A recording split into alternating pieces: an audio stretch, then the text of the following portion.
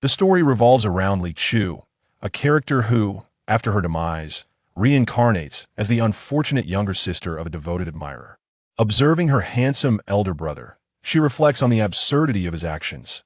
You sacrificed yourself for a goddess, only for her to turn against our family, resulting in our father being dismembered and our mother poisoned, while I was brutally kicked to death by your so-called friend. The elder brother is taken aback, realizing he must distance himself from the goddess and his close friend. As Li Chu considers the gentle and kind-hearted secondary male lead, she notes, you regarded the 8th prince as a mentor, yet your entire family perished in your quest for vengeance, only for your fiancée to end up with the 8th prince. The emperor, too, faces dire consequences. As Li Chu observes, your family's reign is on the brink of collapse, as you compete with your brother for a wife, leading to your ultimate downfall. Suddenly, Li Chu becomes aware that the love-struck characters surrounding her seem to have regained their wits, yet they remain fixated on her, offering precious stones and hopes of winning her favor. In the first chapter, titled No Panic in Becoming a Cannon Fodder, Li Chu witnesses her own corporeal form dissipate amidst excruciating pain, only to be enveloped by an overwhelming force. When she opens her eyes again, she finds herself in a setting reminiscent of a millennium past. As a former patriarch of the Shinmen sect, she had perished at the age of 2000, her ascension thwarted by the pollution of spiritual energy. Taking a deep breath of the crisp, clean air, she exclaims, "What a relief!" Startled by her own youthful voice, she gazes down at her diminutive hands and feet, realizing she is now in the body of a child. Attempting to rise from her bed proves futile, as her round, short limbs cannot reach the ground. Just as despair begins to set in, a handsome young man bursts through the door, exclaiming, "Sister, you have finally awakened." He embraces her, apologizing for neglecting her in favor of Su'er. Su'er? The name strikes a chord within her. "What is your name?" She struggles to ask from within his embrace. "Li Zian," he replies. It dawns on her he is the foolish, devoted admirer from the novel she had read prior to her death.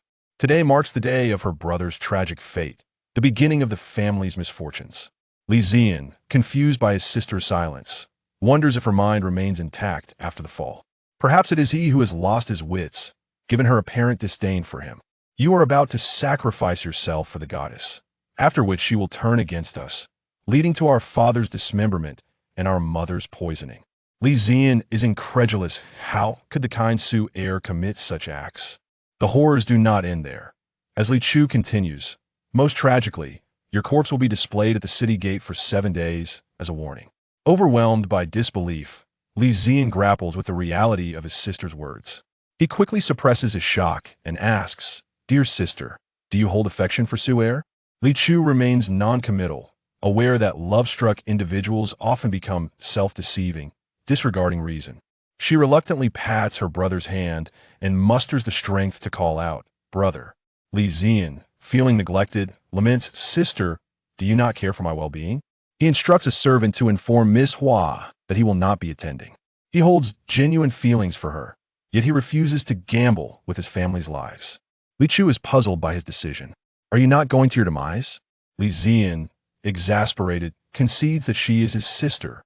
After all, he pinches her chubby cheeks, asking, "Does your head still ache?" Today, their father has gone to negotiate business. Their mother attends to a sick grandmother, and the 2 younger brothers are at the academy, leaving the responsibility of caring for Li Chu to Li Zian. He takes her to a poetry gathering, a venue for networking and mingling with noble families, an opportunity he had previously lacked. Fortuitously, he befriended Hua Su, who appreciated his talent and introduced him to this circle. While conversing with Hua Su, Li Chu tumbles down the stairs, rendering her unconscious. Alarmed, Li Zian rushes to her side and promptly calls for a physician. Upon regaining consciousness, Li Chu shakes her head. "I'm no longer in pain, but I'm a bit hungry." In truth, she craves clean food, having not tasted in ages. Li Zian quickly arranges for a meal, only to witness his sister devour several dishes with ravenous appetite, shocking him. Just as he contemplates seeking another physician, news arrives that Xinyu has come. With her appetite satisfied, Li Chu's eyes widen at the thought of his arrival. He is here, approaching with his formidable presence. She recalls how her love-struck brother had met his demise after kicking her, as she had been battling a dog for a bun. Li Zian, fueled by rage, delivers a swift kick to Qinyu, who retorts in anger. Li Zian, what madness has overtaken you? Realizing his impulsiveness, Li Zian hesitates, pondering the truth of his sister's words. As he prepares to assist Qinyu, he hears Li Chu's thoughts echoing. What a splendid kick that was. Qin, what brings you here? Li Chu inquires, perched on the threshold. She considers Qinyu to be the ultimate admirer, one who had sacrificed his friends for the sake of the heroine, even resorting to self-castration to remain by her side. Qinyu, sensing something amiss with Li Zian, confronts him. You promised to expose Lord Ji's corruption. Why have you not acted?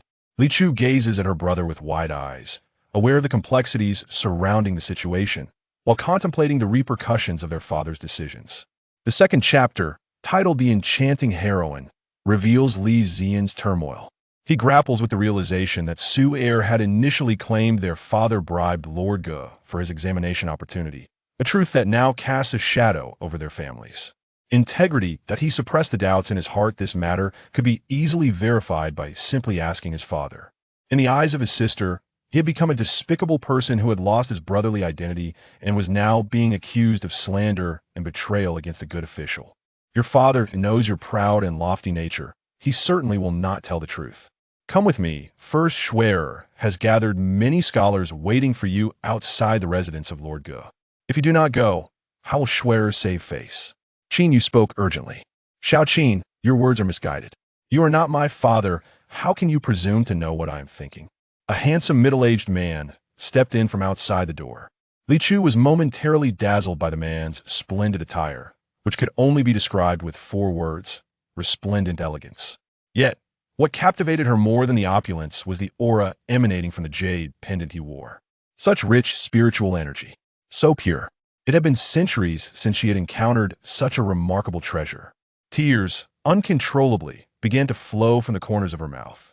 Li Dafu, upon seeing his precious daughter gazing at him with longing eyes, rushed over, expertly offering her a handkerchief to wipe her drool and affectionately press his face against hers. My dear, you missed your father, didn't you?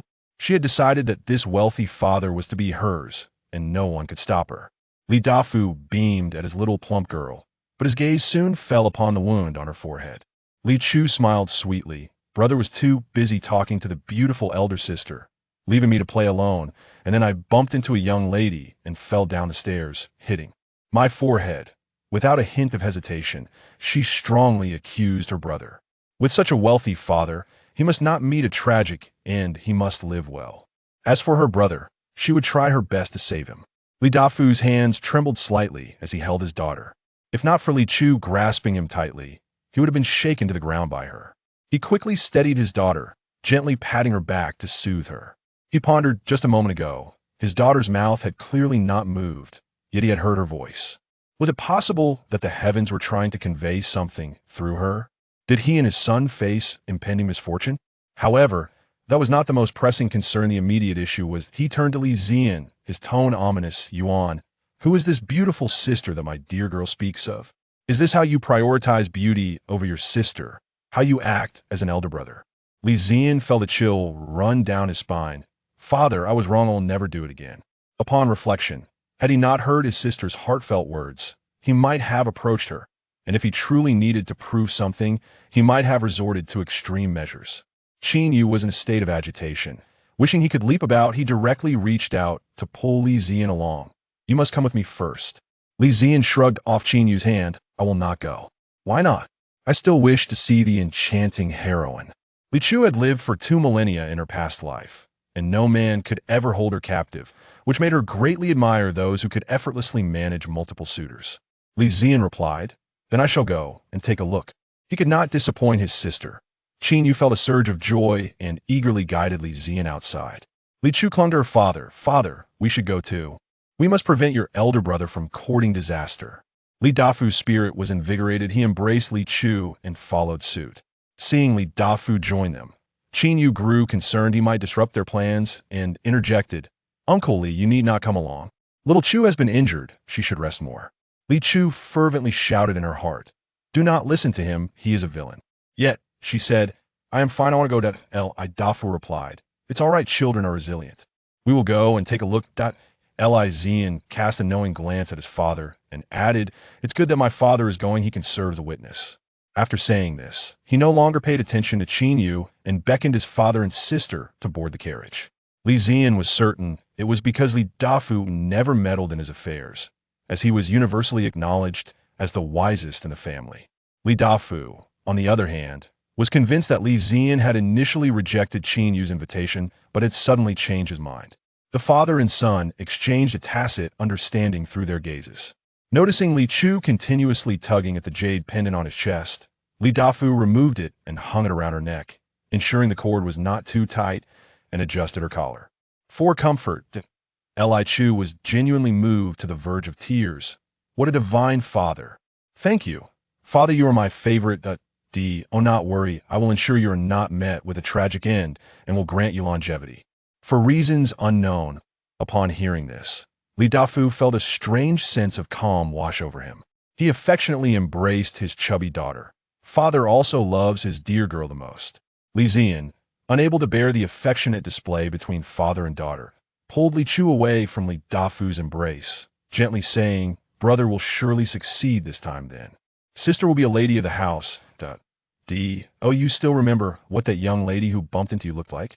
He had not forgotten this detail. Although Li Chu was small, she was always accompanied by a maid, and it was unlikely she would have not seen someone and collided with them. It must have been intentional. As the family conversed, they arrived at the gates of the Ge residence. Hua Shui'er spotted Li Zian and immediately approached, her eyes filled with unspoken words. Zian, you have finally arrived. I thought you were too timid to come. Li Chu peeked out from her father's arms to look at Hua Shui'er, and the sight ignited her anger, causing her little teeth to grind. Chapter 3. A scandalous outburst. Li Zian spoke softly. What is it? Though I come from humble beginnings, I am not a coward. Hua Su responded with indifference, instructing a maid to knock on the door of Ge Mansion, as they had all been waiting for quite some time. Upon knocking, the door swung open, revealing Lord Ge, who inquired, what brings you all here? With a righteous expression and a straight back, Hua Su proclaimed loudly, Lord Ge, you are guilty of corruption and manipulation of examination quotas. Do you acknowledge your wrongdoing or not? What a shameless wretch. Li Chu Guset Inwali. What could have incensed Li Chu to such a degree? It was the realization that Hua Su, like her, had traversed into this narrative from the same origin. The reasons for her arrival in this world remained unclear. Yet Hua Su's presence was facilitated by a powerful artifact crafted from the lives of herself and 107 others, which ignited Li Chu's fury. Li Dafu was unaware of what wretch referred to, but felt that his daughter's language was rather crude. He indignantly whispered to his daughter, indeed, this woman is simply spouting nonsense. Lord Ge is a rare and virtuous official. How could she slander him so? Li Chu not det emphati sali. I must draw in some spiritual energy to quell my anger, she thought, as she fervently inhaled the essence from her jade pendant. Naturally, Lord Ge denied the accusations of corruption, prompting Hua Su to turn her gaze toward Li Zian. Standing beside Lord Ge, Li Zian, under the expectant gaze of Hua Su, stood tall and declared, I firmly believe that Lord Ge is an upright official, devoid of any corrupt actions. He had already confirmed with his father in the carriage that the jade pendant had indeed been forcefully given to him by his father, thus revealing Hua Su's deceit. Lord Ge patted Li Zian's shoulder with appreciation, reassured that he had not misjudged him. The crowd, incited by Hua Su, looked at her in confusion. This was not what they had been led to believe. With tears in her eyes, Hua Su gazed at Li Zian, feigning betrayal. Qin Yu, torn between sympathy and anger, exclaimed loudly to Li Zian, Brother Li, you clearly told Miss Hua that Lord Ge accepted a bribe from your father to secure your examination quota. Is she who brought everyone here? Now you claim that Lord Ge is innocent. Are you toying with us? Li Zian chuckled lightly, Brother Qin. If my family had truly engaged in bribery, I would have ensured it was kept under wraps. Why would I boldly speak of it? What benefit would that yield for me? Previously, Li Zian had been steadfast, but now his beliefs were shaken, and he had yet to recover. As a merchantess, son, how could you possess an examination quota? Is that not a form of favoritism? Qin Yu, eager to impress Hua Su, forgot to maintain the facade of camaraderie with Li Zian. With a hint of arrogance, Li Zian addressed the crowd. If you do not believe me, pose a question, and if anyone can stump me, I shall relinquish this examination quota. Having absorbed several breaths of spiritual energy, Li Chu regained her curiosity and thought. My brother is rather impressive in this moment. Li Zian, conscious of his image, casually adjusted his tousled hair and suppressed a proud smile. The assembled scholars, having never encountered such audacity, stepped forward to challenge him. However, Qin Yu felt no joy, for he was well aware of Li Zian's intellect. Had he been born into a noble family, his talents would have already gained recognition. Hua Su, too, felt no excitement, given her status. She need not invest effort in a merchant son, yet she had chosen to befriend Li Zian for his talents and wealth. He was destined to be the first merchant to achieve the highest honors in the examinations and become a pillar of the court. Li Dafu watched his son with pride. When it became evident that no one dared to challenge Li Zian any further, Hua Su had no choice but to step forward herself. Li Zian, you betrayed me first. Do not blame me for my lack of civility. Taking a step closer, she smiled and proposed. I shall also join in the fun and present a couplet. The Ming dynasty is dim. The winds rise, though broken, still strong. The ancient tree does not perish. Li Chu, listening intently, felt anger rise within her. This was not Hua Su's original creation, but borrowed from another. What a brazen act of theft! She worried that Li Zian might not respond aptly, contemplating using magic to counteract Hua Su's trickery, and resolved to devise a way to communicate the answer to her brother. The response is, but when will it come? 1,000 layers of meaning. Forever to sing of the yellow crane, the ambition unfulfilled. How can I convey this to brother? In a moment of clarity, Li Zian, having overheard Li Chu's thoughts, found enlightenment. He contemplated various responses, deeming them inadequate. Witnessing Hua Su's confidence, he set aside his usual pride and declared aloud, but when will it come? 1,000 layers of meaning, forever to sing of the yellow crane, the ambition unfulfilled. Hua Su, claiming to have his best interests at heart, could not truly wish to seize his examination quota. Before she could speak, Lord Gu clapped his thigh and exclaimed, excellent. Li Chu, unaware of her brother's ability to read minds, was once again astounded by his brilliance. How talented he was. She slipped from Li Dafu's embrace, hurriedly running to tug at Li Zian's robe, signaling him to bend down. After patting his shoulder, she earnestly advised, brother, let us keep our distance from Hua Su. She is but a stumbling block on your path to success. How could such a gifted individual be ensnared by Hua Su? Hua Su achieved her goal of gaining recognition today, albeit with mixed results. The condemnation stemmed from her reckless, baseless confrontation with court officials, while the praise was for her impressive couplet. Li Zian garnered acclaim for his impressive performance against the odds, successfully countering Hua Su's challenging couplet. Li Chu delighted in watching Hua Su leave with a sour expression, her heart swelling with joy. Chapter 4. A great burden as Qin Yu prepared to depart. Li Chu swiftly approached and kicked him hard. Villain, you shall never return to our home. Her kick lacked the power she once possessed, feeling more like a playful nudge. Li Zian recalled the incident in which he had inadvertently caused Li Chu harm and added a kick of his own, severing ties with Qin Yu, declaring, I, Li Zian, have no need for a despicable and shameless friend like Qin Yu. After receiving 3 kicks, Qin Yu staggered back, spitting blood, and glared resentfully at Li Zian and his family, harboring malicious curses in his heart. Initially, Lord Gu admired Li Zian for his intellect, but now he appreciated the person he was, warmly inviting Li Chu and her family to his residence. Li Dafu Politeli declinat, stating that he needed to check on his ailing mother-in-law, urging Li Zian to stay behind. Li Chu was carried off to her maternal grandfather's home, where the atmosphere was heavy with sorrow due to her grandmother's worsening condition. Everything consumed at lunch had been violently expelled, leaving her grandmother shrouded in an aura of despair. As Li Dafu entered, a shadow of worry crossed his face. Upon reaching the room, he found his wife with swollen eyes from crying, which pained him further. Madam, is mother feeling any better? Madame Yun, frail and weary, shook her head, glancing at her daughter. Dear daughter, would you go and talk to your grandmother? She adores you. Li Chu nodded obediently. Seeing mother in such distress breaks my heart. Madame Yun? Li Dafu, noticing his wife's surprise, realized she could hear their daughter's thoughts. He quickly grasped her hand and placed Li Chu on the ground. Dear daughter, you go inside. I will stay outside with your mother. Li Chu nodded and waddled into the room, where several relatives from the Yun family were present, all with red-rimmed eyes. Approaching the bedside, Li Chu climbed onto a stool and leaned over to gaze at her grandmother, whose complexion was a ghastly shade of blue-black. This is not merely an illness. The couple outside, who had just exchanged information, were momentarily taken aback. Soon after, Li Dafu assisted Yunshi as she entered, cradling her daughter's chubby little paw. "My dear girl, what do you think has happened to your grandmother?"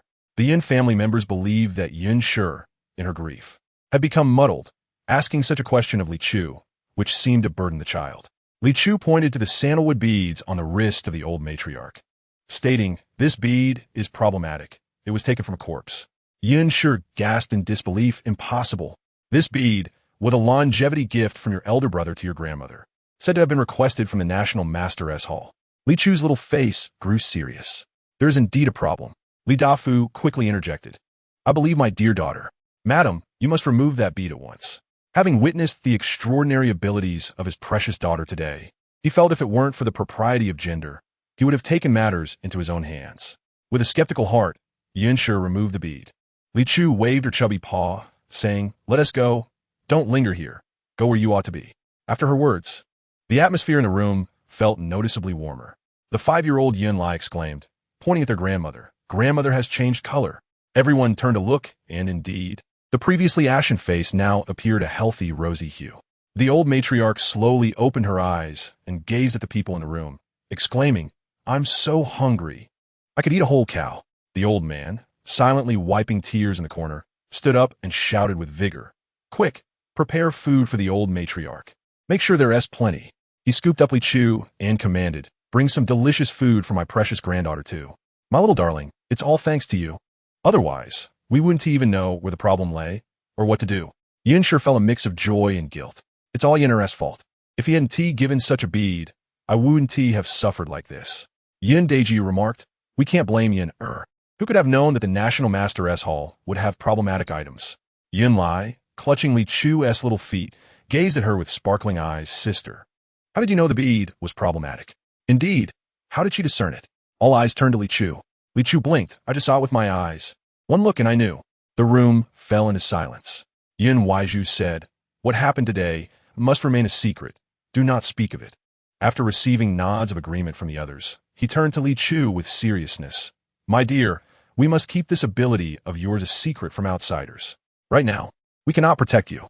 Everyone wished to send their children to the National Master Hall, yet they were completely unaware of its inner workings, especially after the revelation of the problematic items. This left them increasingly apprehensive about sending their children there, particularly since Li Chu was still so young. "Li Chu not that obedini." As they spoke, the meal for the old matriarch was prepared. Both Li Chu and the old lady devoured an entire table of food amidst the astonished gazes of the onlookers. Wiping her greasy mouth, Li Chu, satisfied, waved goodbye to the Yin family, clutching several jade pendants. Upon returning home, after Yunshi applied medicine to her forehead, Li Dafu took her to the storeroom to choose some jade pendants. Li Chu gazed at the storeroom, which appeared to span several hundred square meters, her eyes wide with wonder. Li Dafu, feeling a sense of accomplishment at her reaction, proudly carried Li Chu to the area designated for jade, placing her on the ground and grandly gesturing, "My dear, take what you wish." Li Chu approached the boxes, wanting this one and that one, desiring them all. Li Dafu chuckled at her excitement, pointing to the box in front of which Li Chu lingered the longest, instructing the servants, "Take this entire box to the young lady." Li Chu wrapped her arms around Li Dafu's leg, calling out "Daddy" repeatedly, her joy evident. "This is simply marvelous." Li Chu danced with delight, unable to contain her childlike exuberance as she circled around Li Dafu. "My father is the best father in the world, bar none." Chapter 5. Let him kick his legs, seeing her daughter's expression akin to a little mouse that had sneaked into an oil vat. Li Shi could not help but smile as she took Li Chu from Li Dafu's arms. "Give mother the jade pendants. I'll keep them safe in the box your father just sent." Li Chu twisted her little body to protect the pendants, exclaiming, "No, I want to string them all together and wear them around my waist. The rest I'll wear one string a day and one tea put away." Yunshi laughed heartily, poking her with a finger. "Where's your waist? You're only 3. You don't even have a waist yet." Li Chu looked down, realizing she could only see her round belly, and indeed, her outfit had no place for a belt.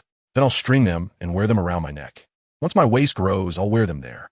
She was determined to cultivate with these items, not repeating her past mistakes of neglecting her practice when she had spiritual energy, leading to its pollution and making it impossible to cultivate later on. Yunshu imagined that scene and felt a pang in her heart, but seeing her daughter's earnestness, she refrained from dampening her spirits.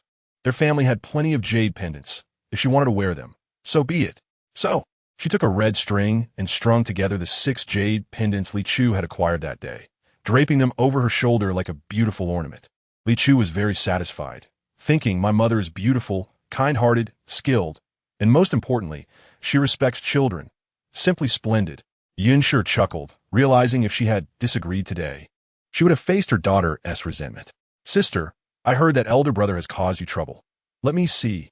As 2 voices rang out, 2 figures dashed in from outside. Li Chu looked at her 2 brothers. Wow, no wonder third brother is being taken as a child consort. He is indeed too good-looking. The third brother, Li Ziyun, appeared bewildered. The second brother, Li Zikin, quickly assumed a fighting stance. What is happening?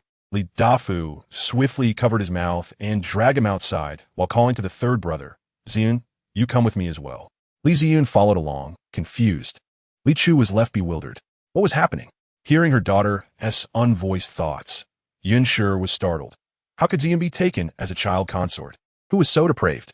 She was eager to know who intended to harm her son, but seeing Li Chu's puzzled expression, she suppressed her curiosity and worry momentarily.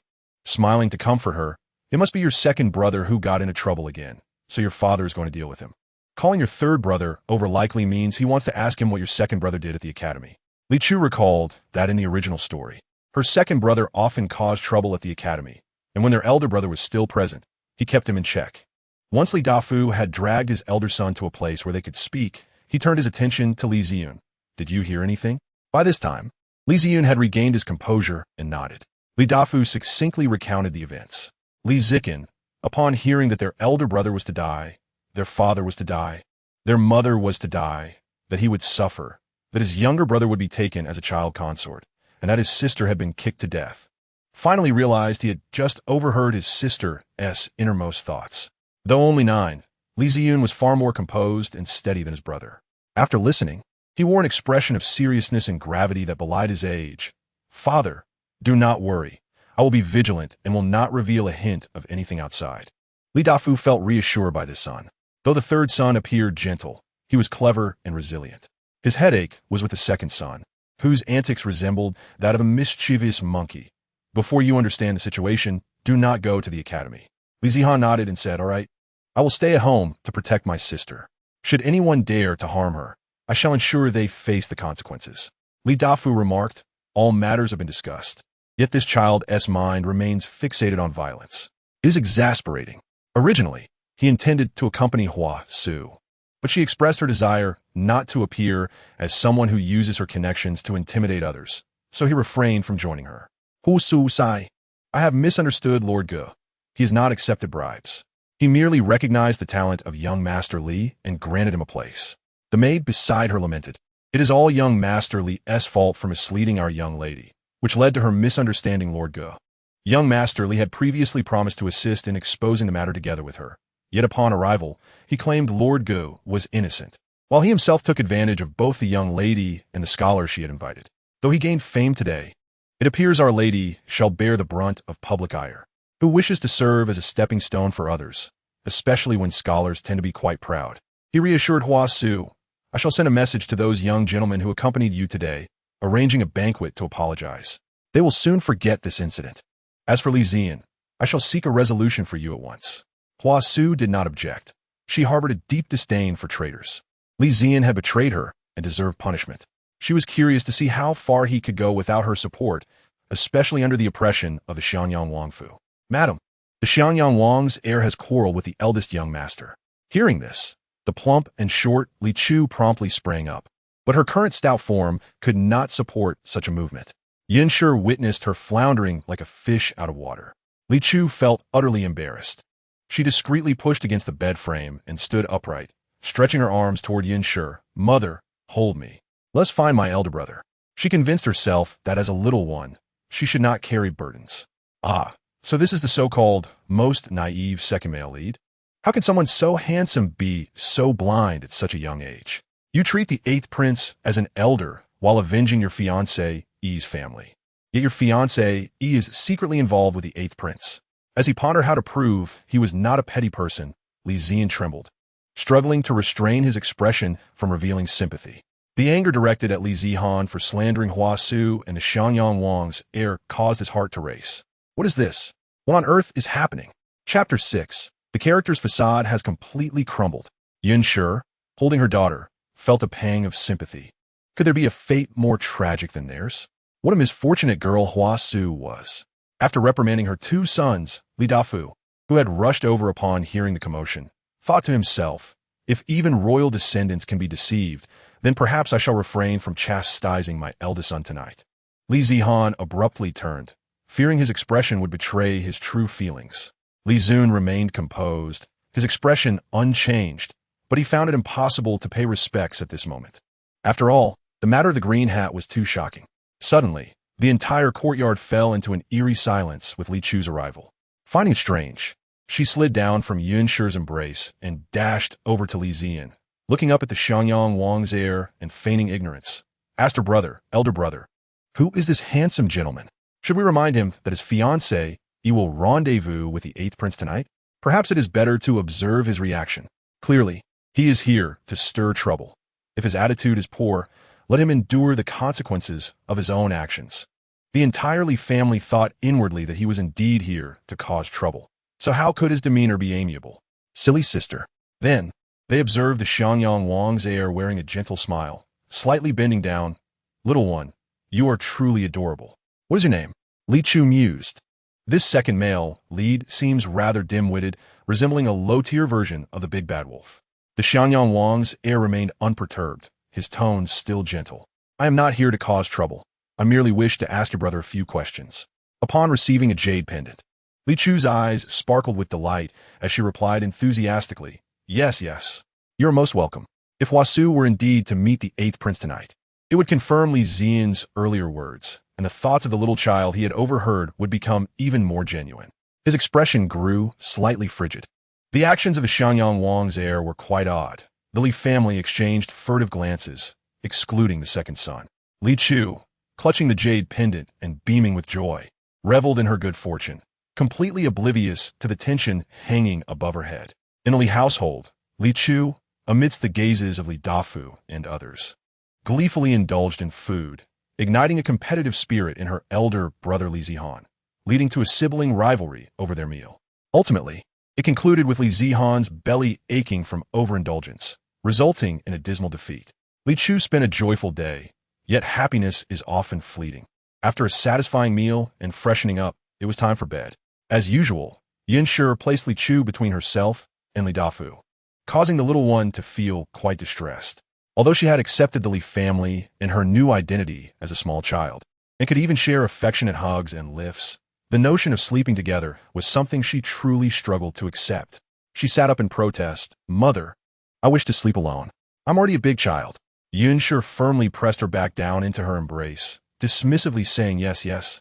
Mother knows my dear is a big child, but I am afraid to sleep alone, so please stay with me. All right? Li Chu retorted, Isn't father human? Just as Li Dafu was about to lie down, the loss of his human identity was palpable. Yun Shi, under Li Dafu's mournful gaze, unfeelingly stated, Your father will sleep in the study, so please stay with your mother, all right? Having reached this point, what could Li Chu do? She could only shed a tear of sympathy for Li Dafu. Yet, she still found it difficult to sleep beside others. She had never shared a bed with anyone since she had memories. Thus, once Yun Shi fell asleep, she quietly climbed out of her embrace and ran up to the rooftop to sleep. After she slipped away, Yun Shi opened her eyes, contemplating going out to check. But anxiety held her back, and she listened intently for any sounds, realizing Li Chu had not gone far before finally closing her eyes once more, biting her lip as silent tears streamed down her face. Feigning awakening, Yun Shi did not immediately rouse Li Chu, but instead went to the mirror, noticing her puffy eyes. She then rolled 2 cooked eggs over her eyes before calling Li Chu to rise, personally dressing her and helping her wash her face and comb her hair. My dear, mother has thought carefully and agrees that you are indeed a big child. So after breakfast, shall we go choose something for the courtyard? Li Chu beamed with joy, nodding vigorously. Wow, my mother is so considerate. It is another wonderful day to love my mother. Sure felt a bittersweet ache in her heart, suppressing her various worries, and fetched a few more jade pendants to string together, replacing the one from yesterday. Li Chu grew increasingly satisfied with Sure, showering her with compliments. The Li family gathered for breakfast all together. Li Zian had arrived early, carrying Li Chu toward the dining table. Sister, you mentioned yesterday that the beads I obtained from the National Masteress Palace for our grandmother had issues. May I take you with me today to help examine them? Being able to go out was certainly preferable to staying at home. She could hardly practice during the day. Sure, but let us only observe and not reveal any issues. All right? After being expelled from the house by Sure, Li Dafu did not head directly to the study. Instead, he sought out Li Zian to discuss the matter of the beads and Li Chu's unique abilities. Yin Waizhu believed they were too weak, hence advising Li Chu to conceal her skills. However, Li Zian contended that such matters could hardly be kept hidden. Did one not observe that the heir of the Prince of Xiangyang could also perceive Li Chu's thoughts? Thus, it was imperative for them to grow stronger to protect Li Chu. If one could harness their abilities wisely, immense advantages could be gained. Those who sought beads from the National Masteress Hall came from various backgrounds, including high-ranking officials and wealthy merchants. On the day he made his request, someone from the Dinghua Gongfu also acquired a similar string. If his own beads were flawed, what those from Dinghua Gongfu? Should both be problematic. He could leverage this connection with Dinghua Gongfu. He had previously scorned such matters, but now, to safeguard Li Chu and his family, he found himself contemplating them more seriously. Li Chu mused, calculating by my fingers, my brother is plotting something unwise. His persona has completely collapsed. Li Zian retorted, who do you think I'm doing this for? You ungrateful little one. Chapter 7. Self-strategy. Once Li Chu had indulged in a feast, Li Zian wiped her mouth clean and carried her out of the mansion. Li Chu, with her solid weight, plopped onto Li Zian's arm, clutching his shoulder and wrinkling his pristine brocade robe. Li Zian, burdened by his image, felt a suppressed sigh escape him. What a delightful little human transport device. So comfortable, Li Chu exclaimed. Li Zian found himself at a loss, uncertain whether to feel joy or resignation, and could only carry this little weight out while harboring deep concern. If my sister continues to eat like this, will I still be able to carry her in the future? As Li Zian's figure vanished through the floral archway, Li Dafu, placing an arm around Shure's shoulder, inquired with concern, did you not sleep well last night? Shure hesitated, uncertain whether to voice her worries. Was she troubled about their precious one? She looked up at him. You noticed too, my husband. Li Dafu nodded. Of course, it is so evident that I would be foolish not to notice. He continued softly. Perhaps you have overlooked one thing. It is not only our precious one who is peculiar, but we ourselves are rather odd as well. Which normal person can hear the thoughts of others? Yet, our family can hear her voice, and even some others can too. But why can we not hear each other as thoughts, only hers? Moreover, our precious one has gained some extraordinary abilities. I believe this is a gift from heaven, a tremendous blessing that we must safeguard. Shure suddenly realized the truth in his words. You speak wisely, my husband. A woman should be joyful and rest well. With her worries lifted, she felt sleepiness wash over her, though she still asked, what will you be busy with, my husband? Silently, she shed a tear of sympathy for the gambling stone market, speculating how many more establishments would refuse entry to Li Dafu. Meanwhile, Li Zian learned that the strings sought by Dinghua Gongfu was a tribute for the lady of Dinghua Gong, and she would be boating on Nian Lake today with several other ladies. Thus, he took Li Chu to Nian Lake. However, upon arrival, they saw no carriages from Dinghua Gongfu. Li Zian then inquired with nearby boatmen. Young master, your information is outdated. The lady of Dinghua Gong has recently fallen ill. Unable to consume even a drop of water, she appears quite unwell. The final words he dared not utter aloud, fearing to offend the noble. Ah, does this not mirror the condition of my grandmother? Li Zian thought as he heard Li Chu's thoughts. Thanking the boatman, he pondered as he carried Li Chu toward the carriage. As they walked, they heard familiar voices arguing ahead. Not wishing to meddle, Li Zian turned to avoid the commotion. However, Li Chu protested, Brother, let us go take a look. This is big news, monumental news. How pitiful for the loyal dog heir, working like a horse yet betrayed. Now, rising to confront that scoundrel, Li Zian glanced down at Li Chu, meeting her sparkling, inquisitive eyes, and found himself unable to refuse.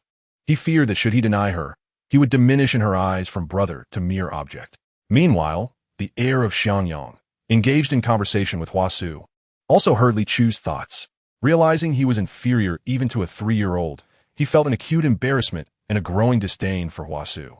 Hua-Su, heartbroken, clutched her chest. Dignity, dignity. In your eyes, is dignity more important than I?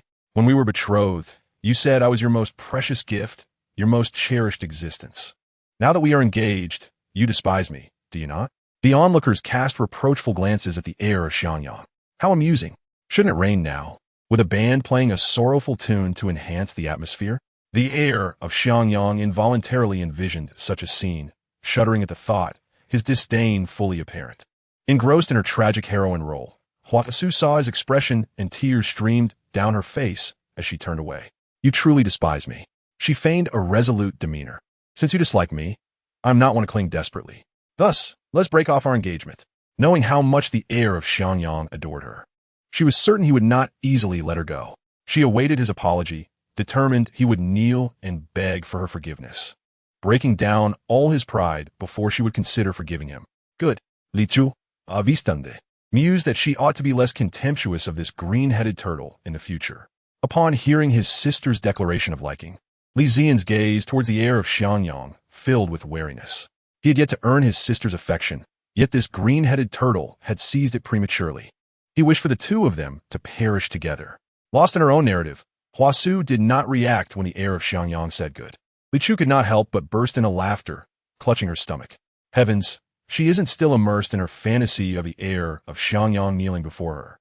Completely oblivious to his words, is she? The heir of Xiangyang, realizing this, called out loudly good. With the prince and princess of Xiangyang absent from the capital, only the heir remained as a hostage. At this moment, Hua-Su finally heard, staring in disbelief at the heir of Xiangyang. What did you say? He replied, I said I agree to the dissolution of our engagement and respect your choice. Hua-Su, fully comprehending his words, felt deeply shattered. Have you fallen for another woman? The heir of Xiangyang would certainly deny it, but he had no idea why denying would lead to disaster.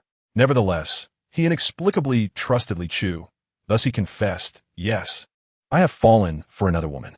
I have changed my heart. I am unworthy. He not only admitted it, but also self-deprecated. Chapter 8. Kneeling too quickly, Li Zian was curious about what would happen if the heir of Xiangyang denied the claim, hence felt disappointment upon his admission. This spineless individual completely heeded his sister's words, failing to confront Hua-Su head-on. Surely, he could at least play the role of second male lead. His combat prowess was woefully inadequate. He knelt far too swiftly. Li Chu expressed her astonishment, questioning how the persona of the crown prince of Xiangyang had crumbled.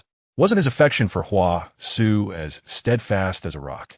Li Zian remarked that it was all thanks to his younger sister. Upon hearing the crown prince's words, Hua-Su felt a surge of anger, wishing to confront him like a shrew, demanding an explanation. However, she was determined to maintain her dignity, standing tall like a graceful swan, thus resolved to let him be and wishing him happiness with the one he adored. Li Chu lamented the anticlimactic turn of events, exclaiming that it was too dull. The crown prince of Xiangyang could not suppress a slight twitch at the corners of his mouth. He approached with a smile, greeting Li Chu warmly, remarking on their fortuitous encounter and extending an invitation to dine. Naturally, Li Chu could not refuse the prospect of a complimentary meal and eagerly nodded in agreement. Yet, Li Zian interjected, declining the offer, asserting that their family was more than capable of affording whatever his sister desired. The crown prince expressed surprise at Li Zian's presence, apologizing for not noticing him earlier. Li Zian, aware of the crown princess' intentions, noted that he had intentionally overlooked him. He reminded the crown prince that having disrupted Miss Hua's affairs the previous evening, he should not expect her to let it slide so easily. Hua-Su, capable of stirring trouble for the Li family, had many connections. Li Zian, feeling as though fate had tightened its grip around his neck, humorously conceded that if the crown prince wished to treat his sister to a meal, they would graciously accept. Li Chu, having just savored the gossip about Hua-Su and the crown prince, was thoroughly entertained by the exchange between her brother and the prince, filled with subtle jabs. She urged her brother not to cower and to stand his ground. The crown prince, visibly amused, remarked that two extraordinarily handsome young men accompanied by a cherubic child would certainly attract attention. He led them to his restaurant, specifically instructing the manager to offer Li Chu complimentary meals in the future, a privilege not even afforded to his fiancée, Miss Hua. Li Chu regarded the crown prince with the reverence of one gazing upon a deity, opening her arms in delight. The crown prince, somewhat awkwardly, lifted her. Having never held a child before, Li Chu quickly corrected him, demonstrating the proper way to hold her, ensuring he understood how to avoid dropping her. The crown prince earnestly practiced until she deemed him adequate, reassuring him that he would never again face betrayal in his life. This declaration unexpectedly filled the crown prince with a sense of comfort, even stirring tears within him. Friends, who truly understands his feeling? The terror of knowing one is destined for betrayal, leading to a vow of solitude, only to be told that such fate would not befall him. The fear dissipated, and loneliness would not be his companion. With tears welling in his eyes, he sincerely expressed gratitude for the kind words. At that moment, Li Zian seized the opportunity to strike at the crown prince, smiling as he stated that some men were exceedingly fragile, prone to tears over trivial matters. He advised his sister to steer clear of such individuals to avoid being frightened. Li Chu wholeheartedly agreed. The crown prince, regaining his composure, retorted that he was merely being genuine, questioning whether Li Zian preferred the stoicism exhibited by Miss Hua, devoid of authentic emotion. Internally, Li Chu screamed her agreement. Recognizing that such feelings were indeed true, Li Zian abruptly stood, exclaiming that if his sister had a fondness for jade, their father planned to have a jade bed made for her. They could visit their father after their meal, diverting the conversation successfully. Li Chu eagerly affirmed her desire for the jade, praising their father's kindness, thus shifting the topic away from the delicate matter. Meanwhile, the crown prince was left lamenting, nearly uncovering a significant secret. Li Zian, intrigued by his sister's connection to Hua Su, desired to understand more, feeling relieved to know he was not alone in his predicament. The crown prince, consumed by curiosity yet unable to betray his intrigue, maintained his composure, contemplating how to extract information from Li Chu in private. Observing her appetite, the crown prince surmised that his restaurant might soon face closure. Li Zian, having eaten his fill, relished the crown prince's expression. He then inquired whether the crown prince was familiar with the Duke of Dingwa's residence. The crown prince replied affirmatively, asking if Li Zian had crossed paths with someone from there. Li Zian, with a gentle smile, clarified that he was not reckless, dispelling any misunderstandings. He explained that he had brought his sister to enjoy a boat ride, having heard of the Duchess of Dingwa's illness, which bore resemblance to his grandmother's previous condition, thus seeking the crown prince's insight into her health. The crown prince, well acquainted with the Duchess, recognized the gravity of the situation, recalling that she had been a close friend of his late mother. This relationship had been kept discreet due to political differences, yet he had once received her assistance during a difficult time, leading to the discovery of their connection. Li Zian inquired about the current state of his grandmother, to which the crown prince responded that she was recovering well and offered to introduce a physician. He was reluctant to impede anyone's career. However, upon considering the situation, the crown prince decided to escort Li Zian and Li Chu to the Duke of Dingwa's residence. As they arrived, Li Chu exclaimed that the Duchess's condition mirrored that of her grandmother, attributing it to a problematic bead. Realizing he no longer needed to inquire further, Li Zian feigned ignorance of Li Chu's revelation, subtly indicating to the crown prince that he should keep the matter between them. Within the Duchess's residence, many attendants were present, complicating Li Zian's ability to speak freely. The Duke, aware of his wife's friendship with the late crown princess, instructed the younger attendants to leave. The crown prince then remarked that a family friend had a relative with a condition identical to the Duchess's, yet the relative had since fully recovered. The Duke echoed the crown prince's sentiments, requesting a connection to the physician, promising generous compensation upon his wife's recovery. Respectfully said, "I cannot accept the thanks from the Duke of the State. It is the hand string requested by the National Master that is problematic, and it merely needs to be removed." The Duke of the State immediately removed the hand string, and the expression on the Duke's wife visibly improved, yet she remained unconscious. It seemed as though she were ensnared by a nightmare, her eyes tightly shut, exhibiting evident distress. At that moment, Li Chu realized it was her time to shine. She could not allow her brother to lose face. She gently waved her hand, inwardly sighing, "Father, too," when relaying the matter to my brother. He somehow omitted the most crucial details. When Li Zian heard Li Chu's inner voice, he was startled, fearing she might inadvertently reveal her extraordinary abilities. Fortunately, she merely complained about their father. Li Zian exhaled in relief as he noticed the Duke's wife slowly awakening. He promptly expressed his desire to take his leave, while the Crown Prince of Xiangyang intended to accompany him, but was retained by the Duke. Upon exiting the Duke's residence, Li Zian fervently praised Li Chu. Sister, you are truly remarkable. You have fulfilled all your promises to me. Even those tasks he had not specifically instructed her to perform, she had adeptly handled, without letting slip any secrets. This experience had effectively established a reputation before the Duke. Li Chu immediately raised her hand and suggested, should we not seek out Father? I have a few thoughts regarding the shape of my jade bed. Li Zian found her amusing. What thoughts might you have? I shall not disclose them. It is a secret. I wish to be the first to share them with Father, she declared. After all, he was her benefactor, deserving of certain privileges. Li Zian felt a pang of jealousy. Sister, I have been the one accompanying you for the majority of the time. Li Chu looked at him with seriousness. Brother, your thinking is quite erroneous. She pointed to his attire. This was purchased by Father with his earnings. She then gestured towards the nearby academy. Your education was also funded by Father's hard work. Everything you eat, every place you stay, is all provided by him. Not only should I prioritize Father, but so should you. Li Zian, puzzled, asked, why should you not allow me to place Father first? He understood this reasoning well. Yet Li Chu's bluntness in stating it offered him a novel perspective. Li Chu continued, what if you marry in the future? If you place Father first, would not your wife feel envious of him? I can only imagine how uncomfortable that scene would be. It would certainly be quite distressing, without needing to visualize it. Li Zian found the thought frightening. The siblings exchanged playful banter until they arrived at the stone gambling market. When Li Zian brought Li Chu to Li Dafu, they witnessed him being denied entry by a stone shop. The speed at which the door was slammed shut made Li Chu anxious. Oh no. Will Father's prominent nose be flattened? Li Dafu turned upon seeing Li Chu and rushed over, lifting her to a large cart filled with large stones, exclaiming, my dear, this is the empire I have built for you. Li Chu gazed at the stones radiating with spiritual energy, overwhelmed with excitement. She could only say, thank you, Father. You are truly my father now. Unable to contain her joy, she slid down from Li Dafu's embrace and began to run around the cart, exclaiming, We've struck it rich. Seeing her happiness, Li Dafu could not help but smile broadly. The commotion they created seemed to intentionally convey their disdain for Li Dafu. The last shop specialized in stone carving and custom jade pendants. Some affluent customers would repurpose the open stones into jade pillows, guanine statues, or large jade cabbages. Thus, when Li Dafu inquired if the stones would suffice for a jade bed, the shopkeeper took a moment to react, uncertainly asking, are you sure you want to make a bed out of these jades? Li Dafu nudda affirmatively. The shopkeeper's expression split in disbelief, exclaiming, what a waste. Simply incomprehensible. These merchants were so uncouth, lacking any appreciation for beauty.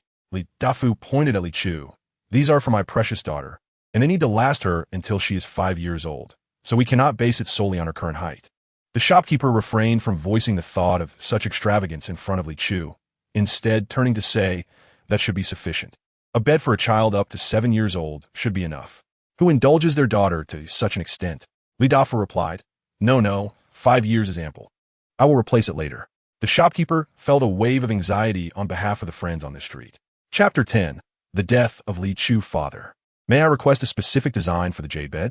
Li Chu inquired as the shopkeeper contemplated whether to suggest relocating to another place. Of course, dear. What would you like? I desire a shape resembling a melon seed, with a groove in the center, surrounded by carvings of gold ingots and lotus patterns. Li Dafu was taken aback by Li Chu's sense of aesthetics. That is quite ugly, truly excessively so. Li Zian, who had often been treated like a mere shadow, gently advised, Sister, I see many young girls like you prefer plush toys. Why not create one in the shape of a bear? That would be far more appealing, as opposed to something so grim, akin to a peculiar coffin. Li Chu resolutely rejected the suggestion. No, I do not like that. It is my bed, and I shall make the decisions.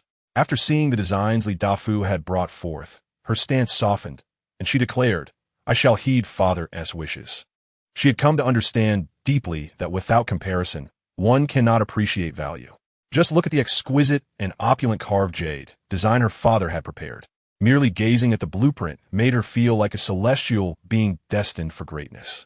Thus, how could she refuse such a bed? Both Li Dafu and Li Zian felt relieved at Li Chu's acquiescence, yet the shopkeeper was filled with sorrow. According to Li Chu's specifications, it could be completed in a few days, but the design drawn by Li Dafu would take much longer. The shopkeeper stated, it will take at least a month. Li Dafu, smiling, remarked, "Whatever scraps are left for making the bed will be given to you. So could it not be completed in half a month?" Li Ju et Galim. Such extravagance. You are truly wasteful, but I adore the scraps. Li Dafu fell into contemplation, pondering if he appeared stingy. Why did his daughter seem as if she had never encountered fine treasures? This led him to a moment of introspection. Li Zian also found it hard to bear, but considering what Li Chu had earlier said about placing their father first, he wondered if it was because they were all relying on him that Li Chu perceived their family as impoverished. Li Chu felt a pang in her heart, and the shopkeeper's face brightened again. Half a month is feasible. Rest assured, Mr. Li, we will ensure it is done well. The individual who stopped their carriage was Hua Xu's maid. Young Master Li, our young lady requests your presence. Originally drowsy, Li Chu was instantly invigorated, her eyes sparkling as she turned to Li Zian. Li Dafu also looked at him. Li Zian coldly and decisively replied, "I shall not attend." The maid retorted angrily, "Young Master Li, you have just crossed the threshold, and you believe you no longer require our young lady? Have you forgotten who introduced you to the literary circle? Have you forgotten who helped you ascend? Bah, shameless. With my brother's talent, even without your young lady's introduction, he could easily excel in the examinations. Entering the officialdom is a matter of formal examination, and the literati will naturally regard him with respect." Li Chu believed that the numerous admirers of the female lead owed much to the diligent maid, while Li Zian felt a twinge of gratitude towards Hua Su for introducing him to the literary circle. He found himself engulfed in self-doubt upon hearing Li Chu's candid thoughts. His family had always deemed him intelligent, and he had held that belief himself, having excelled in his studies. Yet, he now questioned his cleverness, realizing he could not discern such manipulative rhetoric. His younger sister, with her sharp insight, could see through the FAAs. How audacious of a mere maid to insinuate that her mistress was as unyielding as a stone. Should he ever have the opportunity to meet Miss Hua again, he would surely convey his thoughts to her. The maid, alarmed, retorted, "Li Gongzi, if you wish to forget gratitude, do not tarnish my loyalty to Mississippi Li Zian." Weary of entangling with a mere maid, commanded the coachman to drive on. The maid, fearing the horses might trample her, hastily sidestepped. This scene did not escape Hua Su's keen observation from the tea house, prompting her to wonder why Li Zian and the heir of Xianyang had undergone such a transformation. She contemplated, recalling Li Chu's appearance. A 3-year-old girl as rotund as a pig, wielding such destructive power. Surely, the heirs of Xianyang were not pedophiles. A fleeting thought crossed her mind. This world harbors more than just romantic entanglements. As this realization dawned, Li Chu, expressing satisfaction with Li Zian, seemed to sense something and glanced in that direction. Li Zian handed Li Chu the jade pendant, to which she eagerly responded, "Oh dear, these gifts must be intended for my brother. Is it inappropriate for me to accept them?" Li Zian could no longer contain himself, suggesting, "Perhaps you should not clutch it so tightly." Li Chu froze mid-motion, her hand suspended in the air. Li Zihan interjected, "Elder brother, if sister likes the gift you bestow, why be so stingy?" Li Zian added, "This gift was meant for sister. The bead is flawed, and outsiders would not know who discovered it, but we certainly do." Li Dafu concurred, "My son, you ought to present gifts to our dear treasure. Without her, you would not be invited to the Duke's estate." Li Zian felt the loss of the exquisite jade, yet bore no resentment. His current fortune, spared from demise, was indeed thanks to his sister. Li Ju, cradling the jade pendant, beamed with delight, declaring, "Today is truly a splendid day." Upon hearing her thoughts, the Li family beamed with smiles, oblivious to the encroaching danger. That night, someone stealthily infiltrated the Li residence with tung oil, and Li Chu, perched atop the roof, quickly detected the intruder. Opting for discretion, she silently followed, eager to unveil the intruder's intentions. After circling around, she discovered the cloaked figure had reached her parents' courtyard. Just as the assailant was about to pour oil and ignite a fire, she leapt forth and delivered a swift kick, sending him sprawling to the ground. Due to her diminutive stature, her powerful leap only struck his abdomen, miscalculating the target and instead propelling him into the oil barrel. The black-clad figure found himself crumpled within the barrel. Sensing the force beneath her feet, Li Chu nodded in satisfaction. At last, she felt a thrill of impact. She resolved to teach Qin Yu a lesson soon. Shouting help, "There are villains!" The Li residence erupted into light as Li Dafu, Yin Shi, and the 3 brothers rushed to the scene. Each one, upon witnessing the hapless assailant, could not suppress a twinge of sympathy for his plight. The scene was undeniably peculiar. Li Chu's kick had sent him tumbling into the oil barrel, where he now struggled to free himself, his pants torn and his demeanor pitifully vulnerable. As he extricated himself from the barrel, Li Dafu and Yunshe arrived, with Li Dafu hastily covering Yunshe's eyes. He attempted to shield Li Chu's gaze as well, but she saw through his intentions and deliberately distanced herself, ensuring he could not guard both wife and daughter simultaneously. At that moment, Li Zian, the tallest among them, rushed over. The oil barrel rolled to his feet, causing the intruder to meet Li Zian's gaze. Instinctively, Li Zian kicked the barrel further away.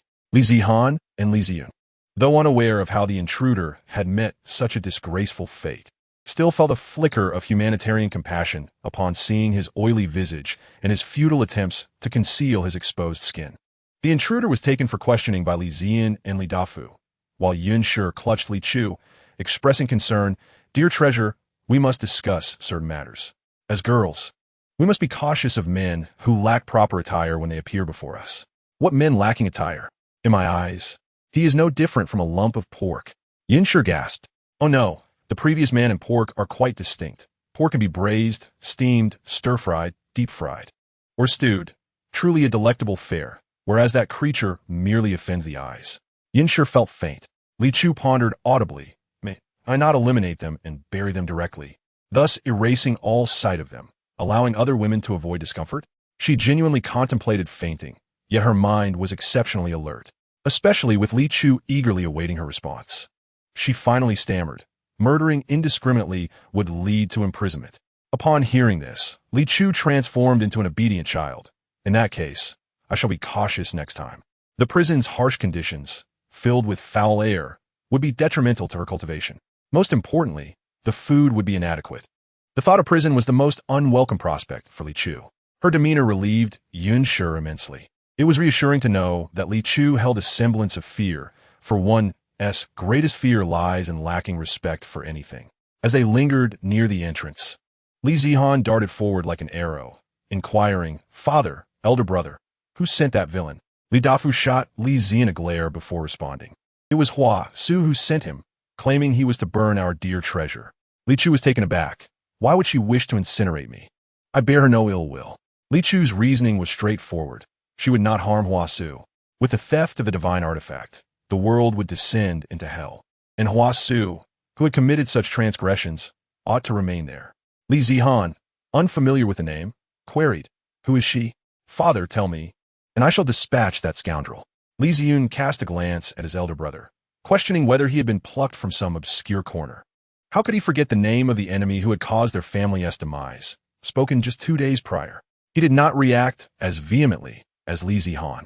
Instead, he regarded Li Zian. Yunshe instinctively tightened her embrace around Li Chu, turning to Li Zian with confusion. "Our dear treasure and that young lady Hua have no enmity. Why has she harbored such malice against her?" Listening to Li Chu, it was evident she had not wronged Hua Su in any way. Li Dafu let out a cold chuckle. Li Zian's once straight posture gradually slumped under the incessant calls of family members. The dear one was likely the target of misplaced anger. I had previously held her in high regard, never doubting her words, but upon awakening to the truth, I refused to be deceived any longer, which incited her ire. Perhaps aware of the weight my sister held in my heart, she sought to harm the dear one to inflict sorrow upon me. He looked at Li Chu with remorse. Li Chu pouted. "She is not capable. She is utterly out of touch with the news. I do not even live with our parents anymore." Yesterday, Li Chu announced her intention to live independently, and today, Yunshe had the courtyard she selected prepared for her, so she was sleeping in her own quarters that night.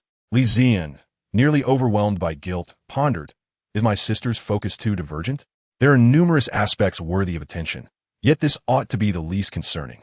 The others momentarily found themselves at a loss for expressions. Li Chu approached Li Zian, gesturing for him to bend down, and then patted his shoulder. "Brother, you must strive earnestly, trample on Hua Su, and drive her to despair. This is the most lucid I have seen among all those lovesick. We cannot hold them to excessively high expectations. If they do not ruin their entire family, we ought to be grateful." Li Zian Shukulat. "Ah, my sister possesses 2 faces after all. 12, lift her up for me." The previously silent Li Zian inquired. "So, what do father and elder brother plan to do?" This cannot simply end here. Li Chu. Oh dear, my beautiful third brother. How vengeful he is. Li Zian wished to impart to his sister that beautiful was not to be employed in such a manner, and he yearned to ask what a revenge dog was, as he had only heard of big yellow dogs. However, he could not show his feelings, thus enduring considerable discomfort. Li Zian cleared his throat, stifling a smile. His third brother had no favorable image in his sister's eyes, which brought him joy. With evidence in hand, it was only natural to confront them. Hua Su's actions were too malicious. Her behavior had deeply angered Li Zian. Initially, after discerning Hua Su's true nature, he merely intended to sever ties and live in oblivion. Being deceived by Hua Su was indeed partly due to her deliberate manipulation, but more so. It stemmed from his own lack of clarity regarding the situation and his understanding of Hua Su. Thus, he had never contemplated retaliation.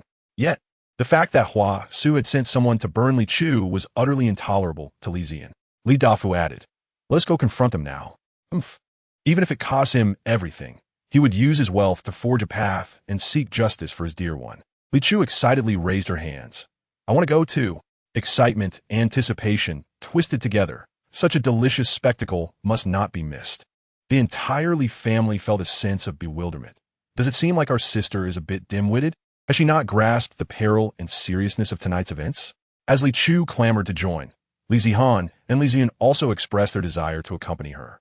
Li Dafu, with no other option, had to lead the entire family, dragging along the figure clad in tattered cloth as they marched towards the Xianyang prince's residence. Upon hearing that the Li family had come to stir trouble, the Xianyang prince's heir's expression darkened. The servant who came to report quickly stated, "I will go chase them away."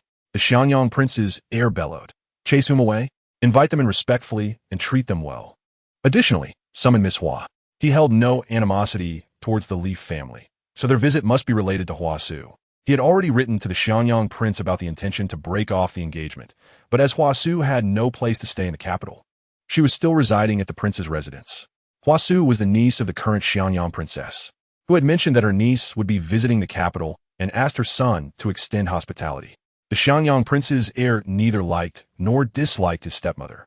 As they had never interacted much, out of respect, he obliged.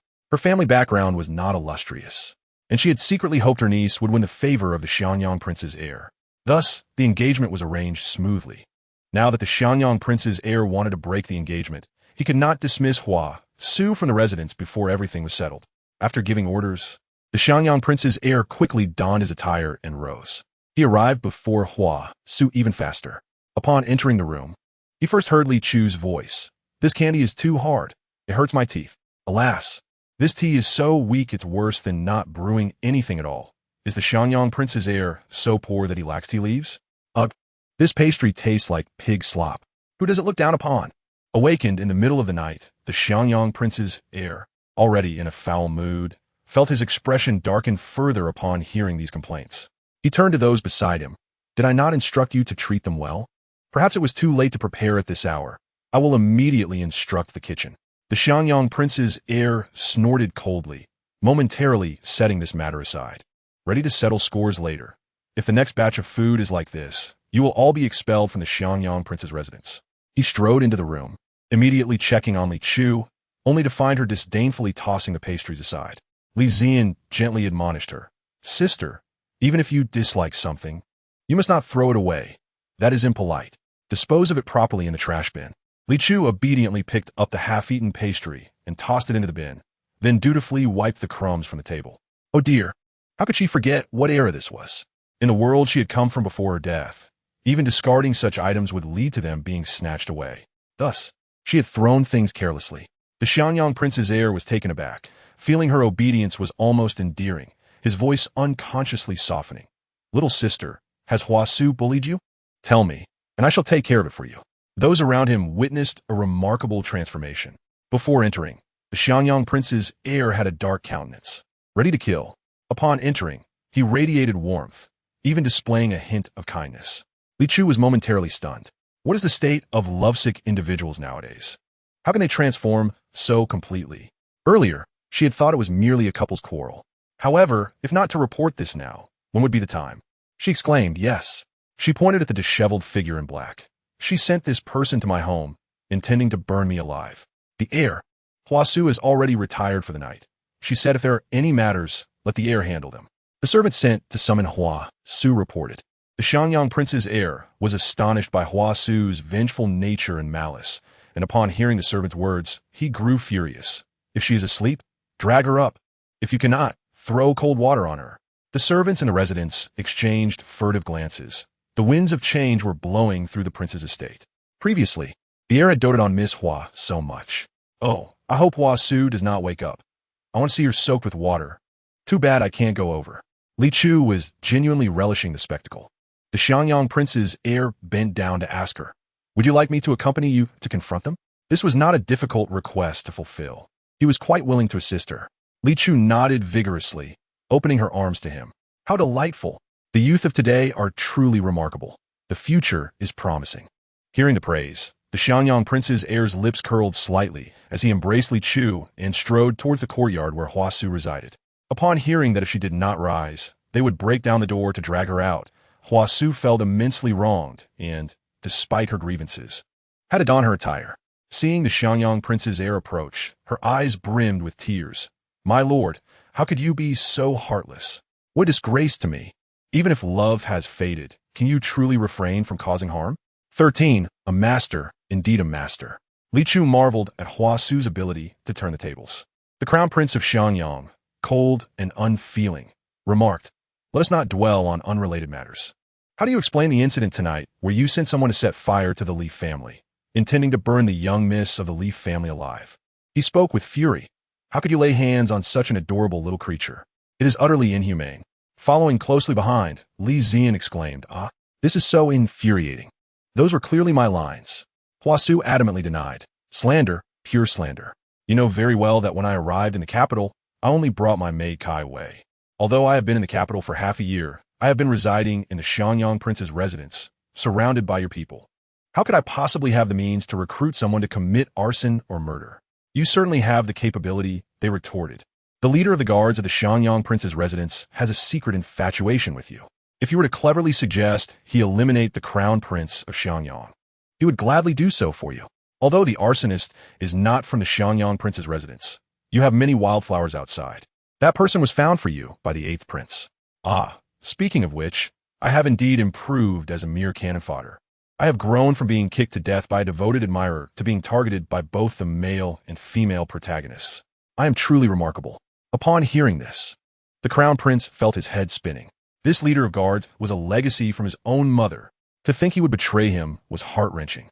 The Li family could only chuckle helplessly at Li Chu's small triumph. She seemed to face any situation with unyielding optimism and self-deprecation, exuding a sense that even if the sky were to fall, it would be of no consequence. Hua Su continued her performance, clutching her chest and swaying precariously as she gazed at the crown prince of Xiangyang. "I did not know what you heard from the Li family earlier that made you evade me. I also do not understand why, upon seeing the Li family, you declared your intention to break our engagement. Even less do I comprehend why you would aid an outsider in tarnishing my reputation. Yet even if I were to agree to end our engagement, I may no longer be your fiancée, but we are still relatives, are we not? To fabricate charges against me, a mere weak woman without support in the capital, I have no choice but to resort to death to prove my innocence." As she spoke, she closed her eyes and lunged toward a nearby pillar.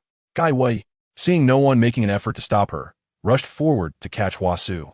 Li Chu internally exclaimed, "Classic, this scene is too classic." Everyone pondered, what does that mean?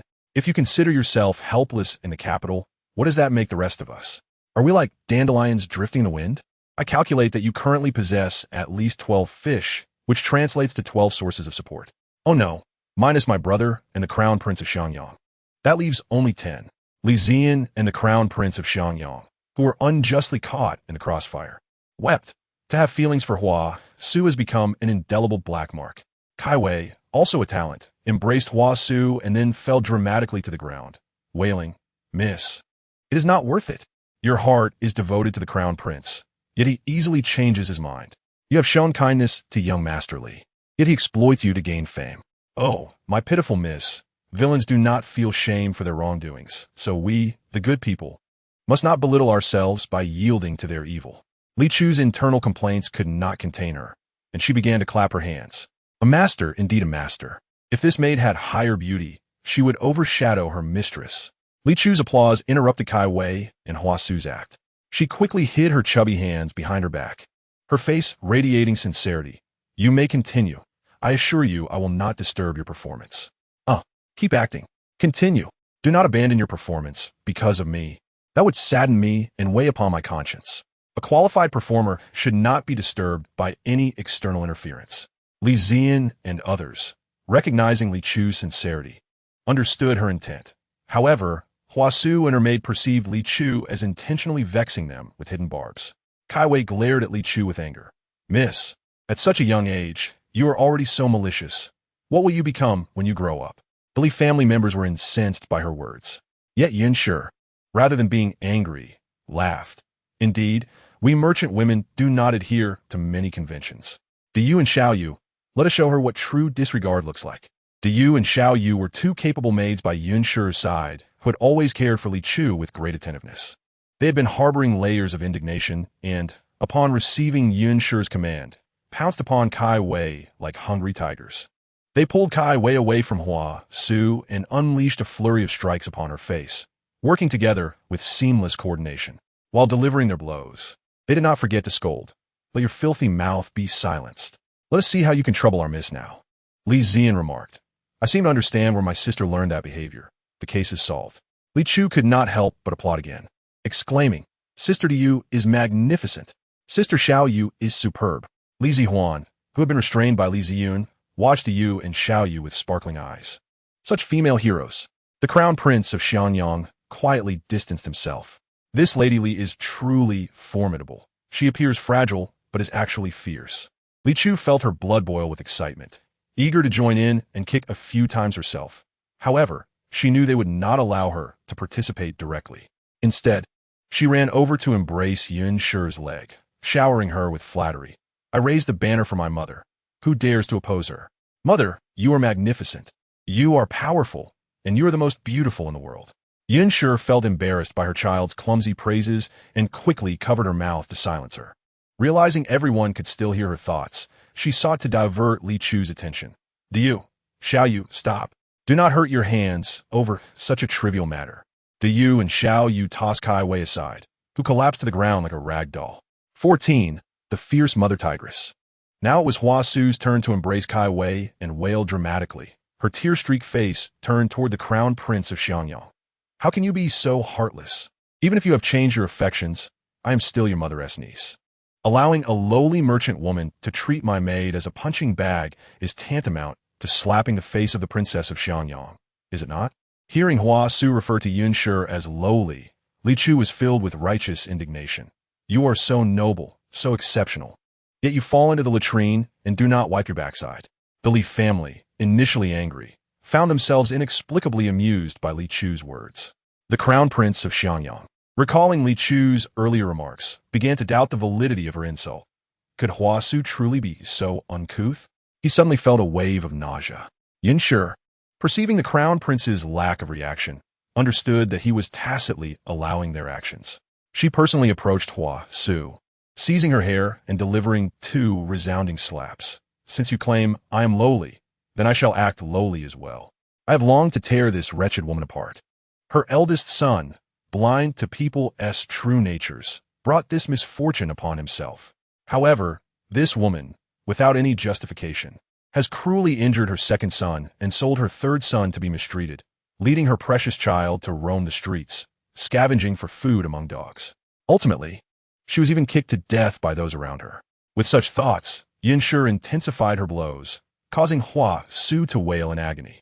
Li Chu was initially taken aback, but soon transformed into a screeching hen, exclaiming, I never expected my mother to be such a mother. Yunshi, realizing too late that her precious child was still present, panicked, worried that she might leave a poor impression on her. Such violence, such beauty, I adore it, she thought, feeling reassured and continuing her assault. Oh, how I wish to be my mother's hand, so I could greet Hua Su myself. As a doting mother, Yunshi was naturally inclined to fulfill her daughter's wishes. She pinned Hua Su to the ground and called to Li Chu, precious one. Would you like to give it a try? Some places have a delightful feel to them. It's no wonder you're such a little girl. Li Chu thought, what a terrifying and twisted statement. It seems my mother has quite the experience in beating people. Yunshi realized she had inadvertently revealed a significant secret to her daughter. No, now it seemed everyone was aware. The three brothers, previously unaware of their seemingly fragile and helpless mother's ferocity, exchanged sympathetic glances with their father. No wonder their father refrained from indulging like others. He was evidently subdued by their mother's iron fist. An outsider's gaze lingered as the heir of the Xiangyang Wang resisted his urge to react. The contrast presented by Yunshi was striking. Before the altercation, she was a delicate beauty. After, a fierce maternal warrior. Although Li Chu's heart called out when Yunshi summoned her, her short legs moved swiftly toward her mother. She dared not unleash her full strength, but merely controlled her power to experience the delightful sensation Yunshi mentioned. With a measured punch, Huasu finally succumbed and fainted. Li Chu innocently raised her fist, which resembled a clump of fat more than an actual fist, exclaiming in shock, "Wow, Miss Hua is so fragile." The heir of Xiangyang Wang remarked, "Your mother is a fierce warrior. You, a living Yama. Look at what you both have done to her." The Li family arrived in a fury, but left in high spirits. They need not concern themselves with the unconscious Huasu, as the heir of Xiangyang Wang assured them he would take over. Grateful for his cooperation, Li Dafu invited him to visit in the future, to which the heir readily agreed, personally escorting them from the estate. Once the Li family departed, he called for the physician to attend to Hua, Su, and Kai Wei. Hua, Su had a point. After all, the princess of Xiangyang was his nominal mother and quite fond of her niece. If Hua, Su were to perish in his residence, he would surely face his father's wrath.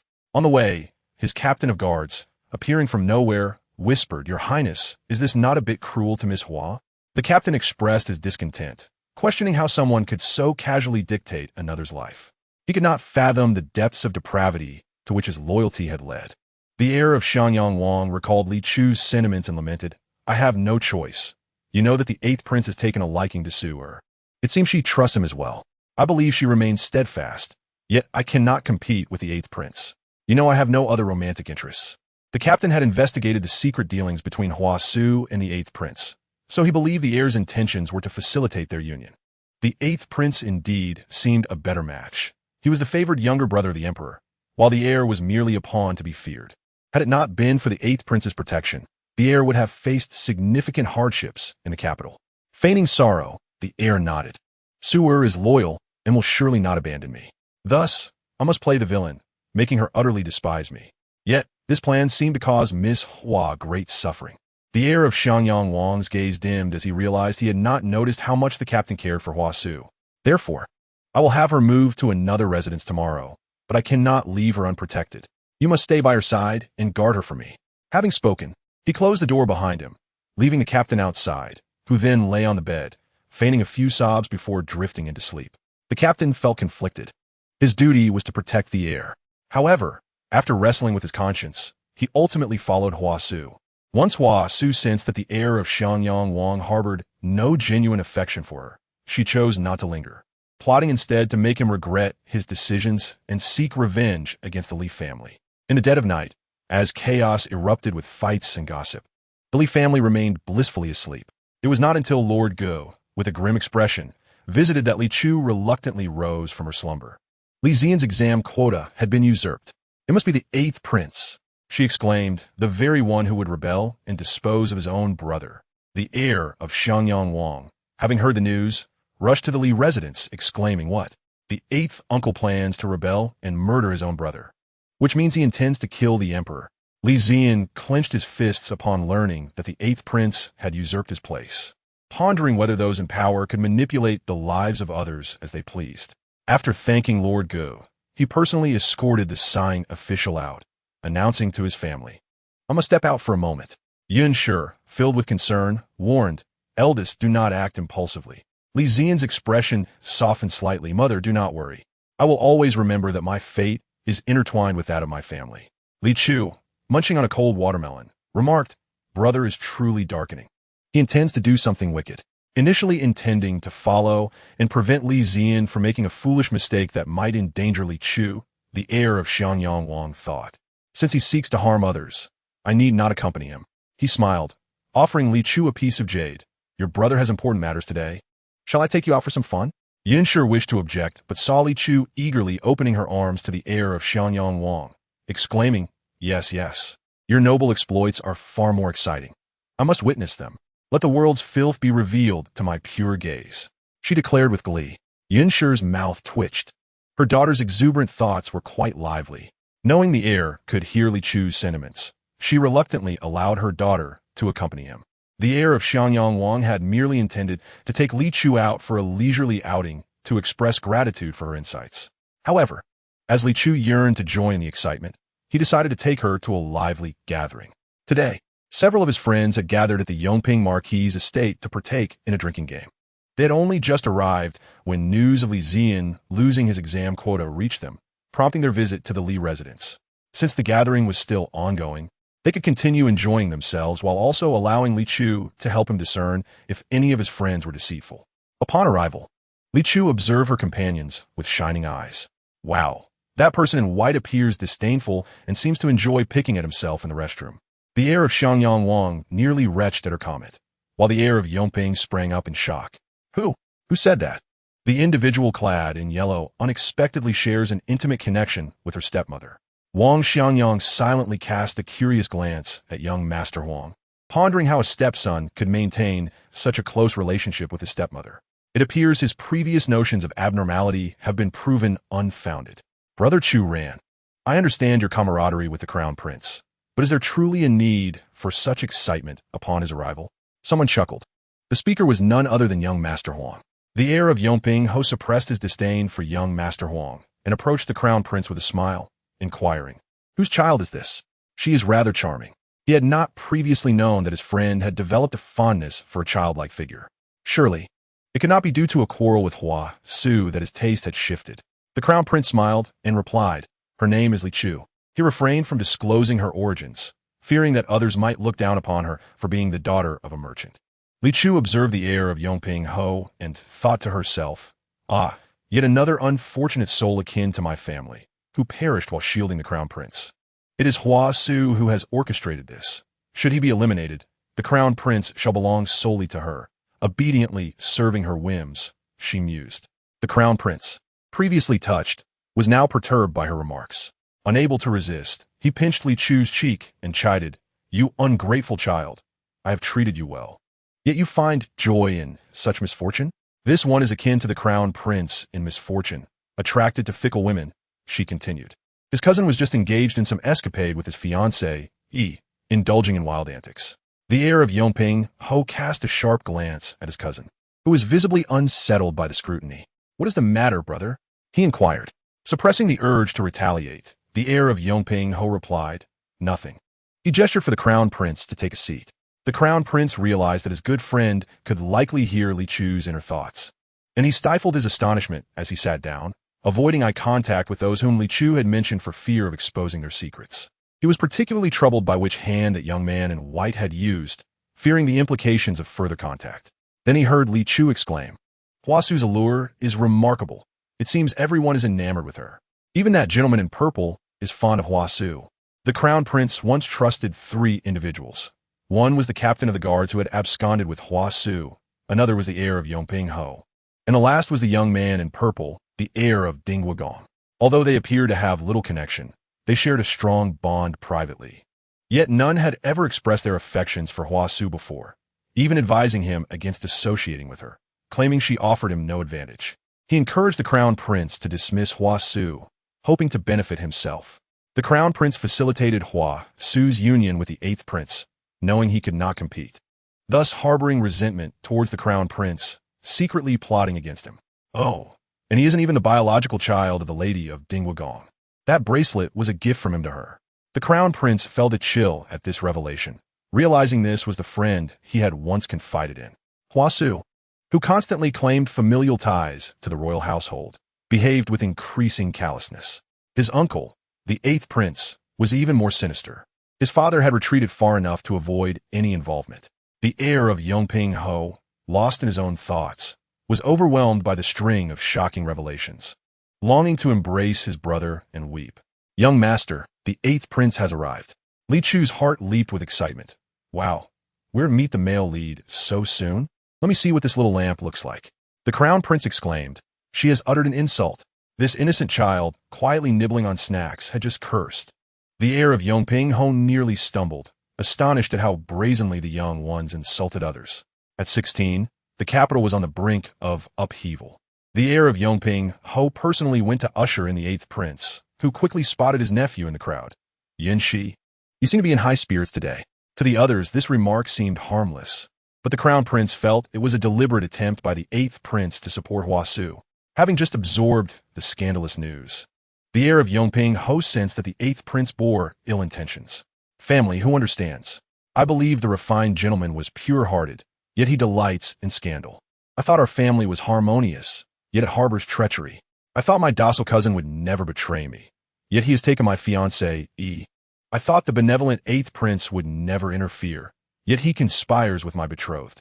The heir of Dingwagong was not even the biological child of a lady of Dingwagong. Should any one of these revelations surface, the capital would surely erupt in chaos. Li Chu sighed inwardly. Indeed, the male lead is quite handsome, though his heart is rotten, wasting such a face. Yet, he truly loves Hua Su. Despite her being beaten to such an extent yesterday, he still finds her appealing today.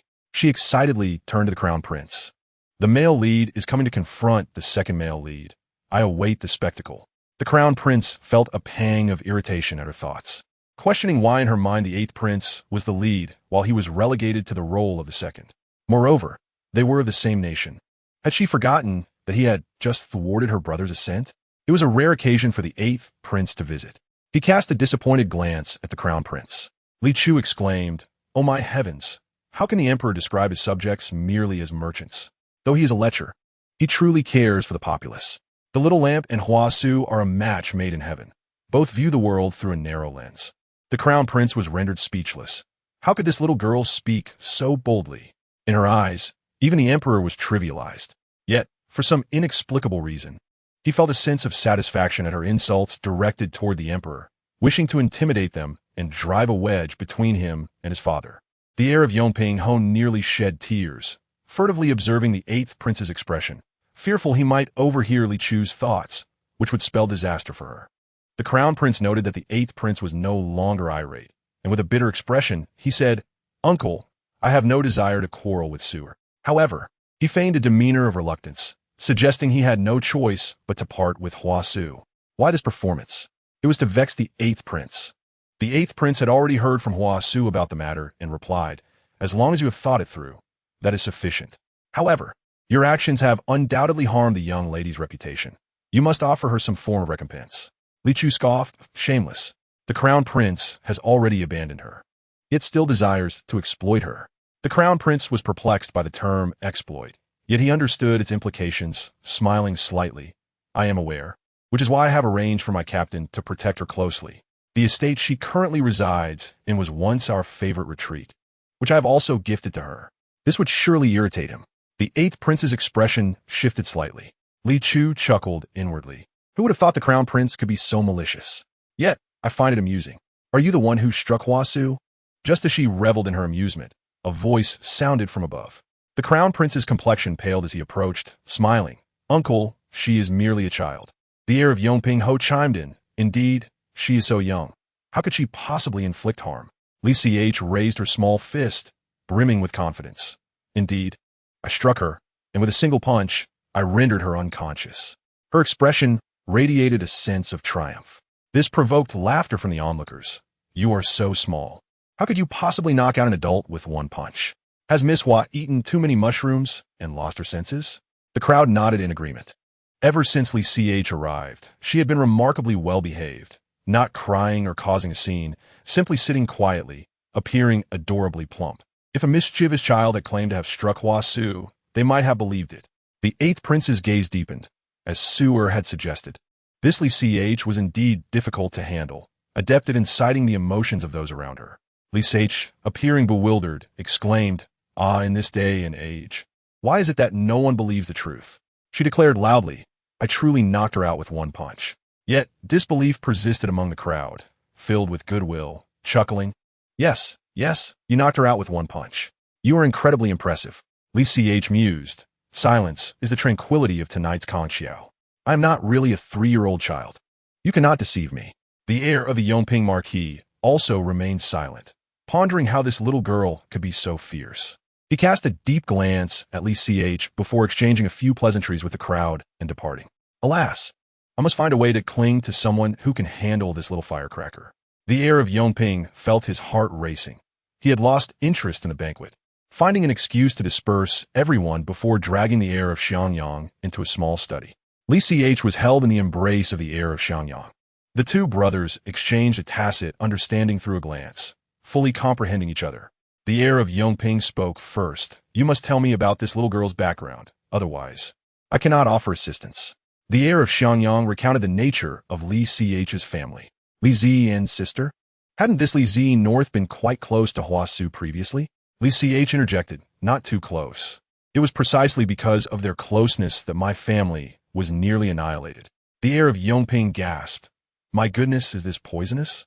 Is Hua Su truly that ruthless? The heir of Yongping was so startled that he resorted to his hometown dialect. 17, not fearing a mouthful of foot disease. The Yongping Marquis' household held actual power in the capital, and the 8th prince, wishing to deal with the Li family for Hua Su, could only resort to covert actions, not daring to act openly. Thus, after some discussion, the heirs devised a strategy. The 8th prince's reputation was impeccable. Such a person could not tolerate any affront to their honor. They decided to guard against the 8th prince while simultaneously spreading rumors about him stealing his nephew's fiancée. Li Ch had asserted that the 8th prince and Hua Su shared true love. If he wished to quell these rumors and eventually marry Hua Su, he would have his work cut out for him. While nibbling on a small watermelon, Li Ch mused. This heir of Yongping truly possesses a strong sense of loyalty and justice. Should I remind him that his fiancée is not gone and is currently frolicking with his cousin in the woods? The heir of Yongping exclaimed, Goodness, this simply cannot be tolerated. Could they not wait a while until he finishes his affairs? He cheerfully asked Li Ch, Little sister, would you like to play in the garden? Li Ch's eyes lit up. What a splendid opportunity. She eagerly nodded. Which garden would you like to visit? The brothers will take you there. Li Ch replied, I wish to play in a place by the lake, surrounded by many willow trees. The heir of Yongping understood. Those two scoundrels were over there sneaking around.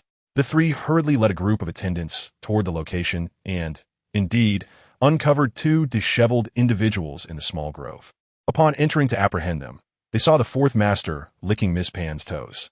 The expression on the heir of Yongping's face instantly resembled one who had stepped on something foul.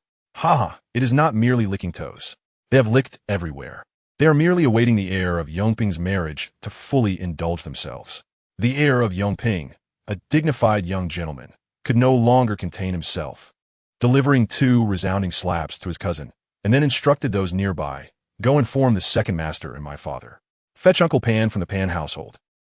This poor naive soul, referring to Uncle Pan, does he not know that Uncle Pan is aware of their affair, as he himself has a liaison with your 2nd aunt?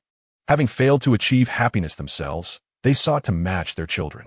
Previously, the heir of Yongping had considered the 4th master's household disheveled, but now he felt unsteady, realizing that their residence was equally a den of secrets. No, they must separate. A divorce must occur. After that, let their families entangle as they wish, but do not involve them. The heir of Xiangyang considered hugging Li Ch, as this was their family matter, and it was inappropriate for an outsider to intervene. However, he worried that the heir of Yongping might reveal something important, thinking that Li Ch could provide a reminder. Li Ch sensed his intention to leave and promptly opened her arms toward the heir of Yongping, transferring herself into his embrace. I want to stay and comfort him. The heir of Yongping held her securely and said to the heir of Xiangyang, You may remain. Given the chaos of the situation, there is nothing left to conceal. Soon, various parties arrived, and the drama unfolded, with the heir of Xiangyang specifically holding Li Ch in an inconspicuous corner to avoid their presence distracting the others. The 2nd aunt of the heir of Yongping seized her son by the ear and scolded him vehemently. My son, if you like Miss Pan, you should have told me sooner so that I could propose. Although your father is incompetent, you cannot act so foolishly. Li Ch thought, another masterful speaker. These individuals possess a certain artistry in their words. How shocking. The son's infatuation with his future sister-in-law is attributed to his father's shortcomings. The heir of Yongping nearly burst into laughter. He had calmed down and was no longer angry. He had no romantic interest, So, when his parents arranged a matchmaking meeting, he chose Miss Pan for her demure and gentle demeanor, suitable for a family life. In truth, there were no strong feelings involved, merely disgust. Mr. Pan also choked up, saying, "Yes, you two children, since you are mutually affectionate, why not tell us earlier?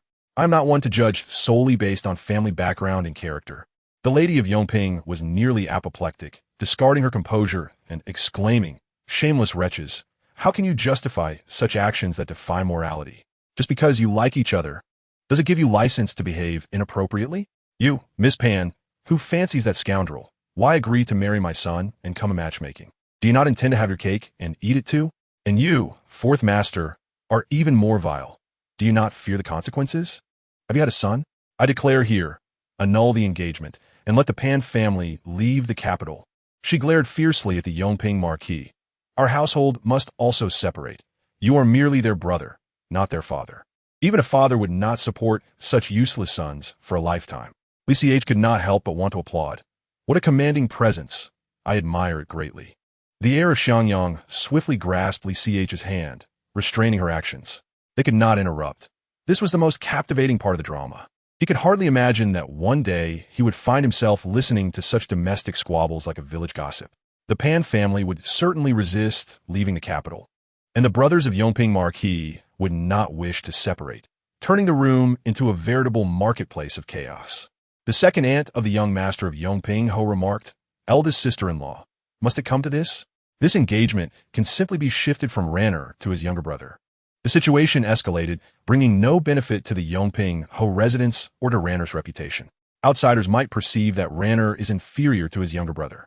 Li Chu stifled a laugh, saying, "There are indeed shameless individuals, particularly numerous this year. We must learn the logic of the unscrupulous." Beneath the pillow in her room lies the trousers worn by Father Pan during their clandestine meeting last time. Oh, and there are also drawings in the pillow, crafted by Father Pan, depicting their intimate encounters. How playful. Upon hearing this, the young master of Yongping Ho hurriedly instructed someone to investigate. That third aunt, who stirs the pot from the sidelines, has secretly filched a considerable amount from the Ho residence, stashed away in the wardrobe. Third uncle is aware and has also pilfered some letters from his brother's study. And that fourth brother is no better. He even sold the belly bands of the women in the Yongping Ho residence to those ruffians. After surveying this circle of deceit, the young master of Yongping Ho concluded that his second uncle was indeed the most honest, albeit burdened with an unreliable wife and son. He cast a sinister glance at his fourth uncle, finding his actions even more distasteful than those of his cousin. He demanded evidence to drive out these malignant influences today. Father Pan looked at Yongping Ho and said, "Brother Chu, after 20 years of acquaintance, must you be so ruthless?" "Oh, ruthless? Nonsense. If I were Yongping Ho, I would drag this man out for 1,000 cuts." Years ago, when Yongping Ho led his troops in a battle, this man was responsible for transporting supplies and grain. He embezzled funds and exchanged the soldiers' warm clothing for tattered garments stuffed with reeds. Had it not been for Yongping Ho's esteemed reputation, the border civilians would not have voluntarily donated their clothes. Otherwise, the soldiers would have perished from the cold before reaching the battlefield. The young master of Yongping Ho could no longer bear to listen, as his blood pressure threatened to rise. Yet, Li Chu continued, "When the court investigates this matter, they will uncover that Yongping Ho once shielded this old scoundrel. In his shame, he will retreat. Such a once great general, reduced to this filth." The young master of Xiangyang contemplated that now that they were aware, they must find a way to handle the situation flawlessly. The young master of Yongping Ho's head throbbed, more intensely than when he learned of Miss Pan's entanglement with his cousin. "What kind of people are these?" he exclaimed. "Uncle, it is not that we lack compassion. Do you believe your Pan family can still hold a place in the capital if this matter becomes public? Just endure a little longer. Once we find the evidence, these people will meet their end." The Yongping Ho family members acted swiftly, soon gathering various pieces of evidence. Upon seeing the scandalous images of second Aunt Chu and Father Pan, her eyes rolled back and she fainted. Li Chu leaned to peek, but was covered by the young master of Xiangyang, who said, "Little Ancestor, you must not look. It will be detrimental to your health." As he shielded Li Chu's eyes, he turned his own gaze away in disgust, fearing he might be sickened. Yongping Ho slammed the table, declaring, "Break off the engagement. Furthermore, I shall divorce this wretched woman on behalf of second brother." Someone, Fetch the imperial physician to ascertain whether the fourth young master is truly second master's offspring. Just as this issue was resolved, the hidden silver and important document stolen by third brother and his wife were also unearthed. Yongping-ho's wife glared fiercely at him, conveying a message that if he did not separate their households, their lives together would be over. Yongping-ho was equally enraged. He had been sincere to his brothers, yet they played tricks on him. Separate the households. Third brother, you are to leave with nothing. If military secrets were leaked, the entire Yongping-ho family would face dire consequences. His disappointment in third brother was profound. Before he could recover from his disappointment, a multitude of women's belly bands were discovered from the fourth household. Yongping-ho had yet to speak when fourth madam shrieked and rushed to strike fourth brother, exclaiming, "You beast! I demand a divorce." It was no wonder her belly bands frequently went missing. The thought of them falling into the hands of others made her wish for death. Unable to contain himself, Yongping-ho kicked fourth brother away, cursing in dialect, "You scoundrel! You should be a human, not a heap of filth. I will expel you from the clan." Other women in the residence joined in to strike fourth brother, having recognized their own belly bands among the collection. Li Chu watched with rapt attention, filled with excitement. She relished such straightforward and brutal resolutions. The young master of Yongping-ho is truly clever to have thought to search their chambers. These individuals likely never anticipated the young master would launch a surprise attack. The young master of Yongping-ho mused, "I owe this to you, otherwise I would not have thought to investigate. Had I not searched, given these shameless people's demeanor, they would have had to shed a considerable amount of flesh to rid themselves of the burden." "Wow, fourth madam is really fierce. She even kicked him," the young master of Xianyang observed. Oh dear. This scene is far from suitable for children. He noticed that there was nothing left to uncover with Li Chu. So he covered her eyes and, holding her close, made his way to the door while exchanging glances with the young master of Yongping-ho before leaving. Yunshi was momentarily stunned, and upon hearing that the eighth prince had gone to seek out Li Chu, her expression darkened, and she scolded. This prince truly has no shame. If he dares to confront the Li family, what good does it do to intimidate a child?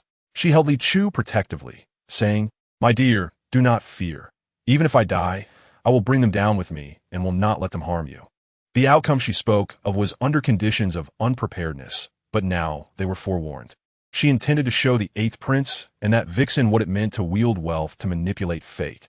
The young master of Xianyang assured her, "Madam, we need not worry. The young master of Yongping-ho and I have devised a strategy, but you must still remain vigilant." Yunshi expressed her gratitude, saying, "Thank you for your efforts. However, will this matter implicate you?" "It is of no concern. We came discreetly," replied the young master of Xianyang. "Moreover, since my engagement with Hua Su was called off, the eighth prince has taken a grudge against me. His good intentions were merely to treat me as a pawn." Li Chu scanned the room, but did not see her unfortunate elder brother, and inquired, "Mother, where is elder brother?" Just then, Li Zian entered, saying, "My dear sister, I apologize, but I am still alive." He assumed that the young master of Xianyang had remained at their home. Yunshi tapped him lightly. "What is your attitude toward guests? You must express your gratitude to the young master." She then recounted the day's events to Li Zian. He was bombarded with a plethora of shocking information, rendering him momentarily speechless. After sipping tea a few times, he finally connected the dots concerning their family. "You mentioned earlier about taking advantage of the situation to spread news about Hua Su and the eighth prince. I believe this is ill-timed. The events surrounding Yongping-ho are too explosive. In comparison, the matters of the eighth prince and Hua Su will appear trivial. But we cannot do nothing," protested the young master of Xianyang.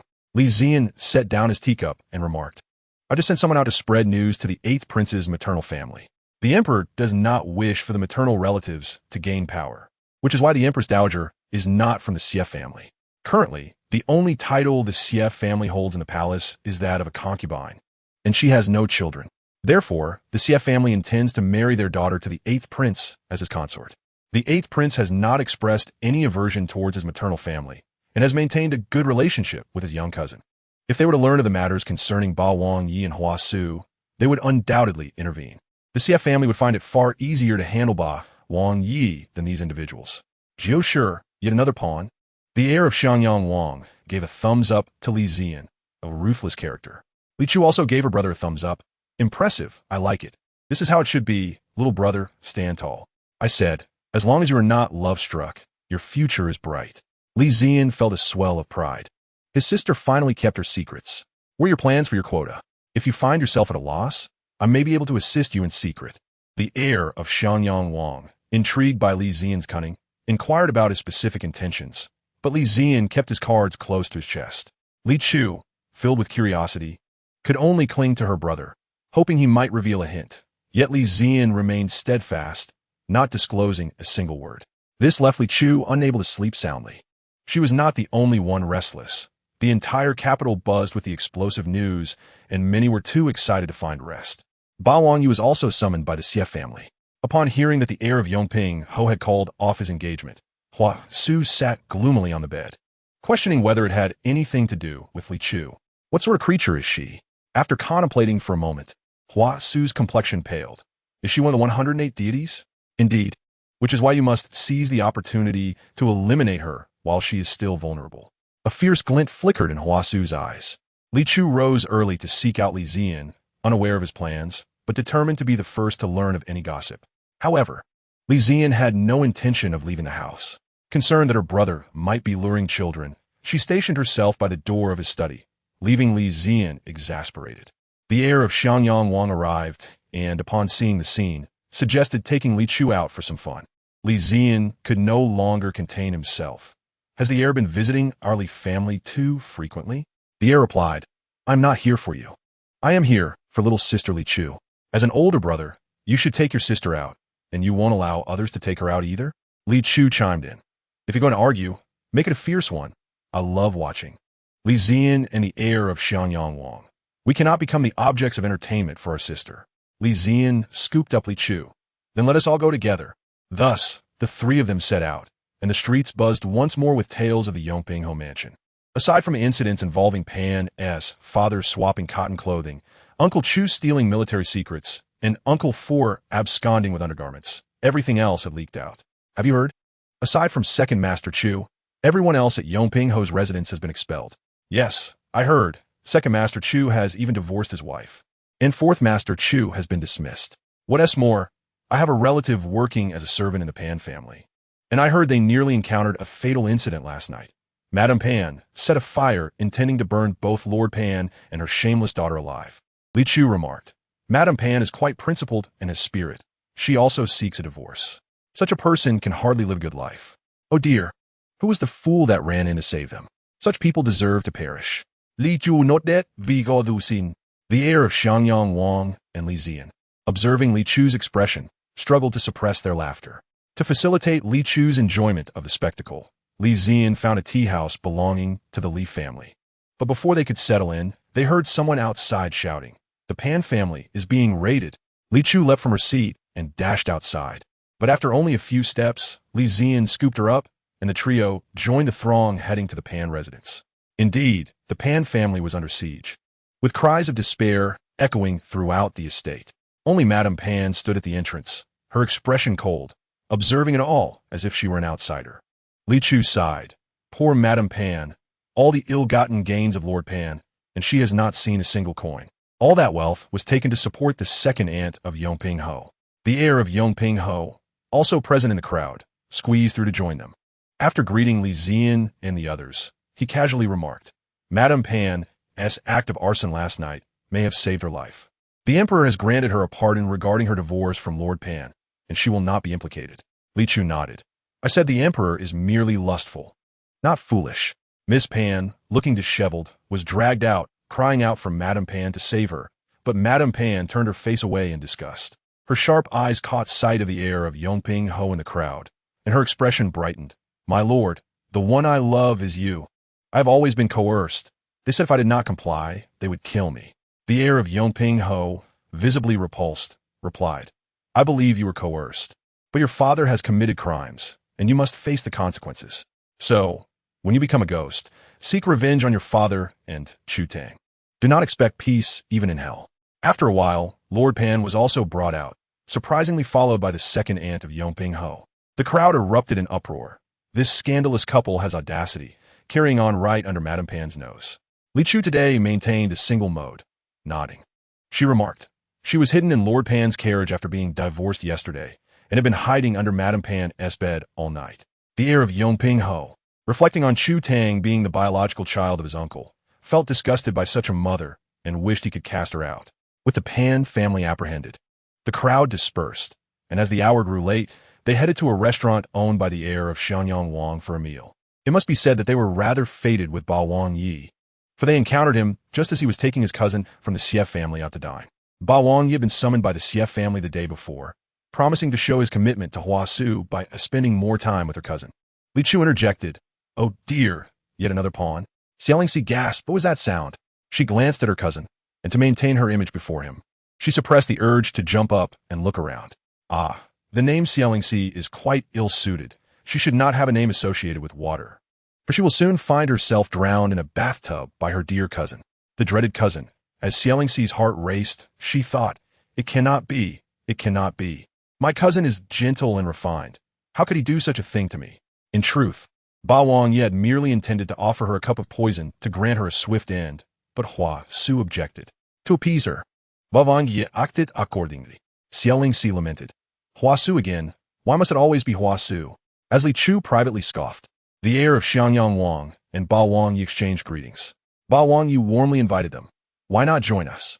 Li Ziyan and the others were reluctant to dine with him, but Li Chu eagerly thought, "Agree, quickly agree. If we dine with him, he will foot the bill. Let us not kill him, but let us make him spend a little more silver. Without silver, how will he support his private army?" Xiaolingxi felt an impulse to cover her ears, having heard far too much that she did not wish to, nor dare to hear. Stealing a glance at Li Chu, she was certain the voice she heard came from her. Li Chu caught her peeking and flashed her a charming smile. "Oh, such a lovely young lady. What a pity." The group entered a private room, and when Ba Wang Yi invited them to order, Li Chu unabashedly waved her hand, ordering 10 dishes without hesitation. Approached her, grasping her tiny paws. "You are truly adorable. May I inquire your name?" Li Chu, who also held an appreciation for beautiful individuals, replied with a smile, "Li Chu." By chance, her gaze fell upon the wrist of Xiaolingxi, and a wave of sympathy washed over her. "Oh, poor child, you still wear that bracelet, which conceals a slow-acting poison that renders women infertile." Xiaolingxi's body stiffened, and she found it unbearable to remain, although she had never met Li Chu before. The fact that Li Chu recognized her and possessed knowledge beyond that of a typical 3-year-old indicated that this was a divine reminder. Upon examination by the household physician, it was confirmed that the bracelet was hollow and indeed filled with a toxin that could lead to infertility, prolonged or would render any future remedies futile. Xiaolingxi felt a wave of dizziness wash over her, nearly causing her to collapse. The maid beside her, equally astonished, remarked, "This was gifted to you by the 8th prince." A chill crept through Xiaolingxi's bones as she clutched the armrest of her chair tightly. "Quickly, summon my mother." Her grandfather and father were solely focused on strengthening the ties between the Xie family and their cousins, and even if they were aware of the bracelet's toxicity, they would likely cover for their cousin. Only her mother genuinely cared for her. Meanwhile, at the dining table, Li Chu was multitasking, listening to the adults engage in seemingly calm, yet pointed exchanges while striving to finish her meal. Once her stomach was satisfied and her ears had had their fill of the verbal sparring, she turned to Li Ziyan, extending her arms. "Brother, I wish to sleep." Despite possessing the spirit of one who had lived for 2 millennia, her physical form was that of a genuine 3-year-old, and after a restless night, she was now drowsy following her meal. Li Ziyan, excusing himself, carried Li Chu away. The heirs of the Xianyang prince and Yongping marquis also found excuses to bid farewell. While the 8th prince observed the departing trio with a darkened expression, 3 promising pieces on his chessboard had been thus destroyed. He crushed the cup in his hand. The heirs of Xianyang and Yongping did not accompany Li Ziyan to the Li residence, but parted ways along the road. Qin Yu, in a fit of anger, confronted Li Ziyan. "Li brother, your servants possess an audacity beyond measure, daring to obstruct my entry." Li Ziyan found it amusing. "I've severed our ties. If not you, who else should I have barred?" Qin Yu's fury faltered momentarily. "Are you serious? We have shared over a decade of camaraderie." Even though Li Chu was aware of Qin Yu's lack of integrity, she still widened her eyes in astonishment. "After a decade of camaraderie, you showed no hesitation when you betrayed us." Li Ziyan felt a profound connection with his sister, as he was about to voice the same thought. Dismissing Qin Yu, he carried Li Chu and bypassed him. However, Qin Yu unexpectedly lunged at them with a dagger. In response, Li Chu instinctively reached into the air, seizing an energy orb which she hurled at Qin Yu, knocking him unconscious. The dagger clattered to the ground, and Li Ziyan turned, bewildered by the unfolding situation. What is happening? Is he attempting to stage a scene? Unbeknownst to him, he had not witnessed Qin Yu's actions. The guards at the gate, witnessing the attempted murder, rushed to inform him. Young master, Qin Gongzi sought to harm you, but for some reason he suddenly collapsed. Could it be that their young master was divine, thus impervious to harm? Li Ziyan ordered his men to bind Qin Yu, and, upon discovering he had truly fainted, found the occurrence peculiar. With a stern expression, he commanded, "Take him to Mishua and demand a ransom of 10,000 taels for his release." Li Chu nodded. "I saw him coming to kill, and in my anger I reached out and seized something from the air, then hurled it at him, and he fell." Li Ziyan was certain he had not observed anything on the ground. "Try to grasp something for your brother to see." Li Chu reached into the void once more, opening her small hand. Li Ziyan saw nothing, but when he reached out, he felt a solid object, a spherical form. Alarm surged within him. Li Ziyan was recognized as the most intelligent in his family, not merely for his quick reflexes, but also for his extensive knowledge. Understanding what this power entailed, he embraced Li Chu. "Sister, you have protected your brother today, for which I am immensely grateful and pleased. However, unless absolutely necessary, we must refrain from displaying this ability in front of outsiders." He suspected that the National Master's Hall was compromised, and if they discovered his sister's talents, she would undoubtedly be taken there. Li Chu obediently nodded. Unbeknownst to Li Ziyan, Li Chu's earlier grasp had caused a meditating figure to open his eyes, sensing something and gazing in the direction of the Li residence. As the young fairy arrived, Li Ziyan glared at the Xianyang prince's heir, who had once again come to their residence, cradling his sister and preparing to depart. "Your Highness, this is my sister. We are in the Li household. Is it proper for you to visit uninvited daily?" The Xianyang prince's heir ignored Li Ziyan, smiling at Li Chu. "The national uncle's residence is in turmoil. Do you wish to see the commotion?" Li Chu leaned forward, extending her tiny hands and grasping a bun in each. Let us go, let us go." When Xianyang prince's heir arrived, it coincided with their breakfast. Li Ziyan had no choice but to follow. "What has happened at the national uncle's residence?" The Xianyang prince's heir replied eagerly. "It is rumored that Xielingxi fell from a loft last night and appears to have injured her mind. Upon waking, she recognizes only her mother and no one else, appearing quite daft." Li Chu gasped. This was not in the original text. Xielingxi was exceptionally intelligent. How could such a thing happen to her, unless someone had plotted against her? The national uncle's residence was not easily accessible. Yet the Xianyang prince's heir would not be hindered in his visit to Xielingxi. Upon their arrival, the 8th prince was also present. He felt that the timing of Xielingxi's accident was too coincidental and had summoned several esteemed physicians to attend to her. Yet she had dismissed them all.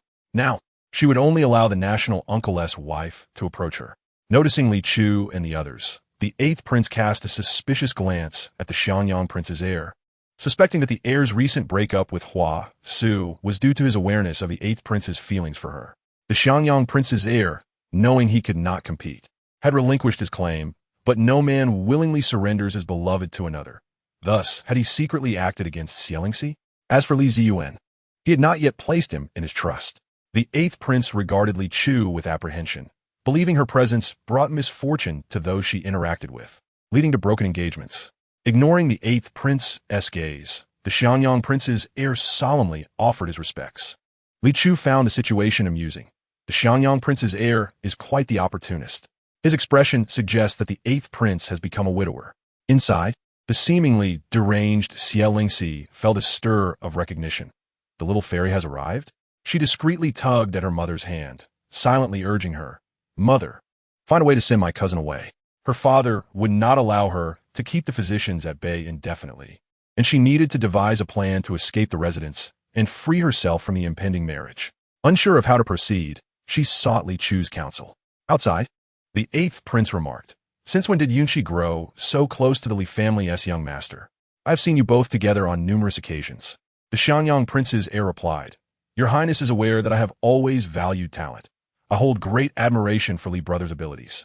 It is unfortunate that someone thoughtlessly eliminated his examination quota." Li Chu mentally applauded the Xianyang prince's heir. Truly worthy of a second male lead, he possesses such boldness. The identity of the Xianyang Wang Shitzi is one that invites both caution and trepidation. He wields no tangible power, yet no one dares to eliminate him. Should he perish within the capital, the princes would surely rise and revolt against the emperor. He is not the sole prince's heir in the city. There are over a dozen others. Thus, he exists with a carefree demeanor, unburdened by concern. Li Ziyan, unwilling to see the Xiangyang Wang Shixi steal the spotlight, lamented. Isn't it so? In the past, merchants were explicitly forbidden from taking the imperial examinations, but after the emperor's registration, the policies were relaxed, allowing scholars, farmers, artisans, and merchants to enter officialdom. However, scholars disdain mingling with merchants, and thus none have successfully transitioned from commerce to bureaucracy thus far. Talented individuals like Lord Ge are exceedingly rare. Li Chu remarked, "Brother, I cannot say whether the 8th prince will meet a dreadful end, but is your boastfulness truly appropriate? As commoners, should we not first bide our time and develop cautiously?" Li Ziyan sighed, enough. This tattered cotton jacket is full of holes, and it seems my elbow is always bending outward. Oh, my poor sister, how careless you are to have fallen from the upper floor. Just as Li Chu was lamenting about her, a girl clad in pink rushed over, tears streaming down her face, heading straight for the 8th prince. "Cousin, you must seek justice for my sister. Punish all the maidservants who failed to care for her with the utmost severity."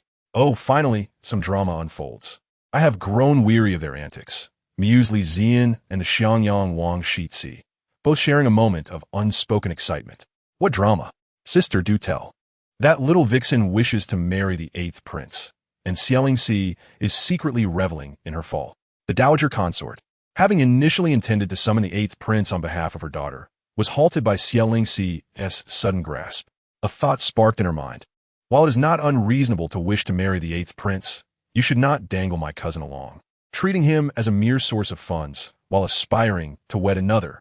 The Yun family shall face ruin, and all their wealth shall fall into this little vixen's hands. Alas, both my eldest cousin and my brother are infatuated fools, the kind that endanger the entire family. No, my eldest cousin is somewhat better. He was considering having this little vixen assist in saving the 3rd prince, and when she mentioned needing money to facilitate it, he believed her and kept giving her funds. Li Ziyan gazed skyward, feeling overwhelmed by the absurdity of the situation. This revelation clarified his previous suspicions. No matter how many times he heard it, his animosity towards Hua Su intensified, and now he had another target for his ire. The Xiangyang Wang Shixi, despite his efforts to contain himself, could not resist casting a glance at Li Ziyan.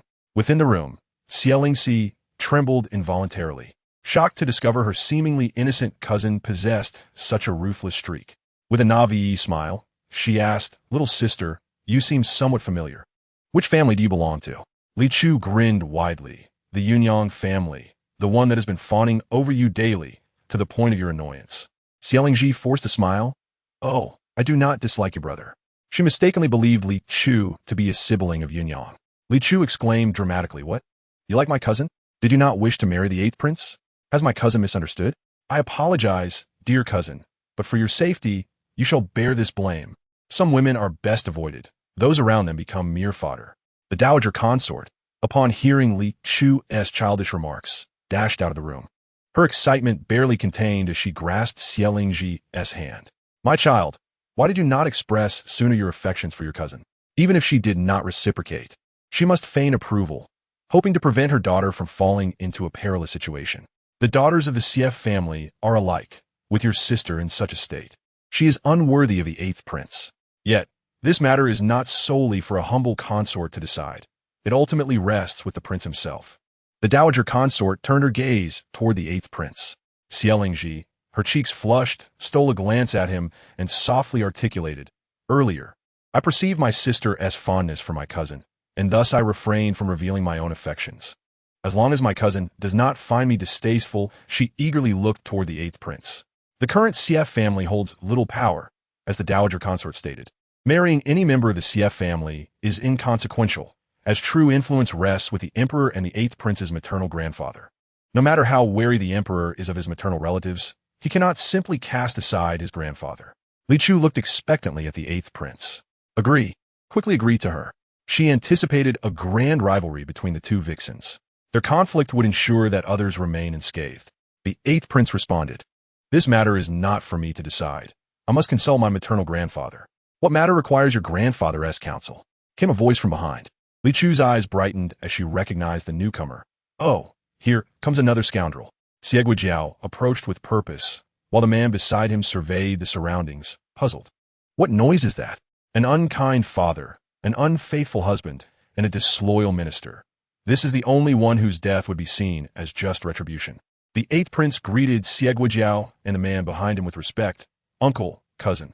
My aunt mentioned that Lingxi is in a state of confusion and suggested I marry Lingxi. The dowager consort replied, that is indeed the implication, but stating it thus makes it seem as though she is pushing away such a fine son-in-law, and she may face reproach for it. She was truly blind to the 8th prince's many subtle intentions. Yet, she refrained from clarification, allowing the blame to fall where it may. As long as her daughter did not wed a man of such cruelty. Li Chu inwardly criticized, hypocritical. The dowager consort did not mean it that way. She is deliberately being unpleasant. The male lead likely sensed the dowager consort's disdain. Xie Guijiao cast a disapproving glance at her, then smiled. Lingxi has yet to be examined by a physician. Let us wait for the physician's assessment before proceeding. Having a daughter-in-law from his brother's lineage is not the same as having his own daughter as one. Foolish woman, the 8th prince gently remarked. However, Lingxi does not allow others to approach her. Xie Guijiao countered, simply bind her with ropes. Father, no. Xie Lingjun interjected. If she behaves thus, it signifies a lack of faith with the 8th prince. Heaven is already intervening. Should we force it, it would be detrimental to both parties, leading only to further despair. Xie Lingjun is Xie Lingxi's elder brother, and the dowager consort supported her son's words. Yes, my son is correct. Xie Guijiao appeared conflicted. Could it be that his son perceived something at the Guoshi Hall? The 8th prince, with a hint of regret, stated, if so, we must yield to fate. Li Chu observed Xie Lingjun, shaking her head in dismay at the unfolding drama. Oh dear, yet another victim of fate. Li Zian and the Xiangyang Wang Shizi shared a sudden realization. They were unsurprised to discover that Xie Guijiao was a scoundrel, but were intrigued to learn that Xie Lingjun was a tragic figure. It felt as though they were all trapped in a hellish scenario together. The problematic beads were given to Xie Lingjun by Hua Su. Xie Lingjun secretly placed them in the Guoshir's possession. Later, when discovered, he did not disclose that they were given by Hua Su, leading to his demise at the hands of the Guoshir. Those beads caused nearly 100 deaths. It hardly seems unjust. A tool for shielding a murderer is hardly admirable.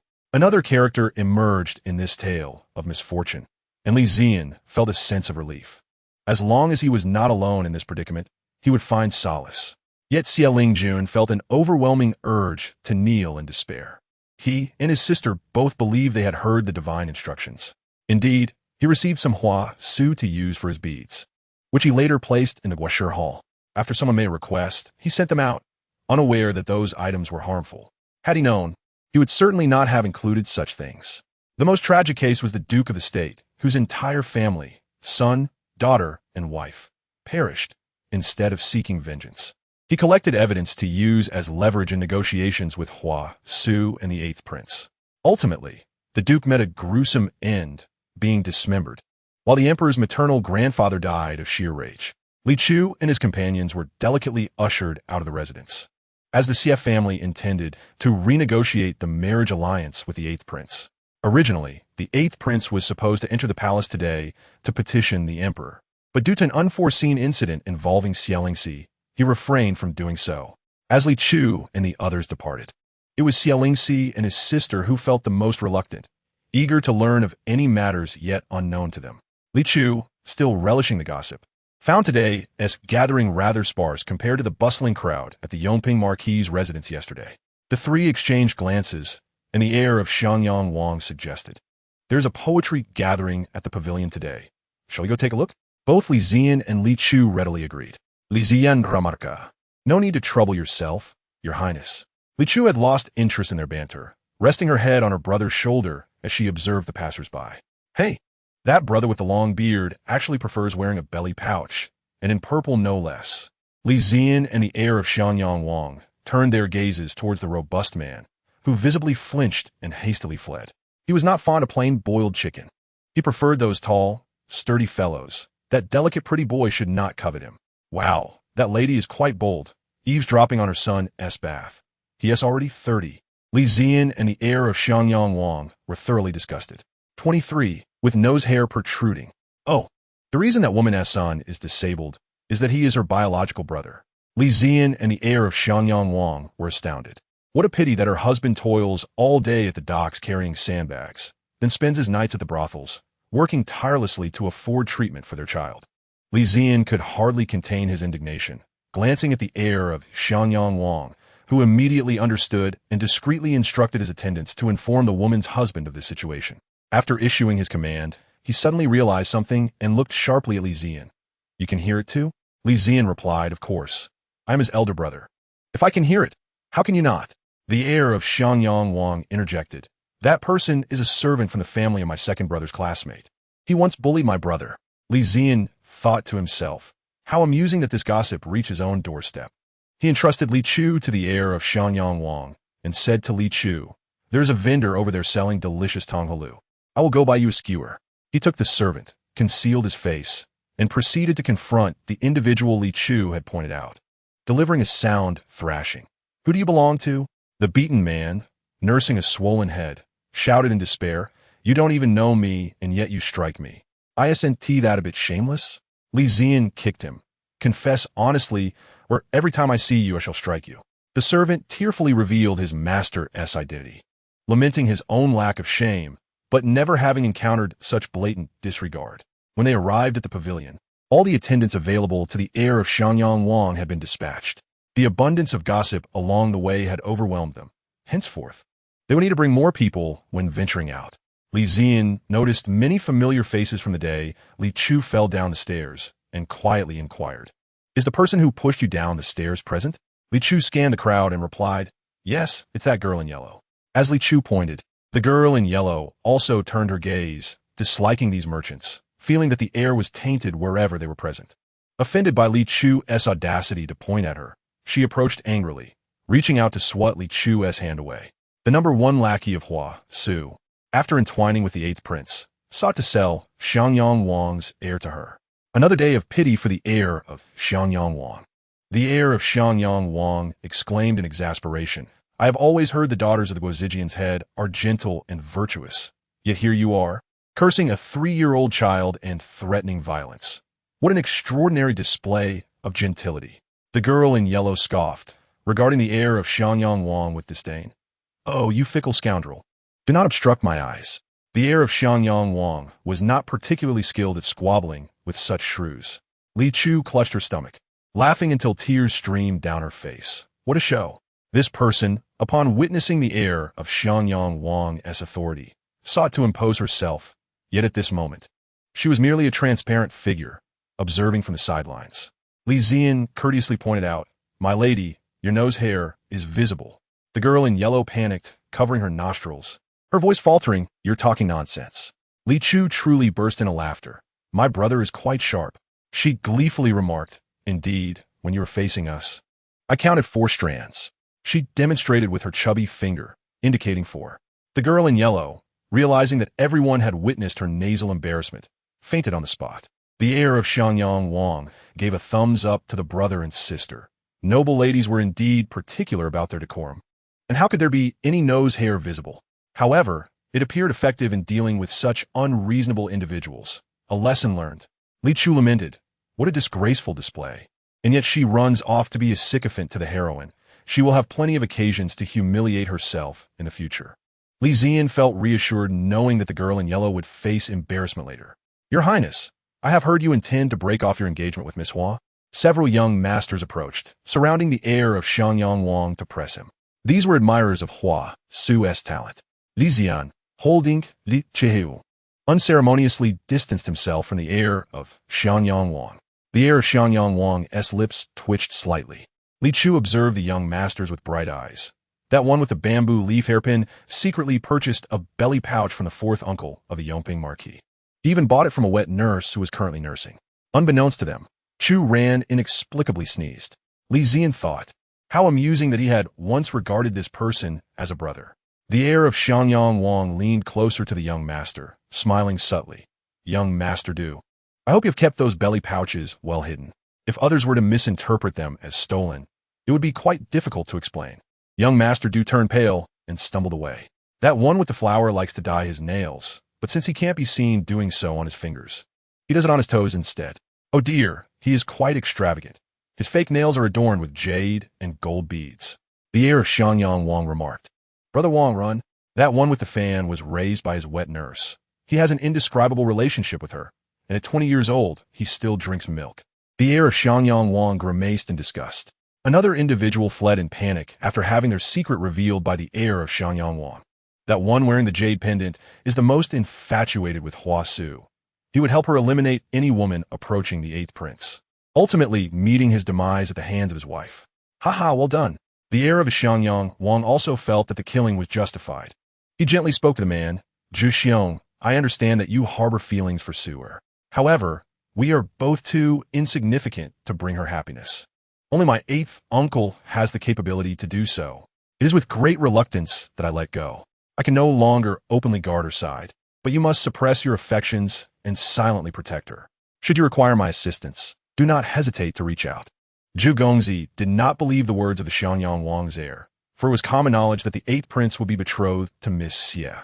Seeing his skepticism, the Xiangyang Wang's heir refrained from further explanations, merely sighing in resignation and shaking his head. Just wait and see. Otherwise, why would I withdraw from my engagement with such a fine lady as Su'er? As the conversation unfolded, another voice chimed in, urging, Li Zian, I heard that on that day, you stood alone at the Gu residence's entrance, making everyone submit to your prowess. Would you dare to face Lu Daru in a contest? A few scholars, upon spotting Li Zian, brightened with excitement and immediately surrounded him.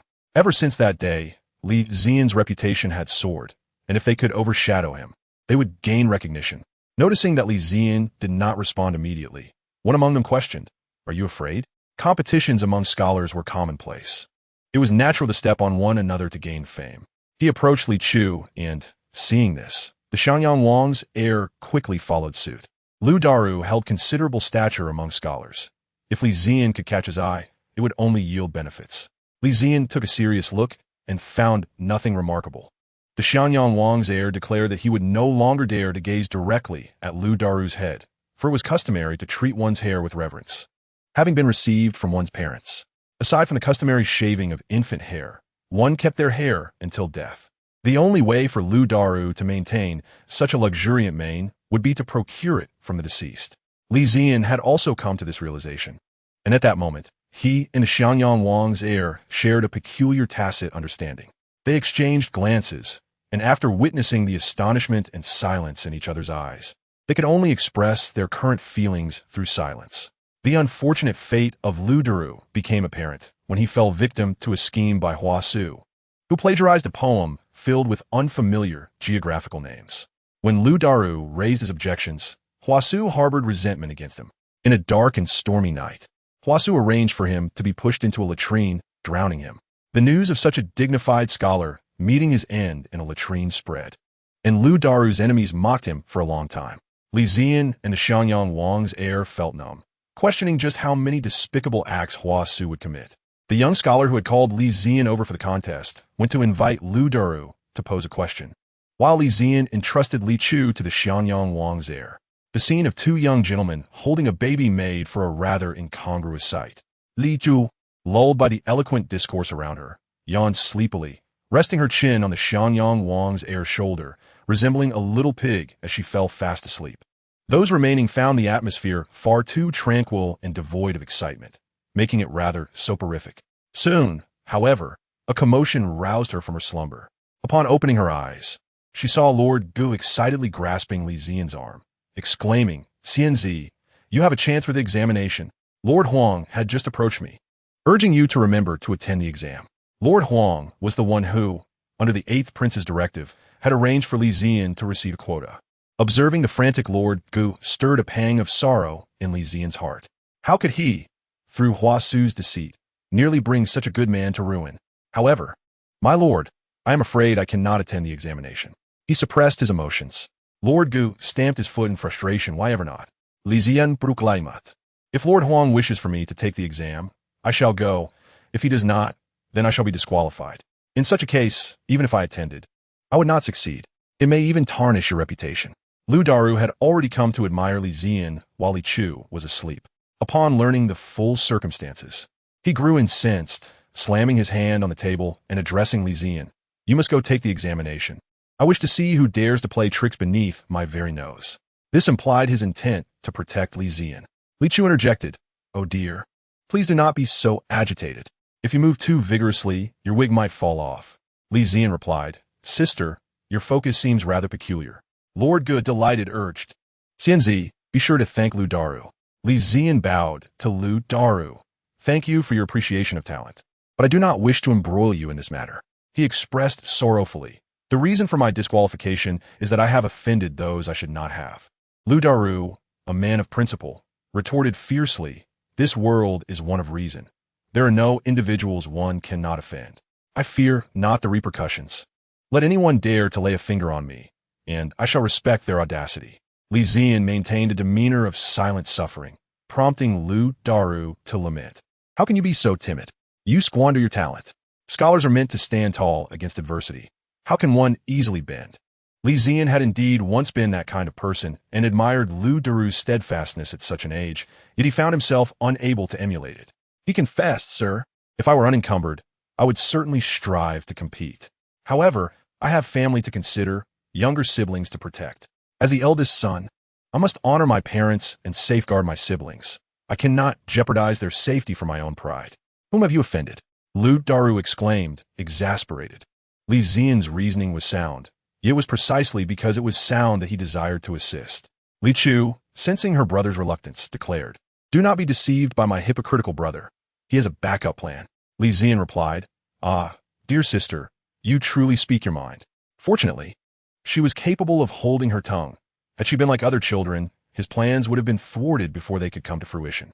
With both Lord Li and Lord Ge fretting over him, he reflected that there were still many just individuals in the world and proposed. Might I have a moment to speak with you both privately? The Xianyang Wang's heir intended to follow with Li Chu, but Li Zian playfully remarked, Your Highness, my sister is still quite young and should not be privy to certain matters. Please entertain her outside for a while. Li Chu pouted, You despicable brother. As Li Zian departed, he left Li Chu feeling frustrated, though she could piece together the unfolding events. Not being able to witness them firsthand left her feeling a bit disheartened. Seeing this, the Xianyang Wang's heir seized the opportunity to express, I believe I have an inkling of how your brother has dealt with Lord Huang. Li Chu's large eyes shone with intelligence as she eagerly nodded.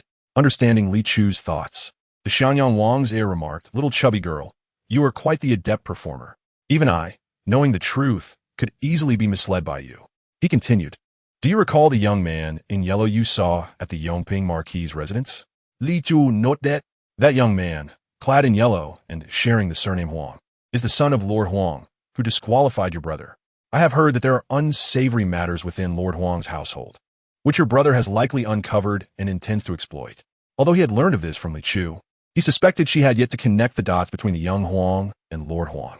Li Chu initially could not connect the dots, but upon hearing the mention of the Wang Shitsi of Xianyang, she immediately understood.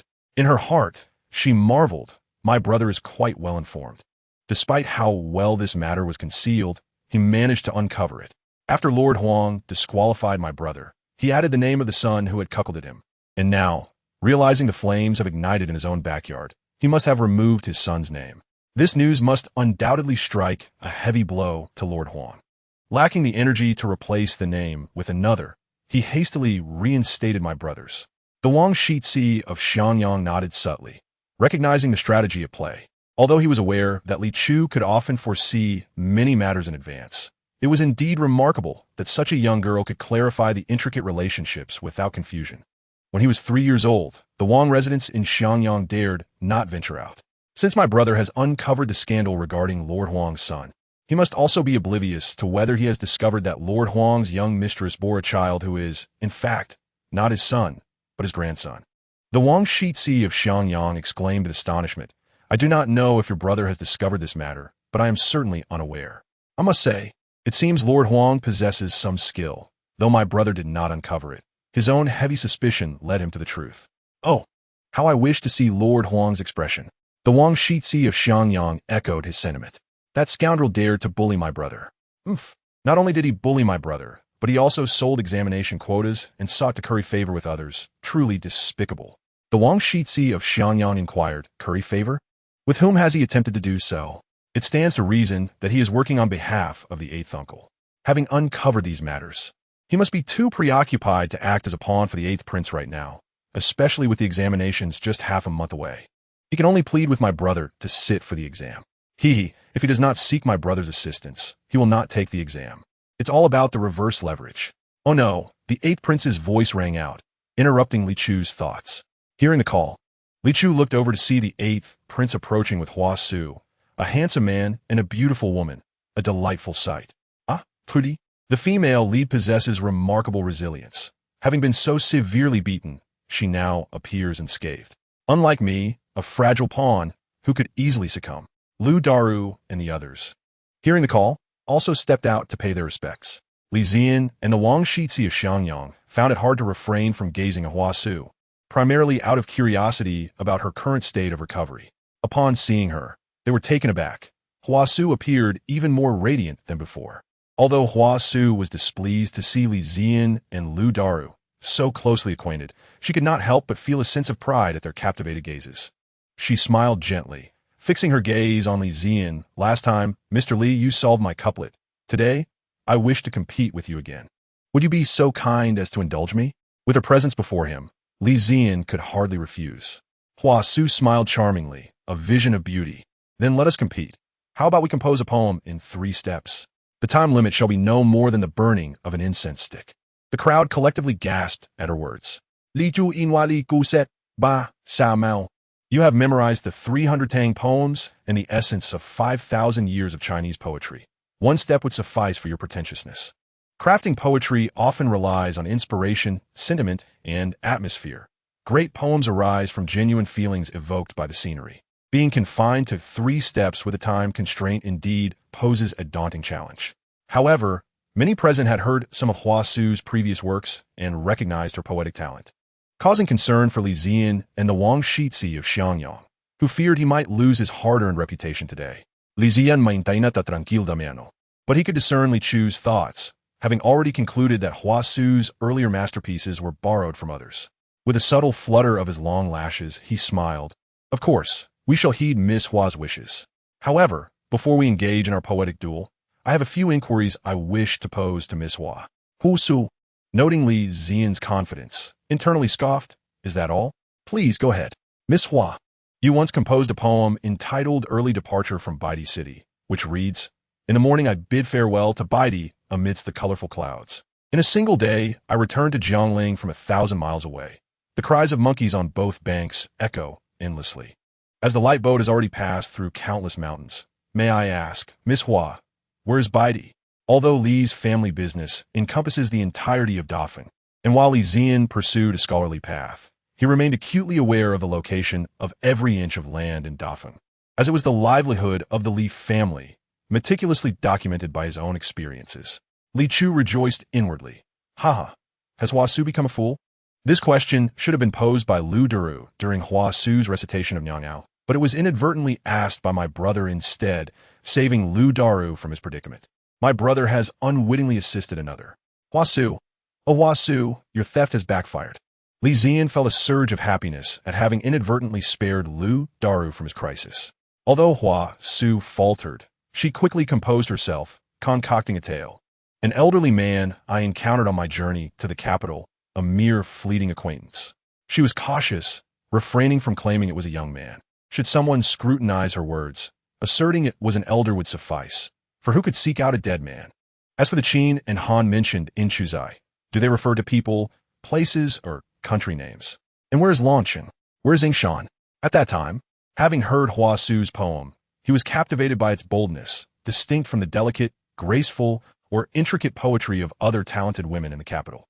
He immediately thought Hua Su was exceptional, a beauty with talent who treated him, a mere merchant's son, with equality and even consideration. How could he not be smitten? Of course, that was in the past. Now, he regarded her with disgust and wariness. Hua Su felt a twinge of annoyance at Li Zian's pointed inquiries. The history of this world differed vastly from that of her own. There was no Qin or Han, though there were indeed nomads beyond the borders. Yet no Longqing or Yingshan existed. At that time, she was solely focused on making a name for herself, Such thoughts never crossed her mind, nor did anyone scrutinize the details. Yet she had to remain composed and continue fabricating. Qin and Han are country names, while Longcheng and Yingshan are place names. This poem was inspired by a dream I had one night, in which I found myself in another world, and upon waking, I composed this poem. The scene in sending Meng Haoran from Yellow Crane Tower to Guangling was also from my dream. Before Li Ziyan could finish, Hua Su interrupted. She now understood that Li Ziyan was deliberately provoking her, and she feared whether he had uncovered something. The scene in Qiming was also from my dream. Hua Su interrupted again, aware that even if similar places existed elsewhere, she had never visited them, making it challenging to speak of them. Thus, she stated, I assure you, they were scenes from my dream.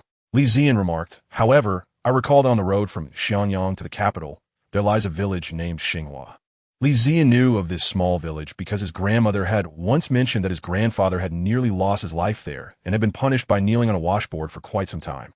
Naturally, he had intentionally chosen this poem to present. Hua Su's expression shifted slightly. Li Chu chuckled inwardly. Haha, I sense Hua Su is on the verge of cursing. Yet, my brother is truly love-struck. He knows by heart the poems that Hua Su has pilfered. Li Ziyan observed with considerable amusement as Hua Su found herself in a predicament, and he felt a sense of joy at his sister's adeptness with idioms. However, he questioned whether her proficiency was perhaps excessive. The Crown Prince of Xianyang remarked, though you, dear chubby girl, are directing your scorn towards your brother, I too find myself feeling offended. Hua Su Yingan deeply, striving to redeem her dignity. Perhaps I have simply mixed up my memories. Lu Daru suddenly interjected. I have long heard of Miss Hua's poetic talent. Her style is diverse, sometimes bold, sometimes subtle, or even detached, with a few pieces exhibiting a profound tranquility that seems to transcend worldly concerns. One would expect a person's style to be less varied. Just as Hua Su prepared to respond, the male lead could no longer contain his anger. Lu Daru, are you questioning Miss Hua, implying that these poems are not her own? Li Ziyan stepped forward to stir the animosity. Your Highness, it is not merely Lu Daru who questions Miss Hua. I too find this rather strange. Initially enamored with Hua Su, he had not pondered these matters deeply. But upon learning that she had appropriated others' work, he suddenly recognized the issue at hand. Might we trouble Miss Hua for clarification? Hua Su exclaimed, I did indeed steal. How am I to clarify this for you? She was now drenched in sweat, her mind racing. Internally, she berated herself. Why did I not adhere to a single style while stealing? Moreover, why is it that other transmigrators face no repercussions? Yet, I am the one to suffer? Li Chuxiao blinked, delighting in Hua Su's expression. So this is what unbridled rage looks like.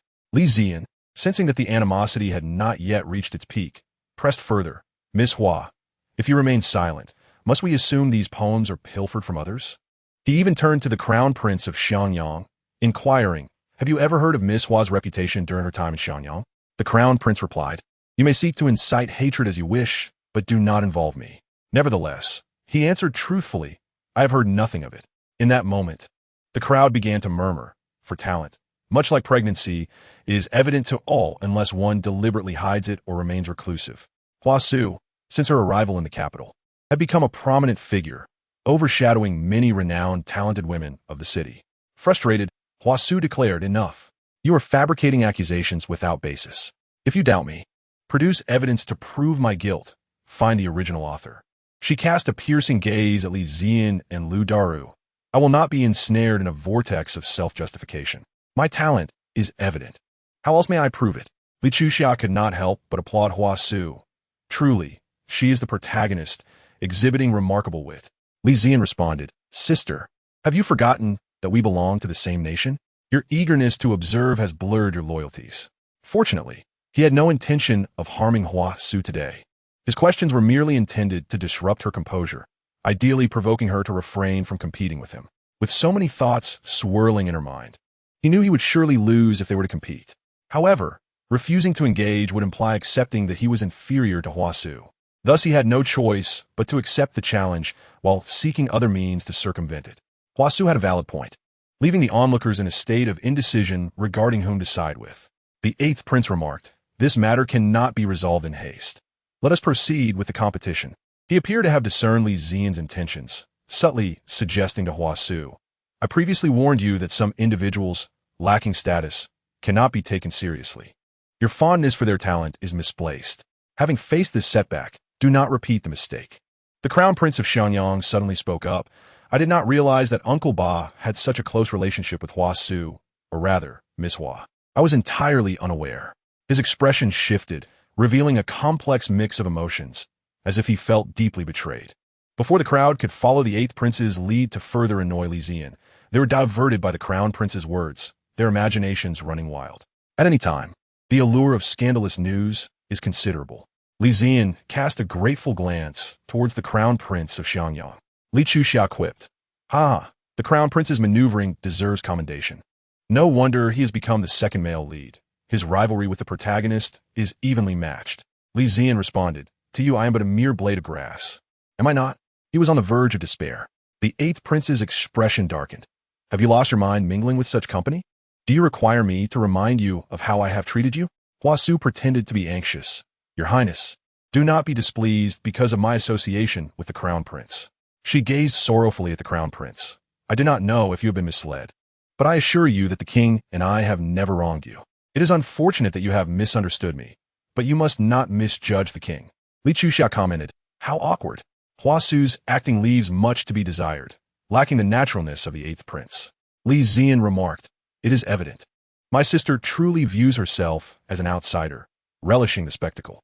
Stepping forward, Li Zian declared, "I have faith in Miss Hua and the Eighth Prince's integrity." He even advised the Crown Prince of Xianyang, "Time will reveal all. Miss Hua will certainly not wed the Eighth Prince. Let us become the stumbling blocks on your romantic path."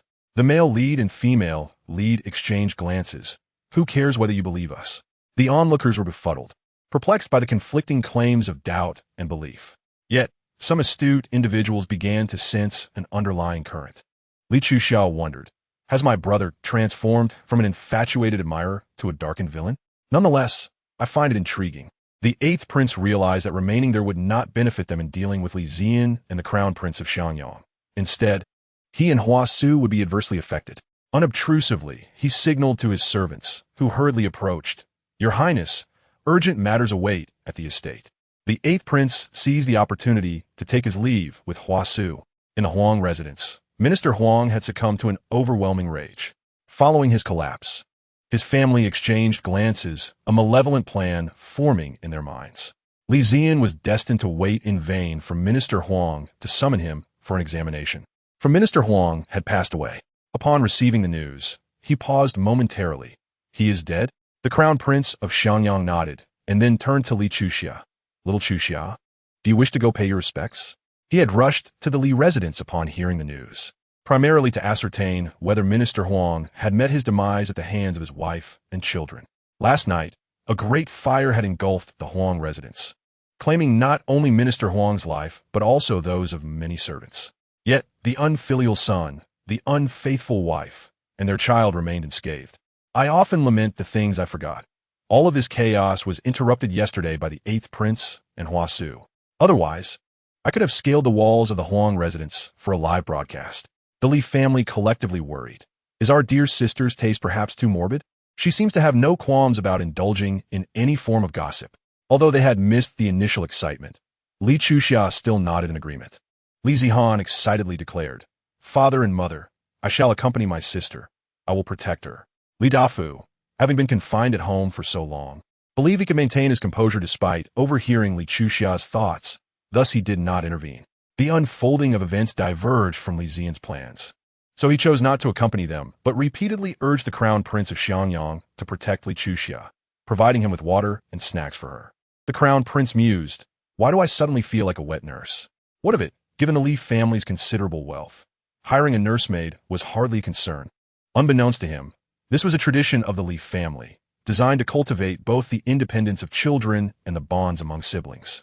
When Lord Huang, a powerful official, suddenly passed away, numerous individuals arrived to express their condolences. Young Master Huang, devastated by grief, received the mourners at the door, prompting Li Chu to remark, "This individual possesses remarkable acting skills. I would rate him a 90. Both the heir of Xianyang Wang and Li Zihan remained silent, realizing that this was not the moment for evaluations. However, no matter how exceptional the performance, misfortune still awaits him. His insatiable greed for more has led to his downfall. Had they fled immediately after committing the murder last night, they might have had a chance at survival. Now, that is no longer the case. The heir of Xiangyang Wang felt a sense of satisfaction, having deduced that they were indeed the culprits. Now, he could relish the unfolding drama. The eighth prince had lost a capable aide, and he must be feeling quite distressed. Despite having practiced silently at home for quite some time, he still worried about revealing his emotions, thus keeping his head lowered. As long as others could not see his face, they could not discern anything from his expressions. Upon entering, the heir of Xiangyang Wang cleverly took Li Chu aside to an inconspicuous corner of the Huang residence, eager to witness young Master Huang's misfortune. "Little master, if I give you some candy, will you tell me why your house caught fire?" The three of them held their breath in anticipation. The drama was about to unfold. The eighth prince has grown suspicious, prompting his men to question young Master Huang's son. Suddenly, the eighth prince's capable assistant fell silent, visibly agitated. Under the influence of the eighth prince's men, the young master replied, "I do not know why the fire started, but my father, brother, and mother were arguing. And then I fainted. He even had someone prick my hand. He is a bad father, and my mother says he deserves to die." The eighth prince's men escorted young Master Huang to the front courtyard, their footsteps fading away. The heir of Xiangyang Wang intended to retrieve Li Chu to join in the spectacle, but Li Zihan moved swiftly, hoisting Li Chu onto his shoulder and running off. The heir of Xiangyang Wang mused, "These Li brothers, whether clever or not, are all so guarded." Li Chu interjected, "Second brother, there's no need to rush to the front. Just find a dimly lit corner with a good view." Li Zihan, unfamiliar with the layout of the official residence, was unsure where such a suitable spot might be. The social hierarchy of the Daifeng dynasty was expressed in various ways. For instance, official residences followed strict protocols, and merchants could not exceed the grandeur of officials' homes. Only officials and nobles were permitted to consume beef, while farmers and merchants were strictly prohibited. Those found in violation faced imprisonment or even execution. The heir of Xiangyang Wang gleefully remarked, "Little brother, why do you not learn from your strengths instead of emulating your brother? Leave your sister to me, and I shall take you both along." With tears in his eyes, Li Zihan reluctantly handed Li Chu over to the heir of Xiangyang Wang. Li Chu interrupted their theatrics, urging, "Hurry, hurry, the show has already begun." The heir of Xiangyang Wang, momentarily setting aside his irritation with the child, swiftly led Li Chu and the others to a promising vantage point. In the midst of the crowd stood the eighth prince, exuding righteousness, surrounded by a vacuum of space. Yet Hua Su was present within that void. Li Chu noted, "TSK, these two are utterly unashamed. Even after the heir of Xiangyang Wang's remarks yesterday, they still venture out together today." Unable to contain herself, she muttered, "How ugly. It's blinding to my eyes." The heir of Xiangyang Wang stared in disbelief at Li Zihan, questioning how one could deem such beauty to be unattractive. Li Chu replied, "While Hua Su may not possess a stellar personality, her current visage is undeniably beautiful." Swallowing hard, she inquired, "Second brother, who do you believe is the most attractive among those present?" Li Zihan surveyed the crowd before fixing his gaze on Li Chu, stating, "You, sister, are quite lovely."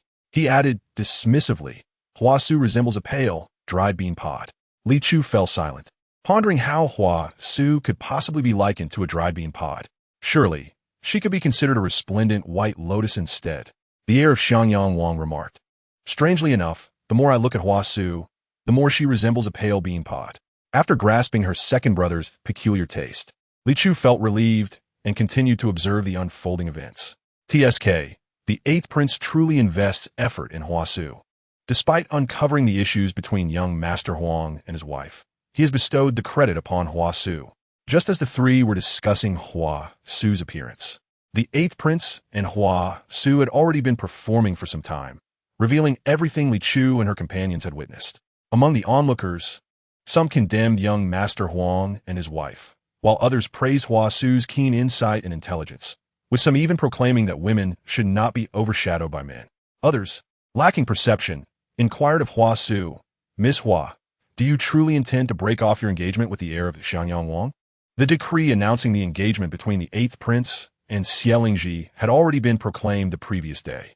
Although Hua Su understood this was merely a strategic maneuver, she still felt a pang of sorrow, since the eighth prince was now engaged to another. Her own engagement to the heir of Xiangyang Wang could not be rescinded at this time. Of course, should a more suitable suitor approach her with intentions of engagement, she would certainly entertain the notion. Huasu's exceptional intelligence and beauty, coupled with her gentle and resilient nature, made her quite endearing. Observing her reluctance to make a direct statement only heightened the crowd's curiosity and interest in her, which was precisely the effect Huasu desired. The heir of Xiangyang Wang was taken aback, exclaiming, "What? You have a new dog now, and yet you still do not let go of me." The lady who just asked that question should be grateful that Huasu finds her unappealing. Otherwise, she would be risking her family fortune.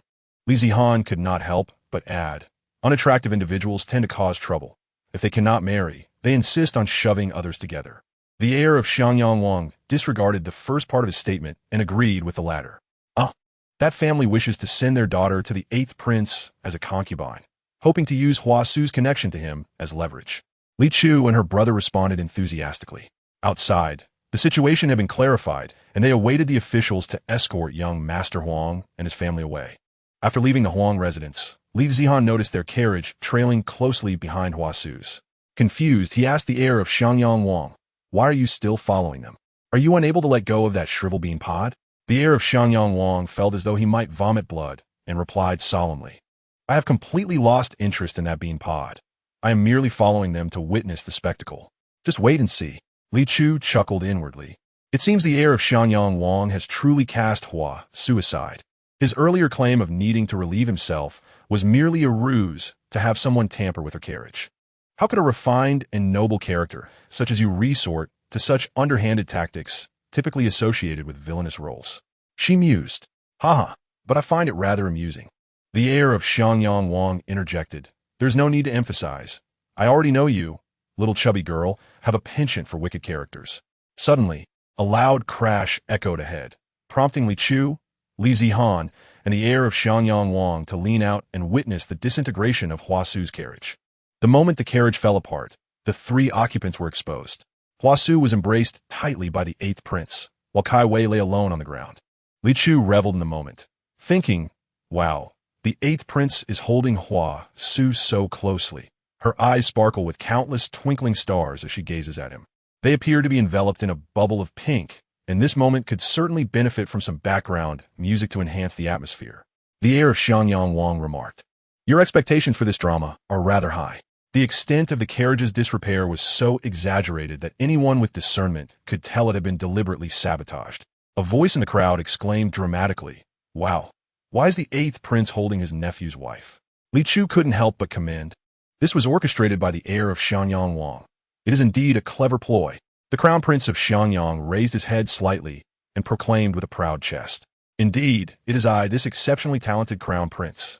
The 8th prince, realizing the situation, hastily released Huasu, who then stumbled onto the shattered glass shards.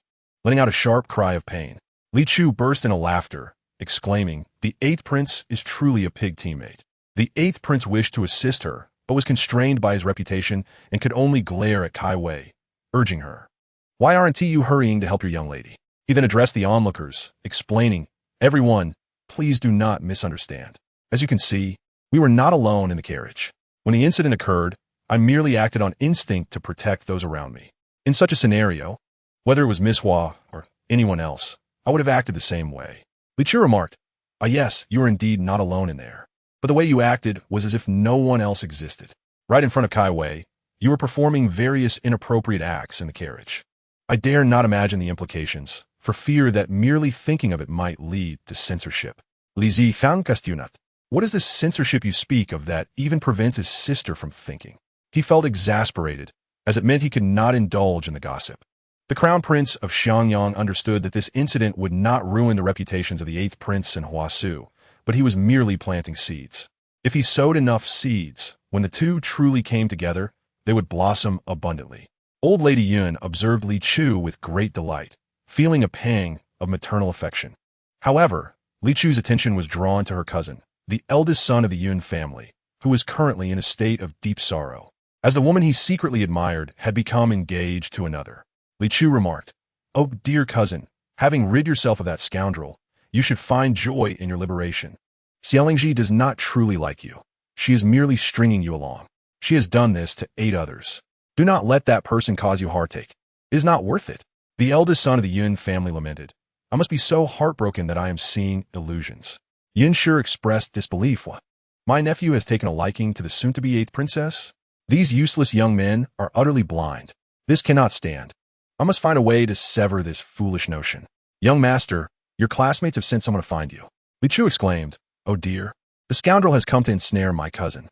She darted from old lady Yun's side to stand before Yunjiang, proclaiming, I wish to go as well. Li Chu thought, what kind of a woman complains about a scoundrel? Yunshi quickly interjected, Dear children cannot sit still. Let the dear one accompany her cousin outside. Tonight we shall all dine together at home, shall we? Once the dear one was engaged, she would not need to busy herself. Yunjiang crouched down to embrace his little cousin, but as Li Chu was rather stout, he stumbled slightly and nearly dropped her. Li Chu looked at him with concern, saying, Cousin, you are too weak. Should we not have Aunt provide you with some nourishment? With a romantic mind and frail disposition, you are certainly a cause for concern. Yunjiang gazed at her speechless. Are you certain it is I who is frail, and not you who is excessively stout? Even your 5-year-old cousin weighs less than you. Yet, unwilling to harm the tender heart of his little cousin, he clenched his teeth and persevered in carrying Li Chu outside, fearing she would say anything further. He hurriedly climbed into the carriage and swiftly handed her a plate of snacks. Cousin, please eat something first. He had heard tales of how much she could eat. Upon arriving at a tea house, Li Chu and Yunjiang exchanged glances, each displaying a mix of surprise and anticipation. Yunjiang advised, Do not inquire why I am not carrying you. My arms are still numb. Li Chu sighed, Very well, I can walk myself. Alas, in this day and age, it is not easy to enjoy gossip or save a romantic fool. Must I truly walk? This is too arduous. Yunjiang. She leaped from the carriage, startling him greatly. Once he saw her standing steadily, he breathed a sigh of relief and followed suit, taking her hand as they ascended the stairs. Li Chu mused, Oh ho, these two display quite the harmony. Xiabichi said nothing, merely sent someone, and my foolish cousin came running. Yunjiang felt his patience wearing thin. His little cousin's sharp tongue was too much. It was not merely her words, but the thoughts she expressed. He was now quite certain he could hear Li Chu's inner musings. Xiaolingji, upon seeing Yunjiang with a child, felt a twinge of dissatisfaction. However, she had some recollection of Li Chu, having seen her not long ago. Had it not been for Li Chu's assistance, her engagement with the 8th prince might not have gone so smoothly, so she did not harbor any animosity towards her. Yet, it was evident that Li Chu was not suited to be present at that moment, so she gently suggested, Little sister, would you allow someone to take you out to play? I have a few words to discuss with your cousin. Li Chu, wishing to assist her, was intent on observing the two scoundrels and the male lead as they schemed against one another, ensuring they did not cause trouble for others. She firmly stated, I shall not go out to play. You are already engaged to the 8th prince. If you speak privately with my cousin, and he misinterprets it, what if the 8th prince were to take offense? In truth, if the 8th prince were to take offense, it would be understandable. After all, what decent man would meet with his fiancée in private? Yunjiang urged, Cousin, have you forgotten the effort I expended to carry you out? However, if the 8th prince were to misdirect his anger, it would be troublesome, so I must keep an eye on you. If the 8th prince comes, I can serve as a witness. Xiaolingji, clearly lacking patience, found Li Chu's refusal to listen and her taunts infuriating. She snapped, Little sister, you do not understand adult matters. It is best to refrain from meddling. Li Chu nodded vigorously, proclaiming loudly, Indeed, I do not grasp adult matters. So I shall inform the 8th prince that you are secretly meeting with my cousin. The 8th prince is quite astute. He is an adult, and shall surely understand your intentions. Haha, the 8th prince is conveniently nearby. I just made quite the commotion. He must have heard it. How perfect. Yunjiang was taken aback by Li Chu's thoughts, exclaiming, What? The 8th prince is here? If the 8th prince truly misunderstood the situation. He struggled to maintain his composure, addressing Xiaolingji, Miss Xia, what is your purpose in seeking me?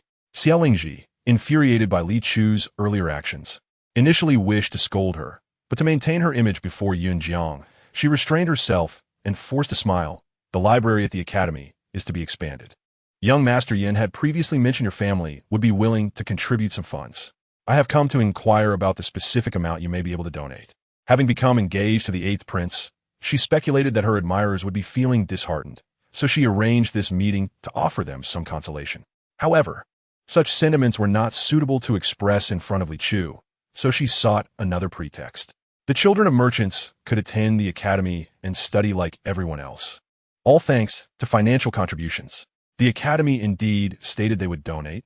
My grandfather mentioned contributing 100,000 taels of silver, but only if the academy granted our family one additional spot for a student. Yunlai was already of age to attend the academy, yet he remained at home under the tutelage of his older siblings. This spot was meant for him. The Li family also intended to donate 100,000 taels of silver, as when my cousin turns 5, she too shall attend the academy. Li Chu interjected quickly. The Li family shall not contribute. The Li family shall not contribute. I have no desire to study. Oh dear, why should I endure such suffering at my age? Yun Jiang maintained his principles, stating, cousin, girls should be educated. It will benefit you. You may consult your elder brothers. Li Chu, ever rebellious, replied, I shall consult my second brother. Yun Jiang countered, your second cousin will surely let you run wild. Xie Lingji, noticing that Yun Jiang was only engaging with Li Chu and ignoring her completely, felt quite displeased. Young Master Yin, do you have nothing to ask me? Li Chu, what do you want my cousin to ask you? Whether you are willing to marry the 8th prince, or whether my cousin feels heartbroken upon hearing that you are engaged to the 8th prince? Yun rang. He had indeed contemplated these 2 questions. However, even if he were foolish, upon realizing that the 8th prince was nearby, he would refrain from asking such inquiries. He smiled and said, no. Upon hearing Miss Xie is engaged to the 8th prince, I wish you both a harmonious union. May you grow old together, and may your respect for one another be eternal. Although he harbored a slight affection for Xie Lingji, he never entertained the thought of marrying her. Such noble ladies were beyond his reach. Xie Lingji felt a pang of disappointment, realizing that the purpose of today's gathering would not be achieved. Thus, she smiled and replied, thank you for your congratulations, young Master Yin. When I marry the 8th prince, I will certainly send you an invitation to join in the celebration. Yin Rang exchanged a few polite remarks before taking his leave with Li Chu. However, once downstairs, Li Chu stubbornly clung to the doorframe, unwilling to depart. I want to stay here and drink tea. What is the point of leaving? How can I enjoy the drama? You see, Miss Xie has invited 5 people today, and you are the 3rd. 2 more are yet to come. Yin Rang internally gasped in disbelief. Yet, what he witnessed next compelled him to accept the truth. Not long after, he saw someone he recognized enter Xie Lingji's room. Realizing the 8th prince was next door, he couldn't help but worry for Xie Lingji. Contemplating whether he should send someone to offer a warning, Li Chu's voice echoed in his ear, cousin, are you thinking of alerting her? If you wish to do so, I won't stop you. However, you must first sever ties with the Yun family. Yin Rang turned to see his little cousin looking at him with an expression akin to that of a fish out of water. At that moment, he felt a striking resemblance to a previous encounter with Li Ziyuan, realizing that his sister regarded him with disdain, much like one would regard something foul and spiraled. Perhaps I should bring my cousin along to eavesdrop on the conversation between Xie Lingji and that young master. This would allow my cousin to discern Xie Lingji's true character. But no, it's too late. The 8th prince is angry. Someone has been sent to teach Xie Lingji a lesson.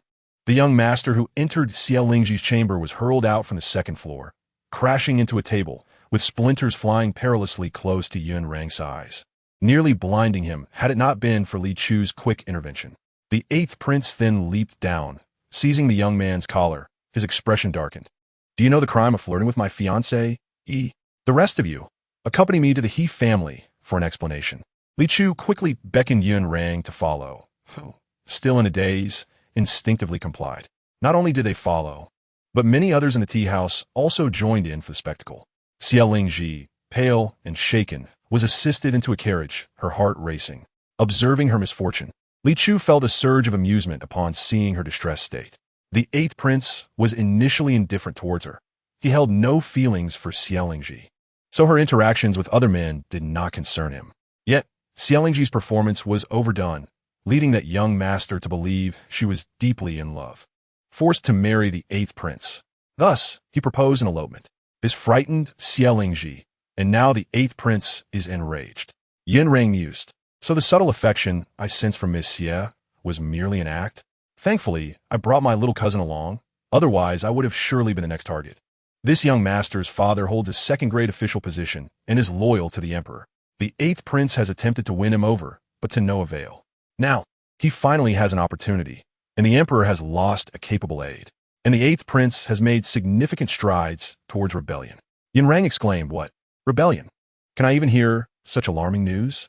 Is it too much for a mere merchant to bear? The 8th prince retorted, Master he. Such a grave matter cannot be brushed aside by your inept parenting. Li Chu remarked, Master He is about to switch sides.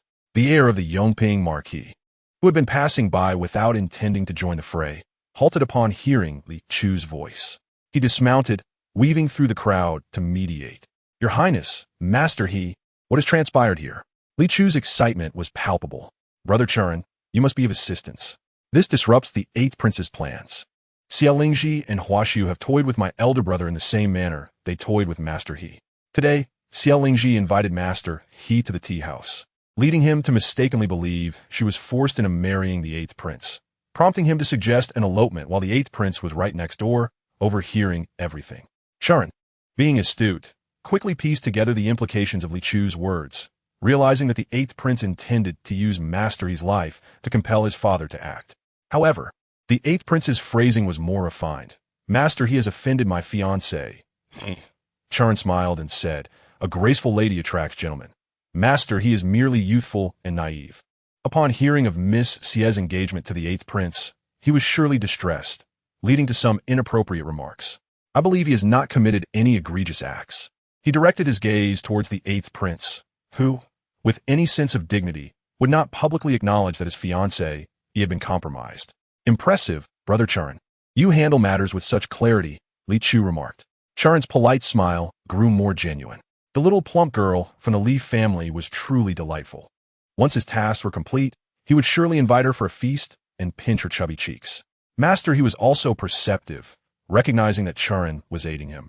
He added, my son has always been well-mannered, though he is somewhat impetuous. Perhaps we should summon Miss Xia, so that when my son awakens, we can inquire if there has been any misunderstanding. The heir of Yongping Marquis concurred. I find the suggestion quite agreeable. Master He is a trusted minister of the Emperor, and your Highness, you are the Emperor's favored brother. The Emperor would surely wish to avoid any discord between the two of you. For safety's sake, let us all proceed to the palace and clarify this matter before the Emperor. Li Chu was elated. Splendid. The 8th Prince would not dare to accuse anyone in front of the Emperor. Once the Emperor has rendered a verdict, the 8th Prince can no longer use this incident to threaten Master He. At that moment, the 8th Prince found himself in a dilemma. Entering the palace would seem overly dramatic, while not going would imply he was unjustly accusing Master He. Ultimately, they all proceeded to the palace together. On the way back, Yin Rang was lost in thought, and Li Chu chose not to disturb him. A cacophony erupted from within the room. What? Can you hear that? A thunderous roar resonated throughout the space. Old Master Yun's eyes widened, his fists clenched, exuding an aura that suggested he would pounce upon Yun Rang at the slightest nod. The honest Yun Rang, standing obediently, nodded sincerely, his face contorting with a strange mix of emotions. He was astonished that he alone could hear Li Chu's thoughts. Elated for this distinction, yet troubled, wondering if this meant he had been chosen for some grand responsibility. He felt unworthy, doubting his capacity to accomplish anything significant.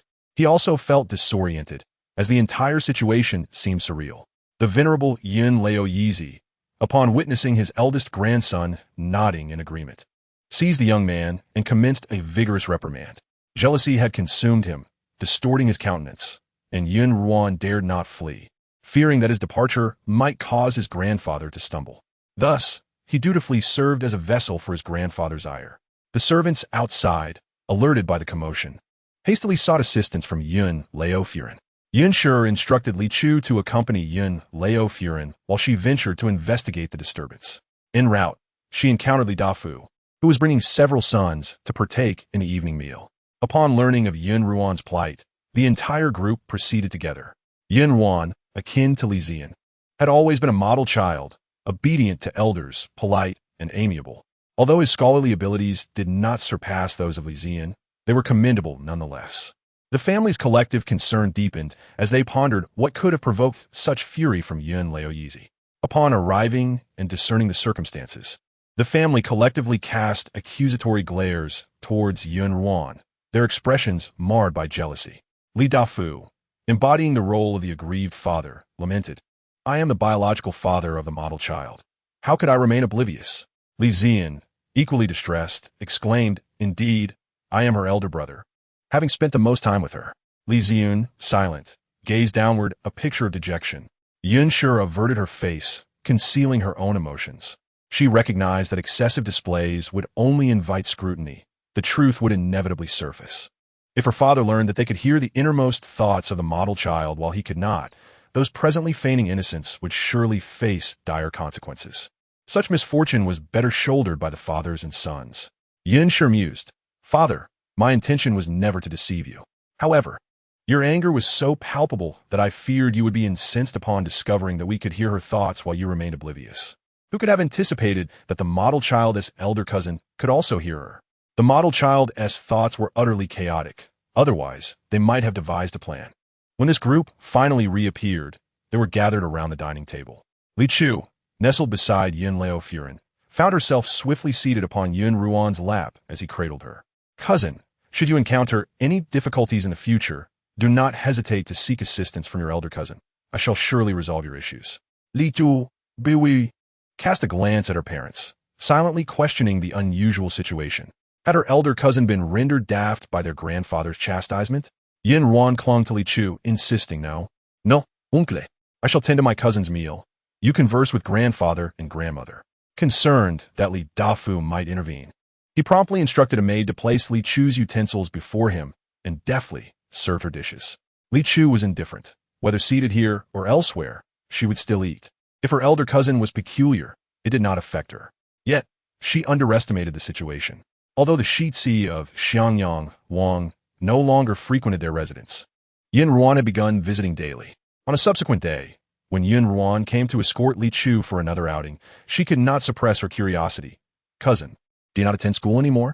Yin Ruan replied, "The exams are approaching, and thus the academy is on break." Li Chu queried, "But why do my second and third brothers still attend daily?" They were still young, and thus unaffected. Many in their class were also preparing for exams. Li Chu Zilit? "Ah, my cousin has simply grown too old." Yin Ruan retorted, "There is no need to be so harsh. I'm not that old, still not of age." It was regrettable for He Gongzi, Zhang Gongzi, and Zhao Gongzi. Li Chu reflected, "Indeed, it is a pity. They were all promising young gentlemen. Yet they were deceived by Xiao Lingji, becoming her pawns, now dealt with by the 8th prince." Though He Gongzi had been brought to the palace by the Shitsi of Yongping to clarify the misunderstanding and absolve his reputation, his prior affection for the future 8th princess had rendered his clandestine meetings inappropriate. Consequently, Hedarin had not permitted him to participate in the examinations. Moreover, He Gongzi's current condition was ill-suited for such endeavors. The 8th prince, preoccupied with addressing the situation regarding Xiao Lingji's machinations, had momentarily set aside any plans concerning the Li family, which infuriated Hua Su. She implored the Shitsi of Xiangyang Wang to rectify matters with the Li family, but instead, he sought to break their engagement. When she requested the 8th prince's intervention, although he acquiesced and acted, his efforts were ineffectual as he remained entangled with Xiao Lingji. This revelation led Hua Su to a profound realization. Men are unreliable. Consequently, she devoted her energies to cultivating her own reputation and temporarily refrained from seeking trouble with Li Chu. Meanwhile, Li Chu found herself being reverently positioned on a long jade table, akin to a shrine. She mused, "Could it be that my elder cousin has truly been driven to madness by that unscrupulous woman?" Suddenly, she sensed an oddity and shifted slightly. Yin Ruan, interpreting her discomfort, prepared to lift her down. However, Li Chu, with a serious expression, halted him. "Wait, you must not," she exclaimed. To her surprise, the sensation was rather intriguing. Beyond the jade's inherent allure, there was something else. As she gazed into her elder cousin's eyes, reminiscent of an eager pup, she began to comprehend the allure of the situation.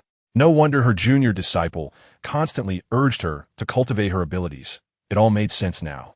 Li Chu belatedly recognized the opportunities she had squandered. Simultaneously, in a small village roughly a day's journey from the capital, a coarse woman was kicking a 5-year-old boy to the ground while berating him, "You fool! Why didn't you perish alongside your worthless parents? Hurry and fetch me pig fodder, otherwise you shall not eat today." The boy silently picked himself up, hoisting a basket taller than himself, bending low to prevent it from touching the ground, and slowly trudged away. The woman spat at his retreating figure, oblivious to the spark of resilience gleaming in his eyes, a reflection not typical of his youthful visage. Meanwhile, Hua Su recalled a voice in her mind. "Go to Yudo village and find a 5-year-old child whose parents have perished. If you can tame him to serve your needs, you will gain divine assistance. Not only will you conquer this world, but ascension to godhood will also be within reach. On her way to meet the 8th prince, Huasu promptly instructed the coachman to turn back. The 8th prince, having awaited Huasu's arrival, sent someone to inquire and learned she had abruptly left the city. Observing her steadfast elder cousin, she beckoned him over and gently tapped his forehead with her plump finger. In that moment, Yun Ruan felt a surge of clarity. His eyes sparkled with excitement as he gazed at Li Chu, internally exclaiming, "Ah, my cousin truly is a celestial being. I am her chosen guardian, and I must protect her with unwavering diligence." Li Chu had prepared herself for questions from Yun Ruan and had devised a strategy to deflect them. Unbeknownst to her, Yun Ruan had already completed his self-discovery and posed no inquiries. After a brief moment of exhilaration, he carefully lifted Li Chu from her pedestal and returned her to Yun Shi, exclaiming, "Cousin, I shall come again tomorrow to escort you." Li Chu, equally fond of her elder cousin who had unveiled a shortcut, waved cheerfully, "Very well." After seeing her off, Yun Ruan eagerly sought out his grandfather to share his joy, only to be met with another round of chastisement. Yet, having been reprimanded, he felt a surge of exhilaration as he twirled around his grandfather, declaring, "Grandfather, though your earlier blows pained me, now they hardly hurt at all. Moreover, I feel as though my strength has significantly increased. Previously, my arms ached from holding my little cousin, but now I feel no discomfort at all." In the chamber of old Master Yun, a furious voice bellowed, "Get out." Yun Ruan did not retreat. Instead, she offered her grandfather a suggestion. "Grandfather, why not secretly pay respects to my cousin?" Old Master Yun promptly delivered a kick to Yun Ruan's behind, exclaiming, "What nonsense! He is a senior to Li Chu, and how could a senior bow to a mere child? What if it shortens my precious one's lifespan?" Though he yearned for a robust physique and wished to hear Li Chu's innermost thoughts, he would rather endure than jeopardize her well-being. Unbeknownst to her, Li Chu's loyal cousin had suffered a beating. After tirelessly training on a rooftop daily, she decided to indulge in a rare moment of idleness and skipped her usual practice. The following day, the long-absent crown prince of Xianyang returned to the Li residence, seeking Li Zian to discuss. "I wish to borrow your sister." What could the prince be planning? Li Zian, engrossed in his studies, held confidence in his intellect, yet remained humble. Lord Huang's machinations had been thwarted, and the 8th prince refrained from any underhanded dealings regarding the quotas. The essence of the matter lay in the fact that this was a romance novel, where the male protagonist's primary duty was to engage in love affairs. Currently occupied with wooing Huasu and keeping an eye on Xielingji, he lacked the energy to concern himself with the disdainful merchants. The crown prince of Xianyang whispered, "The wife of the Duke of Dinghua has fallen ill again, and despite consuming numerous medicines, none have proven effective. I suspect the Duke's son has done something to her." The revelation that the Duke's son was not the biological child of the Duke and his wife shocked the crown prince, as this was a closely guarded secret.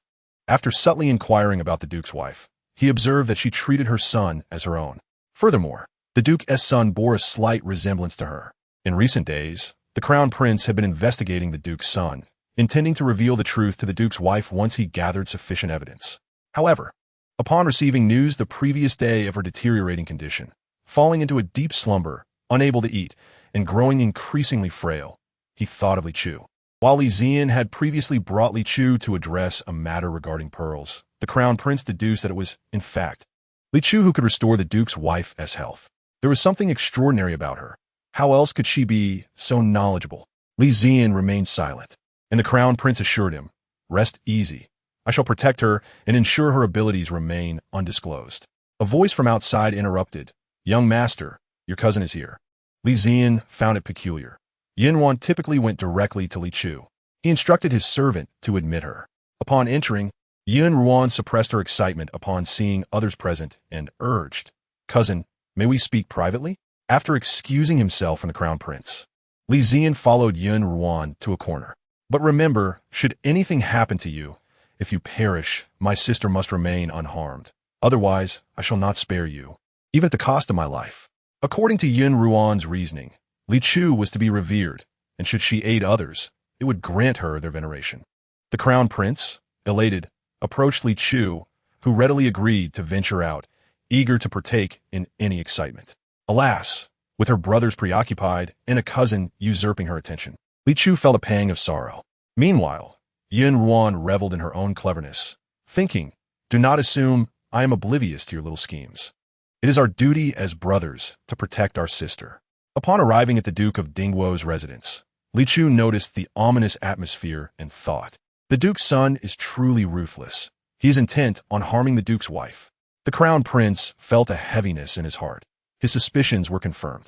When the Duke's son saw the Crown Prince and Li Chu approaching, his expression shifted, and he solemnly stated, Brother Yunqi, my mother is in a delicate state and should not be disturbed by visitors. If you wish to see her, you may enter, but I must ask others to remain outside. Li Chu exclaimed, let me in, let me in. The Duke's son was indeed a dutiful son, willing to harm his nurturing mother for the sake of a woman who had never provided him even a morsel of food. The Duke's wife was truly unfortunate, encumbered by such a psychologically twisted sister. The Crown Prince contemplated. No wonder the Duke's son bore a resemblance to the Duke's wife. It was due to this familial connection. He was aware of the Duke's wife's sister, who had once eloped with a poor scholar, resorting to trickery to gain her parents' consent, only to be cast out and disowned. However, out of compassion for her sister, the Duke's wife had taken her in. The sister had remained in the Duke's residence, living a secluded life and committing no indiscretions. Thus the Duke had refrained from expelling her, treating her presence as a source of companionship for his wife. Suppressing his astonishment, the Duke's son smiled and said, it is fine. Little Chu is well-behaved and will not cause a disturbance. I shall take her in for a brief visit. While Yun Ruan could remain outside, Li Chu must accompany him. Upon hearing this, the Crown Prince proceeded inside. The Duke's son stepped forward, blocking the Crown Prince's path. Brother Yunqi, I have stated that my mother cannot be disturbed in her current condition. Should you insist on entering, do not blame me for forcibly removing you from the estate. His brow furrowed in worry. He could not fathom why his wife faced such tribulations this year. The Duke's son quickly interjected, Father, the Crown Prince has come to visit my mother, but he wishes to bring this young lady with him. I fear for my mother's peace, hence the disagreement. Li Chu cast a glance at the Duke, thinking, oh, how amusing. The Duke will soon find himself entangled with his wife's sister, only to be discovered by the Duke's wife, leading her to an untimely demise from rage. The Crown Prince thought, this cannot be allowed. I must rescue Aunt One. Seizing the opportunity while the Duke and his son conversed, he dashed into the room with Li Chu in his arms. The Duke's son could not intervene in time. As the Crown Prince burst into the room, he saw a woman tending to the Duke's wife. This woman, the Duke's wife's sister, appeared weary and aged. Upon noticing the sudden intrusion, she hesitated but then smiled upon seeing the Crown Prince. Greeting, Your Highness, you have come to see my sister again. Li Chu Muset. It is remarkable that the Duke's wife can still rise, considering this woman is using the water of drowned infants to bathe her. The Crown Prince felt a chill creep up his spine. How could such a vile person exist? He scanned the room, but found no evidence of the grotesque deeds he suspected. Li Chu, amused, remarked, What a farce! You are fully aware of your deceit, yet carry on so brazenly. Escaping the Crown Prince's grasp, she swiftly ran to the basin and kicked it towards the Duke's wife's sister, splashing water all over her and eliciting a shrill scream. As she dashed out the door, she declared, Today, I shall embrace my inner mischief maker and expose this twisted fiend. The Wu-La-La bear child's magic was unleashed as they stormed into the room of the unattractive woman, who had hidden her diary within, along with a portrait of her brother-in-law. I shall let the light of justice shine upon the filth. Upon hearing this, Li Chu, the Crown Prince of Xianyang, and Yin Ruo surged with fervor and swiftly followed Li Chu. Indeed, they too desired to let the light of justice illuminate the earth. Before they caught up with Li Chu, the Crown Prince, fearing that the Duke of Dingwa and his son would lag behind, provocatively struck the Duke's son with a punch. He then turned to scold the Duke. You old fool, it is your fault that the Duchess has become like this. Ha ha ha, if you have the ability, come and catch me, come strike me. Yin Ruo remarked on how the Crown Prince of Xianyang was unlike the legends. His arrogance was astounding, and he seemed slightly unhinged. The Duke's son could not endure this and hastened to pursue.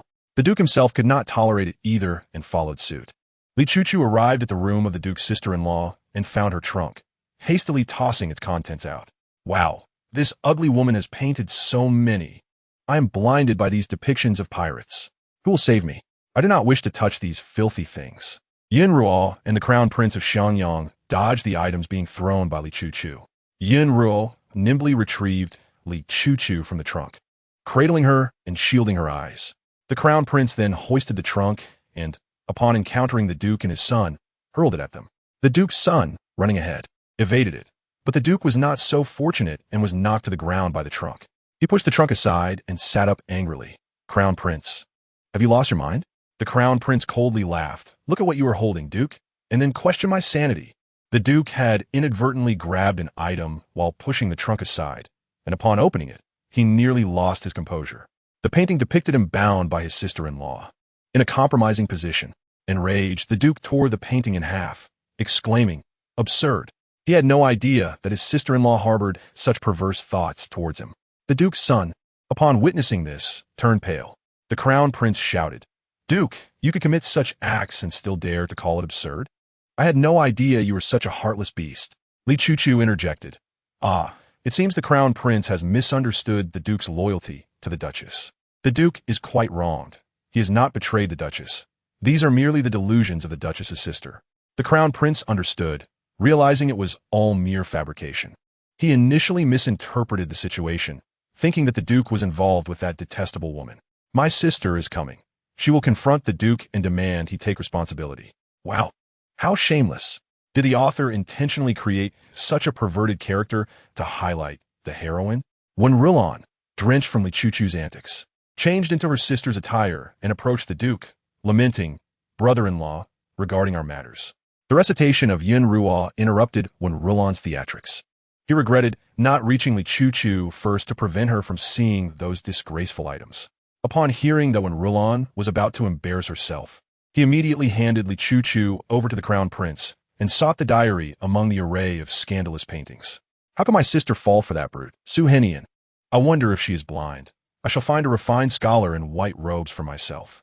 The Duke mused. "For the first time, I find someone's disdain so comforting."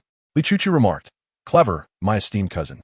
Seeing this, when Rulon attempted to seize Li Chuchu, but the Duke quickly had her restrained. The Duke's son, dark-faced, approached to drive them away. "Esteemed sir, this is our family matter. Your interference is unwarranted." The Crown Prince scoffed. "What? Is the Crown Prince eager to take over the Duke's household? The Duke has said nothing. Why do you chase people away?" The Duke's son looked at the Duke. "Father?" The Duke replied, "No matter. I wish to see how this vile woman concocts her slanders against me." He suddenly realized that the Duchess had been well before when Rulon's arrival. Since she came, troubles had arisen frequently, possibly linked to her presence. Yin Ruo, seizing the opportunity, continued his passionate recitation. "In the early spring of the 19th year of Qian Yuan, my sister is about to marry that brute Su Henian. Today, I accompanied her to purchase jewelry and encountered my dream lover." The subsequent entries detailed when Rulon's infatuation and her illicit interactions with her late husband, which Yin Ruo hurriedly skipped over, unwilling to subject his eyes to such horrors. Everyone knew that one's parents disapproved and had driven when Rulon from their home. "In the summer of the 19th year of Qian Yuan, I became pregnant, and upon hearing my sister was also with child, she generously assisted me. In the spring of the 20th year of Qian Yuan, I informed my sister that the Tan family lacked servants and feared complications during childbirth. My sister, kind-hearted, sent someone to escort me to her home. Watching her receive affection from her husband and be attended to by servants, I suddenly felt regret, though I would never admit it. By late spring of the 20th year of Qian Yuan, I instigated trouble, leading my sister to do the same, and we both gave birth around the same time. My sister was surrounded by care, her child adored and welcomed by all, while mine went unnoticed and ignored. I loathed everyone. Sister, why must your happiness obstruct my view? Unable to kill you, I shall take your child and make you raise mine. Ha. The Duke, expecting to hear about when Rulon's malice towards the Duchess, was instead struck by this astonishing secret. He rushed forward, delivering a kick that sent when Rulon crashing against the wall. He angrily berated her. "You venomous woman, your sister treated you with such kindness. We never expected your gratitude. Yet why do you treat us so cruelly?" After kicking her, he raised his fist. Li Chuchu, anxious, cried out, "Oh no, someone stop him. If he kills the Duchess, we will never discover her sister's true nature. Even if these letters are shown to her, she will not believe them." The Crown Prince, hearing this, quickly placed Li Chuchu on the ground and rushed to restrain the Duke. "Duke, please calm down. Her life still holds value." The Duke struggled. "Nephew, let go of me. Allowing such a person to live is a waste of food. If you must deal with her, wait until we've heard what she has recorded." As the Crown Prince and the Duke grappled, the Duke's son glared at Li Chuchu with resentment. "It is this calamity that has disrupted my life." Silently, He crept behind Li Chu, drawing a dagger from his sleeve and lunging towards her back. Li Chu exclaimed, "Oh, you little rascal, you dare to ambush me." She swiftly sidestepped, causing the heir of the Dingwa Gong to miss his target. Yun Rang kicked him from behind, sending him sprawling onto the ground. She then proceeded to pummel the heir mercilessly. The heir of the Xianyang Wang, too apprehensive to intervene, joined in the assault, simultaneously admonishing the Dingwa Gong. "Xiao Chu, my sister did not intend to harm you. She is merely a child, and yet you resort to such cruel measures. Truly, a dragon begets a dragon, and a phoenix begets a phoenix. The offspring of a venomous woman is no less malicious. Yin Gongzi, please resume your recitation. I am eager to witness the deeds of this wicked woman and ascertain her awareness and involvement in these matters." Li Chu circled around, seeking an opportunity to deliver a couple of blows to the Dingwa Gong's heir. However, he was completely surrounded by Yun Rang and the Xianyang Wang's heir. With Yun Rang now reciting, she found her moment to strike. She hurriedly squeezed through and delivered 2 sharp slaps to the heiress' head. "This is what you get for attempting to harm me. Now you find yourself in quite the predicament. Be cautious when walking the streets henceforth, for I shall strike you every time we meet." The Dingwa Gong's heir cried out in agony, calling for help from the Dingwa Gong, who paid him no mind, his focus solely on Yun Rang. Yun Rang quickly opened her book and continued. "In the spring of the 3rd year of Zhaoda, my husband finally passed away. I came to the capital to seek refuge with my sister and reunite with my son. I discovered that the rosary from the Guoshi Dian was problematic. So I sent my son to the Guoshi Dian to fetch one. After my sister wore the rosary, she indeed fell ill, but her plans were thwarted by others. No matter, I have other means. Once my sister is dead, I shall take her place as the most esteemed woman of the Dingwa Gong residence." Ha! Upon realizing that the Dingwa Gong's heir was indeed aware and complicit in these deeds, the Dingwa Gong rushed to join the fray. Li Chu, seeing his fearsome demeanor, quickly pulled the oblivious Xianyang Wang's heir aside to give the Dingwa Gong space. In the corner, Wen Rulan, noticing that everyone's attention was on the Dingwa Gong's heir, attempted to sneak away along the wall. But after a few steps, a voice echoed ominously, trying to escape. Upon looking up, she found herself facing the Xianyang Wang's heir. Feeling defeated, she exclaimed, "Why are you fixated on me? We have no grievances." The Xianyang Wang's heir dismissed her concerns, instructing the servants of the Dingwa Gong residence to bind her. The servants, in a state of confusion, did not discern whether they were following orders from their master or not, and complied, tying up Wen Rulan. After the Dingwa Gong had unleashed his wrath, he regained a semblance of calm and took the book from Yun Rang's hands, hoping to find any records of how Wen Rulan had harmed the Dingwa Gong's wife, as well as any solutions to her current plight. Disgusted, he gathered the filthy remnants from the ground and set them ablaze. Wen Rulan, terrified, cried out, "I don't know how to restore my sister. I only learned how to harm others." Li Chu interjected, "She speaks the truth. She truly knows only how to inflict harm." The Dingwa Gong, not believing Wen Rulan's words, ordered her to be taken away for severe interrogation. The Xianyang Wang's heir did not intervene. After all, Wen Rulan had caused harm and deserved whatever punishment awaited her. He carried Li Chu to a secluded area, ensuring no one was around, and quietly asked, "Xiao Chu, do you have a way to save the Dingwa Gong's wife?" He was convinced of her abilities and merely awaited her willingness to assist. Or, if she were reluctant, he would be satisfied with her murmurs of dissent. He gazed at her expectantly. Li Chu replied, "We must first exhume the remains of the 8 infants buried within the Dingwa Gong residence." The Xianyang Wang's heir, who had already encountered many shocking revelations, was not easily startled anymore. However, hearing that the Dingwa Gong's heir had maliciously acquired infant remains for use within the residence, he could not help but curse. What perversion? Do they not fear the consequences? Li Chu mused, what sort of perversion is this? The wicked woman, to shield herself and the Dingwa Gong's heir from the malevolent aura of these remains, has even shared their company for a full week. The Xianyang Wang's heir and Yun Rang simultaneously leaned against the wall, retching. By heavens, what kind of monsters are these? Truly bizarre. Li Chu observed, why are you suddenly retching? The Xianyang Wang's heir and Yun Rang exchanged glances. Yun Rang remarked, I just caught sight of those things, and it revolted me. Indeed, those things are repulsive, worthy of a wretch. The Xianyang Wang's heir concurred, feeling frustrated that he had not expressed this first. I ran too quickly just now, and thus felt a bit nauseous. Isn't the second male lead supposed to be proficient in both literature and martial arts? How could he falter from a mere run? Yin Rang replied, "Fortunately, my quick tongue saves me. Even if I am not favored for my talents, it cannot catch up with my speed. Nevertheless, we have a pressing matter at hand. Having just assaulted someone, now we wish to cleanse our hands."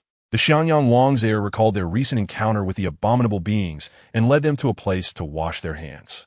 Yunrang, holding Li Chihu, followed closely and vigorously scrubbed her hands. Li Chu, with a puzzled expression, remarked, "Is my elder cousin a germaphobe?"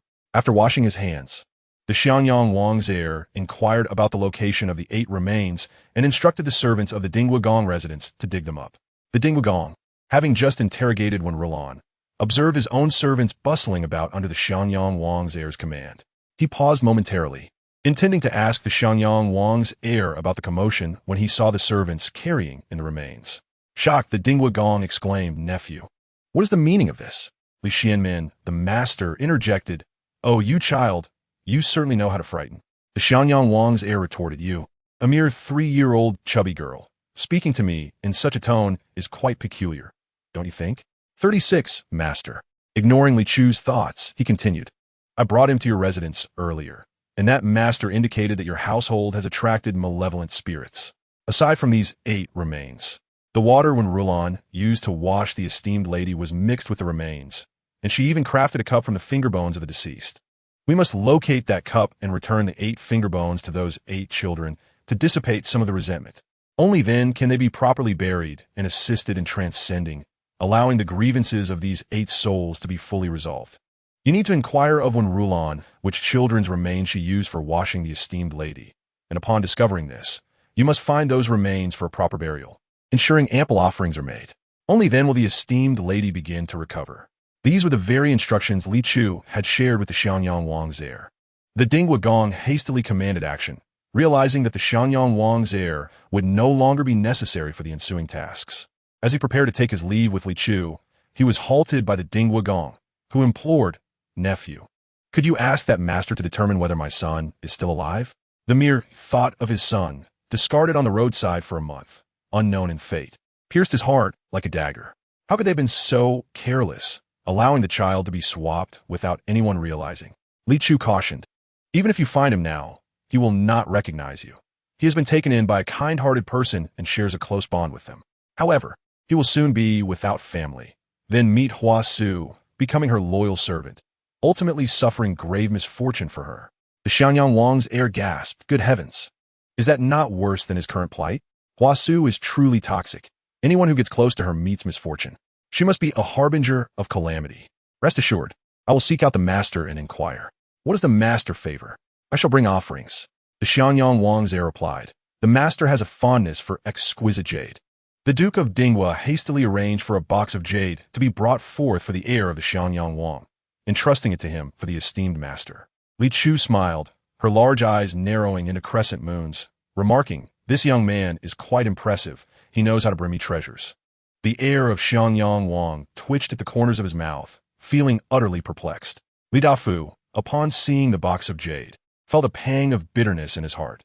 "My precious child is already beginning to earn her own fortune at such a tender age. It is I, as her father, who have not put in enough effort or ambition." He embraced Li Chu tenderly, saying, "My dear, the jade bed I ordered for you has been completed, and I shall take you to inspect it tomorrow. Shall we?" Naturally, Li Chu agreed without hesitation. However, when the time came for the inspection, she encountered someone attempting to seize her possessions.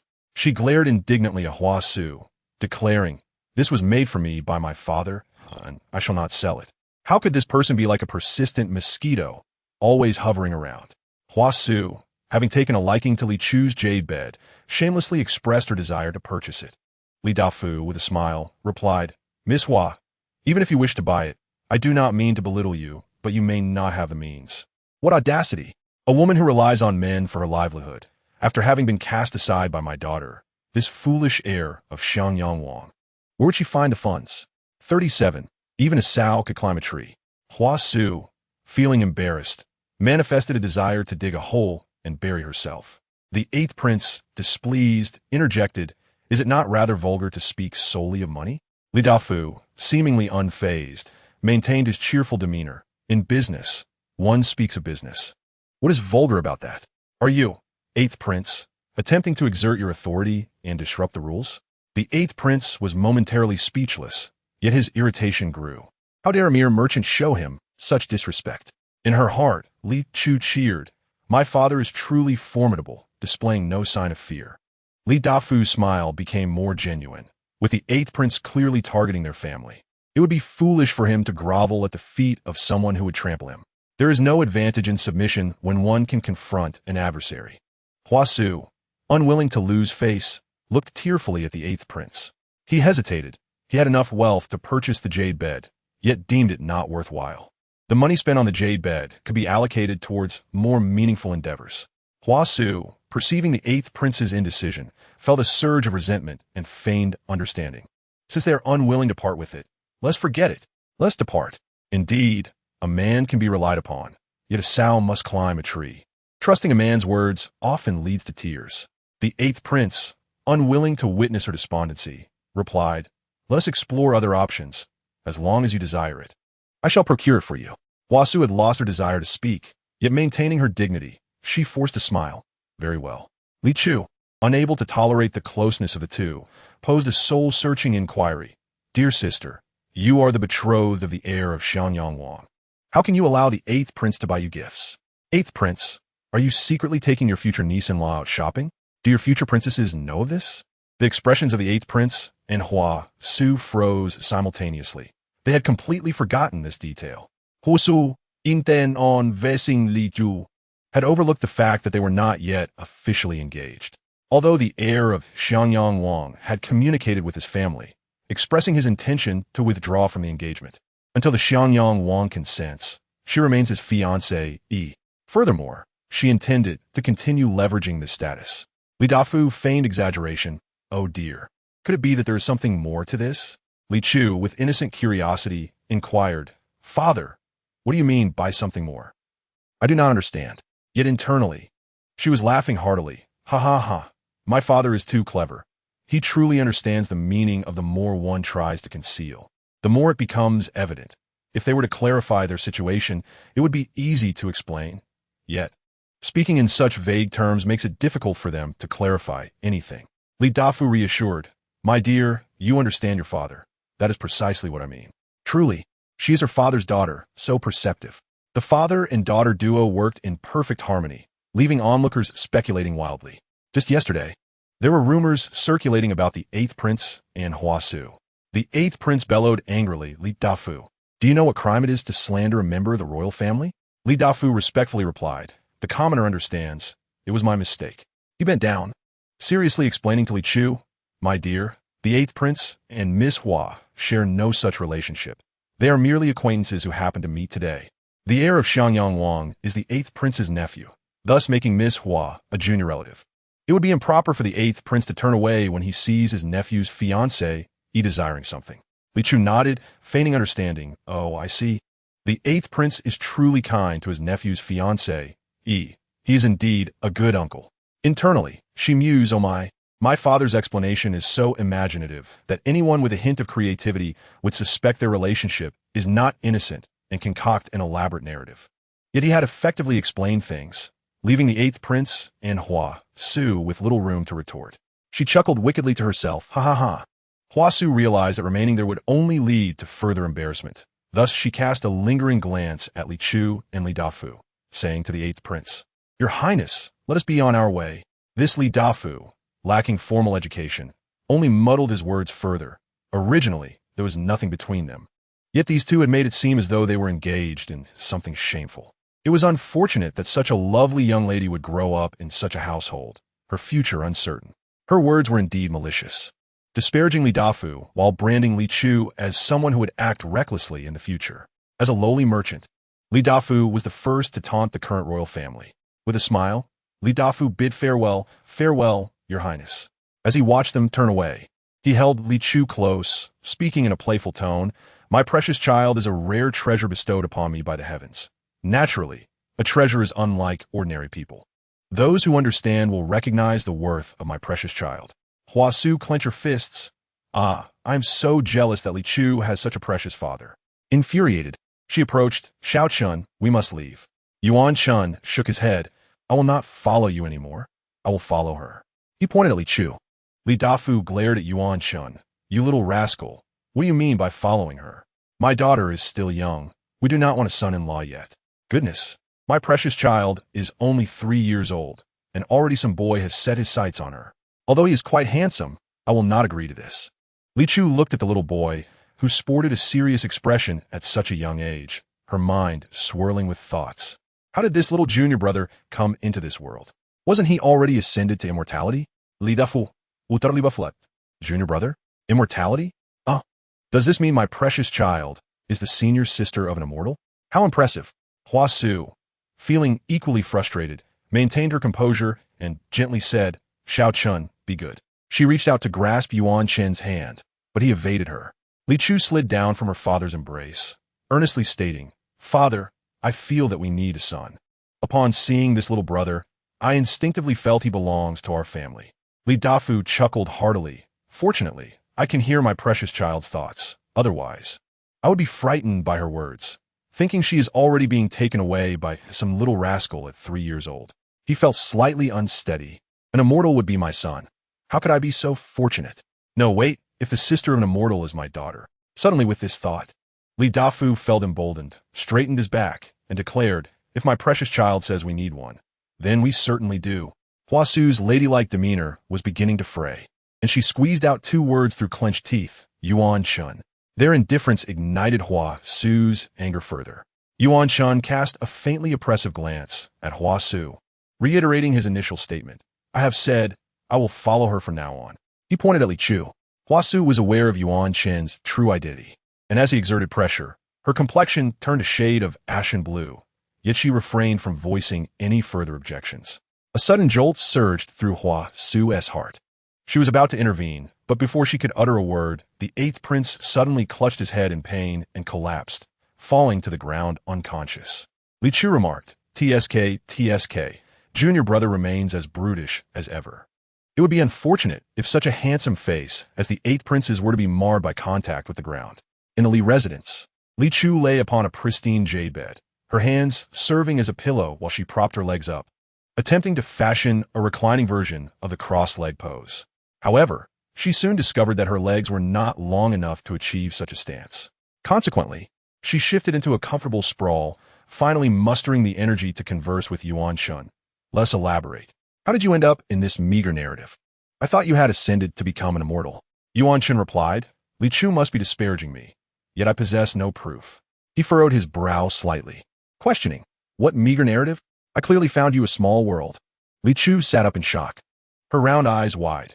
Are you unaware that we are currently inside a novel titled Xia Wang Shen Fei, Kong Jianzai Shou Apashe? Yuan Chen's brow deepened. I came to undergo tribulation. I should have arrived in a small world. As for you, senior sister, you too were meant to enter a small world, chosen for you after you became one with the Tao. Yet, how has such a significant deviation occurred? Yuan Chun wished to uncover the truth, but after exhausting his cultivation to preserve Li Chu's soul during her sacrificial act, his powers had diminished to a fraction of their former self, leaving him with only a vague impression of the events. Li Chu, astonished, leaped from the bed. What? Must one endure tribulation even after becoming a deity? However, he did not correct her. These matters were his to ponder. He patiently explained, becoming a deity does not invariably necessitate tribulation. It depends on the circumstances. So, why are you here, senior sister? He feigned ignorance, well aware of her nature as a slothful individual who preferred to recline rather than sit, and to sit rather than stand. Devoid of any semblance of a sex senior disciple, the only thing that could rouse her was the prospect of gossip. In this lifetime, she could not afford to indulge her laziness. He must resolutely motivate her toward ascension. Heaven knows how heartbroken they were witnessing her downfall. No one wished to assume the role of the villain, so he would take it upon himself. Li Chu chuckled awkwardly, recalling Yuan Chen's frequent exhortation, persevere in your ascension for eternal life. She felt a twinge of insecurity. Isn't that akin to being weary of life and seeking death? She dared not disclose the manner of her demise, for it would surely lead to Yuan Chen's incessant lamentations. Yuan Chun tossed a dagger, seemingly materialized from nowhere, at her feet. Then, senior sister, you may now embrace death. I shall collect your remains. Li Chu Shaiva. Why was her junior brother still so terrifying, perpetually uttering the word death? Noticing her in action, Yuan Chen queried, "What? Has my senior sister suddenly lost her desire for death?" Li Chu seized the dagger and hurled it to the ground. Yes, I no longer wish to die. I want to live well." Yuan Chen's typically morose countenance broke into a hint of innocent mirth. "That is acceptable. A person's lifespan is but a few decades. I shall await your demise to collect your remains. Master and the other seniors miss you dearly. When you pass on, I will preserve you as a mummy. And when you ascend, I will take you along, allowing them to visit your likeness whenever they wish." Li Chu whimpered, "Junior brother, I will cultivate diligently. Please, cease your remarks." What a terrifying tale this was. Yuan Chen nodded in satisfaction, his expression softening. "Senior sister, you must keep your word. I shall diligently supervise your progress." Li Chu replied, "If you cannot smile, you need not force it." In her previous life, she had devoted herself to idleness. Although she was the senior disciple, she bore none of the responsibilities or commitments expected of such a role. While her junior disciples immersed themselves in cultivation, she was either asleep or merely spectating. While her juniors battled monsters, she was asleep or spectating. When they confronted adversaries, she was still asleep or spectating. Her master was at a loss with her. The other disciples dared not provoke Li Chu, save for the youngest junior disciple, Yuan Shun, whose entire existence since entering the sect revolved around two pursuits: cultivation and urging Li Chu to cultivate. "Oh, heavens, I know you sent someone for my benefit, but this is too formidable. I cannot contain it. Please send me a more obedient one." The Li family, lurking outside Li Chu's door, had heard no sound from within, and their anxiety grew. Finally, they caught a glimpse of her thoughts, granting them a rare sense of relief. Li Ziyin found the mood to inquire of Li Defu, "Father, what is the situation?" During their journey in the carriage, Li Chu had asked Yuan Chen how he came to be with Hua Su. Yuan Chen succinctly explained, and Li Defu found himself quite in agreement with the unscrupulous actions of Yin Shun, who exploited Hua Su only to discard her later. One should uphold morals with good people, but with someone like Hua Su, those who adhere to morals will find themselves unfortunate. Li Ziyin interjected, "Father, I believe you no longer require a son, though I am a capable assistant and can be of great help to my sister. Having a sudden biological son seems far more peculiar. Thus, you might as well adopt him as a godson. As a biological brother, I have yet to accompany my sister on an outing. Why were there so many who sought to claim his sister?" Yin Shi wore a worried expression. If Hua Su and the 8th Prince bear a grudge against the Li family, it is of little consequence. If they cannot thrive in the capital, we can venture elsewhere. But what if they harbor resentment towards our dear treasure? Li Zihan queried, perplexed. Has she not already borne a grudge? He knew all too well how those wicked individuals thought. If they held animosity towards a family, it undoubtedly extended towards all members, and they would invariably target the weakest among them. Li Ziyin gazed at Li Zihan. "Did you allow her to touch you?" Li Zihan looked utterly bewildered. "Touch? Touch what?" Li Ziyin conceded. "Fine, my foolish younger brother has suddenly had a moment of clarity." Within the room, Yuan Chen stated, "From now on, you shall sleep for 2 hours each day, spend another 2 hours gossiping, and devote the remaining time to cultivation." Li Chu, taken aback by Yuan Chen's astonishment, felt a sudden urge to pinch his own cheeks. When he had entered the sect, his senior sister was no longer in her youthful form. Yet now, observing her chubby visage, he could not resist the temptation to squeeze her cheeks. He gathered the flesh on her face, observing her innocent yet slightly foolish expression, struggling to suppress a smile. How delightful it was to pinch a youthful face. Li Chu, being astute, noticed Yuan Chen's persistent grip on her cheeks, clearly relishing the sensation. She playfully inclined her plump chin into his palm. "Junior brother, if you're going to touch me, the chin is even better for it." Yuan Shun tested the sensation and found the chin indeed more agreeable, offering a distinct experience. Li Chu, witnessing his uncontrollable smile, felt she had discovered the Achilles heel of her junior brother, who was utterly defenseless against her charms. "Junior brother, might we not extend our gossiping and cultivation time by an hour each day?" Li Chu emerged from the room, her demeanor akin to a flower wilting from frost. The Li family looked on with compassion, eager to console her. Leaning into Li Defu's embrace, she lamented, "Father, what has happened? My dear, what troubles you? Has someone upset you?" As he spoke thus, a somewhat malevolent gaze was cast towards Yuancheng. No matter how formidable one may be, they cannot withstand the ire of his treasured one. Yuancheng felt a slight headache. He believed that his senior sister's path to ascension in the realm of cultivation would become even more arduous due to those who indulged her. Li Chuyuan exclaimed, "No one has wronged me. I simply empathize with my portly self and aspire to become a diligent and industrious person in the future. My peculiar junior brother treats me as less than human, granting me merely 2.5 hours of sleep and 3 hours of leisure time. I have sacrificed my own comfort, yielding only half an hour for rest. And as a person who walks upright, I am afforded only an hour of leisure." The Li family members mistakenly misjudged this young master. The leisure time is indeed quite humane. Yinshi gently tapped Li Chuyuan's forehead, admonishing, "Do not bully others." She looked kindly at Yuancheng. "Since my treasured one says you belong to our family and you are willing to accompany her, I shall regard you as one of us. Feel free to be at ease in our home." The rest of the Li family members voiced their goodwill towards Yuancheng as well. Yuancheng replied, "I will take good care of my sister." Now older than Li Chuyuan, he was unaware that the Li family could hear her innermost thoughts. Thus he could only refer to her as sister.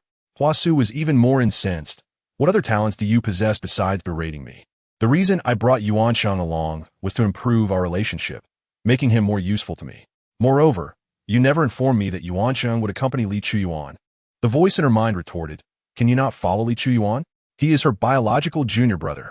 Yet, she could not divulge this to the foolish Huasu.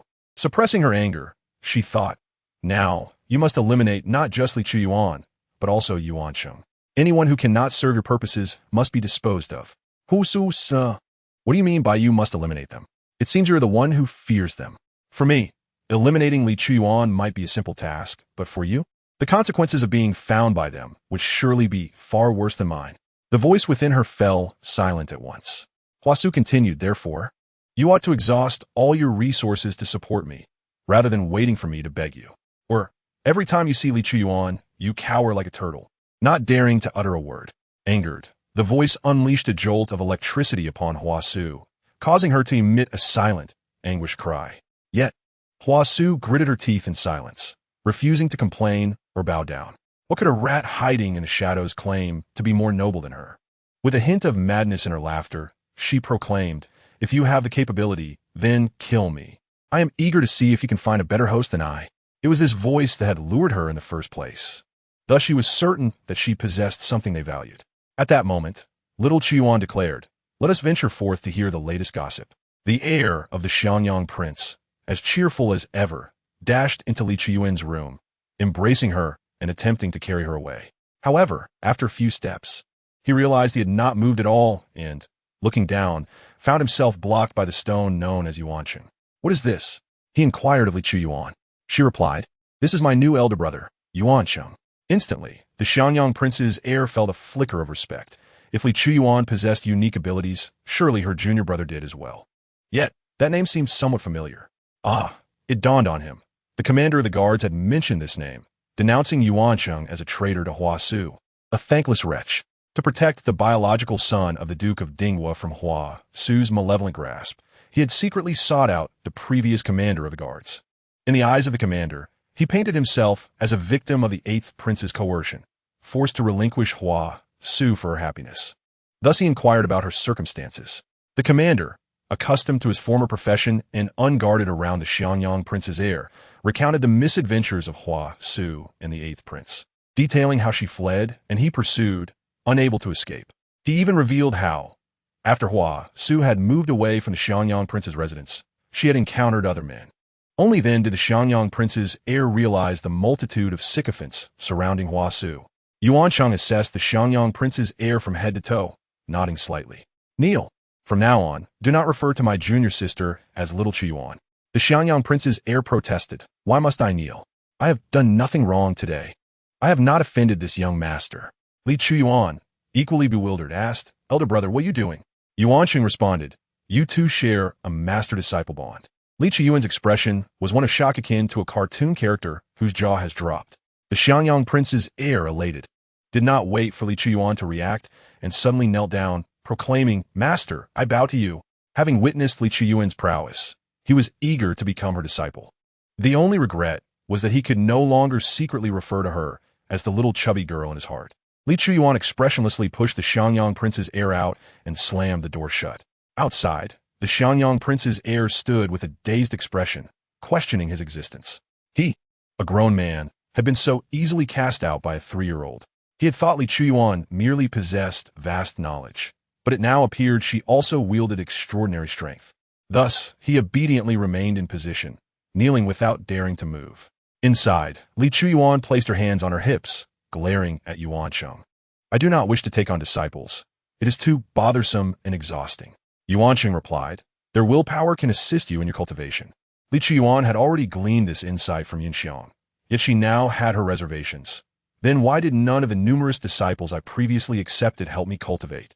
Initially, she intended to dismiss it as a rhetorical question, but after posing it, she realized the matter was indeed as she stated. Consequently, she widened her eyes at Yuancheng, a hint of anger surfacing as she felt deceived by him. Yuancheng gazed at her, at a loss for words. As far as I know, you have only had 3 disciples. Li Chuyuan retorted, but in my past life, I helped many people. She had not formally accepted Yunxiang as a disciple. She had only received heartfelt gratitude from her. Hence, she sensed the presence of willpower. Yuancheng countered, consider what you have left as your legacy. What do you think it consists of? Li Chuyuan recalled the various titles she had left behind. The aloof princess, the heartbroken savior, the little fairy, the god of blame, and the super onion. She fell silent for a moment, then glared at Yuancheng in anger. Why did you not remind me earlier? You only knew how to exploit my struggles without ever informing me of such an efficient shortcut. Yuancheng explained, I only learned of this after my ascension, and at that time, I could not convey it to you. Moreover, initially, willpower was ineffective. In the era of cultivation, when everyone had the opportunity to become a deity, divinity was not beyond reach, and the gods bore no heavy responsibilities, so willpower was of little use. Later, as spiritual energies became polluted, mortals could no longer ascend to godhood, prompting the divine realm to establish regulations, delineating divine duties, thus making mortal willpower valuable. I ascended before this pollution occurred. As for why this world allows for cultivation while willpower is still effective, I have yet to ascertain. Li Chuyuan concluded, this is a narrative set in an alternate universe. Hence some elements mirror reality while others diverge entirely. Suddenly, she grasped a significant point. So, henceforth, will no one be able to ascend to godhood? She pondered this and inadvertently voiced her inquiry. Outside the door, the young heir of Xiangyang knelt upright. Oh, how grand my master's ambitions are! But wait, is there truly a deity in this world? Although they believe in mysticism and worship various gods, even establishing a divine hall that transcends reason, it is merely because some have encountered ghosts. In reality, no one has ever witnessed a god. Thus, people maintain a complex attitude towards the divine. Inside, Yuancheng remarked, theoretically, that is accurate. Li Chu responded, I understand, but there is vast potential beyond theory. Yuancheng nodded, as long as you work diligently, senior sister, you will certainly succeed. Li Chu's feelings were quite intricate.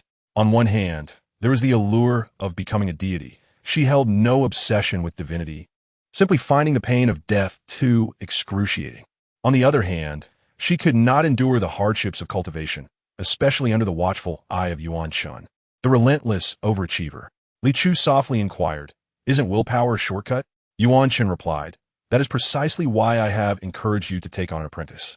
After a moment of silence, Li Chu declared, I will accept an apprentice, and you shall teach. I can occasionally provide instruction, but I cannot be solely responsible for teaching, as that would place the burden of willpower upon me. Yuancheng gazed at her helplessly.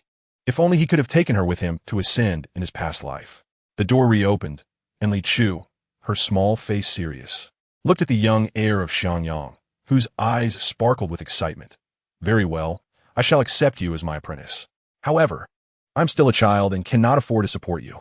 The young heir of Xiangyang swiftly presented a piece of top-grade jade pendant. No worries. I shall take care of you from now on, master. You do enjoy jade, do you not? I will buy you plenty of fine jade in the future. Li Chu's face immediately lit up with joy as she eagerly grasped the jade pendant from the young heir's hands. Good, good, good, obedient apprentice. Now, the first step for you is to distance yourself from Huasu and annul your engagement. Afterward, come to me for instruction. The young heir of Xiangyang patted his chest, assuring her, Master, rest assured, I would rather die than marry her. Li Chu replied, there's no need to be so extreme. Rather than tormenting yourself, do not trouble others. This is a rule of our sect, and you must remember it. The young heir of Xiangyang looked at her with admiration. My master is remarkable, grasping the essence of happiness at such a young age. So, master, shall we go and witness the spectacle? Li Chu urged, let us go. She pulled the young heir of Xiangyang up from the ground and led him outside. Yuan Chen followed, somewhat exasperated, knowing that his senior sister's nature would likely never change. Instead of taking Li Chu to the Duke of Dinghua's residence to witness the gossip, the young heir led them to a tea house. Yuan Shan took a sip of tea, but set it aside in disdain. Li Chu, however, held the cup with her tiny paws, savoring it sip by sip with delight. The young heir observed and mentally noted this. Since Master referred to Yuan Gongzi as junior brother, it meant that Yuan Gongzi was technically his master uncle. Judging by the demeanor and actions of this master uncle, it was clear he possessed great abilities and deserved his utmost respect. Huasu had brought such a talented individual from the village to Master S' side, truly a divine assistance. He could not help but feel a sense of schadenfreude. Today, he spoke of the false heir of the Duke of Dinghua. The storyteller downstairs clapped the wooden block, and the crowd fell silent. Li Chu shifted to the windowsill, perked up her ears, and listened intently. Even while enjoying the gossip, she did not forget to munch on seeds. The storyteller may be unattractive, but he is quite entertaining. He has illicit relationships with many concubines from noble households, which allows him to accurately and promptly grasp the situations within various estates. The young heir of Xiangyang leaned out to catch a glimpse of the storyteller. Indeed, he is quite ugly. My master is remarkable. She can tell without even looking at him. The Duke of Dinghua was a decisive man. Following the young heir's suggestion, he buried the children and expelled the Duke of Dinghua's son and Wen Rulan from the residence. He initially intended to execute both. But after Madame Duke of Dinghua awoke and pleaded for their lives, he reluctantly refrained, instead severing Wen Rulan's tendons and casting the mother and child out, showing no intention of concealing the sordid affairs within the estate. Li Chu remarked, Madame Duke of Dinghua is so merciful. This will bring calamity upon herself and the Duke. The young heir of Xiangyang was taken aback. How could there be more trouble? The Duke and Aunt Wen already had a rift due to the issues surrounding Wen Rulan and her child. He feared that if further incidents occurred, the two would not last until old age. The Duke of Dinghua harbored some resentment, thinking that Madame Duke should never have taken Wen Rulan into the residence to bear her child. Had she not brought her to the Duke of Dinghua's home, their child would not have been lost. Wen Rulan's situation also disgusted the Duke. In light of this, Madame Duke still pleaded for the mother and child, which, while granting her some favor, left the Duke feeling unsatisfied. The young heir of Xiangyang pondered and cautiously asked, Master, Madame Duke has been kind to me. Could you help and visit the Duke of Dinghua's residence to see if there are any other calamities awaiting them? He took out a piece of jade pendant and placed it around Li Chu's neck. Li Chu waved her hand dismissively. There is no need to go. Everything has its cause and effect. Madame Duke helped her sister, and therefore she must bear a portion of the consequences that rightfully belong to her sister. If she fails to awaken and sever the ties of cause and effect, she will simply have to follow her destined path. Fortune follows the heart. Thus, the essence of all things lies within oneself. After discussing the affairs of the Duke of Dinghua, the storyteller clapped the wooden block. Next, let us speak of the national uncle's residence and the matters concerning the ninth miss and her handsome confidants. Li Chu cracked a seed. The ninth miss must be Xielingji. I wonder if we shall hear any gossip about our family soon. As for the ninth miss, upon discovering her beloved was exposed, the eighth prince visited to win over his fiancée, overshadowing the ninth miss and her many admirers. In a fit of jealousy, she extravagantly purchased jade pieces she had long coveted. Poor eighth miss, once the most sought-after candidate for the eighth prince's consort, inadvertently fell and became half-witted, leaving the ninth miss with a fitting suitor. The Xie family was cheerful every day, while the national uncle's household was shrouded in gloom. Li Chu found delight in their misfortune. Huasu must be furious upon hearing this. I want to listen to how the townsfolk spread tales of the eighth prince and ninth Mrs. Extraordinary Love. Ha ha! However proud Xielingji is now, she will be equally pained when the eighth prince marries Huasu. Yet the eighth miss is clever. She sees through the eighth prince's true nature and avoids entanglement in the main couple's romantic turmoil, ensuring her own future will be smooth and prosperous. The young heir of Xiangyang, momentarily forgetting the troubles of Madame Duke, began to worry about himself. In truth, he had overthought the situation and underestimated Huasu's ambition. The storyteller below, after recounting the tales of the eighth prince and the ninth miss, shifted to rural anecdotes. Today in Fontian County, a divine beast appeared, capable of breathing fire and summoning white birds for pilgrimage, finally flying away.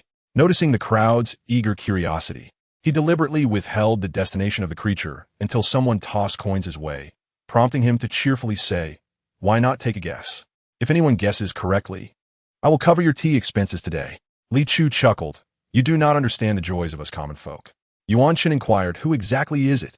Upon inquiring about the identity of the individual, if the divine beast possesses an exquisite appearance, perhaps it could be acquired for Li Chu's amusement. Li Chu was unaware that her obedient disciple was so dutiful, not withholding information like the storyteller. "Your fiancé, Hua Su." The smile on the face of the crown prince of Xiangyang gradually faded. The last time he encountered Hua Su, he sensed something peculiar about her. A shiver ran down his spine as he inched closer to Li Chu, asking, "Master, could it be that Hua Su is a transformed spirit or perhaps possessed by one? Otherwise, how could there be a divine beast?" Li Chu chuckled inwardly. My disciple's imagination is indeed vivid. If Hua Su were truly a transformed spirit or possessed, she would have long been drained dry. How could she still be around now?" The crown prince of Xianyang mused. "So there truly are spirits in this world." The emperor interjected, "What?" I must exclaim. "She is merely an ordinary person." Li Chu patted her disciple's shoulder, offering him a semblance of reassurance, striving to fulfill her duties as a mentor. To be precise, she was an extraordinary ordinary person, armed with formidable skills. "Rest assured, I shall protect you well." The crown prince gazed up at Li Chu with tears of gratitude. Li Chu fell into contemplation. What has happened to my once admirable second male led? How has he suddenly taken on the demeanor of a foolish dog? Meanwhile, downstairs, the storyteller revealed the answer, lamenting, "Someone has already gone to the National Master's Hall." The crown prince, who had resolutely intended to break off his engagement with Miss Hua, now wondered if this news would make him cling stubbornly to the union. He longed to shout from the window. This prince remained steadfast in his decision to annul the engagement. Yet, he refrained, voicing his concern to Li Chu, "Master, if she truly has caught the National Master's favor, it will be difficult for us to contend with her. If she wishes to oppose us, it will be a simple matter." Just as Li Chu was about to respond, the commotion outside the streets caught her attention. She opened the window to witness Hua Su seated atop a remarkably beautiful azure bird, striding confidently down the middle of the road. The crown prince gazed at the majestic creature with profound regret, lamenting that such a splendid bird could not be gifted to his master. Hua Su, sensing something amiss, turned to Li Chu and offered a provocative smile. Today, she would solidify her reputation as an auspicious entity, rendering Li Chu unable to retaliate. Li Chu, unfazed by Hua Su, turned to Yuan Shun and remarked, "I believe the feathers of that azure bird would make splendid decorations for my window. What do you think, brother?" No sooner had she spoken than the azure bird took off in a frenzy, nearly dislodging Hua Su from its back. In a panic, Hua Su clutched the bird's neck, which was thrashing about violently, intent on tossing her off. A voice in her mind scolded, "If you value your life, loosen your grip." Desperately, Hua Su shifted her focus to grasping the bird's feathers, which finally calmed its frantic movements. However, she had already lost the ethereal image she had previously portrayed. Her hair was disheveled, her complexion pale, and she appeared far from celestial. "Just look at how the crowd is regarding you." The voice in her mind warned ominously. Hua Su surveyed her surroundings. The recent chaos caused by the azure bird had frightened the townsfolk into retreat, their gazes filled with suspicion. Attempting to maintain her composure, she steadied her hair and proclaimed loudly. The divine bird merely sensed foul energy and was startled. It has now been completely soothed, so there is no need for alarm. Yet, internally, she cursed Li Chu, convinced that the bird's erratic behavior was a consequence of Li Chu's interference. Though they hailed from the same world, Li Chu had continuously targeted her, showing no regard for their shared origins. It was utterly despicable. Now, she fervently hoped that Li Chu would refrain from entering the palace, regretting her earlier provocation. Meanwhile, in the tea house, Li Chu sprang from her seat, exclaiming, "My dear disciple, let us join in the festivities. I do adore such dramatic displays." The crown prince led Li Chu and Yuan Shun to the palace, where they found it already bustling with activity. The National Master's Hall, the emperor, and the entire court, including noble ladies, had gathered in a spacious courtyard, all eyes fixated on Hua Su as she commanded the divine bird to showcase its powers. The divine bird was breathing fire, Those who had come to witness the spectacle soon found their attention diverted from the azure bird and Hua, Su, to the courtiers within the palace. Ah, how delightful! Look, there is plenty of gossip here.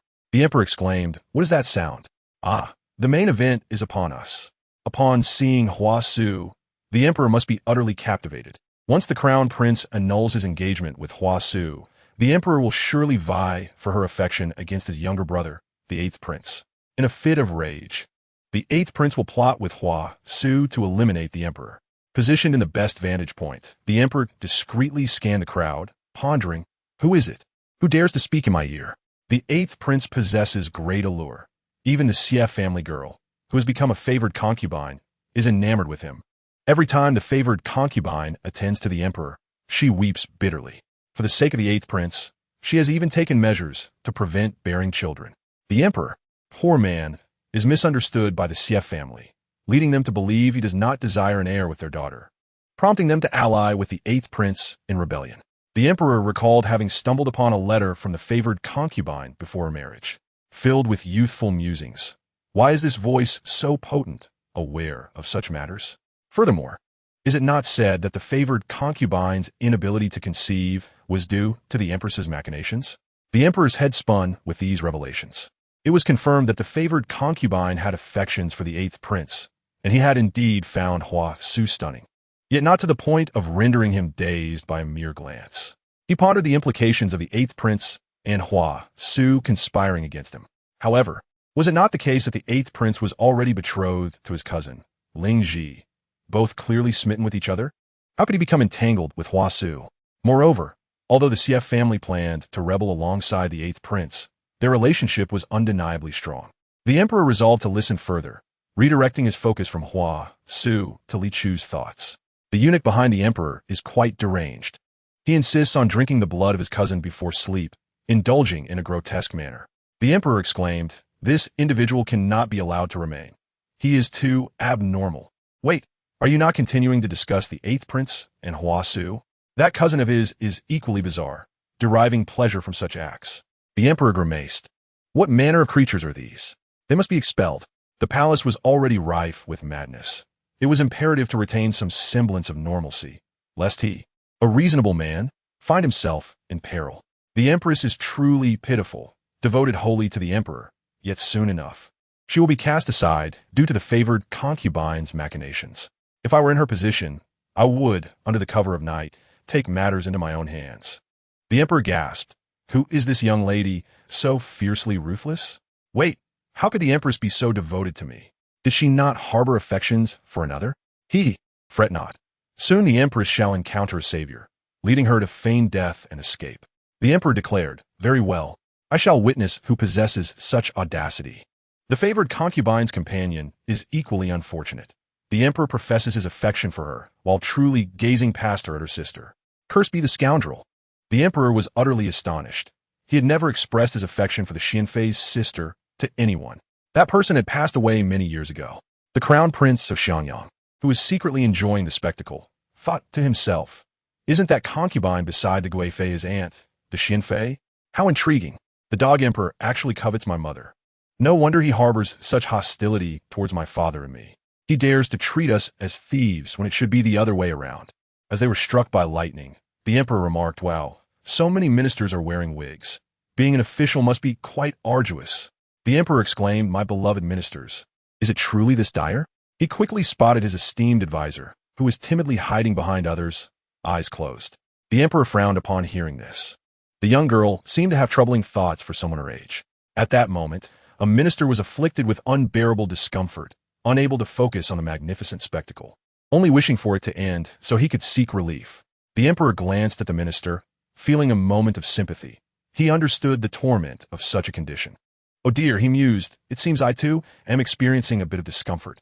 Look at the 8th prince's proud demeanor. He must be feeling quite pleased with himself." The crowd chuckled. Unfortunately, the emperor could not see this and remained oblivious to his younger brother's little secret. The emperor's expression darkened. "I not only noticed, but also discovered your little chubby girl." As cheers erupted, the crowd fell silent, eagerly awaiting the emperor's next command. The emperor pointed to Li Chu amidst the throng, instructing Yunshi, "Bring that little girl to me. You, little chubby girl, may be young, yet you possess much knowledge. Startled by being called out, the Crown Prince of Xiangyang wondered why the Emperor suddenly wished to meet his master. Instinctively, he looked at Li Chu, who was already making her way toward the Emperor with her short little legs.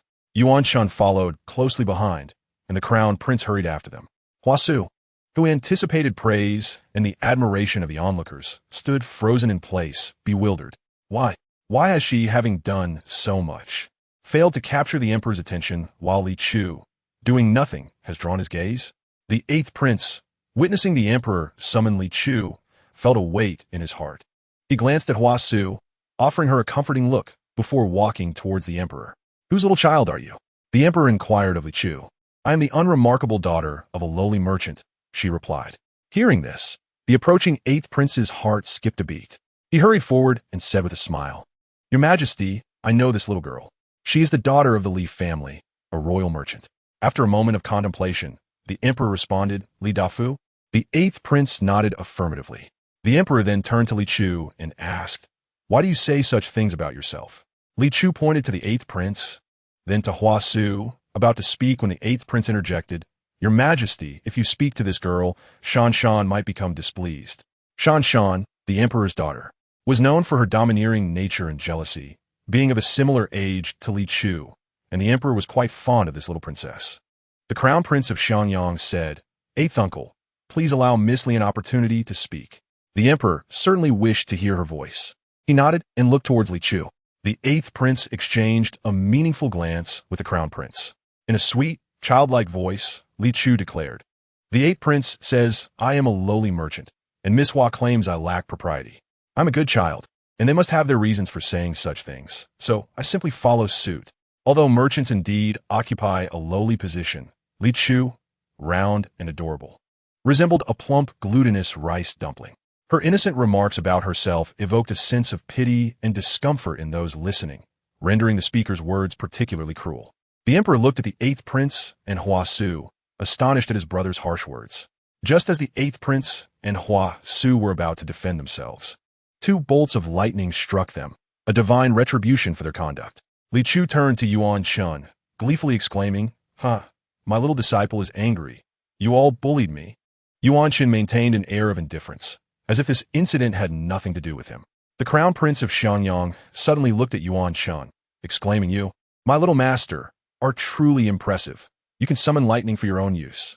To the Crown Prince, Yuan Shun, standing at 1 meter tall, exuded an aura of grandeur. The Emperor struggled to ignore Yuan Shun, astonished within. Truly, this is a remarkable individual. What a display of divine prowess. The spectacle of divine beasts is truly eclipsed. Hua Su finally achieved her wish, drawing everyone's attention. Ministers and concubines alike regarded them with indescribable expressions, quietly distancing themselves, fearing the wrath of the lightning. Seizing the opportunity, the Crown Prince stepped forward, declaring loudly, How can you use such malicious words against such an innocent and lovely child? Even the divine beings cannot bear to witness this. Hence the punishment descends. 8th Uncle, you should apologize to Miss Li. Otherwise, more punishments may follow. Oh, how he wished to announce to everyone, This is my master. Mocking the fate of those who insulted his master, he chuckled heartily. However, the Li family had urged discretion. He once understood their desire for modesty, but now he cannot comprehend it. My master is so remarkable, and my uncle even more so. What is there to be modest about? The 8th Prince attempted to respond, but as he opened his mouth, a cloud of black smoke escaped. Hua Su, unable to tolerate the scrutiny and the prospect of apologizing to Li Chu, closed her eyes and feigned fainting. The 8th Prince, noticing, staggered forward, his tall figure collapsing onto the ground. He had finally come to realize Li Chu's formidable nature. Li Chu remarked, TSK, such poor acting. Your fainting is utterly unconvincing. The Emperor, about to command someone to assist his younger brother, exclaimed, Well, is this how you choose to play? You disregard the crime of disrespecting the Emperor, do you? Then feel free to lie there. The Crown Prince of Xiangyang shifted his attention to the Qingyao. He was inexplicably struck by a sense of confusion in the bird's eyes, and thus declared loudly, Divine Beast, were you not seeking Miss Li earlier? Were you merely following Miss Hua because you were deceived by her? The Qingyao understood and eagerly nodded, cautiously approaching Li Chu with its long bird-like eyes filled with humility and longing, praying that she would not disdain it. Li Chu felt a sense of disdain. Yet Yuan Shen remarked, "It will suffice for transportation. After all, this creature's reputation as a divine beast was already established. Treating it as such would save Li Chu from having to create a spectacle." Observing the Qingyao's frantic display of strength, its eyes reflecting naive foolishness and glimmers of wisdom, Li Chu hesitated for a moment before reluctantly conceding, "Very well." Inside, she lamented, "I have sunk to the level of riding such a creature." The crown prince of Xiangyang, who viewed the Qingyao as grand, gasped in awe. "My master is truly incredible." The emperor commented, "Little chubby girl, if you seek to ascend to the heavens, is even a divine beast beneath your notice? Your actions make it seem as though I've just laid eyes on a divine beast." The Qingyao observed that Li Chu did not exhibit any signs of aversion towards it. It approached Li Chu, lowered its head in a gesture of submission, and humanely arranged its claws into a staircase-like formation, inviting Li Chu to ascend and take a seat. Li Chu, with a hint of disdain, replied, "I shall not sit, as you have just sullied the waters." The Qingyao, with its beady eyes filled with confusion, inquired, "Who is Bai Qi?" The young prince of Xiangyang acted as a translator, explaining, "Bai Qi refers to Hua Su." The feigning ignorance Hua Su retorted, "You are the one who is Bai Qi. Your entire family is Bai Qi Yuan Shan." With fingers concealed within his sleeves, subtly stirred as ominous clouds gathered in the sky, bringing forth rain. The Qingyao hastily groomed its feathers, seemingly intent on rubbing itself bald. Li Chu, not wishing to ride a featherless bird, quickly intervened, saying, "Take it easy. Cleaning up is sufficient. I have no desire to mount a molting fowl." The Qingyao felt wronged, insisting it was not a chicken, yet it dared not complain and gently continued its cleansing. Unbeknownst to them, this spectacle left many in attendance utterly astounded. The scene was so extraordinary, so fantastical, that it appeared as though the heavens were granting Li Chu whatever she desired, as if she were the cherished daughter of the divine.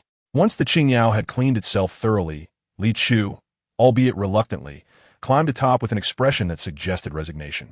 What a divine beast indeed, but it was clear that this auspiciousness belonged to the little chubby girl. Everyone searched for the national master, but found no trace of him. A member of the national master's court stepped forward to explain, "The master is still in seclusion." The emperor then declared, "The absence of a national master is of little consequence. You all have witnessed the remarkable qualities of this young lady, and the heavens have consistently indicated her extraordinary fate. Therefore, today, I shall bestow upon her the title of national princess. I trust there are no objections from you all." A ripple of astonishment ensued, for it was widely believed that the emperor would not grant Li Chu the title of princess.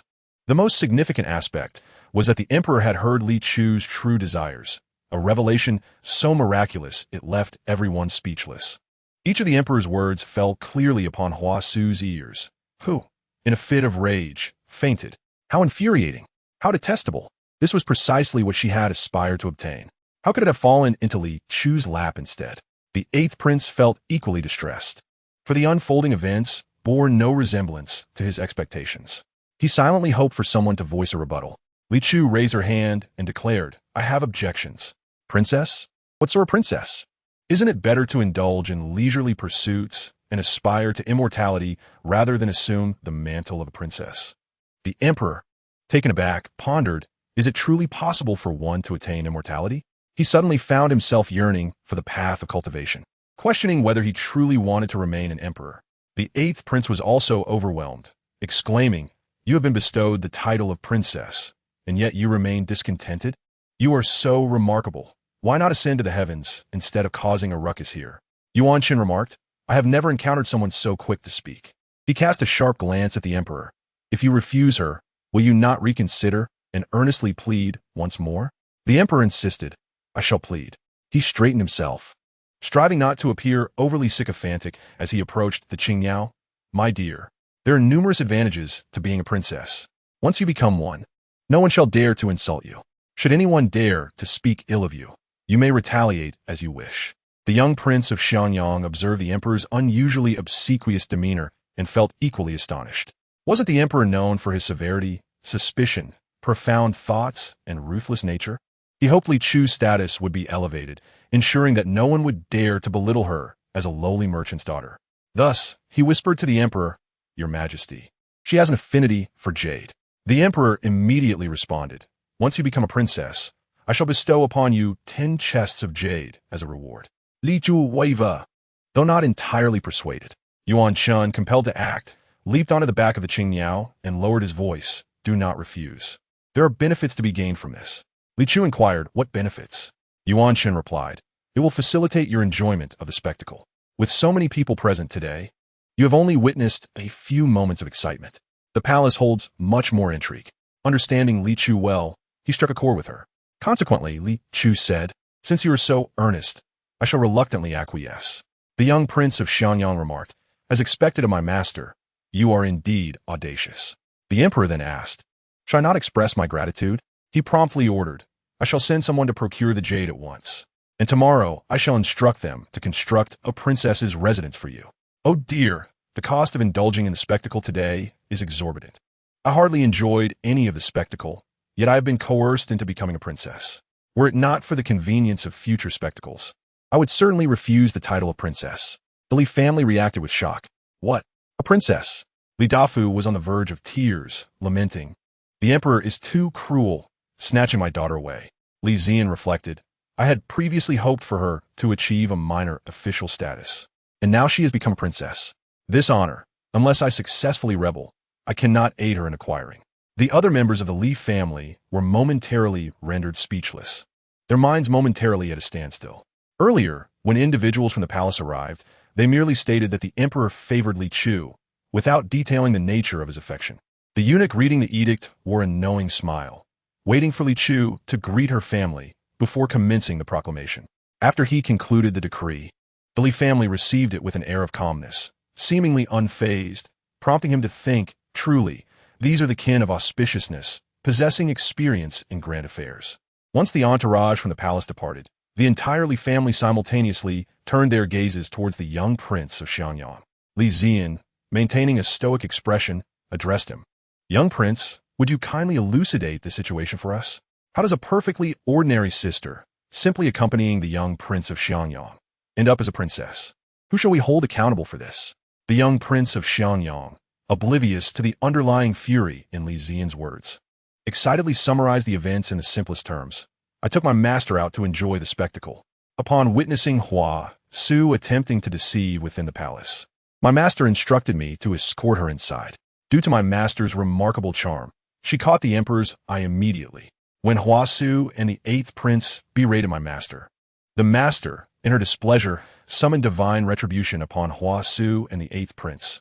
Oh wait, I mean the 8th prince. He inadvertently let slip a crucial detail. The Li family, while aware of Yuan Chen's remarkable abilities, had not anticipated his prowess to this extent. Li Zian lamenta. It is such a pity to have missed the spectacle of Hua Su being struck by lightning. How tragic, how sorrowful. Yuan Shen regarded the young prince of Xianyang with a scrutinizing gaze, pondering how he could be aware that the thunder was his doing. Li Zhu, quali astonits, looked at the young prince of Xianyang. How does my junior disciple know that the thunder was caused by my master? Onlookers clearly perceived it as the heavens expressing their wrath, believing it to be divine protection. The young prince of Xianyang, feeling a twinge of anxiety, realized he had let slip too much in his excitement. The Li family, equally apprehensive, did not wish for Li Chu to discover that they could hear her innermost thoughts. Should she become aware, she would undoubtedly refrain from voicing her feelings freely, leading to numerous reservations that would rob her of joy. The Li family cast menacing glances at the young prince of Xianyang, warning him that unless he presented a reasonable explanation, they would not hesitate to bar him from their home henceforth. The young prince of Xianyang, trembling slightly, stammered, "Ah, was it not the thunder summoned by my master? I assumed that since my master possesses such might, my uncle must also be capable, and thus I instinctively believed it was my uncle's doing. Ha ha! So it appears I was mistaken." Li Chu remarked, "Ah, I see. What a splendid misunderstanding that led us directly to the truth." The young prince of Xianyang looked pitifully at Li Zian and the others. "Have I passed the test?" The Li family replied, "We shall let you off the hook this time." Yuan Shen, observing everything with keen eyes, noted, "No, something is amiss. They are not right." The heir of Xianyang Wang, having successfully deceived everyone, continued, "Upon witnessing my master's extraordinary prowess, all the civil and military officials declared him a harbinger of good fortune, prompting the emperor to bestow the title of princess upon him. Following closely, the divine beast of Hua Su also pledged allegiance to my master. It seems the emperor possesses discerning vision. Had he conferred the title of princess upon Hua Su, it would surely lead to the downfall of Defeng. Li Chu remarked, "Wow, my father does possess a modicum of foresight. Had the emperor not been momentarily blind to Hua Su, once he became enamored with her, he would have been so engrossed in vying with the 8th prince for her affection that he would neglect state affairs, plunging Defeng into chaos. If not for the alliance between Hua Su and the 8th prince, their continuous conflict would have indeed led to Defeng's ruin." The heir of Xiangyang Wang was suddenly struck with a bold yet immature hypothesis. Could it be that the emperor had heard my master's thoughts? Otherwise, how could his vision have suddenly failed him? Being one who has experienced similar circumstances, he understood clearly. If it were not for his ability to hear Li Chu's thoughts, he would undoubtedly still be ensnared by Hua Su. If the emperor could indeed hear my master's thoughts, then his attitude towards him would make sense. Li Ziyan inquired of the heir of Xiangyang Wang, "What is this situation? Why do you suddenly refer to my sister as master?" He had not forgotten this detail. "My master uncle instructed me to take a master. So I did, and thus my master accepted me as a disciple." Li Ziyan turned to Yuan Shun. Despite him being his sister's junior disciple, he was still curious about the reasoning.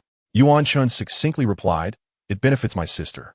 What more could Li Ziyan say? He could only obediently remain silent. Li Chu scratched her head. "Our family has an exceptionally high tolerance for all matters. A 3-year-old child like me, along with a 5-year-old junior disciple, could take on a disciple without anyone finding it amiss. Speaking of which, the heir of Xiangyang Wang also seems quite accepting of this apprenticeship matter, readily heeding the words of this enigmatic 5-year-old. At this, both the Li family and the heir of Xiangyang Wang broke into a sweat. How could they naturally resolve this and dispel the sister's doubts? Ugh, my head itches. I cannot think anymore, lest I develop dandruff. The Li family and the heir of Xiangyang Wang sighed in relief, realizing for the first time that laziness was indeed a tear-inducing virtue. Suddenly, Li Zihan asked, "If the heir of Xiangyang Wang refers to my sister as master, shouldn't he also call me master uncle?" Li Ziyan's face broke into a smile. "It's acceptable to call us master uncle, albeit reluctantly." The heir of Xiangyang Wang's smile faded. For some inexplicable reason, he was reluctant to address Li Ziyan as master uncle. Li Chu chose not to partake in their childish dispute and simply observe the spectacle. Yin Shi, holding Li Chu's small hand in concern, asked, "Dear child, does your princess palace allow only you to reside there, or can we join you?" Although Li Chu no longer lived in the same courtyard, the thought of parting so soon made her feel uneasy. The entire Li family fell silent. All eyes on Li Chu. She reassured them, "Do not worry. Our family will still live together. Why should anyone be alone to handle everything themselves? As a supreme sloth like me, I prefer that others arrange everything for me." The Li family felt relieved. The news of Li Chu becoming a princess was well received by the Li family, and the Yin family also accepted it. The most incredulous was the ultimate sycophant, Qin Yu, who had lingered near the Li residence for several days, seeking an opportunity to eliminate Li Chu. On the morning following Li Chu's conferment as princess, she was summoned from her bed by palace attendants to attend the morning court. The emperor, eager to uncover the secrets of his ministers, wished to discern who was loyal and who was treacherous. He arranged a small stool for Li Chu beside him. This action provoked opposition among some court officials. Once some ministers recovered from yesterday's shock, they deemed the emperor's decision to confer the title of princess upon Li Chu as hasty. One minister stood forth declaring, "Your Majesty, while the princess is indeed a harbinger of good fortune, is it appropriate to arrange a position for such a young girl beside you?" Li Chu blinked, effortlessly climbing onto the stool without assistance, sitting obediently. "I'm here to irritate you. How perverse, to take pleasure in one's daughter-in-law. Every time the daughter-in-law feeds the grandson, she sneaks a peek. It's disgusting." The emperor suddenly felt unable to look directly at this adult who dared to speak. Observing the emperor's increasingly foul expression, some realized that the words of Lord Kai had struck a nerve and indignantly echoed, "Your Majesty, I concur with Lord Kai. Indeed, even if the princess is a harbinger of good fortune, it has never been customary for such a young girl to attend the morning court." Li Chu appeared oblivious to the remarks directed at her, engrossed in the gossip. Oh my, this minister is truly something. He is involved with his daughter-in-law." The emperor regarded the usually decorous and rule-abiding Lord Su, who, at the slightest deviation from propriety, would perform a dramatic display of hitting a pillar. He had believed Lord Su to be a paragon of integrity, only to discover such moral decay. A mere insect dared to admonish him. One scandal led to another. And another minister rose, "Your Majesty, I believe the conferment of the princess title was too hasty. We have yet to witness the true capabilities of the princess. Why not have her demonstrate a lightning summoning for us? If she can indeed summon it, then the conferment can be reconsidered." Li Chu mused, "Wow, these three have quite a connection. They are all subservient to the same widow, yet remain unaware of each other's entanglements. Their tastes are remarkably aligned. No wonder they are so in sync. That widow is indeed formidable, manipulating multiple men effortlessly." The emperor was intrigued. "I must know who that widow is. Tell me quickly." His eyes sparkled with anticipation as he looked at Li Chu, eager for an answer. At that moment, everyone else was also watching Li Chu, not seeking an answer, but rather curious to see if she could indeed perform a summoning of lightning. Li Chu, realizing she was the center of attention, felt somewhat anxious. "If I perform now, what if my parents discover how powerful I am? What if they are frightened?" The emperor remarked, "So your parents are unaware of your abilities? The chubby girl truly knows how to keep secrets. Wait, does this mean she can actually summon lightning?" Li Chu turned to the three ministers. "Do you truly wish to see lightning?" All three nodded in unison. Li Chu sighed, "Very well. However, I must warn you, lightning is a force of nature, not to be trifled with or manipulated. If I summon it now, I may not be able to control it, and should it strike someone, I shall bear no responsibility." Lord Su interjected, "Princess, are you unable to summon it? Hence the forewarning?" Li Chu, feigning exasperation, replied, "What I said is true. If you do not believe me, then I shall have to demonstrate." She appeared to be reluctantly pushed into a corner and, using her pudgy hands, formed a gesture. With a resounding boom, 3 bolts of lightning struck precisely at the 3 ministers who had spoken out. In an instant, everyone was awestruck, collapsing to their knees, exclaiming, "Long live the princess!"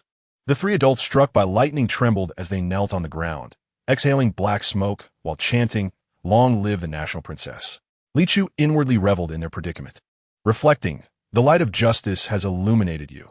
Your cries of long life are futile now." A courtier discreetly reminded Li Chu of the proper decorum. "Your Highness, at this moment, one should say no need for formalities." Li Chu, in a childlike tone, replied, "No need for formalities. Everyone rise." "Thank you, Princess, for your grace." The assembly of adults stood up, albeit slowly. As the 3 ministers, scorched by lightning, rose, the charred remnants of their outer garments fell away like ashes, revealing matching inner garments, extravagantly purple, embroidered with mandarin ducks frolicking in water. Momentarily stunned, they exchanged glances at their attire, before erupting into a public brawl within the court. Minister Kai exclaimed, "Damn you, Xu Yong! How dare you covet Wanru?" Minister Su retorted, "Zhao Huaishan, how dare you fantasize about Wanru? Look at yourself. How do you deserve her?" Minister Zhao grabbed Minister Kai by the hair, declaring, "Kai Jinkuan, did you force Wanru? I will kill you. You, Su, already have a wife and are entangled with your elder wife. Yet you cannot even spare Wanru. I will kill you too." The gathered officials were left speechless. Such absurdity had never been witnessed in history. Li Chu watched the disheveled hair flying about, and from the snack bag hanging around her neck, pulled out a piece of jerky, savoring it as she mused. It seems that Minister Zhao is the most unfortunate. He is yet to marry, waiting for his junior sister. Minister Zhao refuses to compromise his junior sister's dignity, adamantly avoiding her, unaware that she has long since become involved with Ministers Kai and Su. Among the crowd, another official's face darkened. Wanru was indeed the name of his deceased brother's wife. That wretched woman! How dare she tarnish the Lu family's honor? The emperor allowed the chaos to continue for a while before bellowing, "Enough." He turned to Minister Lu. "Lu Qing, how do you propose to deal with these 3? Their illicit relations are with a daughter of the Xie family, and do not concern the Lu family at all." He severed all ties with Xie Wanru, ensuring she would not implicate the Lu family in any way. Li Chu, observing Minister Lu, sighed internally. He is indeed a pitiable figure, surrounded by those who hold him back. He himself is a loyal and upright man, yet his sister-in-law engages in infidelity, and his brother secretly engages in counterfeiting. His mother also creates turmoil daily, tormenting his wife, who is on the verge of seeking separation. Minister Tan would surely be remembered throughout history. The emperor remarked, "Lu Qing is indeed in a tragic state. An official from the CF family quickly knelt, stating, "Your Majesty, my family does not possess such morally corrupt daughters. She has been married off and bears no relation to us." Xia Wanru's family members did not hold positions in the court, with the highest-ranking official being the one who had just knelt, her uncle. This uncle held stringent expectations for the women of the CF family, known for their virtue, and would not allow Xia Wanru to tarnish their reputation. The emperor did not respond immediately, waiting to hear Li Chu's thoughts. Li Chu did not disappoint him. This old man. The emperor sensed the negativity in her words. The daughters of the CF family are renowned, sought after by many. Yet, these women are truly unfortunate. Indoctrinated from a young age to prioritize men and family, with no guidance on how to care for themselves. The Xia women have received numerous virtue accolades, many stained with blood. Xia Wanru has simply resolved to be reckless. Had they allowed her to remarry, she would not have entangled herself with 3 men. While her husband was alive, she never showed any flirtation with other men. The emperor furrowed his brow. "Xia Qing, Xia Wanru is indeed your kin. How can you deny it? We cannot say that only those who have brought you virtue accolades are Xia daughters, and those who have lost them are not." Li Chu silently commended the emperor. This ruler understands reason, as long as he does not grow fond of Huasu. The Tang dynasty will likely not falter under his reign. The emperor, exasperated, replied, "Can we please refrain from mentioning Huasu? Just hearing her name makes me feel as though my ancestors are rising from the ground to seek me." The Xia family may not hold high positions, with only one in the court, yet the daughters they marry are of good families. Normally, Xia Wanru would not have married into the Lu family, but due to the Xia women's good reputation, she was able to. In truth, if Xia Wanru had not married into the Lu family, Lu's brother might not have died so early. Lu is already in poor health. How could he withstand Xia Wanru's daily antics? The emperor lamented. What a terrifying enchantress Xia Wanru is, how impressive. He felt a pang of blood rushing to his nose. Minister Xia, trembling with fear, replied, "Your Majesty, I meant no offense." The emperor grew even angrier, nearly losing his composure. Moreover, he recalled that Lu's brother was also a promising young man. Had he not passed away prematurely, he could have assisted him in many matters. "I shall dispatch someone to investigate all the virtue accolades of the Xia daughters." "Oh no, I mean all virtue accolades in the realm. I'll have them checked." Li Chu couldn't help but mentally scoff. Investigate. What nonsense. Every day, they speak of virtue. Such one-sided constraints are utterly absurd. The emperor changed his tone. "Enough. I hereby declare that from this day forth, there shall be no more virtue accolades. Any woman whose husband dies, separates, or is abandoned may remarry freely, without obstruction. Indeed, the rampant infidelity does affect societal morals. In Dafeng, though some remarry after their husbands die, they are often subjected to whispers and scorn, as such actions require immense courage. Most abandoned women, if not steadfast in their resolve, would choose to end their lives." Upon hearing this, several ministers rose in opposition. "Your Majesty, how can we eliminate virtue accolades simply because of a few instances? We must not only maintain, but also strengthen the penalties for female infidelity." Li Chu nodded vigorously. "Yes, indeed, the punishment for those who are unfaithful should be intensified. But we cannot punish only unfaithful women. Men who are unfaithful should also face severe consequences, such as public humiliation and disgrace.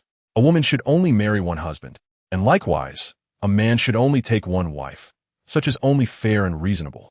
The emperor replied, "By your reasoning, aside from those without wealth or means who take multiple spouses, all other men should face dire consequences, especially someone like me, with numerous consorts. Should I not be subjected to 1,000 deaths?" Minister Tan, with righteous fervor, countered, "Your Majesty, the declining birth rate is a pressing issue. Encouraging remarriage among women may help increase the population. Northway has always eyed us covetously, yet they have not initiated an attack because we have a population advantage. Should we lose this, they may strike at any moment." Minister Tan firmly asserted, "Your Majesty, the declining birth rate is a matter we should address by simply encouraging procreation. Moreover, Dafeng has long had a significant population of unregistered residents. Identifying them will reveal that we still hold a considerable advantage over Northway.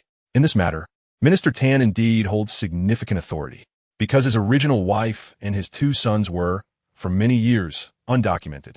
It was only when his eldest son needed to enroll in school that the family of 3 finally registered their household."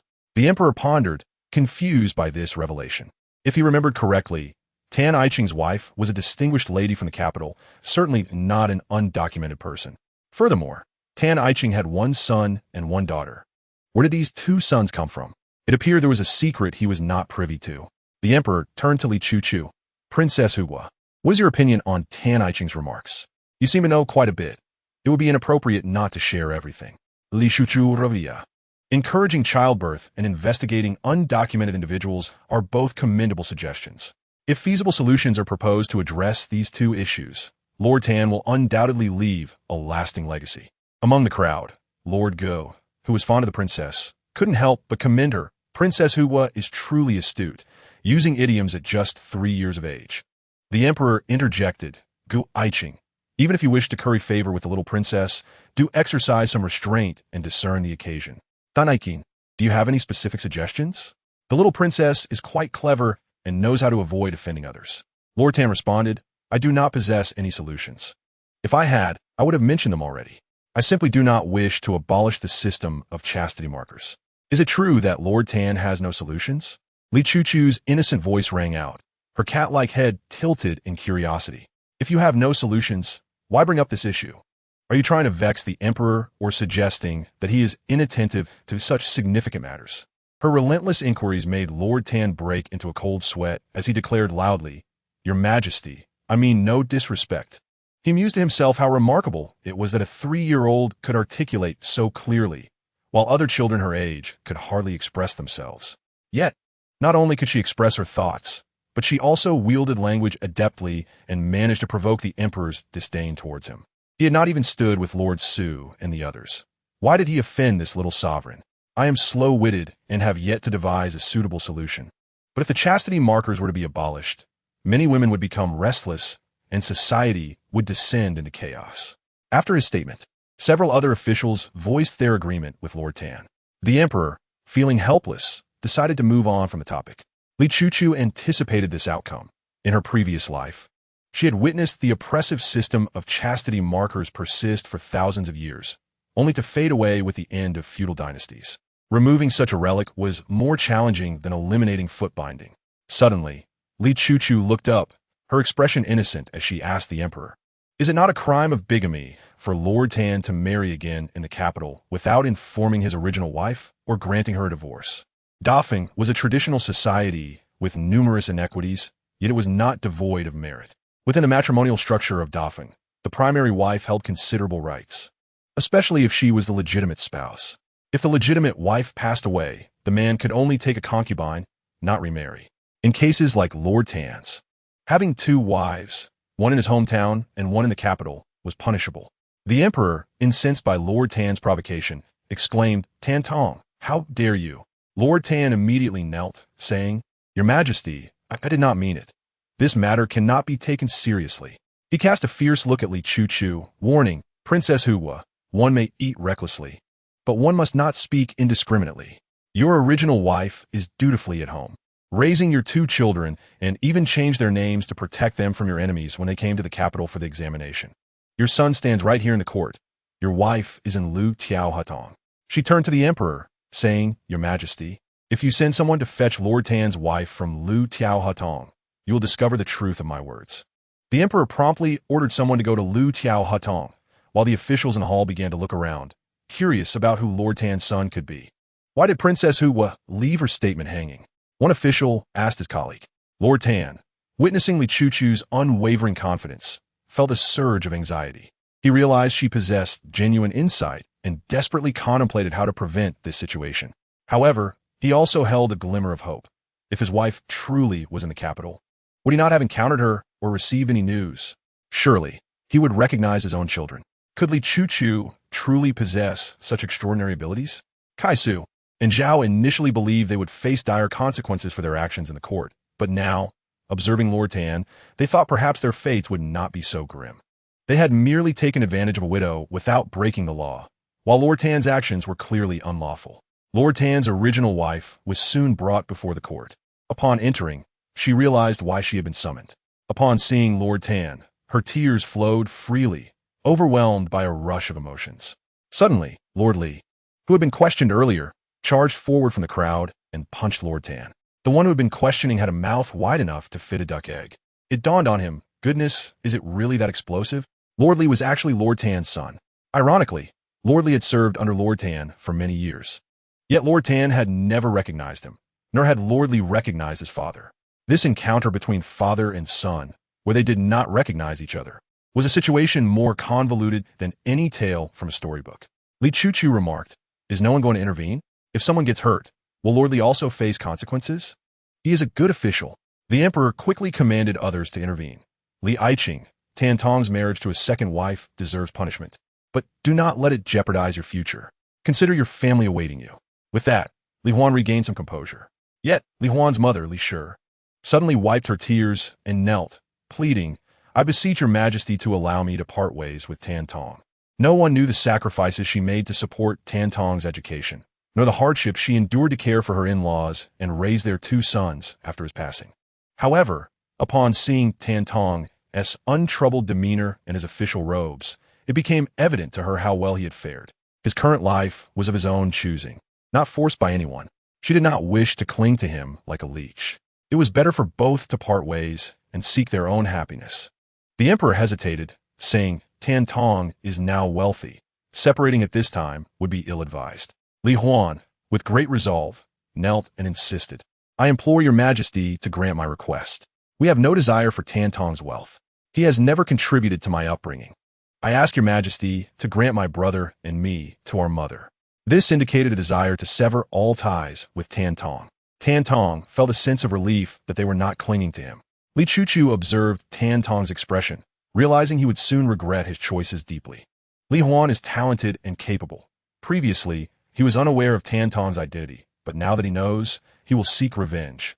Tan Tong's political dealings are not clean and will undoubtedly provide Li Huan with ample evidence against him. Today marks the beginning of his downward spiral. The emperor has decreed the separation of Li Shi and Tan Tong, with Li Huan and his brother siding with their mother, absolving them of the responsibility to support Tan Tong, given that Tan Tong's parents were supported by the Li family until their return to the mountains. He is required to compensate the Li family with 20,000 taels of filial silver after the divorce. Tan Tong is deeply pained, but in the face of the emperor's wrath, he dares not utter a word. This situation arises due to his own transgression against the law. Thus, the monetary penalty is indeed a lenient sentence. After the morning court session, the emperor coaxed Li Chu into the imperial study, dismissing all attendants and revealing a smile akin to that of a cunning wolf. Little chubby girl, from where did you acquire such skills? After encountering Li Chu yesterday, he ordered an investigation into her background. However, he found that Li Chu had not accomplished any earth-shattering feats nor trained under any masters. The hand gesture she employed appeared more learned than innate. Li Chu innocently replied, I learned from my master. The emperor mused inwardly. As expected, might you be able to introduce me? Alas, my master has ascended. Unless we two ascend, you shall not even catch a glimpse of him. The emperor, undeterred by this, became even more enthusiastic. Then could you teach me the way to cultivate into an immortal? Li Chu responded with a perplexed expression, questioning the terrifying implications of such a statement. The emperor, baffled, asked how it was frightful. Little did he know that the idea of taking on a disciple was daunting to a slothful person. With a conflicted expression, Li Chu pondered and asked if I refuse. Will I lose my head? The emperor maintained a stern demeanor, allowing her to contemplate the implications. In her mind, she thought, I am not afraid of losing my head. I can employ a protective technique. The emperor inquired about this powerful skill, but Li Chu thought of her parents, knowing they could not be put in harm's way. The emperor's smile gradually returned, and he instructed her to proceed. Your Majesty, I must decline. Matters of this nature depend on fate, and there is no such connection between us. She endeavored to present an air of profundity. The emperor responded, Oh, little chubby girl, you tease me so. Although I have always treated those with great abilities kindly, your insolence leaves me no choice but to allow you to do as you please. Should you seek to harm my parents, I will summon the former emperor. If that is insufficient, I will call upon his ancestors, she quipped. The emperor gasped, nearly invoking the ancestors. Young Master Yuan requests an audience. The emperor recalled that Yuan Shun could summon thunder, promptly commanding, let him in. Yuan Shun arrived to discuss the construction of the National Protectorate Princess's residence, having some thoughts and plans regarding the matter. During their conversation, Li Chu, the resident and owner of the princess's abode, was utterly disinterested, drifting into a reverie. The emperor observed this, but chose not to comment, allowing Yuan Chun to finish speaking, after which he secured the primary rights for the construction of the residence. Li Chu feigned a polite expression, saying, "Thank you for your hard work, brother." Yuan Chun remarked on the insincerity of her words. Due to Yuan Chun's presence, many court officials awaited deliberation, and the emperor could not continue questioning Li Chu about her cultivation. He permitted the two to leave the palace. After exiting, Li Chu led Yuan Chun to nearby Beijing, where they demolished several chastity arches. Observing the ruins, Li Chu clapped her hands, feeling a sense of satisfaction. She hurriedly took Yuan Chun home, where not only her family awaited her, but also the heir of the Xiangyang Wang and Yun Rang. Upon seeing Li Chu's rosy complexion and smiling face, their worries were alleviated, and they eagerly inquired about the palace affairs. When they learned that 3 prominent figures had pressured Li Chu to demonstrate her summoning of thunder, they collectively gasped. They were already aware of Li Chu's precognitive abilities and her strength exceeding that of an ordinary child, yet her other unique skills remained unknown to them. Li Chu, gazing at them, timidly asked, "If I were to say that after my fall I dreamt of a formidable master who taught me many skills, including the summoning of thunder, would you believe me?" After speaking, she felt anxious, knowing her secret could not remain hidden forever. However, she could not conjure a more convincing excuse, and thus resorted to the notion of it being merely a dream. Such a clumsy lie would surely not be believed by her astute father, wise mother, clever elder brother, or meticulous third brother. Yuan Chun observed them with a protective gaze, ready to whisk Li Chu away at the first sign of unkindness towards her. "Ah, so that is how it is. I knew my dear treasure was becoming increasingly capable." Li Dafu declared. "Your master must surely be an ancient deity," exclaimed Yin Shi. "Sister possesses such fortune. I am greatly pleased," remarked Li Ziyan. "Sister, you are impressive," added Li Zihan. Li Ziyun smiled gently, stroking Li Chu's head. Then, "Sister, study diligently under the ancient deity, regardless of the circumstances. We believe in you and stand by your side." Li Zihan glared at Li Ziyun. "You, each time, so eloquent. Are you courting death?" The heir of Xiangyang Wang interjected. "My master is heaven-blessed and unmatched. No one could dispute that." Yun Rang added, "Cousin is our family's little lucky star. It is only natural that a lucky star possesses extraordinary abilities." Observing the unwavering belief in her words, Li Chu felt not touched, but rather contemplative, thinking that if everyone was so easily deceived, the pressure was somewhat overwhelming. Yuan Chun, deactivating his protective alert, glanced at the group with satisfaction. These individuals genuinely care for their elder sister, but she is deserving of such affection. Thus, Li Chu's worries were alleviated, and she joyfully shared the day's gossip. As she spoke animatedly, everyone listened with rapt attention, and upon learning of the 4-way entanglement involving the 3 adults who had pressured her and a widow, Li Dafu summarized, "Whoever is most sincere suffers the most. It seems the most unfortunate is that Lord Zhao, who has been fixated on the widow as if she were a treasure." Yinshi scoffed. "Isn't the Xie family suffering as well? In this world, good people have been forced into debauchery." Li Dafu immediately fell silent, sensing Yunxi's seange. The 3 brothers of the Li family remained silent, fearing their words might further irritate her. In a corner, the heir of Xiangyang Wang quietly remarked, "So, is no one curious about the current outcomes of those 3 adults, as well as Lord Xie and Xie Wanru and Lord Tan?" Li Chu raised her hand eagerly. "I am curious, very curious. I am not merely curious. I already know their fates, but I still wish to witness a live spectacle. That would be more meaningful." She had initially planned to go out for gossip later. In the aftermath, Kai, Su, and Zhao faced dire consequences. Except for Lord Zhao, whom the emperor, out of sympathy, demoted and reassigned. Both Lord Kai and Lord Su had their positions revoked. Their heinous crimes and moral decay were intolerable. One had spied on his daughter-in-law, and the other shamelessly stole his daughter-in-law, even encroaching upon others' households, rendering their actions utterly intolerable. As for Tantong, he too was stripped of his position and would soon be paraded through the streets. The emperor, in a particularly mocking mood, promoted Li Huan to Tantong as former position, prompting Tantong to faint and spit blood upon receiving the news. In the realm of Xiangyang, the crown prince declared with determination, "Master, I shall escort you outside at once."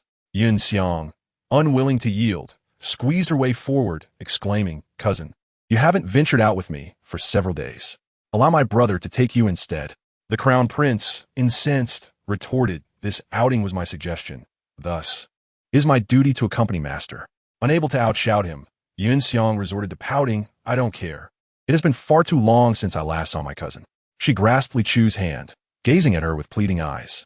The crown prince, forsaking all semblance of dignity, held Li Chu's hand, his gaze resembling that of a loyal puppy. Li Chu Saiyin Wali, lamenting her irresistible charm that captivated them even before it had fully manifested. "Ah, how is it that they are so enamored with me, even before I have begun to radiate my allure?" Li Ziyuan smirked slightly. "In terms of narcissism, my sister is unparalleled." Li Chu waved her hand dismissively. "Let's all go together." She uttered this with an air of benevolent authority, proclaiming, "As a person of great kindness and compassion, I cannot engage in favoritism." Thus, a lively procession followed Li Chu as they made their way outside. Yuan Shun, disinterested in the gossip, felt compelled to join when he saw the entirety of the Li family in tow. The Qing Miao, perched in the courtyard, observed the exodus and decided to follow suit. Li Ziyun, gazing at the burgeoning crowd, could not help but inquire, "With this divine creature accompanying us, will there still be excitement to behold when we arrive?" The commotion the Qing Miao had caused in the streets earlier was nothing short of spectacular. Surely it would affect the unfolding events. After all, the reputation of divine beasts commanded a modicum of respect.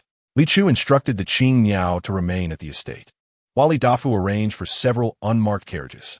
It was somewhat embarrassing to be discovered indulging in such gossip. The Qing Miao's elongated eyes shimmered with a sense of forlornness as it watched them drift further away. Inside the carriage, all eyes turned to Li Chu, inquiring, "Which household shall we visit first for our gossip? When did everyone become as inquisitive as I?" Li Ziyuan lamented, attributing it all to his sister's influence. Li Chu pondered momentarily. "Let's first visit the Su family. Their gathering promises to be more lively. By the time we have witnessed the spectacle there, Tintong should have been paraded out as well." While Kaida Ren's actions were distasteful, he had yet to make his move. In contrast, Suda Ren's presence would render Kaida Ren's deeds less repugnant. The Xie family also had their share of tales, but none would unfold immediately. "Li Chu Muset, I am truly a remarkable orchestrator of arrangements." The crown prince immediately lauded. "Master certainly knows how to plan. Splendid." Li Chu smiled modestly. "Thank you for the compliment." Yun Shi watched Li Chu's antics. Her previously somber mood, brought on by the matter of the chastity tablets and Xia Wanru, brightened considerably. As the carriage approached the Su residence, they overheard discussions about the destruction of several chastity tablets by a sudden lightning strike, which lifted Yun Shi's spirits. She covertly glanced at Li Chu, discerning her involvement in the incident. Just as their carriage neared the Su household, Li Chu, brimming with excitement, exclaimed, "Oh, hurry, we must enter. Suda Ren's son is about to slay his wife and Suda Ren. Su Fu Ren also seeks to eliminate Suda Ren, that scoundrel, and her disloyal daughter-in-law." The carriage came to a halt, and aside from Yuan Shun, everyone else, regardless of their disposition, eagerly disembarked, eager to witness the dramatic unfolding of events. Li Chu was the first to leap from the carriage, only to find the tightly shut gates before her. She inwardly cursed, "Damn it, the door is closed. We cannot enter. If we do not hurry, we shall miss the bloody spectacle." The crown prince promptly declared, "I am acquainted with a young master from the neighboring estate. We can borrow their path and scale the wall." Li Chu's eyes lit up. "Excellent." Yuan Shun surveyed the others. "Does no one find this absurd? We are intruding upon another's home, then climbing over walls to indulge in gossip. No one found fault in this plan." Li Ziyuan even instructed a nearby servant to report to the authorities that a life had been lost at Su Da Ren's residence. He was thorough, anticipating that when the officials arrived, the Su household would be abuzz with activity. Even if they were discovered among the uninvited, it was unlikely they would be reported for trespassing. If there were indeed a fatality, the authorities could manage it as well. After issuing his orders, he promptly followed Li Chu and the others into the adjacent estate. Upon entering, they were greeted by a scene of chaos. Numerous onlookers had set up ladders to peer over the wall into the Su household. Observing Li Chu and her companions nimbly scale the wall, the spectators could no longer restrain themselves and followed suit. "Oh, I am utterly exhausted. At last, I have arrived," exclaimed one. The crown prince and his entourage echoed their sentiments, relieved to have made it. Each one leaned against their knees, panting heavily, primarily due to Li Chu's swift pace, her legs moving like the wind. Fortunately, Yinshi was not a frail maiden. Otherwise, she might have collapsed from the exertion. Li Chu widened her eyes, taking in the scene of Su Fu-ren and Su Gongzi. Su Fu-ren had struck her daughter-in-law, while Su Gongzi had attacked Su De-run, blood gushing forth. Before she could comprehend the full extent of the injuries, her view was obscured by Yunshi, who breathlessly urged, "Dear child, it is far too gruesome. Let's not look." Li Chu did not resist, accepting, "Well, if I cannot see, at least I know blood has been shed, which is satisfactory." "Oh wait, something new has emerged." Li Chu brushed aside Yunshi's hand, covering her eyes, turning to see the Li Bu-Shi-Lang who had followed them over the wall. To her astonishment, he disregarded his own safety and plunged directly into the bloody fray. 51. A mutual destruction. Li Chu remarked, "These individuals are truly reckless." Su Gongzi's son is the Li Bu-Shi-Lang. His wife not only shares an illicit connection with her father-in-law, but also with the Li Bu-Shi-Lang. Oh, but wait, it gets worse. She has also entangled herself with the steward of the estate and numerous other men outside.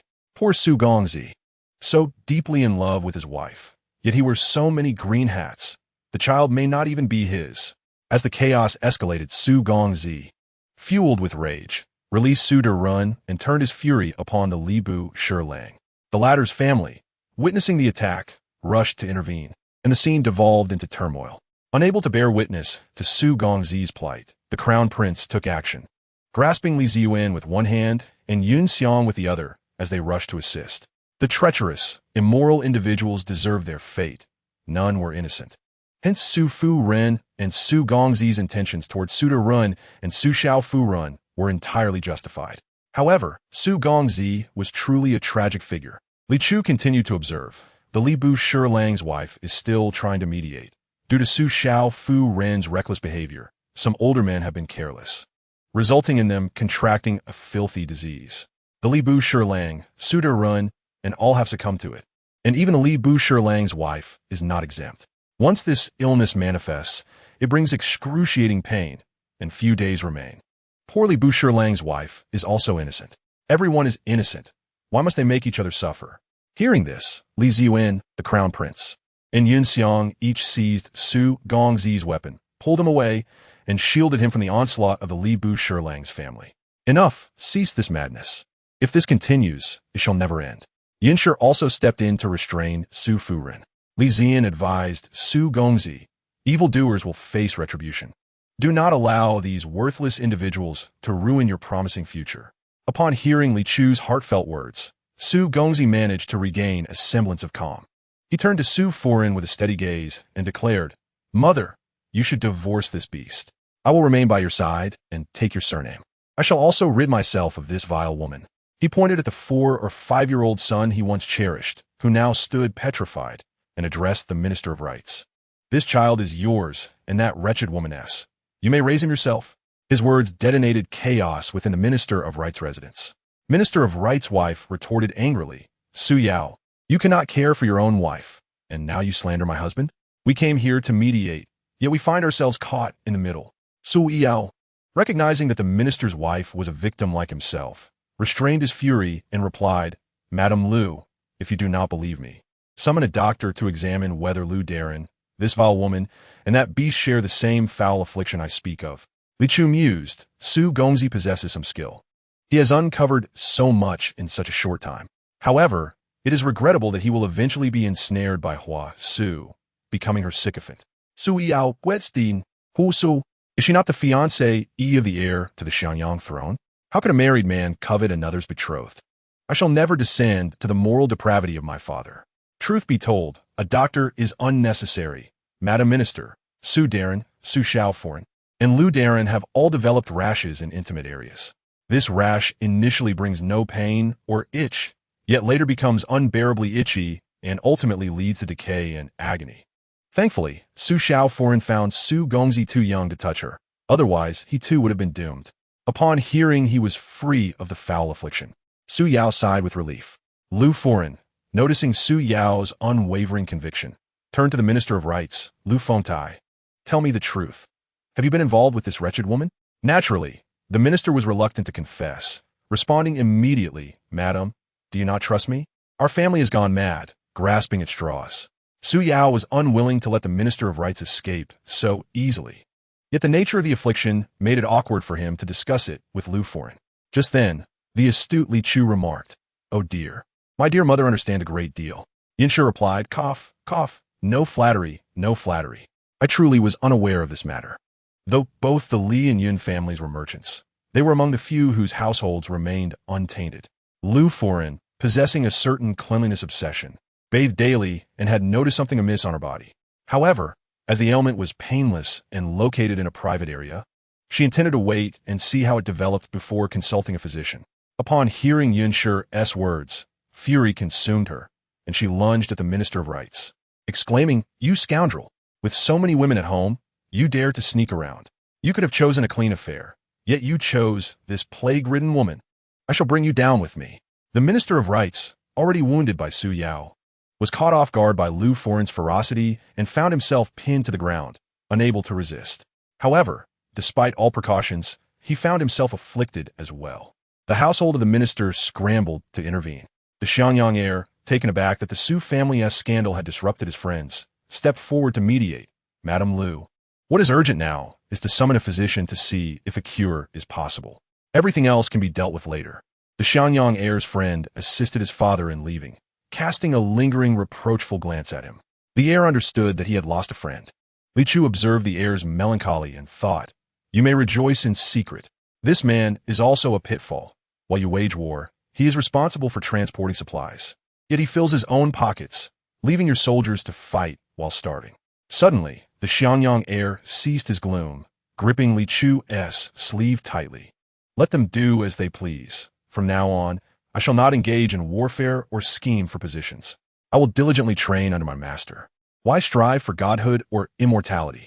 Let's aim to live 200 years instead. What need have we for power struggles or schemes?" Meanwhile, upon hearing of the foul affliction, Su Darren recalled the unbearable itch he experienced and lunged at Su Shaoforeign to strike her. Su Shaoforeign spat a mouthful of phlegm onto his face. "You old wretch, how dare you blame me? It was you who sought flowers and willows and infected me." Su Darren retorted angrily, "I have never sought flowers and willows. If it were not for your seduction, how could I have committed such a heinous act?" Li Chu interjected, "Ah, you still recognize your heinousness. You two should not blame each other. Did you not find each other appealing during your courtship?" Su Shaoforeign's first time was taken by this old man, who even instructed her on how to win over Su Gongzi. Su Yao's previously extinguished fury ignited once more, and he charged forward to strike. The Xiangyang heir and Yun Rang quickly restrained him. "Calm down, calm down. Killing will lead to imprisonment. It is not worth it." As they attempted to mediate, officials finally arrived. Since no lives had been lost, and it was a domestic matter, they served as witnesses. Su Foreign and Su Darren divorced, and Su Foreign left with her dowry and son. The Li family and the Xiangyang heir smoothly followed the officials out of the Su residence, leaving behind Su Darren and his daughter-in-law to hurl accusations at each other. They timed their departure well. Just as they reached the bustling market, Tan Darren was paraded in a cage. Yunshu accurately hurled some rotten eggs at Tan Darren, expressing her disdain for such a scoundrel who abandoned his family. Li Dafu shared her loathing, as it was men like Tan Darren and Su Darren who tarnished the reputation of their kind. After throwing the rotten eggs, Tan Darren, stinking and on the verge of collapse, was unceremoniously tossed into the Tan residence. The Tan family was reluctant to allow him entry. They were already aware of the situation, especially now. Tan Foreign, who had been unaware of her husband's previous marriage when she wed him, was also a victim. The Tan household erupted into chaos, making Tan Darren's life miserable. Li Dafu remained at home, worrying about Li Chu's situation in the palace. Meanwhile, his daughter, lively and animated, had witnessed two lively spectacles and was now content to attend to her own affairs. Yunshu was busy calling for Li Zihan and urging Li Ziyun to escort them to the academy. Only the Xiangyang heir, Yin Rang, and Yuan Chun remained with Li Chu, aimlessly wandering the streets, eager to savor the unfolding drama. As they ventured out, Li Chu found the excitement insufficient. "Wow, the reason the pancakes from that vendor taste different is that he sneezes into the dough every time he needs it." The Xiangyang heir, Yin Rang, and Yuan Chun exclaimed in disgust. After regaining composure, they were grateful they had never eaten from that vendor. However, witnessing the line of eager customers. They couldn't help but shed a silent tear of sympathy. The noodles from that vendor are trampled out by feet, and the man has athlete's foot. I wonder if high temperatures can eliminate athlete's foot. Eating from him won't lead to stomach ulcers, will it? The Xianyang heir and his companions remarked. Words can be carelessly spoken, but one must be cautious with what one consumes. Have you heard? The emperor has conferred the title of Protectorate Princess upon a merchant's daughter. Li Chu, engrossed in the gossip, was taken aback when the tales unexpectedly turned towards her. She attempted to diminish her presence and listened intently. It was said that the Protectorate Princess possessed a divine beast capable of summoning thunder and rain. Li Chu mused. The rumors are surprisingly accurate, lacking the usual embellishments, save for a minor discrepancy. However, she had heard that the divine beast had first been deceived by the fiancée of the crown prince of Xianyang, provoking divine retribution. The 8th prince and that woman had spoken ill of the Protectorate Princess, and thus they too were struck by lightning. He truly wished to no longer be associated with Hua Su. Was it not said that the 8th prince was typically gentle and courteous? How could he possibly criticize a mere 3-year-old child? People generally exhibit tolerance towards the young, unless they are exceedingly malevolent. Otherwise, they would not engage in disparaging a child of such tender age. Indeed, the crowd slowly began to realize the truth. The crown prince of Xianyang leaned in and whispered, so he was merely feigning it. He lowered his voice, scanning the surroundings like a member of the village's information bureau, and conspiratorially remarked, I have heard that Hua Su once enticed the Protectorate Princess's brother, which incited the 8th prince's jealousy and wrath towards her. Li Chu gazed at the gossiping young man, utterly astonished. Is this character breakdown not too outrageous? The original text described the male lead as gallant and radiant, embodying righteousness. The crown prince of Xianyang chuckled, it is of no consequence. What matters is tarnishing the images of the 8th prince and Hua Su. The emperor likely could hear Li Chu's innermost thoughts, which is why he bestowed upon her the title of Protectorate Princess. Yet, he was aware of the 8th prince's intentions to overthrow him, and despite his concern for the 8th prince, he showed no intention of taking action against him. Thus, they were left to fend for themselves. The emperor was ruthless towards the other princes, but he held genuine affection for the 8th prince. He had begun to discern a pattern regarding those who could hear Li Chu's thoughts.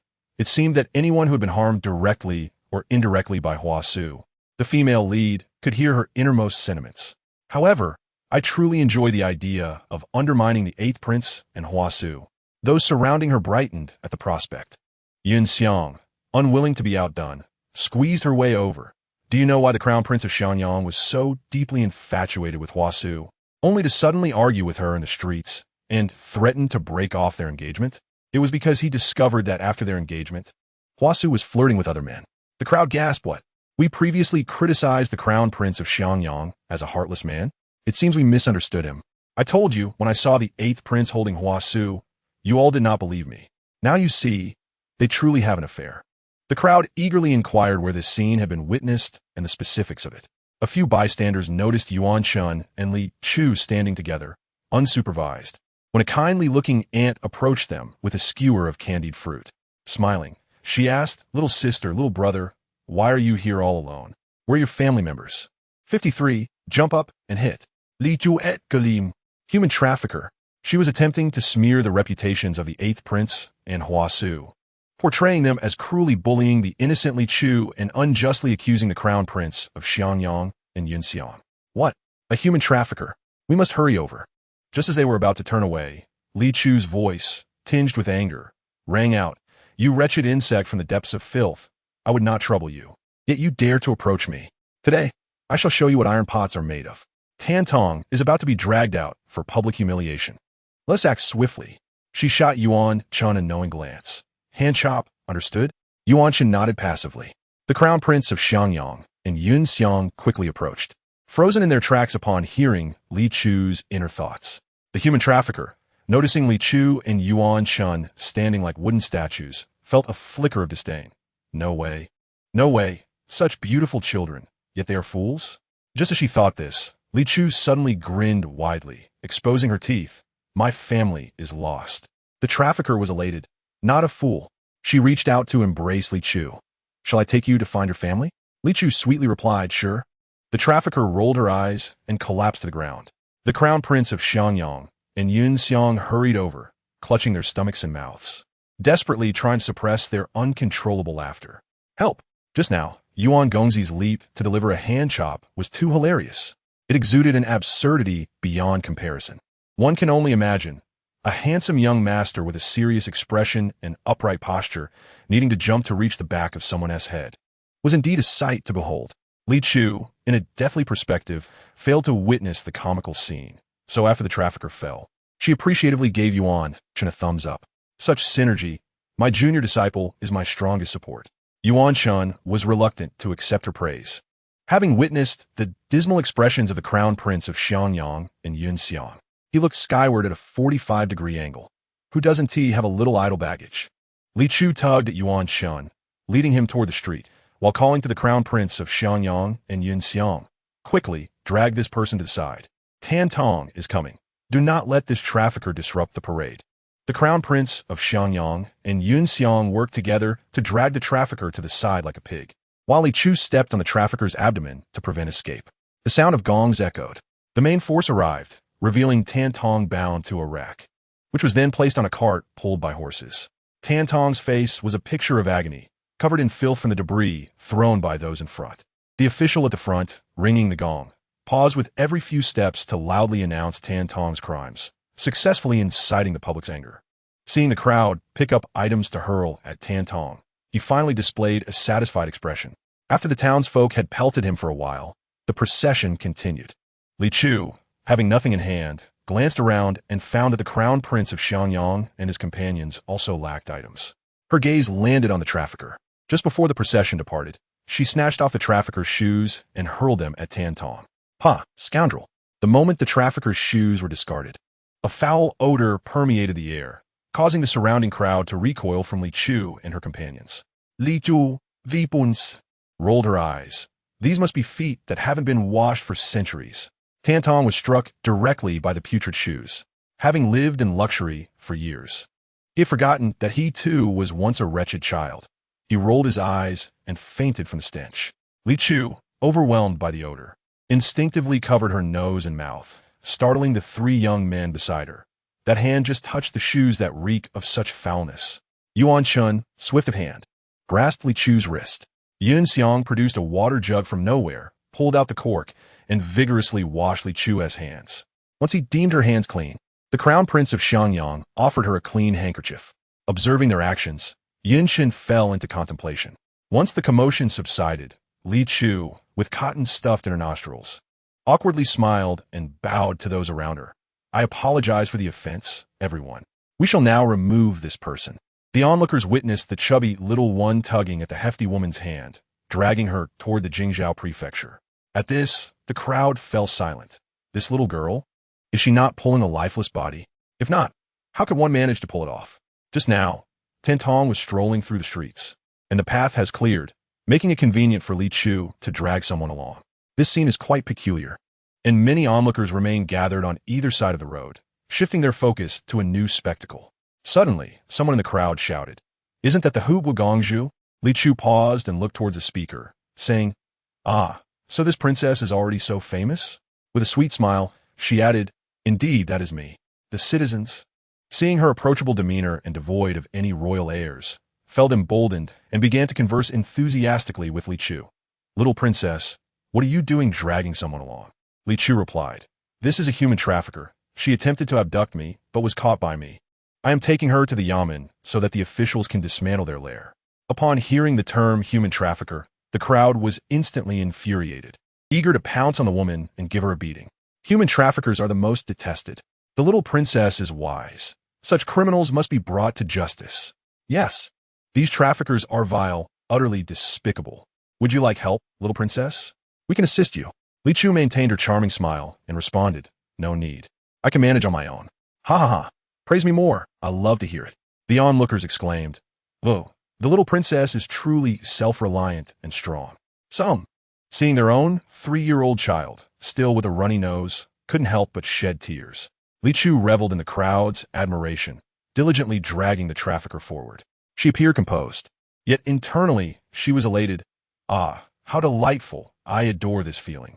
If only there were a camera clicking away at this moment, with flashes illuminating the scene. It would perfectly match my identity and aura. The heir of Xiangyang Wang and Yun Rang exchanged bewildered glances. What sort of chicken is A Xiangji? Why does Master S' cousin want to be photographed like a chicken? And what is this flashlight? They shared a confused look. Could it be that Master S' cousin is feeling mischievous? Suddenly, from the crowd, a young girl dashed out, playfully pouncing on Li Chu and pinching her cheek before sprinting away like the wind, seemingly fearing any repercussions from Li Chu and her entourage. The heir of Xiangyang Wang was quite agitated, as this behavior was undeniably rude. Had the girl not run away so swiftly, he would have called her back for a reprimand. Yet, Li Chu remained unfazed, continuing to drag the trafficker along. This is nothing. In her previous life, her mountain home was purchased for 12 billion, supposedly to develop a tourist attraction, forcing her to descend.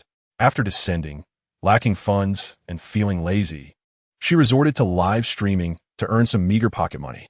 However, her niche content of fortune-telling garnered little attention, nearly leading her to starvation.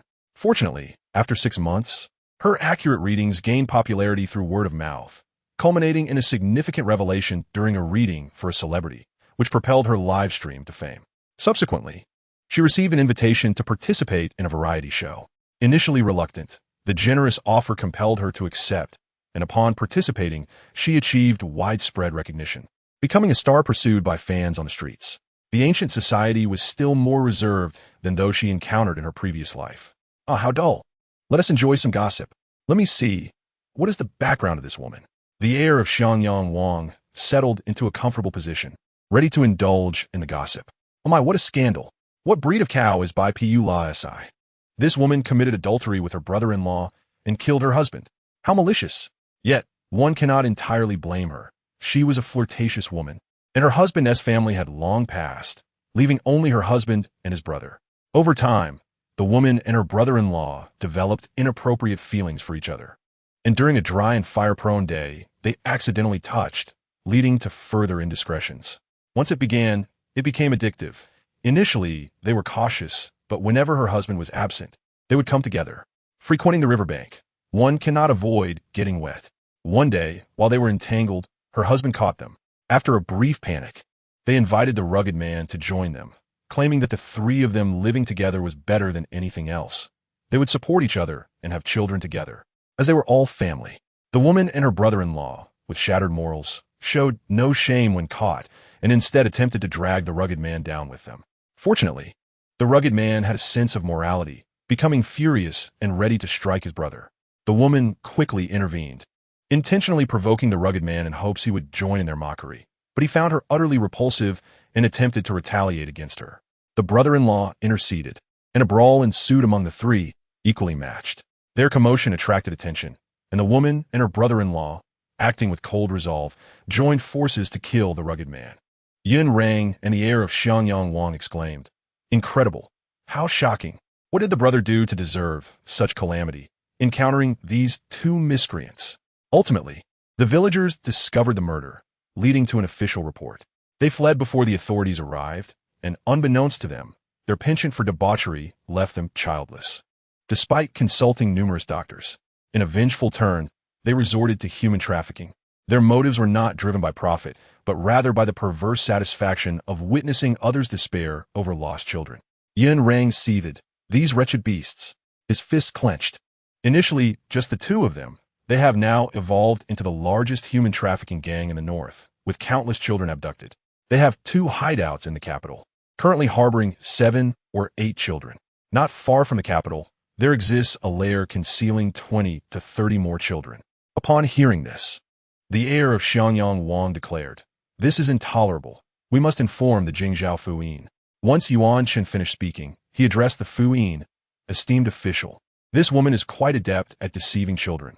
I suspect they operate as a gang of seasoned criminals. It would be prudent to seal off the capital and conduct a search within the city." Master did not disclose specific locations, but this is our best course of action. As for the outskirts, the woman was merely knocked unconscious. Once revived, a thorough interrogation may reveal more of their hideouts. Li Chu nodded discreetly. When that woman attempted to deceive me, her brother-in-law was lurking in the shadows. Now that I have dragged the lady into the yamen, he will undoubtedly move to relocate the children from the 2 hideouts in the capital. As for the lair in the suburbs, it is secluded, and the officials will struggle to find it. Yin Rang's eyes glimmered as he leaned closer to Li Chu and whispered, "Cousin, how many children do you think they have now?" Li Chu replied, 32. 8 in the capital, and 24 in the lair. The officials began their inquiries and dispatched teams to search. The heir of Xiangyang Wang said to the Fuyin, "Provide me with some personnel. We shall assist in the search." He refrained from mentioning the suburban matter, as it would seem abrupt and raise Li Chu's suspicions. Someone was willing to assist, and naturally, the governor did not object, for he was equally weary of those human traffickers. The heir of Xiangyang Wang prepared to set off with his companions, and, before departing, inquired of Li Chu, "Master, do you wish to join us?" Li Chu was eager to go, yet she cast a pitiful glance at Yuan Shan, lamenting, "Alas, my time for play today has come to an end." With a joyful cheer, she leapt up to high-five the heir of Xiangyang Wang. Instead of directly exiting the city, Li Chu first indicated the location of her younger uncle. That woman has an accomplice in the capital who has gathered some of the children they previously abducted, preparing to transfer them to their lair. We must follow them. With a sizable group, it was too perilous to follow them directly. Thus Li Chu advised the heir of Xiangyang Wang, "You all stay behind and await my signal. I shall pursue them alone." The heir and Yun Ruan disagreed vehemently. "No, you are but a child. It is far too dangerous." Li Chu turned toward a tree so grand that she could scarcely embrace it and performed a playful maneuver, leaving the heir and Yun Ruan speechless. Very well, they nearly forgot this was no ordinary child. Li Chu then instructed Yuan Shun, "Listen for my commands and assist with relaying messages." Yuan Shun, observing the determined expression on Li Chu's face, managed a silent nod. Once arrangements were made, Li Chu executed a playful serpentine movement as she followed the traffickers out of the city and into the mountains, deftly infiltrating their stronghold and arriving at the location where the abducted children were held. She smoothly climbed through a high opening in the door and was met with the astonished gaze of a little girl. Li Chu, her rounded waist wedged in the window, gestured for silence. The little girl quickly covered her mouth and cautiously signaled to the other abducted children to remain quiet as well. Once assured of their silence, Li Chu gracefully descended from the window, landing safely. All the children gazed at her in awe, having witnessed her remarkable descent. Li Chu interpreted their expressions as admiration and nonchalantly brushed off non-existent dust from her clothing, striding towards the group of children and lowering her voice. "Listen closely. I am a rescuer sent by the monkeys. No, I am here on behalf of the court to save you. Do not fear if you follow my lead. We shall successfully escape and bring those villains to justice." The children regarded Li Chu with skepticism. "Really? But you are just a child. How can you rescue us?" Yet some believed her, exclaiming, "Oh, how wonderful. We are to be saved." Their voices, though hushed, grew louder as they spoke in unison, prompting an ominous knock from outside. "What is all this noise? Quiet down, or I shall kill you all." The children trembled at the threatening voice, and a glint of danger flashed in Li Chu's eyes. She awaited the traffickers to deliver the 8 children. Li Chu took a shortcut, arriving at the stronghold for the abducted children before the traffickers. Bored, she succumbed to her old habit. "I must see how these children were abducted. We can create a prevention manual afterward." Her first glance fell upon the little girl who had met her gaze, exclaiming, "Isn't she a princess?" The heir of Xiangyang Wang, surrounded by soldiers stealthily encircling the cave, nearly stumbled off the cliff in shock. These traffickers had no fear. They dared to abduct a princess. How could a perfectly fine princess be captured? "I must take a look." The heir gasped, equally curious. "Oh, it seems she is now a lady of the Guo's Duke's residence." The heir was taken aback. "Wait, why do I suddenly feel overwhelmed?" Another day of pity for the empress. She truly is unfortunate. As if encountering a useless husband weren't enough, her dear sister swapped her child in secret. She ought to realize that all the concubines in the palace, regardless of their feelings toward the emperor, would not help her without ulterior motives. Archfae is ruthless. Not only did she fail to bear children for the emperor, but she also swapped the emperor's child, subjecting it to suffering. The current third prince is, in fact, an illegitimate son of the Guo's Duke's residence, while this illegitimate daughter is actually the legitimate, esteemed third princess. The heir of Xiangyang Wang was left speechless. What on earth? The Duke's residence has lost its mind? Ah, this young lady not only lives a pitiful life now, but her future is also grim. Because the empress encountered true love and faked her death to escape, the young lady lost her value in the duke's residence. Encegua was set to marry her off to the 8th prince to curry favor, to a man who was a monster, subjecting her to daily abuse until she could bear it no longer and took her own life. While the empress flies free with her beloved, the emperor has countless concubines. Yet their daughter, the heir's thoughts were a tangled mess. Wait, when did the empress decide to fake her death and soar away with someone? Does she think the emperor is a fool, or that the palace guards and the watchful concubines are mere decorations? Moreover, the Empress Dowager has always held a grudge against the Empress for taking a position meant for the daughters of the CF family. How could these parents be so irresponsible? Yin Ruan restrained his aunt, who appeared ready to strike, trembling. "Aunt, calm down, calm down. Now is not the time to act." The door of the chamber holding the abducted children swung open, and all the children gathered in one place. In the far corner, Li Chu signaled to Yuan Shen, "We can act now?" Yuan Shen ignited a torch. Observing this, the heir of Xiangyang Wang commanded, "Move out." What was it that darted past? Yin Ruan's lips twitched. That was my aunt. He now seemed to understand why his cousin had a child with her. It turned out his aunt was also one to defy convention. If not for his cousin showcasing her extraordinary abilities, his aunt would likely have continued her act of propriety forever. She charged into the cave like a wild horse, wielding a kitchen knife with the intent of slicing through anyone who stood in her way, cleaving through foes as if they were mere vegetables. Her terrifying presence rendered the traffickers paralyzed with fear, forgetting to fight back or resist. Under such overwhelming assault, Yin Clan quickly located the area where Li Chu and the others were held. Yin Ruan hastily handed over the keys, yet Yin Clan disregarded them entirely, raising a knife typically used for butchering pigs and striking down upon the lock. With a resounding crack, Yin Ruan beheld as his aunt severed the lock. Then, with the ferocity of a wrathful deity, she kicked the iron door open, leaving Yin Ruan utterly astonished. Li Chu gazed at the golden glow-clad Yin Clan as she dashed into her embrace, her eyes sparkling with joy, rolling around in her arms. "Awu, Mother is amazing. Mother is the most formidable in the world. You were so majestic just now when I saw you, it was as if I beheld a celestial being. My admiration for you flows like a boundless river. You are truly magnificent, incredibly cool." These scoundrels dared to lay hands on Mother's precious daughter. They clearly do not know how to write death. Though Li Chu had come on her own accord and was not abducted, she still frightened Yin Clan. Upon seeing the living Li Chu, listen to her playful banter while embracing her. "My dear precious child, it's good to see you are unharmed. Do not worry, for I shall protect you, no matter what." Li Ch and YNSH were in a state of affectionate intimacy. Although they had been apart for only a brief moment, it felt as though an eternity had passed, their sweetness palpable. Hee, if this affair were to spread, no one would dare to provoke me again. Just look at these human traffickers. How cowardly they have become. Indeed, these traffickers were quaking in fear. Not only were they intimidated, but even the heir of Xiangyang Wang and the officials were rendered speechless by YNSH's formidable presence. They dared not compete with her for captives, obediently trailing behind her. If YNSH captured one, they would bind one, and if she captured a pair, they would bind a pair, all reduced to mere scavengers. Upon seeing YNSH leading Li Ch out, they immediately straightened their postures and collectively reported, "Madam, all the human traffickers are gathered here." Instinctively, they informed YNSH. The heir of Xiangyang Wang questioned, "Are we not being overly timid and lacking in ambition?" He glanced around at the other children, uncertain of who belonged to the Guizhou mansion.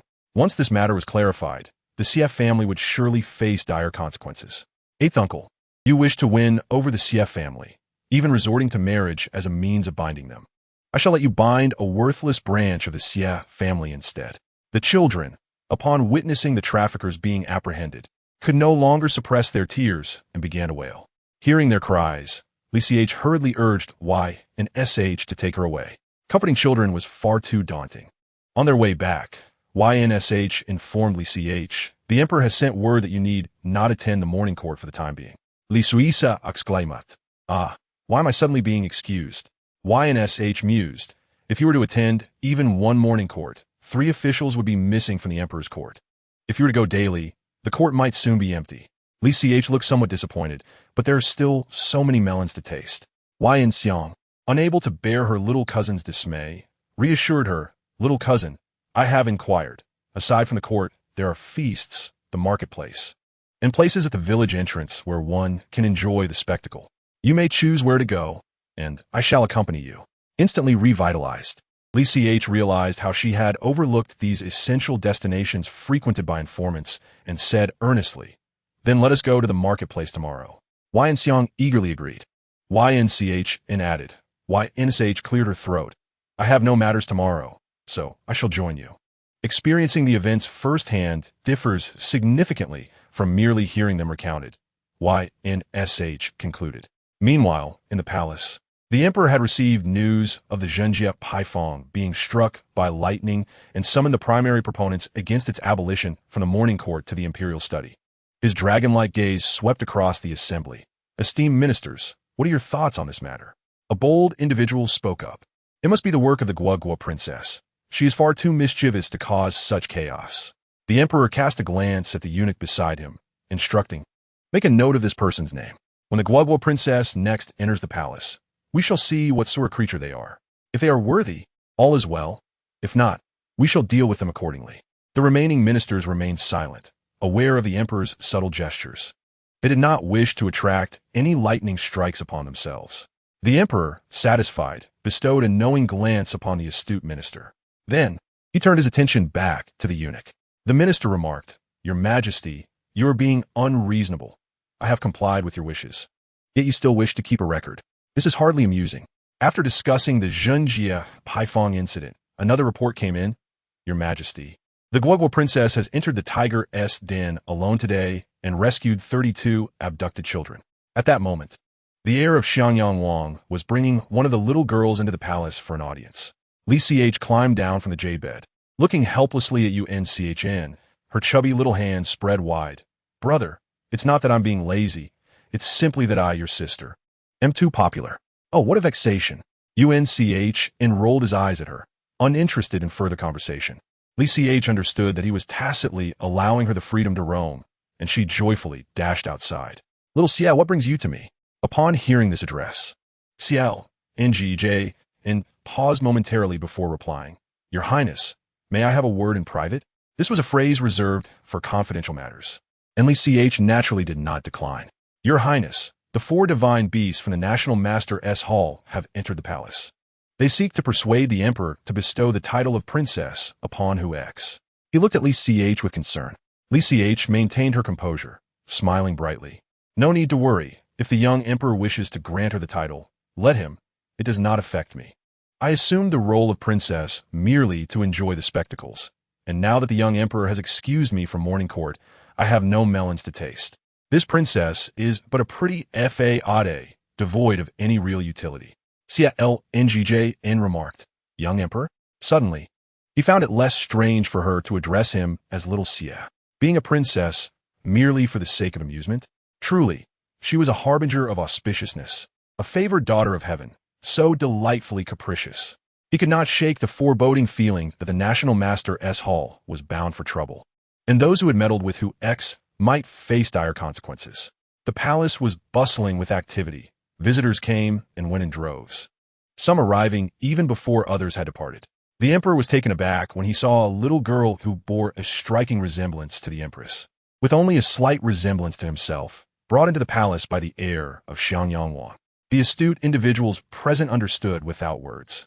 The mere act of the heir of Xiangyang Wang bringing someone into the palace was fraught with implications, prompting the emperor to send for both the empress and the Guo.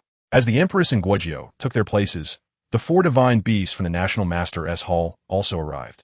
In the National Master's Hall, apart from the National Master, these 4 divine beasts held the most influence, and the emperor had no choice but to afford them some respect, thus inviting them in as well. Upon understanding their request, the emperor felt his head throb, summoned the Guo princess to the palace. As Xiao, Njj, was about to take his leave, palace attendants arrived. Consequently, he decided to accompany Lee Ch into the palace. Lee Ch remarked, "Currently, the eldest son of the Xie family appears to be the only one of sound mind, but what?" Xiao, Njj's heart raced. "Oh dear," he exclaimed, "little princess, do not dwell solely on your size. Oh, the Xie family, especially Guo, is about to face calamity." "What calamity?" "I have been keeping watch over my father. He seems not to have committed any grievous errors." Guizhou has colluded with Archfae and the Empress Dowager to secretly swap the Emperor's legitimate daughter for a commoner in his own residence, while his illegitimate son has been exchanged for the palace. CLNGJ and suddenly felt his legs give way, collapsing to the ground. Li Ch rushed to assist him, exclaiming, "Oh dear, little Xia, what has happened to you?" CLNGA and quickly regained his footing, forcing a smile. "I am fine, truly." With a worried expression, Li Ch said, "Perhaps you should not accompany me into the palace." Just now, the swapped princess has already entered the palace, and due to her striking resemblance to the Empress, the Emperor has begun to suspect something. He has summoned Guizhou to the palace. Li Ch pondered for a moment and nodded. "Very well, you should witness firsthand how your father brings about his own ruin, so you may be more cautious in the future and avoid being taken advantage of. In truth, this matter could have been concealed for quite some time. Who could have imagined your father would be so oblivious? The princess has been missing for several days, and he has yet to notice or search for her. As a result, we stumbled upon this. My dear disciple recognized the Empress at a glance and immediately discerned that the little girl was not as she appeared." Li Ch remained unaware that the heir of Xianyang Wang had only noticed this matter because he had heard her thoughts. Otherwise, amidst so many people, he might not have paid attention. Xia Lingjun, being the legitimate son, often found himself burdened by the troubles caused by the illegitimate children and concubines in his household. His mother frequently suffered from the complications arising from these relationships, and there was a time when his younger sister nearly fell victim to the schemes of a concubine. Consequently, he harbored no affection for those born of less noble standing and paid them little heed. Thus, he remained oblivious to the fact that a half-sister had been missing from the manor for several days. His mind was in a whirl as he followed Li Chu into the palace. Upon their arrival at the Emperor's study, the atmosphere was lively.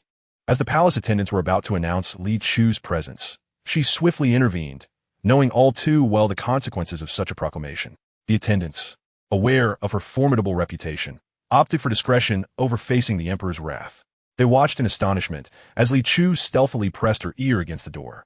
Internally, she chuckled with wild delight, relishing the irony of overhearing those who had spoken ill of her just moments before her arrival. Xia Lingjuan's heart was heavy, yet he couldn't suppress a smile at Li Chu's antics, though he felt tormented in that moment. "Ah, it is indeed that fellow with the two little mustaches," he mused. "That rascal, having received an electronic dog from Hua Su, now worships her as a goddess, willing to brave any peril for her. And yet here he is, disparaging me before the Emperor." He continued to reflect. Well, he got what he deserved, as he ultimately met his end in flames. How amusing. The man with the small mustache exclaimed, "Woku, how could the voice of the princess of the protectorate infiltrate his thoughts? That fellow in green berated me fiercely. Yet this one is even more foolish, deceived by Hua Su's sweet words. He reveres her as a deity, and in a bid to assert his dominance, she ultimately dealt him a fatal blow. He pondered the peculiarities of human nature. He marries a wife, yet offers her to others daily. His children are fathered by other men, and he takes pleasure in raising them. He found it utterly revolting. How could such bizarre beings exist? With a sharp intake of breath, he mused, his wife is indeed formidable. Initially coerced by him, she seems to have lowered her moral standards over time. Although she outwardly resists, internally, she relishes it. He noted, after his demise, she took those men as her subordinates. Thus, I am left to tread this path alone. The envious man in green, who had coveted the electronic dog, was taken aback. Such clandestine matters, and the princess is aware of them. But wait, the real focus should be on that one woman. How dare you enjoy what I forced you to do? Xia Lingjun felt utterly drained. No wonder Brother L's garments are all green. What on earth is happening? How could the four divine beasts of our National Master S. Hall be such individuals? My faith is shattered. The little dwarf is quite the spectacle. Hua Su did nothing, yet he, enamored by her beauty, recklessly threw himself at her, willing to crash against walls for her. He added incredulously, he even went so far as to pilfer Hua Su's bathwater. The onlookers in the hall, privy to Li Chu's internal musings, could hardly contain themselves, some feeling nauseated.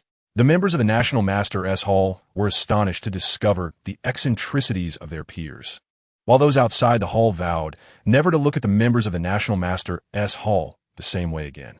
The heir to the Xianyang kingdom mused, it is no wonder that the things requested from the National Master S. Hall are so flawed. With such individuals, what could possibly be right? Xia Lingjun pondered.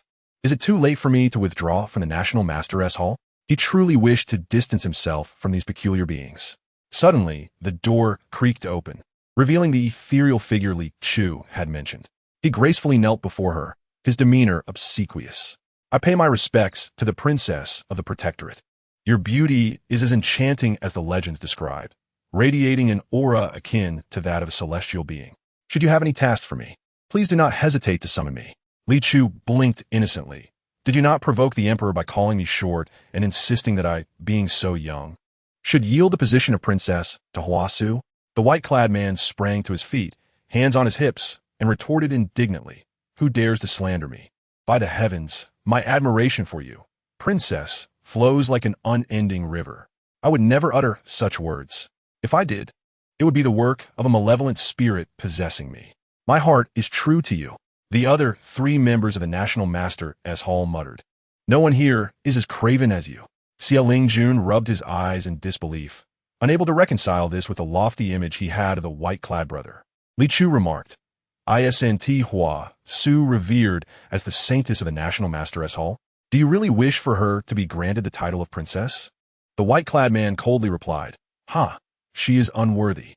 Only you deserve this title." Pleased with his flattery, Li Chu smiled. "If you say so, I shall take your word for it." Everyone perked up, eager to hear the revelation from Li Chu, but silence ensued. The trio for the National Master Hall, their defenses crumbling, realized with dismay how cunning Li Chu was. They had never suspected that their seemingly bold peer could be so spineless. Instead of exposing the white-clad man, Li Chu turned her attention to the 3 in green, who hastily knelt, attempting to appease her. "Dear princess, we harbor no ill intentions towards you. We merely wish to invite you to the National Master Hall for our admiration and worship with absolutely no ulterior motives. As for the words spoken about Hua Su, that was not our intention. We were possessed." The trio lamented, "Death is not so frightening. But being exposed by Li Chu feels akin to being dragged out and ridiculed after death. It is no different from being paraded before the world in disgrace." While they lacked conscience, a shred of shame still lingered. "Do not linger here. You are an eyesore." They quickly departed, fearing further exposure of their secrets. Outside the palace, the white-clad man remarked, "Brothers, it seems our princess is indeed formidable. Should we not expel Miss Hua?" They had initially welcomed Hua Su into the National Master Hall, but it was clear she was no longer favored by the young princess. Seeing hesitation among his companions, he added, "If you choose to keep her, I will not stand in your way, but I will inform the princess that I had no intention of retaining her. The wrath of the princess is yours to bear. It does not concern me." The 2 hesitant companions quickly replied, "Let's expel her. The princess's fury is not to be trifled with. If we endure it, we may find ourselves unable to live with honor." After Hua Su was heartlessly expelled from the National Master Hall, she glared at it with resentment, vowing silently, "One day, I shall raise the National Master Hall to the ground." Within the Emperor's study, the Empress and the National Uncle were bewildered by the day's events. The Empress glanced at the young girl standing beside the heir to the Xiangyang Kingdom, who bore a striking resemblance to her, and could not help but inquire, "Your Majesty, what was the reason for summoning me?" The Emperor turned to the heir, Yunshi. "Why don't you explain?" He still held doubts, having summoned Li Chu to the palace to use her insights to confirm his suspicions. The Crown Prince of Xiangyang pondered and said, "Today, the Princess of the Protectorate apprehended a group of human traffickers. At that moment, my nephew was also present and noticed that among the abducted children, there was a little girl who bore a striking resemblance to your Majesty, the Empress. Thus, he called her over to inquire about her identity. My nephew believed she was a relative of yours, but unexpectedly, she turned out to be a concubine's daughter from the Xie family. I have visited the Xie residence numerous times and have never encountered anyone resembling your Majesty, let alone this little girl, who not only looks like you, but also has some resemblance to his Majesty. My nephew feared there might be a misunderstanding, which is why he brought her to the palace. He had previously cultivated a friendship with the 8th prince, who was also close to the Xie family. He was indeed a frequent visitor to their estate, and to speak candidly, he was well aware of who the concubines were. The Empress was no fool, and her heart raced as she asked the little girl, "How old are you?" Li Chu thought, "He is getting anxious. He wants to divert the conflict." The Crown Prince of Xiangyang calmly responded, "Lord Xie, although you are an elder, you cannot slander someone without evidence." "How could I be ungrateful?" Lord Xie retorted. The 8th prince has treated you well, nurturing you to adulthood, yet you dare to stab him in the back and drag the CF family into this. Your heart is truly evil. After saying this, he looked sternly at the emperor. Your Majesty, you must keep your distance from such a scoundrel. The crown prince of Xiangyang let out a low chuckle. So, Lord Xie, are you suggesting that without the protection of the 8th prince, I would have perished at the hands of the emperor in the capital? Lord Xie bristled. You insolent child, do not speak so recklessly. Was it not you, Lord Xie, who spoke out of turn first? Li Chu thought, this dialogue is utterly devoid of substance. We cannot engage in a fight. And what is the point of exchanging such trivial words? Are you repeatedly obstructing because you fear some secret might be uncovered? Lord Xie exclaimed. What secrets could I possibly have? The crown prince remarked, if you have no secrets, then do not impede. Li Chu Muset, Alat, my disciple is at a disadvantage due to his status. There is nothing to be done. The emperor interjected, I have been waiting for you to reveal something. You criticize the crown prince for not being direct, yet you do not reflect on your own shortcomings. Lord Xie, let the empress question that girl. With the emperor's command, Lord Xie could only remain silent. He glanced at Xie Lingjun, giving her a knowing look. Xie Lingjun diverted her gaze, avoiding his eyes. She had already discerned the truth from Li Chu's heart and felt profound disappointment towards Lord Xie. Moreover, in such matters, the only course of action was to admit guilt. Yet it was evident that her father wished to struggle, attempting to drag her down as well. Lord Xie could only cast a warning glance, laden with pressure, at the little girl. This is your only chance to alter your fate. You must cherish it. Speak well this time, prove your identity, and from now on, you shall be the sole legitimate princess, no longer to be exploited by the CF family. Upon hearing this, the emperor finally received a definitive answer, and his fury surged from the depths of his being. The CF family. How audacious. Not only did they swap my daughter, but they also mistreated her and exploited her. The little girl, encouraged by Li Chu, spoke up, I'm 7 years old. 7 years, the same age as the 3rd prince. She found it curious that the 3rd prince bore little resemblance to him, and instead resembled the empress. Upon closer inspection, she realized the 3rd prince bore a greater likeness to Lord Xie. A chill ran through her. How insidious. The empress was truly treacherous. They exchanged children, achieving multiple objectives, raising another child, using the 3rd prince's appearance as leverage. Should the empress truly wish to eliminate her, she could easily conspire with Lord Xie, claiming an affair. Moreover, they held her child, using him as a means to coerce her. Bloodlines could not be proven into foam, and even a blood test for kinship was non-existent.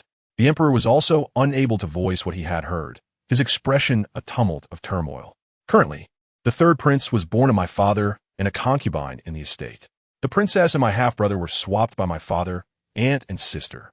The one now serving as a favored concubine in the palace is Xie Lingjuan's biological sister. He had contemplated whether to expose everyone, but he feared Li Chu might harbor resentment over this matter, so he chose to lay everything bare instead. The empress felt her blood boil, pointing an unsteady finger at Lord Xie. How dare you? Xie Lingxi, I have always regarded her as a good sister, yet she has betrayed me so.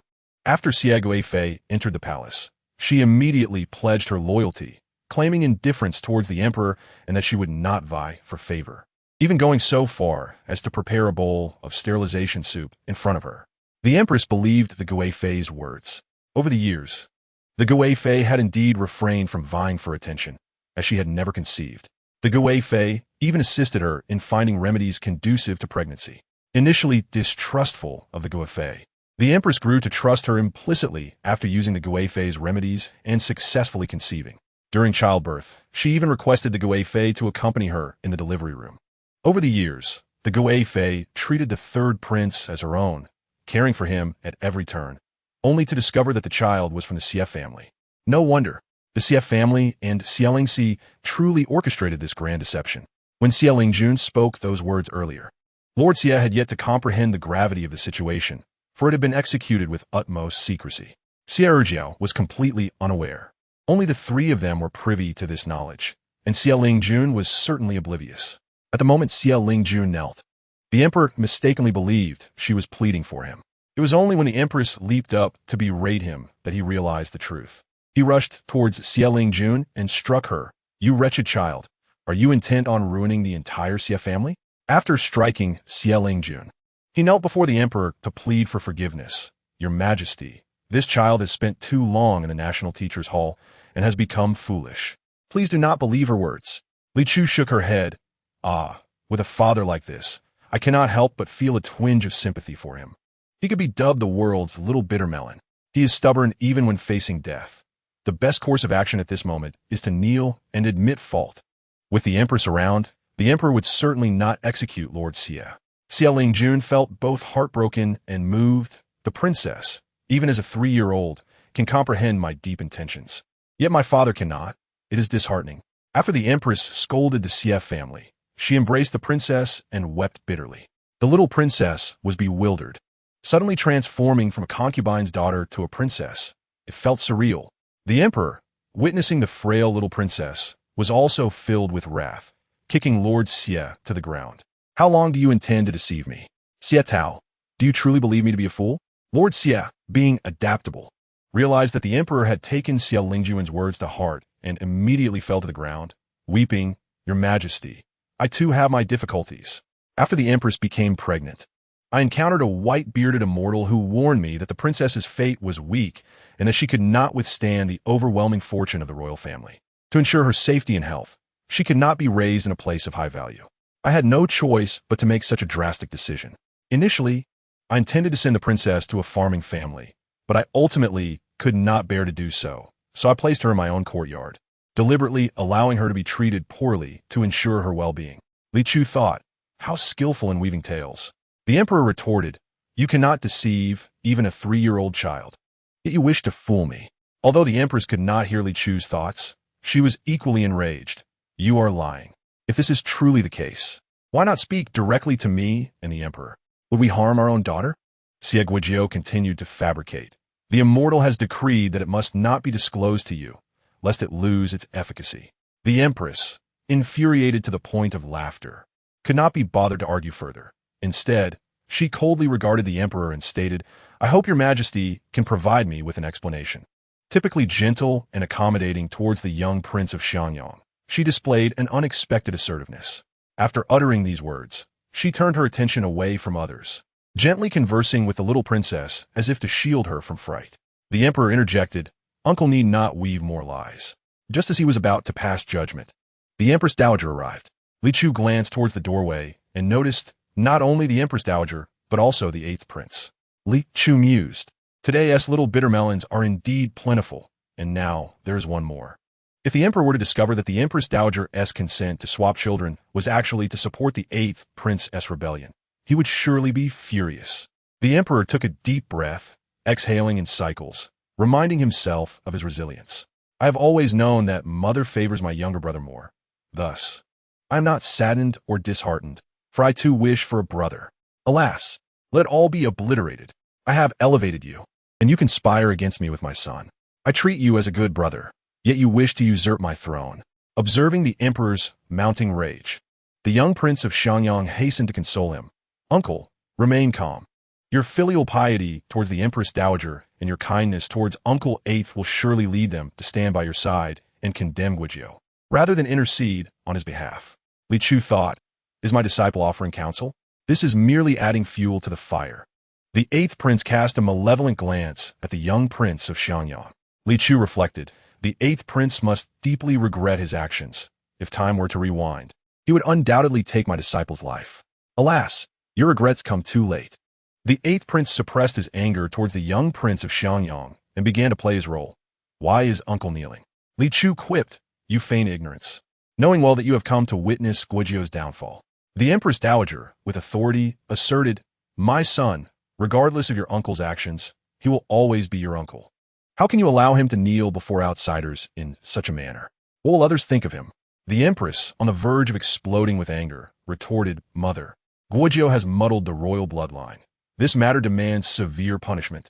The Empress Dowager, infuriated by the Empress's demeanor, glared, Empress, what evidence do you have that Guizhou has confused the royal bloodline? Just because she bears some resemblance to you, does that make her your daughter? If that is the case, may I claim that the 3rd prince is the product of your affair with someone from the Guizhou household? The Empress's heart sank. She knew it all too well. Li Chu took a bite of a pastry, casting a disdainful glance at the Emperor. Oh, how useless the Emperor is. At such a moment, he does not stand up to protect his wife and daughter. No wonder the empress seeks to escape.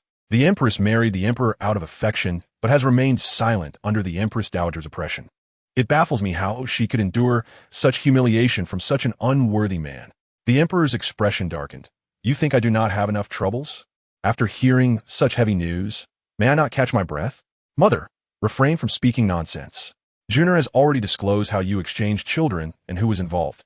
Guojiu has admitted it. Despite this, you not only refuse to acknowledge your wrongdoing, but also attempt to deny and slander the empress. Just as the empress dowager was about to retort, the 8th prince suddenly pointed towards Li Chu and the others. Mother, this is our family matter. Should we not allow brother to dismiss these outsiders first? With Li Chu present, he felt that a perfect resolution was unattainable. He was now wary of Li Chu, no longer daring to regard her as a mere child. The empress dowager observed Li Chu, who was covered in pastry crumbs, contemplating whether to speak, but refraining, fearing retribution. Li Chu, displeased, declared, You old witch, thinking to drive me away so I cannot witness the spectacle? Not a chance. She stood up with an innocent expression, inquiring, Emperor, is it true that the empress dowager and the 8th prince wish to expel us, only to directly eliminate you and the empress? The empress dowager staggered, incredulous at Li Chu's audacity. You little girl, how can you speak such nonsense? Li Chu shot a defiant glance at the empress dowager. I have lived for 2,000 years. How could I be outmatched by you? The empress dowager inhaled sharply. You are indeed formidable. The emperor remarked. Why does mother appear so flustered? I feel as though the protector princess has voiced your true sentiments. The young prince of Xiangyang exclaimed, Surely not. Could the empress dowager be so bold as to declare that her eldest son is no longer her son? Xiaoling Jun thought. Once again, my perception of the CF family's lack of intelligence has been shattered. The emperor stated, The young prince of Xiangyang and the protector princess are not outsiders. It matters not. The empress dowager, wishing to avoid calamity, relented to prevent incurring divine wrath. I shall endure. The exchange of children has not caused you or the empress any loss. Rather, it has solidified the empress's position. The princess has suffered no harm. I believe we can let this matter rest. At worst, let Guojiu settle the living expenses for the 3rd prince that you and the empress have provided over the years. The empress, enraged by the empress dowager's shameless words, turned pale and trembled. Li Chu observed, No wonder she, who bore the emperor's children under the guise of serving him, could escape detection until the end. Her audacity and intellect far surpass that of ordinary individuals. When the emperor is betrayed, he will surely be baffled as to why his beloved brother would seek his life and why his mother supports him.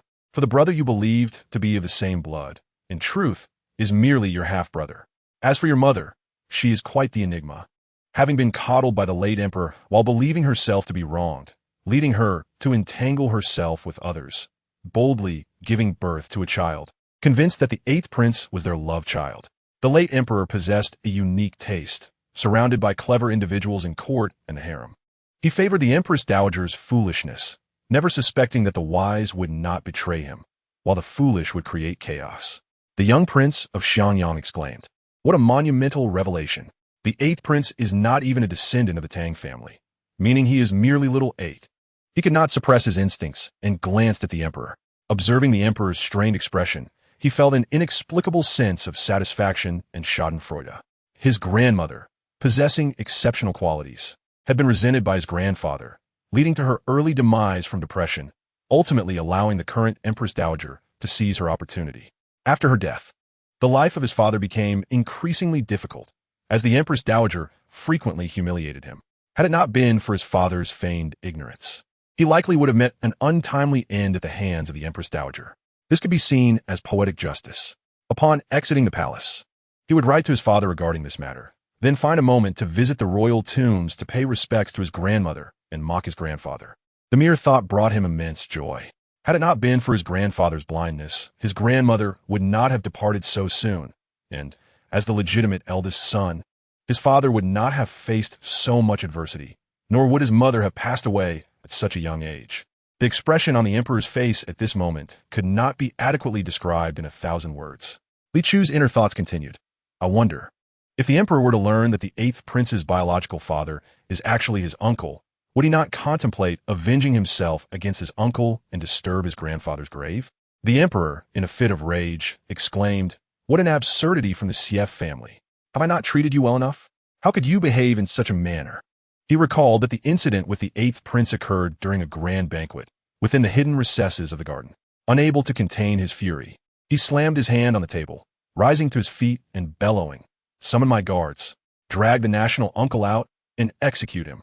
Though he could not control the reign or the infidelity of others, this betrayal, instigated by the national uncle, warranted death. The Empress Dowager observed the guards approaching the national uncle and declared, "If you intend to harm him, you must first step over my corpse." The guards, daunted by her presence, found themselves in an impasse. The emperor, in anguish, pleaded with his mother, "Mother, do not force my hand." To which the Empress Dowager retorted, "What of it? You were the one who acted unfilially." The emperor asserted, "The nation surpasses family. No matter how capricious you may be, even if I bear the disgrace of being unfilial, I will still punish the national uncle for his transgressions." The Empress Dowager, clutching the national uncle, declared, "If you wish to kill him, then take my life as well. I wish to see whether the ministers and the common people will pardon you." Li Chu observed the unfolding drama with exasperation, thinking, "The young emperor is so foolish. He should simply have the Empress Dowager removed." At that moment, seeing the emperor's lack of options, he caught the eye of a guard, who was poised to incapacitate the Empress Dowager when the 8th prince intervened. The 8th prince, with sorrowful eyes, addressed the emperor, "Brother, have you been bewitched by some vile force to disrespect our mother and abandon kin?" Li Chu thought, "I am weary of this moral coercion." The heir of the Xiangyang prince stepped forward, stating, "It is well known that the emperor values familial ties above all. Otherwise, he would not have allowed us, his nephews, to grow up in the capital." He continued, "Uncle, the nation has its laws and the family its rules. Without regulations, chaos ensues. All, regardless of status, must face punishment for their wrongdoings." The two sides remained steadfast, leading to a stalemate that made Li Chu drowsy. She yawned, pondering. The young emperor truly lacks decisiveness, hesitating at every turn.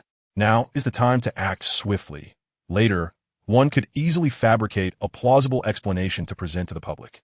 Would the Empress Dowager and the 8th prince dare to make a scene over today's events? The national uncle, sensing the emperor's resolve, knelt to plead for mercy. "I implore you, your majesty, spare my father, for he has not committed a grave offense." As a son, despite his disappointment, he could not bear to witness his father's execution.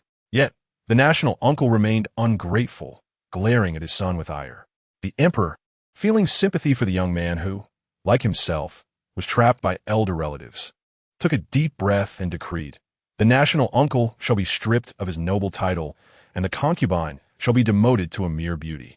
Seeing that the emperor was not adamant about executing the national uncle, but remained resolute in his punishment, the Empress Dowager decided to wait for a more opportune moment to plead again. The next matter at hand was the arrangement concerning the 3rd prince, who was brought forth. Li Chu thought, "The 3rd prince is indeed a pitiful figure. The 8th prince, having usurped the throne and eliminated the Sief family, kept the 3rd prince imprisoned in the capital, devoid of freedom. Before his demise, the national uncle revealed to the 3rd prince the truth of his lineage, urging him to bring down the 8th prince and avenge the Sief family. However, the 3rd prince, a mere pawn, stood no chance against the 8th prince, who was the true protagonist. Thus, he languished in despair, particularly after witnessing the true princess perish at the hands of her in-laws, feeling himself to be a sinner. Ultimately, he sought a mutual demise with the now reigning 8th prince, meeting his end pierced by countless arrows.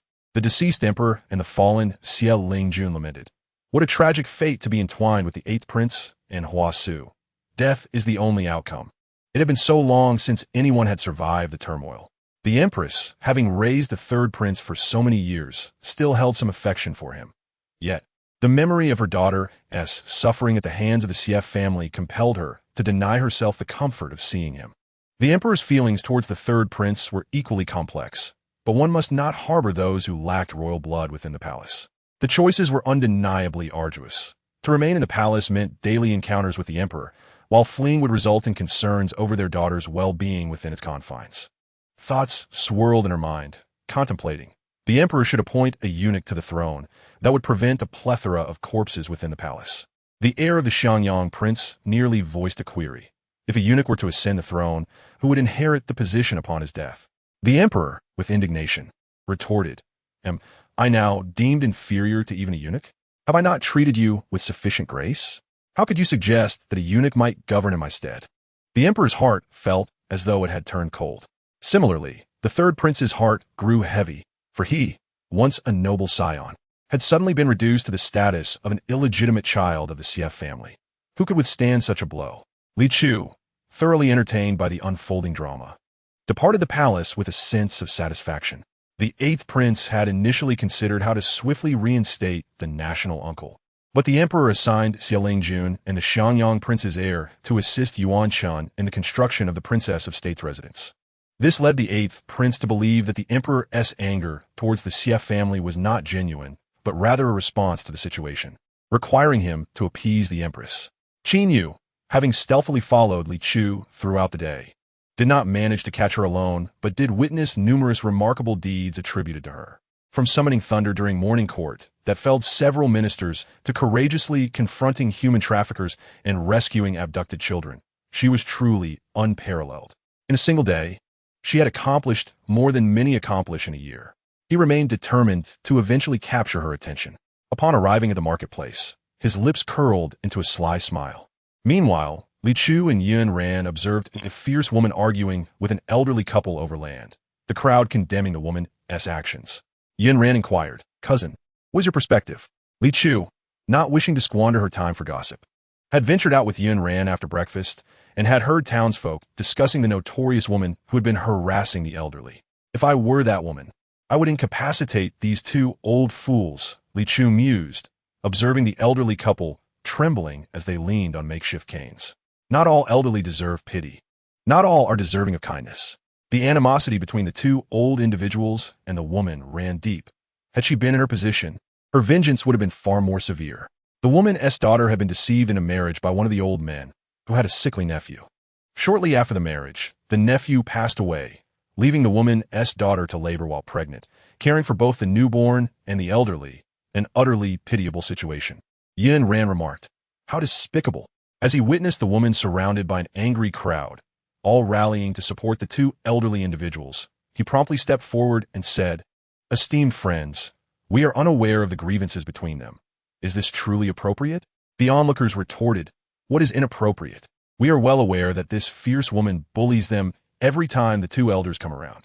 You, young man, may possess good looks, yet your gaze reveals a lack of discernment. Since Yin Ruan was defending the woman, she too was met with scorn from the crowd. Qin Yu summoned a companion and discreetly instructed him. Just as chaos erupted, a pig suddenly charged out from the crowd, heading straight for Li Chu, causing Yin Ruan to exclaim in terror, Cousin. Li Chu appeared momentarily paralyzed with fear, standing frozen in place. In the shadows, Qin Yu revealed a triumphant smile. Li Chu, today marks your demise. Let us see you bring tears to Xiao'er. However, just as the pig approached Li Chu, it abruptly skidded to a halt and turned to rush towards the elderly couple. Surprisingly agile for their age, the couple deftly evaded the pig's advance, moving with a swiftness that outmatched even the young men. Li Chu clapped her hands in admiration, exclaiming, Wow, Grandpa and Grandma, how impressive. The pig couldn't even reach you. As the pig dashed out of the market, the crowd's attention shifted towards the elderly couple in light of Li Chu's words. The fierce woman laughed and cried simultaneously, At last, your true colors are revealed. Justice has been served. You two deceitful old scoundrels, your retribution has come. She proceeded to expose the couple's wrongdoings. They had not only deceived this woman, but had also tricked numerous young girls into marrying into perilous situations, pocketing hefty matchmaking fees in return. Their deceit could not persist indefinitely. As time passed, the community became aware of their unscrupulous nature, leading to their current plight of laboriously selling vegetables in the market each day. They had discovered that feigning victimhood garnered sympathy, allowing them to sell their produce swiftly and at inflated prices. It seemed they had unlocked a recipe for success by subtly provoking the fierce woman and adopting a pitiful demeanor, as if each meal could be their last. Little did they anticipate their downfall today. Upon hearing the woman's lament, the crowd turned their ire towards the elderly couple. In truth, the woman had previously shared these grievances with the community, yet the spectators, swayed by their pity for the couple, had chosen to dismiss her claims. Had the couple not nimbly avoided the pig-s charge, they would not have believed the woman's words. Humiliated, the elderly couple exchanged glances and in unison feigned unconsciousness. This intimidated the crowd into silence. Li Chu, filled with concern, exclaimed, "Oh no, they have fainted. We must report this to the authorities." However, most bystanders feared the officials, leading some to suggest that there was no need to involve them, while Li Chu insisted on reporting the incident. Amidst the confusion, Qin Yu, witnessing Li Chu unscathed, was infuriated and contemplated slaughtering the pig on the spot. Soon, the officials arrived. The governor of Jingzhou, upon seeing Li Chu, hurriedly dismounted to pay his respects. "Your Highness, what brings you here today?" The onlookers, including the feigning elderly couple and the fierce woman, were taken aback by Li Chu's presence. They had never imagined that they would witness such an event alongside a princess, marveling at her down-to-earth demeanor.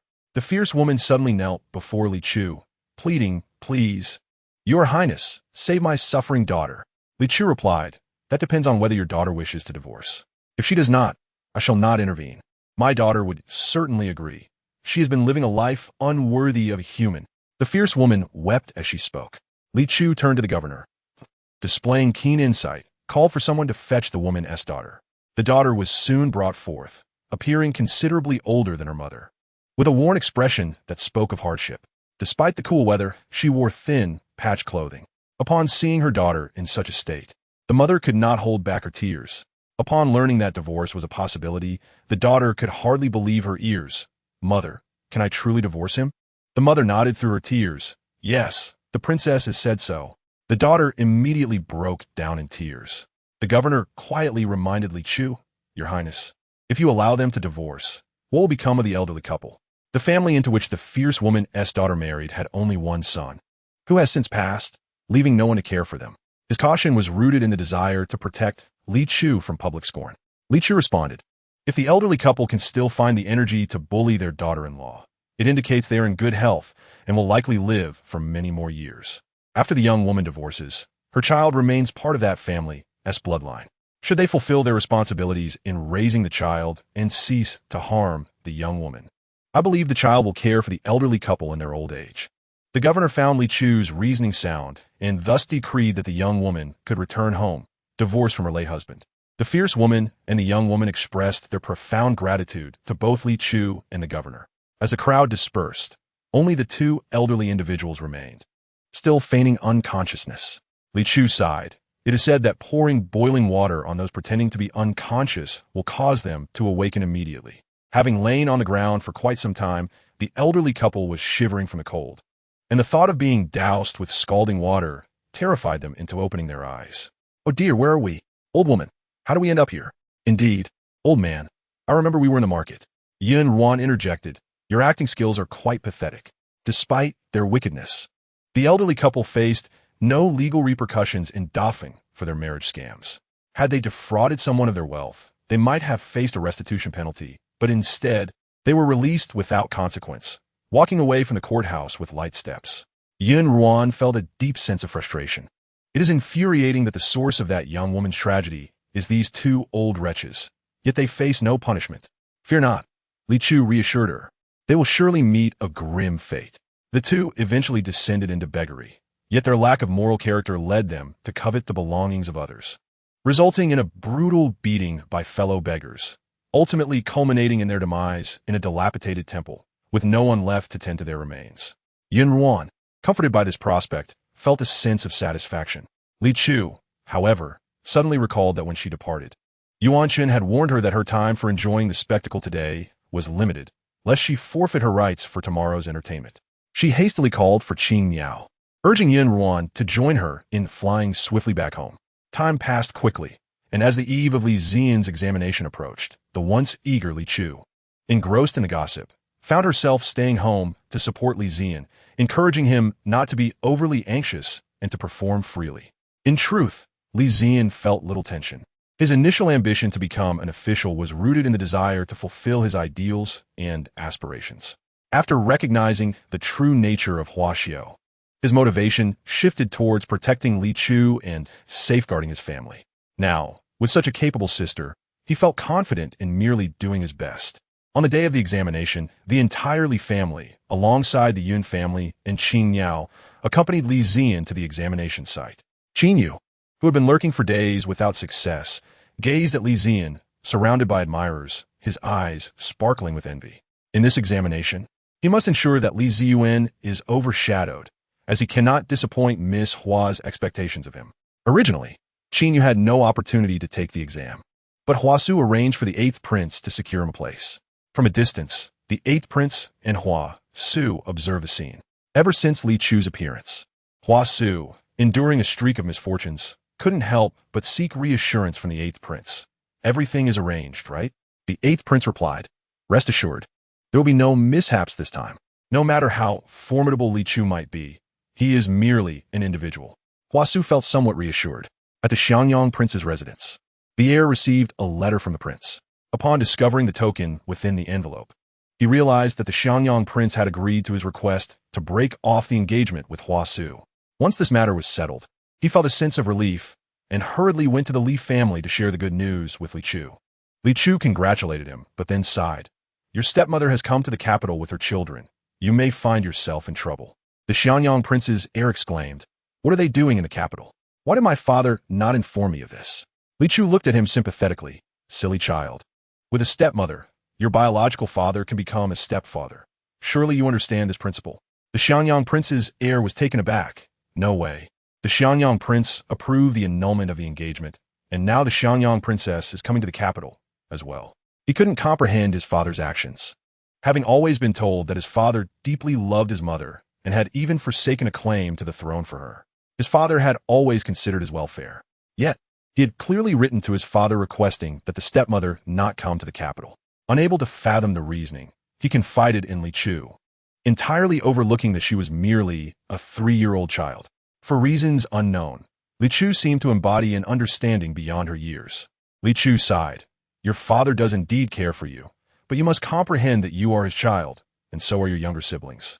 In your father's eyes, the distinction lies solely in the manner of your birth. Yet, you are all his offspring, and he perceives little difference among you.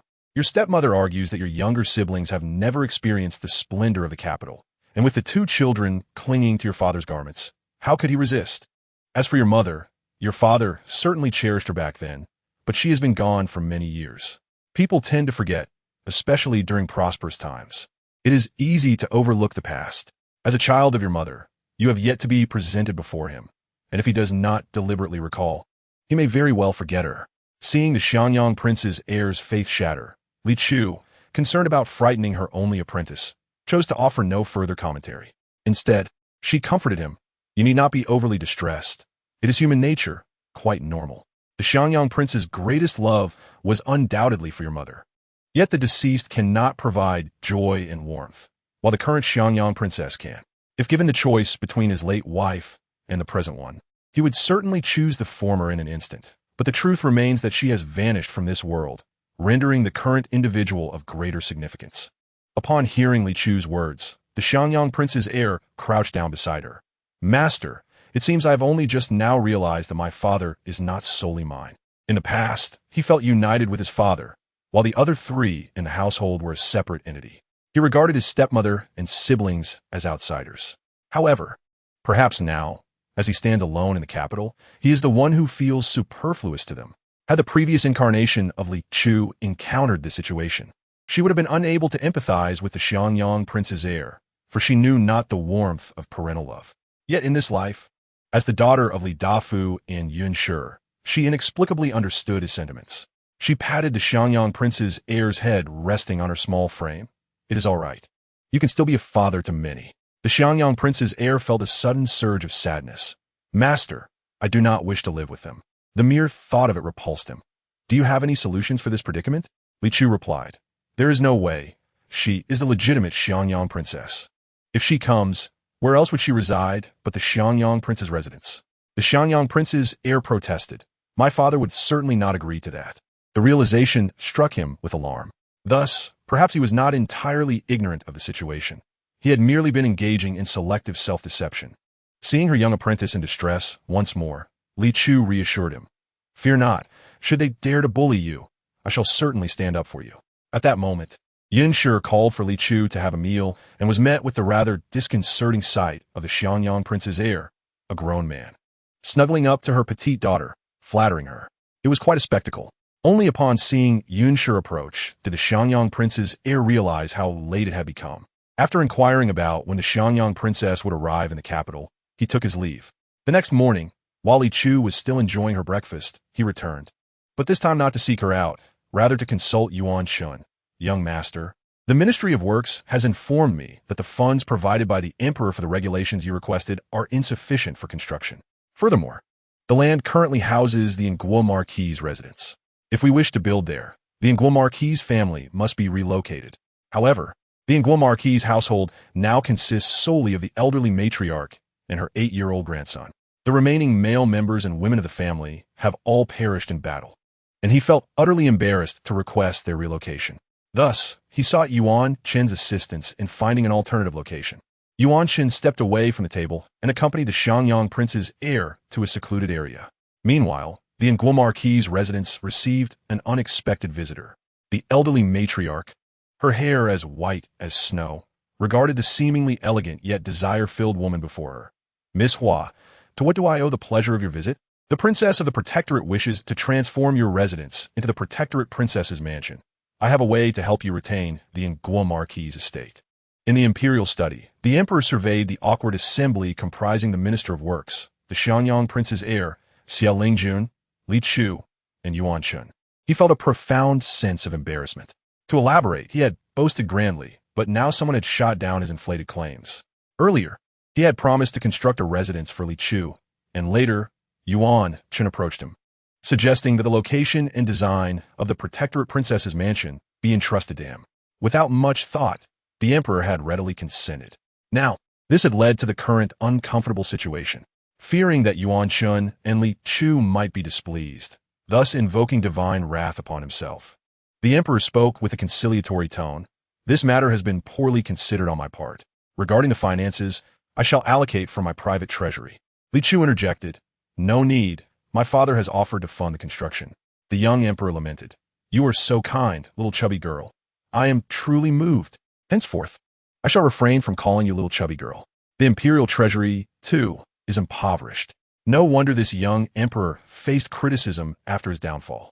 Many felt he deserved it and supported the 8th prince. The emperor exclaimed, I have grown weary of hearing those words.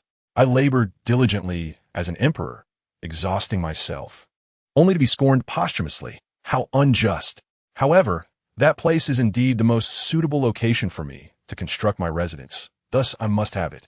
Previously, when I was at the Li family, although the Crown Prince of Xiangyang had pulled Yuan Shen aside to converse, Li Chu, with her penchant for mingling and eavesdropping, naturally followed stealthily. Upon seeing his daughter approach, Li Dafu immediately set down his bowl and followed her. Soon, he overheard the matter regarding money. For Li Dafu, the issue of finances was no issue at all. He waved his hand grandly and declared, I shall cover the expenses for my dear child's residence. Yuan Shun did not elaborate further. He merely unfurled the architectural plans for the Guogong princess's residence for Li Dafu to examine. Li Dafu exclaimed, Goodness, this is no ordinary residence. It resembles a palace from the heavens. Luckily, his purse was well filled. Otherwise, he would not have been able to afford his daughter's abode. Fear not, there are sufficient funds. Build boldly. While outsiders may observe for entertainment, those in the know discern the intricacies. Li Chu recognized from the plans that it depicted a spirit-gathering array, designed to collect spiritual energy and assist her in amassing willpower. Throughout the capital, aside from the current Guoshi Hall, the location of the Guogong Duke's residence was indeed the most advantageous. The Minister of Works, visibly agitated, exclaimed, Your Highness, the Guogong Duke's residence is one of loyalty and valor. How can you usurp their estate? Although Li Chu appeared formidable, compared to the substantial contributions made by the Guogong Duke's residence to the phone, it truly paled in significance. The emperor found himself in a quandary. If it were any other residence, I would devise a means to relocate them. But the situation with the Guogong Duke's residence is truly unique. I cannot compel them to vacate. Perhaps, Your Highness, you could approach them to discuss? The Minister of Works retorted angrily, Your Majesty, would this not lead to misunderstandings that you are tacitly allowing the Guogong princess to invade the Guogong Duke's residence? Li Chu replied, if I do not compel them to move, do you believe that the last remaining scion of the Guogong Duke's lineage will not soon vanish? She directed this remark at the Minister of Works. He was taken aback, laughter mingling with ire. Are you threatening me? The Emperor, observing the minister's dismay, understood that he too could hear Li Chu's thoughts. Well, another member for the Victims' Alliance has emerged. Yet the Emperor could not shake the feeling that Li Chu's foretelling of that fate was perhaps the best destination for him. To slay the last remaining scion of his wife's family for the sake of a woman, while usurping a residence steeped in loyalty and honor. The Emperor turned to the Minister of Works. I trust that the Guogong Princess has her reasons for desiring that location. The Minister of Works knelt, affirming, Your Majesty is wise. I concur. Moments ago, he had been like a rabid dog. Now he seemed so compliant. She then turned to Yuan Shun. Little junior brother, did you do something? Yuan Shun had sensed something amiss earlier and had pried into Li Zihan's affairs, successfully learning that some of them could hear Li Chu's thoughts. It appeared this individual was yet another who could hear her, and he shook his head in frustration. No. While it was one thing for the Li family to hear, the Crown Prince of Xianyang had a connection with Li Chu. The Emperor's ability to hear would aid Li Chu in her endeavors. But why could so many others hear her? What vexed him most was that so many could hear, yet his own junior brother could not. To whom could he voice his grievances? After enjoying a royal feast, Li Chu proceeded to knock on the door of the Guogong Duke's residence. The old matriarch of the Guogong Duke awaited the arrival of Su Shunning and the others after her encounter with Huashu. Observing the 3-year-old Guogong princess before her, she felt a tumult of emotions. Yet, maintaining her composure, she graciously welcomed them. I'm already aware of the matter you have come to discuss. However, this Guogong Duke's residence is built upon the bones of the Zhao family. Unless the Emperor revokes the title, I cannot relinquish it. The old lady was merely one individual, while they were a multitude, appearing as if they were there to bully the elderly. The servants of the Guogong Duke's residence stood ready, prepared to expel them should they act inappropriately. Li Chu sincerely stated, Old madam, we are not here to seize your land. Yet this location is truly unsuitable for you. One of the maidservants could no longer contain her anger and retorted, Our Guogong Duke's residence has been inhabited since the founding of the nation. How can you claim it is unfit for us while deeming it suitable for yourself? Li Chu replied, Is it not true that the members of the Guogong Duke's residence have not met favorable ends, often perishing young, particularly the males? The maidservant's face turned crimson with rage. Your Highness, how can one so young speak with such malice? The Crown Prince of Xianyang, having spent time with Li Chu, remarked, Master, you have persistently stated that this place is unsuitable for the Guogong Duke's residence. Does it have some hidden significance? Li Chu regarded the Crown Prince with admiration. Astute.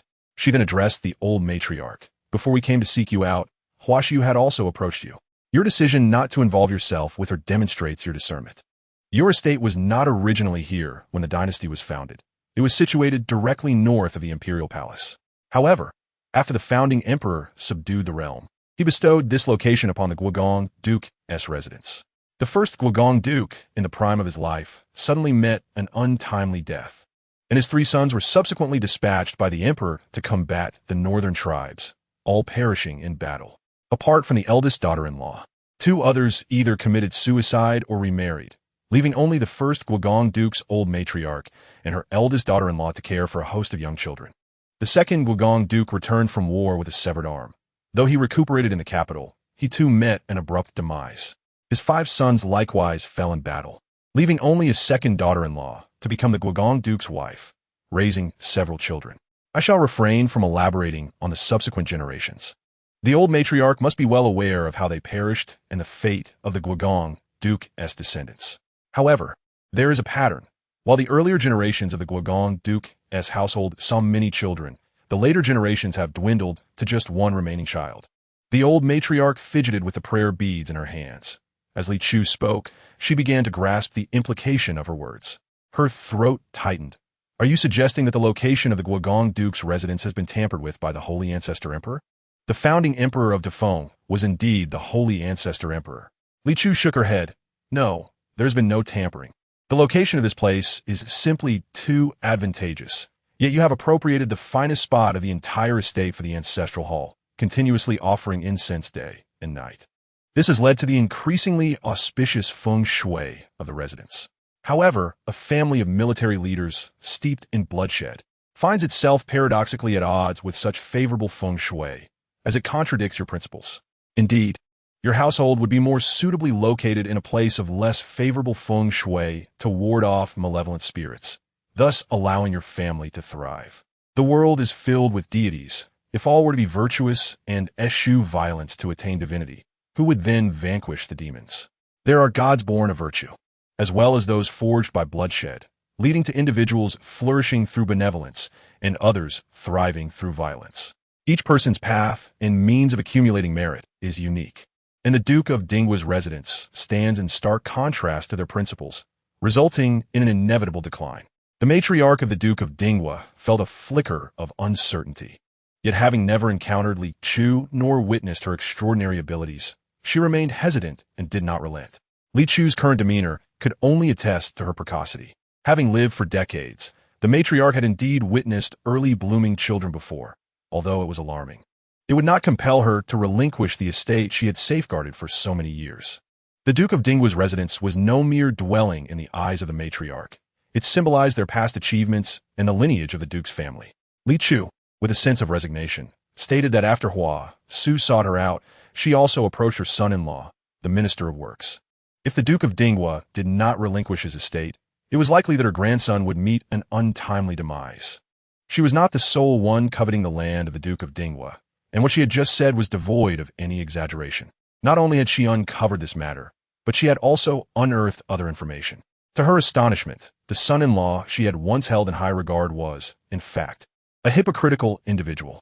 Consequently, she consented to vacate the Duke's residence and requested Li Chu's assistance in identifying a suitable location for the Duke's estate. With only one grandson, the Duke of Dingwa could not endure any further misfortunes. Li Chu proposed a location and assured her that the cost for the relocation and reconstruction of the Duke's estate would be borne by her. However, the matriarch did not seek monetary compensation. Instead, she hoped that Li Chu would engage in play with her only grandson. Li Chu agreed. Hu Su, having noticed Li Chu's visit to the Duke of Dingwa's estate, hid in the shadows, anticipating that the temperamental and ungrateful old lady would expel them from the residence. Yet, as she waited, her anticipation turned to fatigue, and she eventually witnessed Li Chu and her entourage being personally escorted out by the matriarch. Not long after they departed, the matriarch emerged with carts laden with belongings, leading her grandson away from the Duke of Dingwa's estate, inciting Hua Su's ire and prompting her to secretly curse the old lady. After leaving the Duke of Dingwa's estate, Hua Su sought out the former heir of the Duke of Dingwa, now known as Tan Xiaotian, despite having been expelled from the estate. The Duke's wife retained some affection for Tan Xiaotian, having secretly provided him and his mother with financial aid and a portion of her dowry when they were cast out. This act of kindness led the mother and son to frequently approach the Duke's wife under the pretext of seeking sympathy, and each visit resulted in her providing them with money and goods, allowing them to live comfortably. However, Tan Xiaotian, once a noble young master accustomed to mingling with the elite, felt deeply resentful due to his current isolation. When Hua Su approached him, offering to help him reintegrate into high society, he readily agreed without hesitation. His animosity towards Li Chu was profound. Had it not been for her, his mother's troubles would not have been disclosed, and the Duke's wife would still be alive, leaving the estate as his dominion. As the matter concerning the Duke of Dingwa was settled, Yuan Chun, accompanied by the young prince of Xiangyang and Xie Lingjun, commenced the restoration of the residence. It is worth mentioning that Xie Lingjun voluntarily requested to depart from the National Masteress Hall. Upon learning that the emperor was impoverished and that Li Chu's residence required her to fund repairs, the venerable Mr. Yun promptly provided a sum of money, instructing that the renovations be executed to the highest standards to avoid any blemish upon the abode of his beloved granddaughter. Many merchants found themselves with ample wealth, yet lacking avenues to expend it. For instance, both the Yun and Li families possessed the means to enhance their residences significantly, yet restrictions prevented them from constructing excessively large homes within the city. Outside the city, size was not constrained, allowing for larger constructions, though residing outside posed its own inconveniences. Seizing the opportunity to spend money was a source of great delight for Mr. Yun. With the conclusion of the examinations, Li Xian's classmates, including Yun Rang, were compelled to return to the academy. Accustomed to mingling with his younger cousin, Yun Rang found the transition back to the academy on the first day after the break rather jarring. Li Chu, though petite, wished to comfort Yin Rang, but could only pat his shoulder and remind him that he was now a grown-up and must learn to be independent. The Yin family, covering their faces, tugged at Yin Rang's collar, lifting him up and admonishing, "Stop wailing. If you're not embarrassed, I certainly am." Li Ziyun understood Yin Rang's predicament. Having excelled academically, he faced little harassment at the academy, while his elder brother experienced fewer difficulties after his sister ascended to the status of a princess. However, their cousin, who had average grades, did not benefit from the same privileges, and their familial connection was not widely known, leading to some peers being aware of their relationship, while others remained oblivious. Those without connections often faced bullying and exclusion at the academy, where cliques and favoritism were rampant. This reality was unknown to those who had never attended the academy, as they only shared tales of triumph, neglecting the tribulations. He softly proposed to Yin Rang, "Cousin, let us go to the academy together tomorrow." The presence of his cousin alongside him might instill some respect from others, given his sister's status. Li Chu raised her hand, declaring, "I shall accompany my brothers to the academy tomorrow." Before Yin Rang could express his delight, Li Zihan had already cheered, lifting Li Chu into the air in celebration. The academy attended by Yin Rang and his peers was among the most prestigious in the capital, with many offspring of high-ranking officials studying there. Each day, a long procession of carriages would queue at the entrance, and today was no exception, with the Yin family's carriage caught in traffic at the Academy Street. Shortly after their carriage halted, a knock resounded from outside, accompanied by a voice inquiring, "Pardon the intrusion. May I ask which Yin family you are?" Li Chu answered in a childlike tone, "The merchant Yin family." The young servant retorted, "Young Master Yin, how is it that you are so ignorant of etiquette, arriving at the academy at such a time and parking your carriage before ours?" Upon discerning their identity, the servant's demeanor shifted to one of hostility. Yin Rang's expression changed upon hearing that familiar voice. "Huh, he, a mere servant, dares to look down upon our merchant status? Among scholars, farmers, artisans, and merchants, while merchants may rank lower, they're still regarded as human beings. You servants possess no right to even be included in that hierarchy." Li Chu, with a bold demeanor, declared, "We have parked here. What can you do about it?"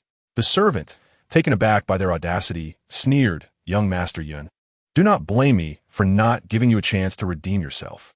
With a wave of his hand, he commanded, "Servants, overturn this lowly carriage." 8 or 9 obedient servants surged forward, their breaths held tight. "Hey!" Yet the carriage remained unmoved. They were unyielding, once more gathering their strength. And emitted a louder cry, "Hey!" Yet the carriage remained utterly motionless. "Hey, what's the matter with you all?" Their feet firmly planted on the ground, but still, the carriage did not budge. In a fit of rage, the young master kicked one of the servants squarely in the rear. "You wretched dogs! I have always treated you well, providing you with food and drink, and yet you have become mere soft-shell shrimps. Useless! Hurry and lift the carriage. If I lose face today, you will regret it." The 8 or 9 servants felt a pang of despair. "Young master, we truly are trying our best, but this carriage feels as if it is weighed down by a heavy anchor." Nevertheless, they were determined to give it another shot. One of the head servants shouted, "On my command. 1, 2, 3, lift." The young master grinned confidently. "Why can't you lift it? Shall I come down to assist you?" Li Chu had somehow climbed atop the carriage, swinging her legs leisurely, and spoke with an air of nonchalance. Without waiting for the young master's consent or denial, she leaped down from the top, causing a gasp from the onlookers. The crowd, bored and idle, had gathered at the intersection, and upon witnessing the commotion, they hurriedly emerged from the carriage. Li Chu casually swung her arms and legs, humming a tuneless song, approached the young master's carriage, hopped up, and effortlessly lifted the horse off the carriage. Then, with a single hand, she grasped the wheel and easily raised her head. The carriage toppled over. The onlookers gasped in amazement. "Wow, how impressive!" The young master's face turned ashen, his breath heavy. "But the carriage is so light. How could you not lift it?" he questioned, his gaze fiercely directed at the dozen or so servants. The head servant quickly replied, "Young master, it must be because this little chubby girl did something sly. Let's try again. Hey!" The carriage remained as steadfast as ever. The crowd erupted in laughter. "Ah, this contrast is too amusing." The young master was utterly incensed, kicking the carriage himself, only to feel the sting as if he had struck iron. He cradled his foot, hopping on one leg, bending over and letting out a sharp cry. "Ah!" Li Chu approached, perplexed, and asked, "Why are you acting this way, young master?" Just as he was about to respond, She dashed away, reaching the young master's carriage, and with a swift kick, sent the carriage flying. Your feet are so fragile. Are they made of tofu? Oh, I shouldn't say that. Tofu is delightful. Your feet must be made of dung, to scatter so easily. The young master's fury boiled over. He charged at Li Chu, forgetting his pain. Ah, I will kill you. Alas, you crashed into me, and now you've sent yourself flying. Are you perhaps a fool, spewing foul gas just now, leaving you empty, so I kick you into the air? His loyal servants rushed in. Young master, are you all right? You must not be harmed. Please, do not frighten us. Li Chu remarked. What a dramatic scene. She waved at the Yun family's carriage, calling out, Brothers, come down and join the fray. Yun ran, Li Zihan, and Li Ziyun eagerly emerged from the carriage, having been waiting impatiently. If not for their sister's prior warning to wait for her call, they would have rushed down the moment she took action. Li Chu placed her hands on her hips, approached the young master, and stated, Today, I shall inform you that we do not cower in the face of impoliteness and hostility. Yun Ran felt deeply moved, realizing that Li Chu was here to support him. She was conveying to him that he need not live in fear or hesitation as he had before. The young master's face contorted with rage. Addressing his loyal servants, attack. Eliminate this insolent girl. The devoted servants lunged at Li Chu, but Yun Ran and his brothers would not allow their sister to face humiliation. Yun Ran delivered a powerful kick, sending one servant flying, while effortlessly hoisting another and slamming him to the ground, unleashing his true nature. Li Zihan treated the servants like punching bags, relishing the excitement. Li Ziyun, being the gentleman he was, did not engage in violence, but, motivated by Li Chu's actions, retrieved a homemade pepper spray from his sleeve, striking one servant squarely in the face, causing an explosive effect upon contact. With a 9-4 advantage, the loyal servants were swiftly dispatched to the ground. Li Chu then opened her arms toward Li Zihan, who cradled her like a precious treasure, while she draped herself over his shoulder like a soft little bear. Oh, I'm utterly exhausted. Today's exertion has truly exceeded the limit. Yin Ran, well aware of Li Chu's nature, felt an overwhelming sense of guilt, realizing it was his inadequacy that led to his cousin's burden at such a young age. From this moment forth, he vowed to rise. With a triumphant expression unique to those who have overcome their adversaries, he gazed down at the young master, now stripped of his loyal servant's protection, trembling in fear. Yin Ran, have you forgotten who I am? I am the son of the Minister of Revenue. How dare you, a lowly merchant, provoke me? Excuse me, but you're not the son of the Minister of Revenue. You are the illegitimate child of the Minister of Works. Yin Ran. Li Ziyun noted. Yin Ran, huh? So what if you are the son of the Minister of Works? Today, I shall not hold back. The young master, in a state of utter despair, bellowed. Are you deaf? I am the son of the Minister of Revenue. The Minister of Works is my maternal uncle. Yin Ran awkwardly chuckled. Oh dear, my apologies. I was so shocked by my cousin's words that I misspoke. The young master, who placed great importance on his status, would surely be devastated to learn the truth. However, such a wretch was not worthy of his sympathy. Yun Ran coldly regarded him.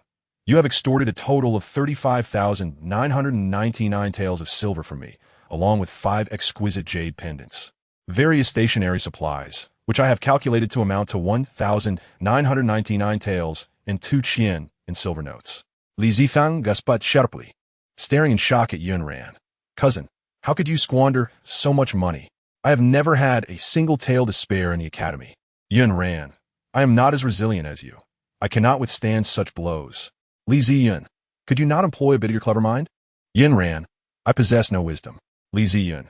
The crowd was equally astonished upon hearing that figure. It was indeed staggering. Some among them even harbored greedy thoughts, eager to observe how Yun Ran would deal with the young master. If his approach was not sufficiently ruthless, they too were prepared to seize such a plump target, considering that even a small price to pay for it would be worthwhile. Seeing the young master and Yun Ran at odds, the usual companions of the young master who had previously bullied Yun Ran became incensed upon hearing the exaggerated sum. Zhou Yuanqing, why do we not receive as much money as you do? Have you been pocketing it behind our backs? Zhou Yuanqing gazed at them as if they were family. Now is not the time for quarrels. Come and assist me. Upon reflection, they agreed and approached together. Li Zihan intercepted them, stating, I understand you are all eager, but please, let us take turns dealing with this. We are not the type to play favorites. Li Ziyun approached Zhou Yuanqing, leaning slightly to whisper in his ear, "Master Zhou, if I were to reveal these matters to your father, do you believe you would escape his wrath?" This Minister of Revenue had been mentioned by her father before. Those engaged in commerce, like the Li family, being royal merchants, often interacted with officials from the Ministry of Revenue. The minister was known for his unwavering integrity, never accepting bribes, and always assessing royal merchants based on their true capabilities. Her father held this man in high esteem, stating that in all his years of business he had encountered only one such honorable figure. If such a virtuous man were to discover his son's misdeeds at the academy, he would undoubtedly take action. As for the matters her sister had mentioned earlier, once evidence was gathered, it would be prudent to let it be known. Zhou Yuanqing, fearful of his father and well aware of his temperament, glared fiercely at Li Ziyun. "You dare!" Li Ziyun smiled charmingly. "We have already dared to confront you. Do you think we would shy away from reporting you to your father?" The fierceness in Zhou Yuanqing's eyes diminished. "Now, keep those few standing still and follow my cousin's instructions." Zhou Yuanqing harbored great resentment. "Do not approach." Li Ziyun straightened her posture. "Cousin, the rest is up to you." Yin Xiang gave Li Ziyun a thumbs up. "Never offend someone like our third cousin, who is so cunning. It's terrifying." Thankfully, they were allies. "Ah, my elder brother has ruined my chance to dominate," Li Ziyun remarked. "Who was it that just said, 'Oh, I'm so exhausted, poor me'? When you were dominating before, did I intervene?" Truly disheartening. The real disappointment does not stem from loud quarrels. Wait, why do strange thoughts keep surfacing? Once or twice is acceptable, but after a while, Li Ziyun felt something was amiss. Yin Xiang smiled amicably at Zhou Yuanqing. "Master Zhou, it's your turn to perform. Let us start with a dog's bark." Zhou Yuanqing, humiliated, barked woof woof. Li Chu commented, "Surprisingly, you did quite well. Such talent. Now let us see a monkey act." Wow, Master Zhou truly shows resilience. Even with swollen feet, he performs with vigor. Li Ziyun quipped, "Sister, thankfully, Zhou Yuanqing cannot hear your inner thoughts. Otherwise, he might just vomit blood from anger." Li Chu inquired, "Elder cousin, which one do you choose next?" Yin Xiang replied, "Let us take the one at the very front." The young master standing with Zhou Yuanqing, unaware of what is happening, was swiftly pulled out by Li Chu. "Everyone knows I can summon lightning. Grabbing someone from afar shouldn't be too surprising, right?" The three cousins exchanged glances. "Quite strange, but if it's you, it's not so strange, for you are our precious little sister." Yin Xiang slapped the young master's face with a resounding blow. "Ah, only 15 years old and already a father of 3. He has spent all the money extorted from our cousin on raising children and maintaining a mistress." Yin Xiang pondered. "Isn't he unmarried? How does he have 3 children?" It seemed he was recently discussing a marriage proposal. He mimicked Li Ziyun's earlier manner, whispering, "If you don't want your betrothed to know you visited Lu Tiao Hutong, it would be wise to endure." Li Ziyun had refrained from disclosing what she overheard, and he did the same. Now, having heard Li Chu's thoughts, he deduced that Lu Tiao Hutong was where the young master kept his 3 mistresses. "Just hit him, and it will be over." The shocked father of 3 exclaimed, "How did you know?" Yin Xiang replied, "Well, I guessed correctly." With a mysterious smile, he added, "Guess what? Besides this, I have more evidence." Li Chu remarked, "Elder cousin has learned to be cunning and even knows how to deceive." Yin Xiang countered, "This is not cunning. It is wisdom. Besides, the truth is, it was you, the sieve, who leaked it. Why is someone stepping forward?" As the others witnessed his cousin's retaliation, they began to stealthily slip away, while one brave soul approached. "Let me see what is going on." Yin Xiang turned to see the individual gazing at him with an almost obsessive look, startling him so much that he almost lunged forward to wrestle the person to the ground. However, Yin Xiang restrained himself, for he heard Li Chu's thoughts. "Oh, this person seems to have a penchant for masochism. My cousin's revenge will bring him immense excitement and joy." Yin Xiang thought, "It feels like needles on my back, like sitting on a bed of nails, like having a fishbone lodged in my throat. This is terrifying." Li Zihan inquired, "What is Enming?" Li Ziyun replied, for some reason, he understood. "Ah, I finally recalled. This remarkable young lady is none other than the renowned Guoguang princess." Among the onlookers, someone suddenly exclaimed. Li Chu's earlier feat of pulling someone from afar defied logic, while her earlier act of overturning a cart might be attributed to innate strength. Grabbing someone from a distance is not something that can be achieved through sheer force. Upon learning that Li Chu was the Guoguang princess and observing her defending Yun Xiang, It became clear to everyone that Yun Xiang was someone they could not afford to antagonize in the future. Yun Xiang remarked, "Your shout has disrupted my train of thought." He gathered himself and looked towards the direction of the others, who had now ceased their subtle movements. Though they had not seen Li Chu in person, their families had warned them that Li Chu was favored by the emperor and should not be offended. Facing the expectant gaze of one individual, Yun Xiang decisively chose another fearless warrior behind him. Li Chu doted on Yun Xiang. "Although I wanted to see my cousin torment that one to address his psychological issues, I must respect my cousin's wishes." Yun Xiang exclaimed, "I'm truly grateful, my dear cousin. The one chosen by my cousin is truly wicked. He was the one who devised the initial scheme to extort money from my cousin. Many of the despicable methods used to insult others were also his ideas. He relishes watching the weak struggle and be toyed with." Yun Xiang's anger flared. He immediately kicked the individual who roared, "Yun Xiang," when they were troubling you. "I was the one who spoke up for you." Damn, that hurt. In his 10+ years of life, he had never faced such a severe punishment. Yun Xiang scoffed. "Are you sure that was helping me, rather than stirring the pot?" "I did not. It was your own narrow-mindedness." "Then tell me, did you not force me to jump into the icy pool in the middle of winter?" "Cousin, you are still too naive." At this point, just hitting him would suffice. He just came along with them, indicating they are in cahoots. The more he speaks, the more mistakes he will make, making it easier for others to catch him out. Yun Xiang replied, "It's not that I am too naive, dear cousin, but perhaps you, at 3 years old, understand far too much. Other children your age are still fighting over candy. Heeding advice leads to a full stomach." Yun Xiang promptly ceased speaking and began to pummel the individual. The schemer, overwhelmed by Yun Xiang's blows, lost his composure and began to curse indiscriminately. Just then, someone shouted, "The teacher is coming." A stern-looking teacher strode in, pointing at Yun Xiang with an angry expression. "You, who daydreams in class, mediocre in performance, born of humble origins, can overlook all that. But now you dare to brazenly assault your classmates at the academy's entrance. You clearly have no desire to continue your studies, do you?" Yun Xiang's heart sank. While he was not particularly fond of studying, he had always forced himself to strive in his studies because this admission spot had been fervently contested by his family. The teacher's threats frightened him. He released Enrin's hand and humbly stated, "Sir, I was in the wrong." Yet, the teacher did not cease his lecturing merely because Yun Ruan had admitted his mistake. He continued, "It is indeed a rare privilege for you to attend the academy alongside so many gifted individuals. No, there is no need to invite your father to the academy. I would feel ashamed to converse with someone so uncultured and reeking of commonality." Li Ziyun furrowed her brow intensely, exclaiming, "How can this teacher speak so harshly? He lacks the demeanor of an educator." Li Chu was equally incensed, yet she clapped her hands in a show of admiration, her face beaming with respect. "How impressive that the teacher has lived for decades without ever needing money. I'm truly in awe. I wish to inquire, from where do you obtain your daily sustenance for free? And your garments? Are they also free? If you could share this wisdom, it would be a legacy for generations. Dafeng has many citizens who struggle to survive due to poverty. If you could share your knowledge, I believe no one in Dafeng would suffer any longer and all would live as you do." Li Zihan, stifling laughter, remarked, "Sister's ability to insult is becoming increasingly remarkable." Li Ziyun also smiled. "The world scorns merchants for their perceived lack of refinement. Yet who does not desire wealth?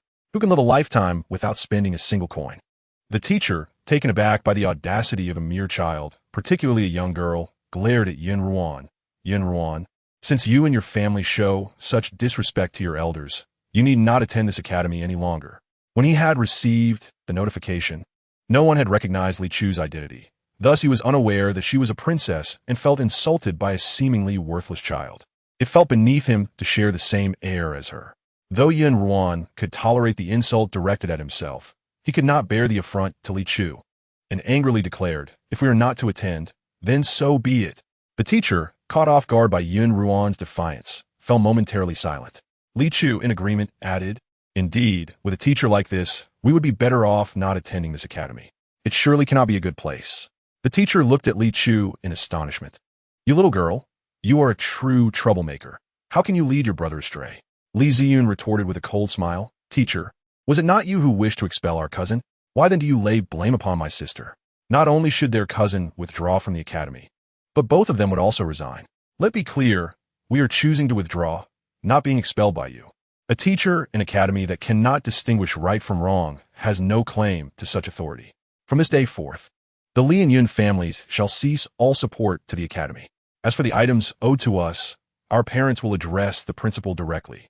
After speaking, he performed a polite gesture and called for his siblings to board the carriage, as the Yun family's carriage departed. The previously congested intersection had cleared during their confrontation. Years prior, the Yun and Li families had pleaded with the principal to allow their children to attend the academy, with Li Dafu and Yun Zhao even kneeling at the academy's entrance for 3 days and nights to gain admission. Thus, despite Li Zihan's disdain for education, he dutifully attended the academy every day. Li Ziyun confidently stated, "That will not happen. Education is important, but if our family learns of the humiliation we suffered at the academy, they would not allow us to endure such treatment. Elder brother, cousin, you are my idols." Li Ziyun dug her toes into the ground. "Cousin, we should still study a little. Otherwise, your expressions of excitement lack substance." Uncle Yun gave his son a light tap on the head, anxiously looking at Li Ziyun, and earnestly advised, "Yun'er, you should not follow your elder cousin's lead. Given your family's current situation, today's events should not affect you." Li Zihan belatedly realized that his younger brother, like his elder brother, was someone who would endure hardships for the sake of education, unafraid of toil or challenges. Yun Ruan and the others also recognized the gravity of the situation, and smiles began to fade from their faces. Li Chu waved her small hand. "Everyone need not panic. I will go to the palace to find the emperor and request that he place third brother with the princes for their studies. The young emperor should agree to that." Since Li Chu had decided to take this course of action, she must have considered a backup plan. Both second brother and elder cousin, as well as younger cousin, could also study in the palace, but it depended on their willingness. The teachers in the study room seemed to be more stringent, and the coursework was considerably more demanding. The trio of academic underachievers quickly shook their heads. Seizing the opportunity, Yun Ruan said to Uncle Yun, "Father, I do not wish to study, nor do I enjoy it. With our elder cousin and younger sister being so capable, it is sufficient for us to cling to their coattails." Uncle Yun darkly replied, "Is this your only aspiration? Relying on your elder cousin is acceptable, but dragging your younger sister down is disgraceful. As an elder brother, how can you not strive to protect your sister?" Li Ziyun did not want her sister to seek help on her behalf, and thus said, "No matter, I can self-study at home. If I encounter difficulties, I can consult elder brother."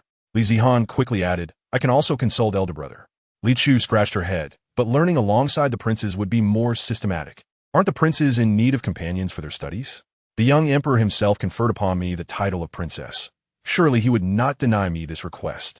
Moreover, once third brother enters the palace, can I not frequently visit the inner palace for gossip? Perhaps I might even witness the queen eloping with someone. Yun Ruan lightly coughed. "Cousin, since your sister is so considerate of you, do not dismiss her goodwill." The notion of the queen eloping was an enticing thought that intrigued them all. However, as for me and my brother, we shall refrain. At my age, I must assist my father with business matters. It is truly burdensome to think of providing for my younger cousin without the means.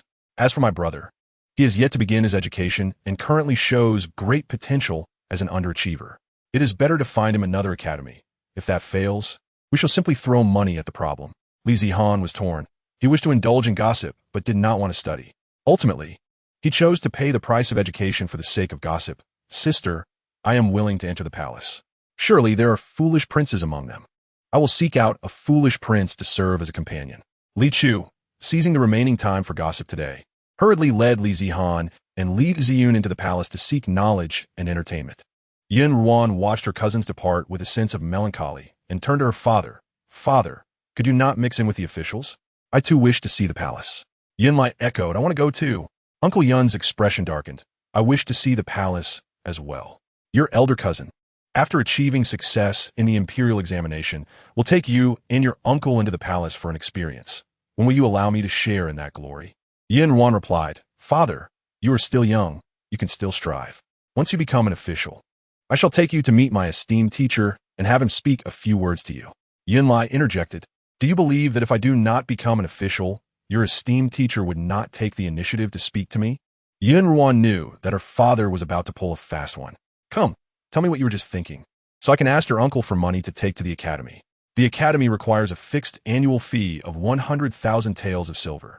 Since 3 members of the Li family study there, Li Dafu must pay 300,000 taels each year.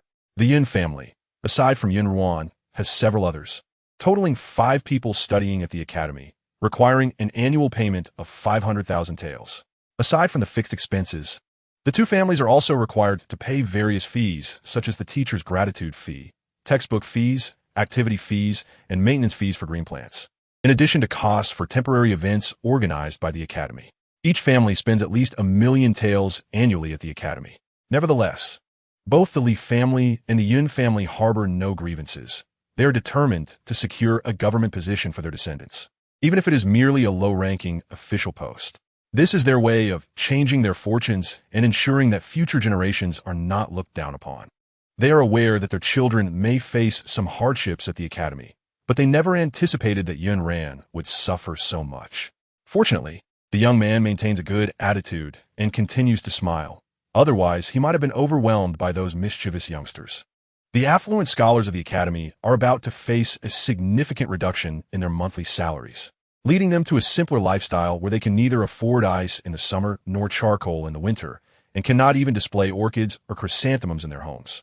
When Li Chu arrived at the imperial study, the emperor, curious about her visit, wondered if someone had offended her and she had come seeking his support. This thought uplifted his spirits, as he wished to showcase his abilities before Li Chu rather than appear as a pitiful figure. He promptly invited the princess in and glanced at Li Zihan and Li Ziyun, inquiring if the national protector princess required him to intervene on her behalf. Li Chu bestowed a look of appreciation upon the emperor, affirming his wisdom. Li Zihan gazed at his round and fair sister with admiration, thinking how impressive it was that she merely requested that they serve as her companions. Yet the emperor had summoned all the princes for them to choose from. Li Ziyun speculated that she had been overthinking things and realized that she should not view everything occurring around her sister through the lens of common sense. The princes, bewildered, were summoned from their studies without warning. At 30 years of age, the emperor had 8 sons, well, now only 7, as the third prince had been returned to the Sief family. The eldest son was 10, while the youngest was still crawling. Princes commenced their education at the age of 5, so the 4 present were all actively studying. Among the princes, the eldest held the highest status, being a cousin to the heir of the Xiangyang prince. However, unlike his mother, the favored consort, the eldest prince had not been particularly favored in the past. Recently, following the emperor's acknowledgement of Li Chu's sentiments, the emperor's attitude towards him had softened somewhat. The most favored among the princes was the 4th prince, given that the emperor traditionally favored him among all his sons. Upon learning that they were to choose companions, the 4th prince's face turned green with frustration. He expressed his understanding of the emperor's affection for the people and the auspicious nature of the national protector princess, but he questioned if this selection process was excessive. He believed that it should be the princes choosing their companions rather than Li Chu's brothers. Li Chu nodded in agreement, stating that she concurred with the 4th prince's assessment and argued that such matters should involve mutual selection. If they found mutual interest, then the arrangement would be satisfactory. If not, the emperor could simply reserve spots for her brothers to attend lessons. Li Chu was quite reasonable, in an era where some even deemed wealth to be odious. It was unrealistic to expect everyone to like them. Dislike and exclusion are normal occurrences. While Li Chu was articulate and reasonable, the emperor was less so. Initially, he had intended to present a resolute and formidable image, only to have it undermined by his favorite son. He furiously questioned the 4th prince if he was defying his authority or suggesting that the emperor should heed his counsel. In his anger, the 4th prince knelt, leaving Li Chu feeling quite awkward. The emperor conceded that his image was irreparably damaged. He allowed the 4th prince to rise and instructed all the princes to choose their companions according to their own wishes, whether they desired to select someone or not, emphasizing that they should not feel compelled to make false claims. He conveyed the same to Li Zihan and Li Ziyun. Li Chu remarked that since the emperor had just expressed his displeasure, the princes would likely rush to claim her brothers.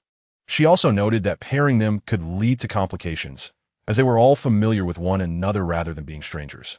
The emperor, lacking alternatives, asked Li Zihan and Li Ziyun to share their usual interests and personalities, allowing the princes to briefly describe themselves.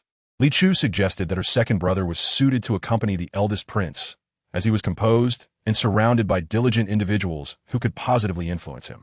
As for her third brother, she believed any prince who did not rank last in exams would suffice, while the mischievous 5th prince would be acceptable as well.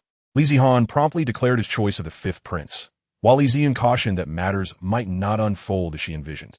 The eldest prince chose Li Ziyun, preferring a tranquil environment, while the second prince selected Li Zihan, anticipating the eldest would choose Li Ziyun and deliberately diverging from him. The fourth prince opted for Li Ziyun, curious to gauge the capabilities of the national protector princess's brother, despite the absence of the third prince from the palace. The order of the princes remained unchanged for the time being. The fifth prince selected Li Zihan, believing they would get along, while the sixth prince also chose Li Zihan, wanting an older companion to avoid being bullied. Li Chu was taken aback by her somewhat naive second brother's appeal, a sentiment that Li Zihan himself did not grasp. Ultimately, Li Ziyun became the eldest prince's companion, while Li Zihan was paired with the fifth prince. Li Chu, concerned about Li Zihan's liberty in the palace, suggested he opt for the sixth prince instead, as the eldest prince seemed uninterested in him, and she felt more secure with him accompanying the sixth prince than the fifth. The sixth prince, with his puppy-like eyes, implored Li Zihan to choose him, and unable to resist the pitiable look, Li Zihan nodded in agreement. At that moment, a minister who had previously sought to investigate the Xie family's purity plaques arrived to report to the emperor. The emperor instructed him to enter, while Li Chu pulled her two brothers into a corner to minimize their presence, anxiously waiting for the outcome, fearing the emperor might expel them. The emperor remarked that had the minister not acted so covertly, he would not have taken issue, as he still required his assistance in assessing the reliability of the person in question. The minister reported that there were a total of 28 purity plaques belonging to the Xie family. Upon hearing this number, Li Ziyun felt an inexplicable chill run down his spine. How could one family possess so many purity plaques?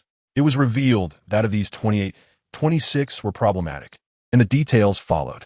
He presented the completed memorial. In her heart, Li Chu sighed.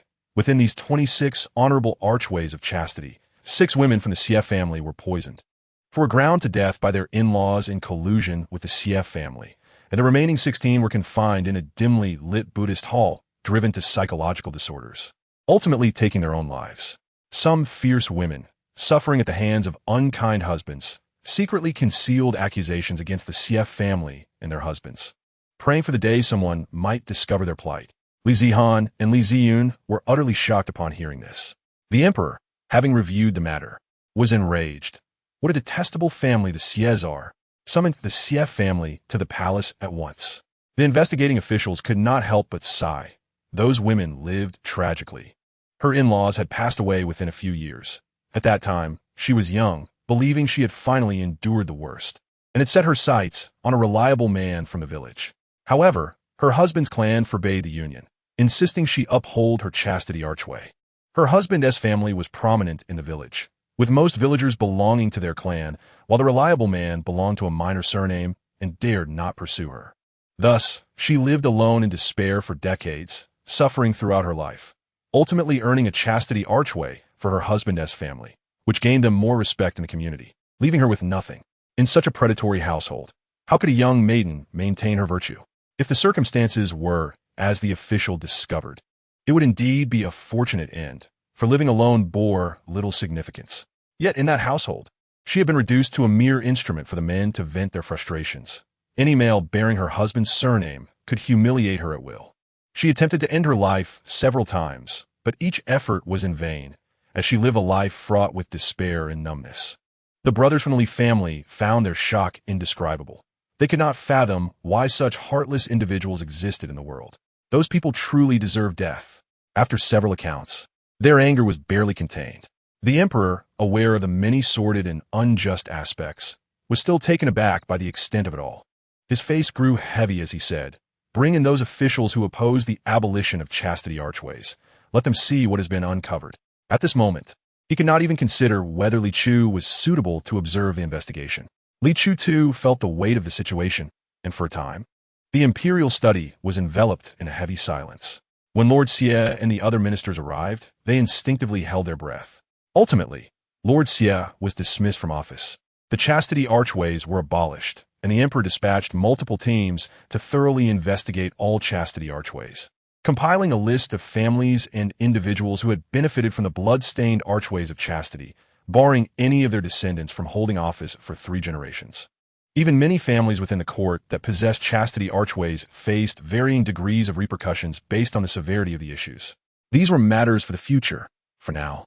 The emperor had dismissed the Sief family from their official duties and arranged for an investigation into the chastity archways, personally guiding the brothers Li Zihan and Li Ziyun to familiarize themselves with the environment of the imperial study.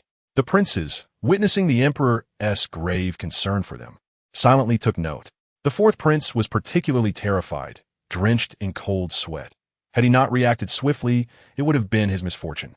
The emperor also invited Li Chu to join, hoping to glean useful insights, for he had recently begun to uncover leads regarding the suspicion surrounding the eighth princess Fodder.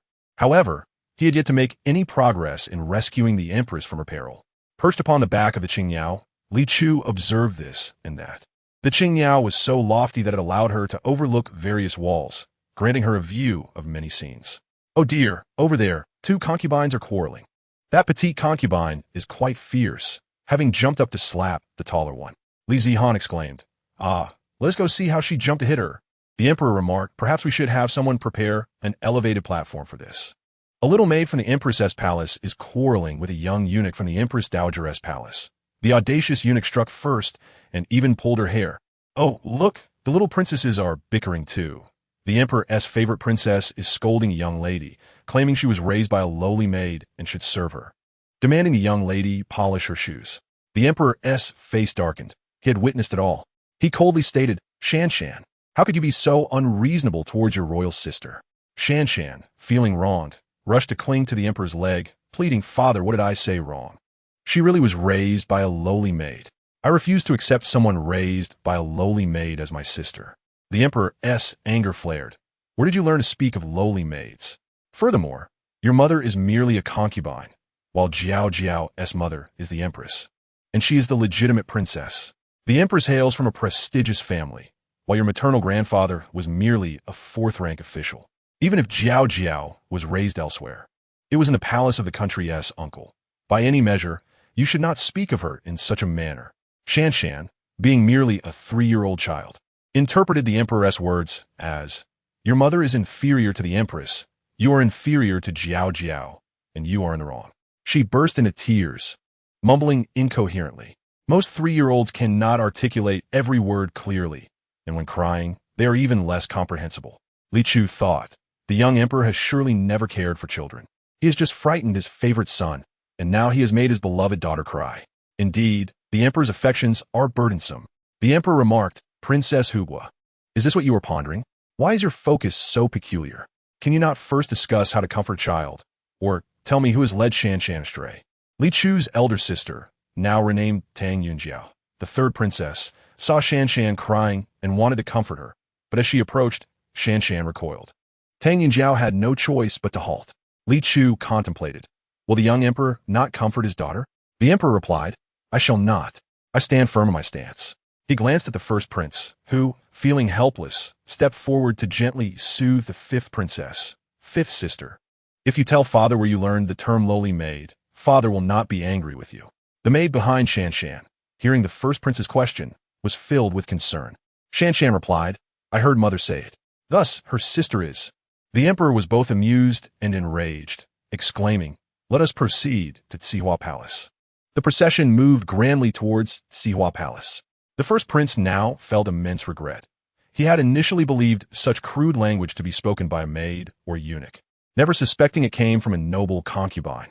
His previous actions would surely incur the noble concubine's resentment. Holding Shan Shan, he felt as if he were clutching a scalding hot potato, yearning to toss the child away. Li Chu noticed the first prince's discomfort, considering that he was, after all, her dear disciple's cousin, and thus offered some comfort. She invited Tang Yunjiao and Tang Yunqian. "Would you like to sit on the back of the Qingyao for a while?" Tang Yunqian immediately ceased her crying, her eyes sparkling, exclaiming loudly yes. However, Tang Yunjiao suppressed her desire, shaking her head. She worried that if she climbed on, she might provoke Tang Yunqian into tears again. Li Chu did not press the matter, sighing inwardly. What a kind and understanding sister. How virtuous. Alas, such a disposition is often a liability.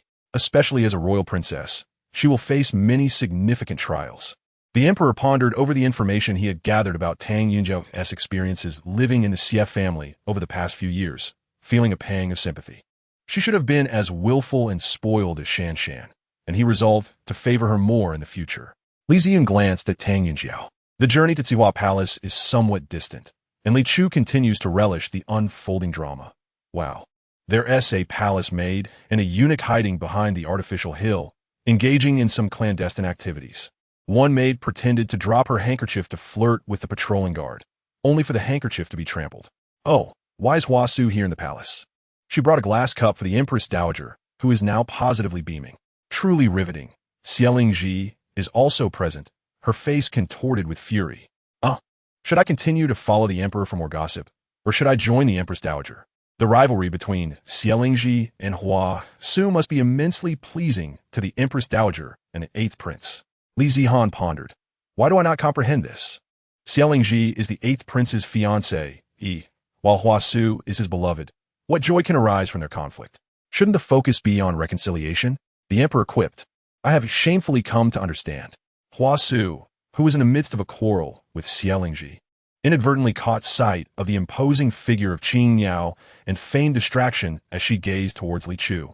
This deliberate glance did not escape the notice of the Empress Dowager and her party. Xieling Ji, covering her mouth, chuckled playfully. Miss Hua, is that not the auspicious Qing Yao you mistakenly identified? Hua Su's complexion paled, and feigning strength, she bit her lip, her voice laced with a sob. It was supposed to be mine.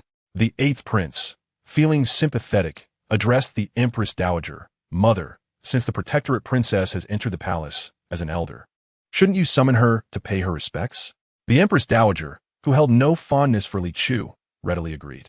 Seeing the 8th Prince defend Hua Su, Xieling Ji discreetly tugged at her handkerchief. That wretched woman, the heir of Xiangyang, no longer desires you, yet you come to steal my man.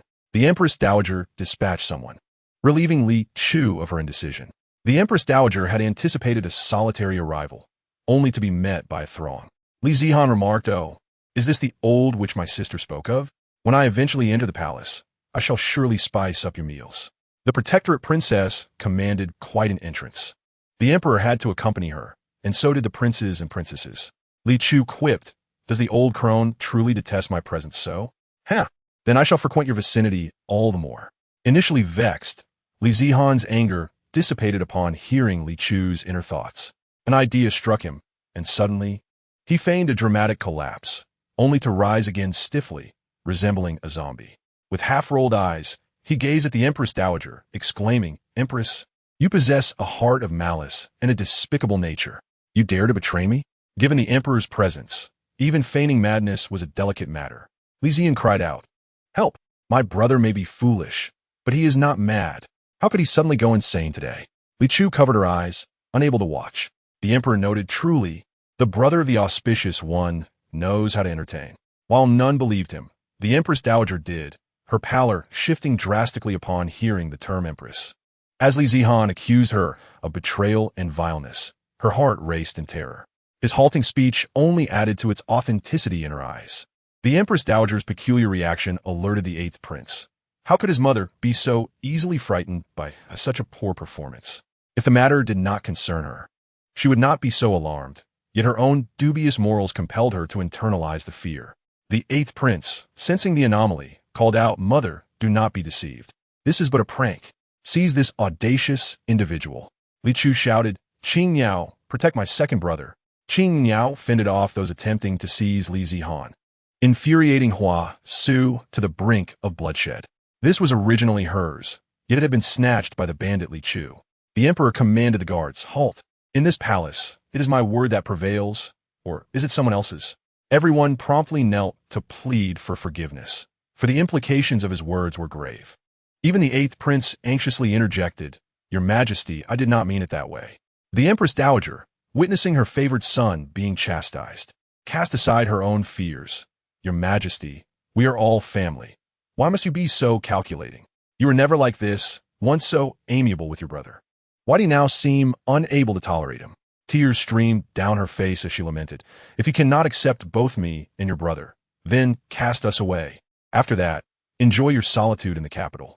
Li Chu quipped, This is quite humorous, as if the Emperor is destined for a lineage-less existence, to be a solitary figure. The Emperor remarked, When it comes to taking advantage of you, we are all family. Should the little Emperor ask them for something now, they would craft an elaborate excuse to refuse. The emperor, curious, ventured, "Mother speaks wisely. Indeed, we are family. I have heard that my eighth brother recently acquired many extraordinary items. Why not bestow them upon me?" The eighth prince's expression froze as he retorted, "I would gladly give those items to my brother, who has always treated me well, but they are flawed. I wish to present them only once they are perfected. How could a sovereign accept substandard gifts?" Li Chu interjected, "Those items are perfectly fine. There are no flaws." The emperor mused, "Though I know my eighth brother may turn against me due to Hua Su and even wish to harm me, I have not competed for a woman with him." At this moment, the emperor's heart felt icy. The little emperor is truly honest. He does not need excuses to withdraw his requests, which explains why that mother-son duo never shares anything valuable with him and always approaches him to feign poverty. The emperor frequently rewarded the eighth prince and the empress dowager, unaware that their private treasures far surpassed his own. The emperor's heart grew heavier. If I were in his shoes, I would not have seen those items myself, making it difficult to pursue them. However, the glass cup Hua Su gave to the empress dowager remains on the table. I shall claim it. Although it may not hold significant value in later times, it is still quite precious in this era. The emperor mused, "The protectorate princess speaks with great insight. Moreover, she possesses a remarkable ability to foresee future events." The emperor cast a furtive glance at the glass cup. "Since my eighth brother's items are flawed, I shall wait for you to present something better before I accept. However, regarding this glass cup belonging to Mother, I find it quite appealing. Would you be willing to part with it?" The empress dowager was taken aback. Could it be that the emperor has been possessed by a spirit? What audacious words! A son should not request items from his mother. In her thoughts, she completely overlooked the numerous occasions where the eighth prince had taken many things from her. The emperor feigned a wounded expression. "What? Mother cannot bear to part with it? Did you not say we are family, and should not speak as if from different households? Did you not claim to love me the most?" Li Chu remarked, "Today, I would call a performance day. Everyone seems eager to showcase their talents. Were it not for my exertion today, I would have liked to join in the act. However, the little emperor's performance is somewhat exaggerated and greasy. Quite a sight for sore eyes. Having suffered under the tyranny of a greasy king in the past is one thing. Now, I am subjected to his antics once more. Heavens, does anyone have a grease remover to lend me? The moral fabric of society is deteriorating, and the hearts of men have become antiquated." The emperor remarked, "I have acted according to your wishes. I have done it, yet you find fault, which is somewhat ungracious." Li Ziyun, with a face of numbness, replied, "It is shattered. All respect for the emperor has been obliterated, utterly fragmented and irreparable. Once, he regarded the emperor as an unattainable figure. Now, he chuckled. Sister is right." Even the empress dowager was repulsed by the emperor, and with a pained wave of her hand, she commanded, "Give it to you. Give it to you." The emperor was evidently shaken. Did he truly believe Li Zihan's words? She composed herself and addressed Li Chue. "Now that the national protector princess is indeed a princess, why not reside within the palace, attending lessons alongside the other princesses, and join me for breakfast each day?" With a sinister grin, she added, "Once you move in, I shall transform you from a harbinger of good fortune into a quail, allowing you to bully my son." The emperor found the empress dowager's suggestion agreeable and turned his gaze towards Li Chue. Li Chue retorted, "Pa, who would wish to have breakfast with you?" Though being a child of the young emperor is lamentable, being a granddaughter to this old hag is truly tragic. That wretched old woman demands the empress and the favored concubines to wait outside her door with all the princesses before dawn, while she herself snoozes until she awakens naturally. By the time she rises, those waiting are starving, and regardless of summer's heat or winter's chill, they must attend to her grooming, washing, and dressing before they can eat. The empress and the favored concubines suffer even more, having to wait on her until she finishes her meal before they can scavenge any leftovers. It is not merely disgusting. The most repugnant aspect is that this vile old woman does not wash her hands after relieving herself, and while the princesses and concubines dine, she ostentatiously serves them eggs and tidbits with her unwashed hands. Having shared breakfast with the empress dowager, the emperor felt nauseated and staggered to a tree, where he leaned against it and retched violently. Li Zihan gasped. The empress dowager does not wash her hands after using the toilet. Li Ziyan looked at the emperor with immense sympathy, then at the two princesses, lamenting their plight. Who could have anticipated that the so-called most esteemed woman in the world would exhibit such a lack of decorum? The servants in their household, tasked with night incense, donned gloves and were said to wash their hands 10 times and bathe after every task. Those who could hear Li Chue's innermost thoughts sympathized with the Empress and her companions, horrified by the Empress Dowager's lack of propriety. Those who could not hear her thoughts, upon witnessing the Emperor's sudden vomiting, rushed to surround him, expressing their loyalty, concern, and filial piety. Li Chue observed, "I feel embarrassed for the young Emperor, surrounded while he spews filth. Regardless of how it looks, the odor is hard to dissipate. The Emperor must feel revolted, assaulted by the stench, unable to breathe fresh air. Truly unfortunate."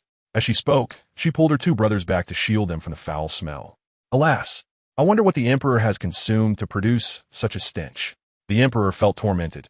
He wished to chastise those surrounding him to step back. But uttering a word felt challenging. "O National Protector Princess, considering my kindness towards you, please do not merely stand by and watch. Come to my aid. What loss of dignity it is for me, and for whom?" Li Chue chose not to intervene, but Li Ziyun, contemplating the need to navigate Defeng in the future, thought that despite the Emperor's diminishing prestige, he still could not afford to offend him. The Emperor, regardless of his faults, had always been kind to his sister and forgiving towards them, even when his second brother acted recklessly without a word of reprimand. Thus, he approached the crowd and said, "Everyone, surrounding the Emperor like this will only worsen his discomfort. Let us disperse," and promptly summoned the imperial physician to attend to him. The princes, princesses, and attendants gradually stepped back, yet the Empress Dowager, holding the Emperor's arm, scolded Li Ziyun, "What gives you the authority to command me?" Li Ziyun displayed a mocking smile at her reprimand, and then turned to the Emperor with an expression of helplessness. "Your esteemed mother does not comprehend human language.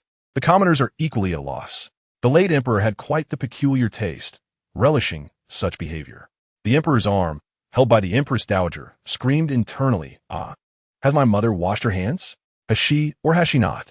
O National Protector Princess, please inform me that my mother washes her hands at all other times, except after her morning relief." Regrettably, Li Chue could not hear the Emperor's silent pleas.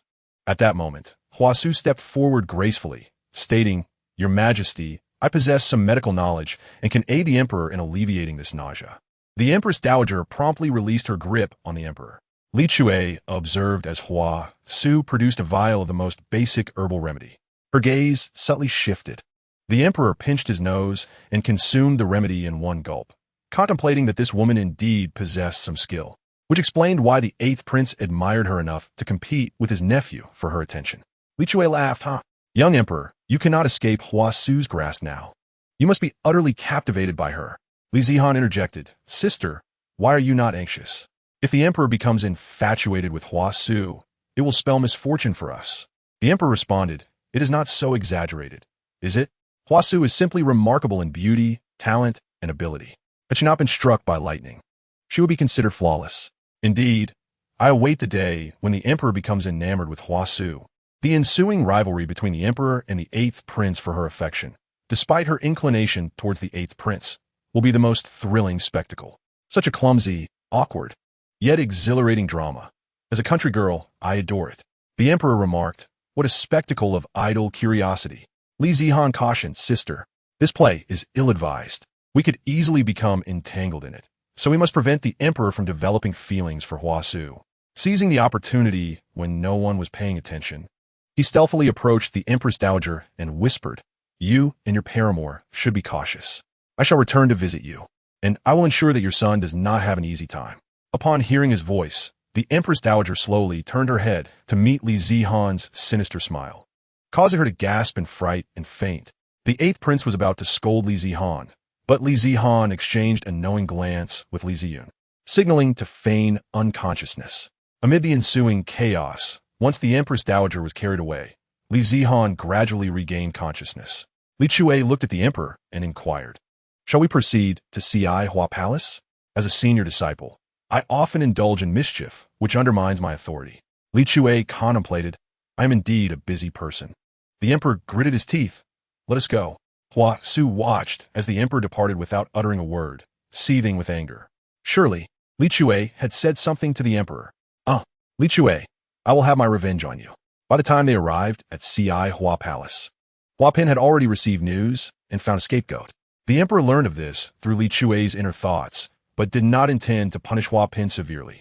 He merely urged her to properly educate the fifth princess and instructed Hua Pin to apologize to Tang Yunjiao. Reluctantly, Hua Pin offered her apology. Li Chue mused. This Hua Pin, though her words are sharp, is indeed an interesting person. The emperor surely does not realize that Hua Pin's willingness to enter the palace is to see the national master more often, as she is a fan of his. The emperor silently gritted his teeth in frustration. Thus, it seemed that among the palace's consorts, besides the empress, none found favor in him. She is truly amusing. For after each night spent serving the emperor, she secretly curses him for 3 days and nights, fervently praying that he would refrain from visiting her again. Anything praised by the emperor is promptly replaced, yet he perceives this behavior from Hua Pin as a coy refusal, interpreting it as a display of her desire for his favor. Li Zihan and Li Ziyun now find themselves utterly unable to regard the emperor with anything but disdain, his inexplicable confidence reaching unprecedented heights. Allow me to investigate why Hua Pin holds such contempt for the empress and the young lady. It becomes clear that her disdain for the empress stems from the latter's affection for the emperor. She regards the empress's taste as woefully inadequate, extending her scorn to anyone enamored with the emperor. As for the young lady, it is because she perceives her as utterly tamed by the CF family, particularly after witnessing her personally delivering soup to the emperor, prompting Hua Pin to deride her as lowly. Li Chue remarked, "This is quite difficult to assess." The emperor retorted, "How is it they who are lowly? It is I." His expression darkened. Hua Pin is confined for 3 months and shall transcribe the female precepts 100 times. Hua Pin, wide-eyed in shock, gazed at the emperor, exclaiming, "How can he change his demeanor so abruptly? Wasn't he everything just fine moments ago?" Indeed, men are fickle creatures, capricious as they are. Li Chue pondered, why has the emperor suddenly changed his mind? Wasn't he previously reluctant to take a stand for the young lady? Intending to gloss over the matter? According to the customs of this era, Hua Pin's remarks about the esteemed Princess Tang Yunjiao were profoundly disrespectful. An apology alone would not suffice. Such an action would belittle the emperor's regard for Princess Tang. Henceforth, should anyone insult her within the palace, a mere apology would be deemed adequate, a cost far too trivial, undermining her dignity as a legitimate princess. It is evident that Hua Pin is quite perplexed, as her expression betrays her inner turmoil. The emperor lamented, "This is utterly distressing."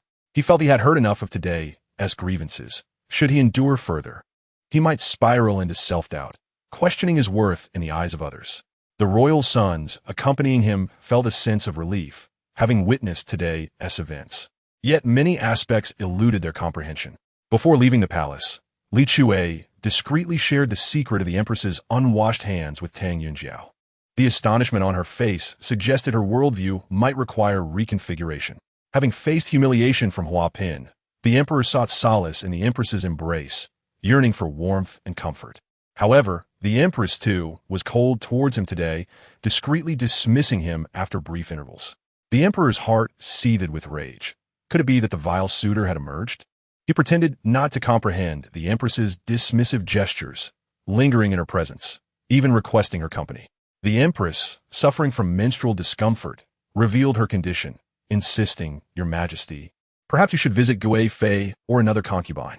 The emperor quietly exhaled in relief and departed. Upon seeing the emperor finally leave, Tang Yunjiao hurriedly relayed the matters discussed with Li Chue to the empress. In the palace, some could no longer endure and covertly summoned the emperor. Upon his arrival, he beheld the chaotic scene, his brows furrowing in irritation as he inquired of the palace attendants, "What nonsense is this?" To those aware, it is the imperial palace. To the unaware, it resembles a cesspool.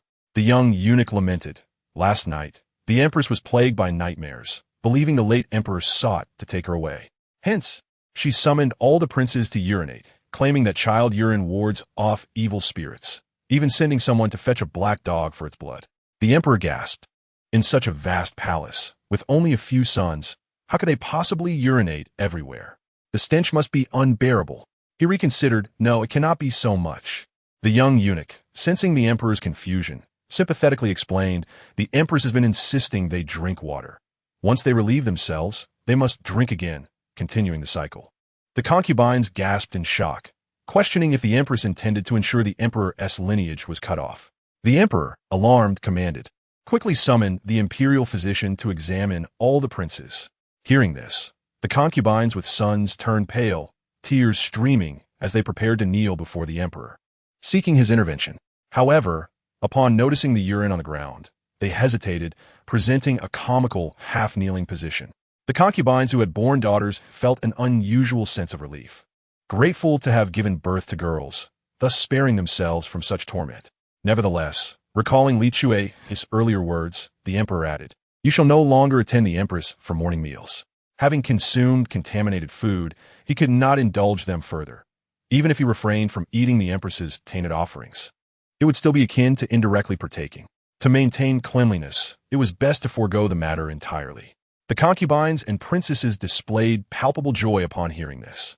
After dismissing them, the emperor steeled himself to visit the empress. Alas, the stench within her chambers was even more pronounced, with black dog blood visible everywhere. Upon seeing the emperor, the empress eagerly grasped his hand. "Your Majesty, you must seek the national master to expel the evil spirits." The emperor subtly evaded her outstretched hand, replying gravely, "Mother, I have heard that you dreamed of Fodder. How could he be an evil spirit?" The empress's fear served as a reminder to the emperor that she had indeed betrayed the late emperor. The truths he gleaned from Li Chue were undeniably accurate. Regardless of what the future may hold, the eighth prince is certainly not of royal blood. The empress's expression froze momentarily before she quickly retorted, "He is dead. How could he threaten me? That is the real evil. What do you wish for my demise?" The emperor's thoughts flickered. "Mother, I have no desire for your death. But you must enlighten me. Is what father spoke of true? Only then can I approach the national master regarding this matter." The empress's gaze shifted nervously, yet she clenched her teeth, remaining silent. Realizing he could extract no further information from her, the emperor withdrew. As Li Chue enjoyed her breakfast, several dramatic events had already unfolded within the palace, all due to her instigation. She understood that the empress was, in fact, expressing gratitude for her revelation concerning the empress's unwashed hands. The matron chuckled, saying, "The empress has also mentioned that if the princess has time, she should frequently visit the third princess." Li Chue smiled in response, and shortly after the matron departed, a messenger from the emperor arrived, requesting her assistance in selecting a new site for the Dingguoho residence. The original residence was now under construction to become the Hugua princess's estate, with Yuan Shun leading the Xiangyang Wang's heir and Xie Lingjun, both of whom had been present. Yuan Shun was tasked with arranging the gathering of spiritual arrays, a responsibility he could not delegate. The emperor had previously instructed the Ministry of Rites to select suitable locations for the Dingguoho residence based on regulations. After reviewing the options, Li Chue chose a residence in the northwest direction. The eunuch accompanying the emperor hesitated before speaking. "Your Majesty, this residence has a rather unfortunate reputation." "Oh, what makes it so?" The eunuch cautiously replied, "I have heard that this house is haunted, and those who previously resided there have all fallen into decline. Every time rewards were bestowed upon them, calamities would soon follow." The emperor turned to Li Chue. After finishing her pastry, she replied calmly, "This residence indeed harbors issues. Its initial owner was a princely estate from the previous dynasty, and when your ancestors invaded the city, the family, realizing their fortunes were doomed, placed a curse upon the house using the blood of all its inhabitants. They condemned those who dwell within to a fate of misfortune and unrest." The emperor gasped, "So ruthless. Surely, we have no such place in the palace?" Li Chue shook her head. "None here. The intricate curse formation is predicated upon the harmonious alignment of celestial timing, geographic positioning, and human synergy, demanding a high standard for each. It appears they have stumbled upon this by mere chance. Why then did you select this residence for the Dingguoho Fu?" The emperor inquired, perplexed. Li Chu responded, "The numerous tablets at the Dingguoho Fu are imbued with a fierce aura, perfectly suited to counteract the curse. A negative force can indeed neutralize another. The loyal and valiant spirits are precisely what can subdue such malevolence. Additionally, among them are those who perished on the battlefield, burdened with profound regrets and unfulfilled ambitions. Encountering them will serve as a fitting training opportunity." The emperor felt a stirring in his heart and said, "If that is the case, I would be grateful if you could assist by visiting the temporary residence of the matriarch at the Dingguoho Fu. Should there be any precautions necessary during this relocation, kindly relay them." The emperor dispatched over 20 guards and 30 palace maids and eunuchs to accompany Li Chu beyond the palace walls, all tasked with aiding in the organization of the new Dingwa Hofu. Dismounting from the Qingyao, Li Chu squeezed into the throng. Allow me to observe what is transpiring. 77. Can the princess resolve this matter? Came the familiar opening line, accompanied by a recognizable youthful voice. Li Dafu, my dear treasure has arrived. Qin Yu is indeed the most devoted admirer of Hua Su, employing such self-sabotaging methods. Ah, it seems the Yun family is also in trouble. The former heir of Dingwagong has been incited by Hua Su and borrowed manpower from the Dingwagong matron. Here, my father can manage alone, but my uncle's family may encounter difficulties. He is too conservative and hasn't yet learned to wield his influence over others. Upon discovering their connection to the Dingwagong family, he intends to settle matters amicably. I must provide a warning. Li Chu could no longer indulge in the spectacle, swiftly making her way out, climbing onto the back of the Qingyao to rush towards the Yun family. Should we withdraw this time, the character of the Yun family will be thoroughly discerned by the heartless Dingwa Ho heir, leading to an everlasting dilemma. Li Dafu remarked, indeed. It is that Hua Su again. The Dingwagong matron is rather foolish. Her son has acted so outrageously, yet she still chooses to engage with him. After some deliberation, he decided to contact the heir of Xiangyang Wang, informing him of the situation. Given that the heir is now a disciple of my precious one, they are essentially family, and he observes that the boy holds considerable affection for the Dingwagong matron. Upon hearing the servant's report, the Xiangyang Wang heir felt utterly dismayed. Had not Aunt Wen promised him she would cease her involvement with Tan Xiaotian and the others? How could she still be meddling? He sought out Yuan Shun to request leave. Yuan Shun obliged, but remarked, not everyone possesses the clarity to comprehend matters fully. Those who can transcend predetermined fates are exceedingly rare. The Xiangyang Wang heir replied, I must strive to do my best. We can only do what is within our power and leave the rest to fate. Meanwhile, Li Chu had not yet reached the Yun family when she was intercepted en route by a familiar face, the imposing figure of the merciless Qin Yu, the most ardent admirer of Hua Su, along with a throng of associates, many of whom were familiar faces from the day they had competed with Li Zian, only to face a disheartening defeat. Li Chu blinked at them, awaiting their performance to commence. Once Qin Yu had cornered Li Chu alone, he could no longer contain himself and gathered his group around her. However, he refrained from speaking initially, biding his time for Li Chu to take the offensive.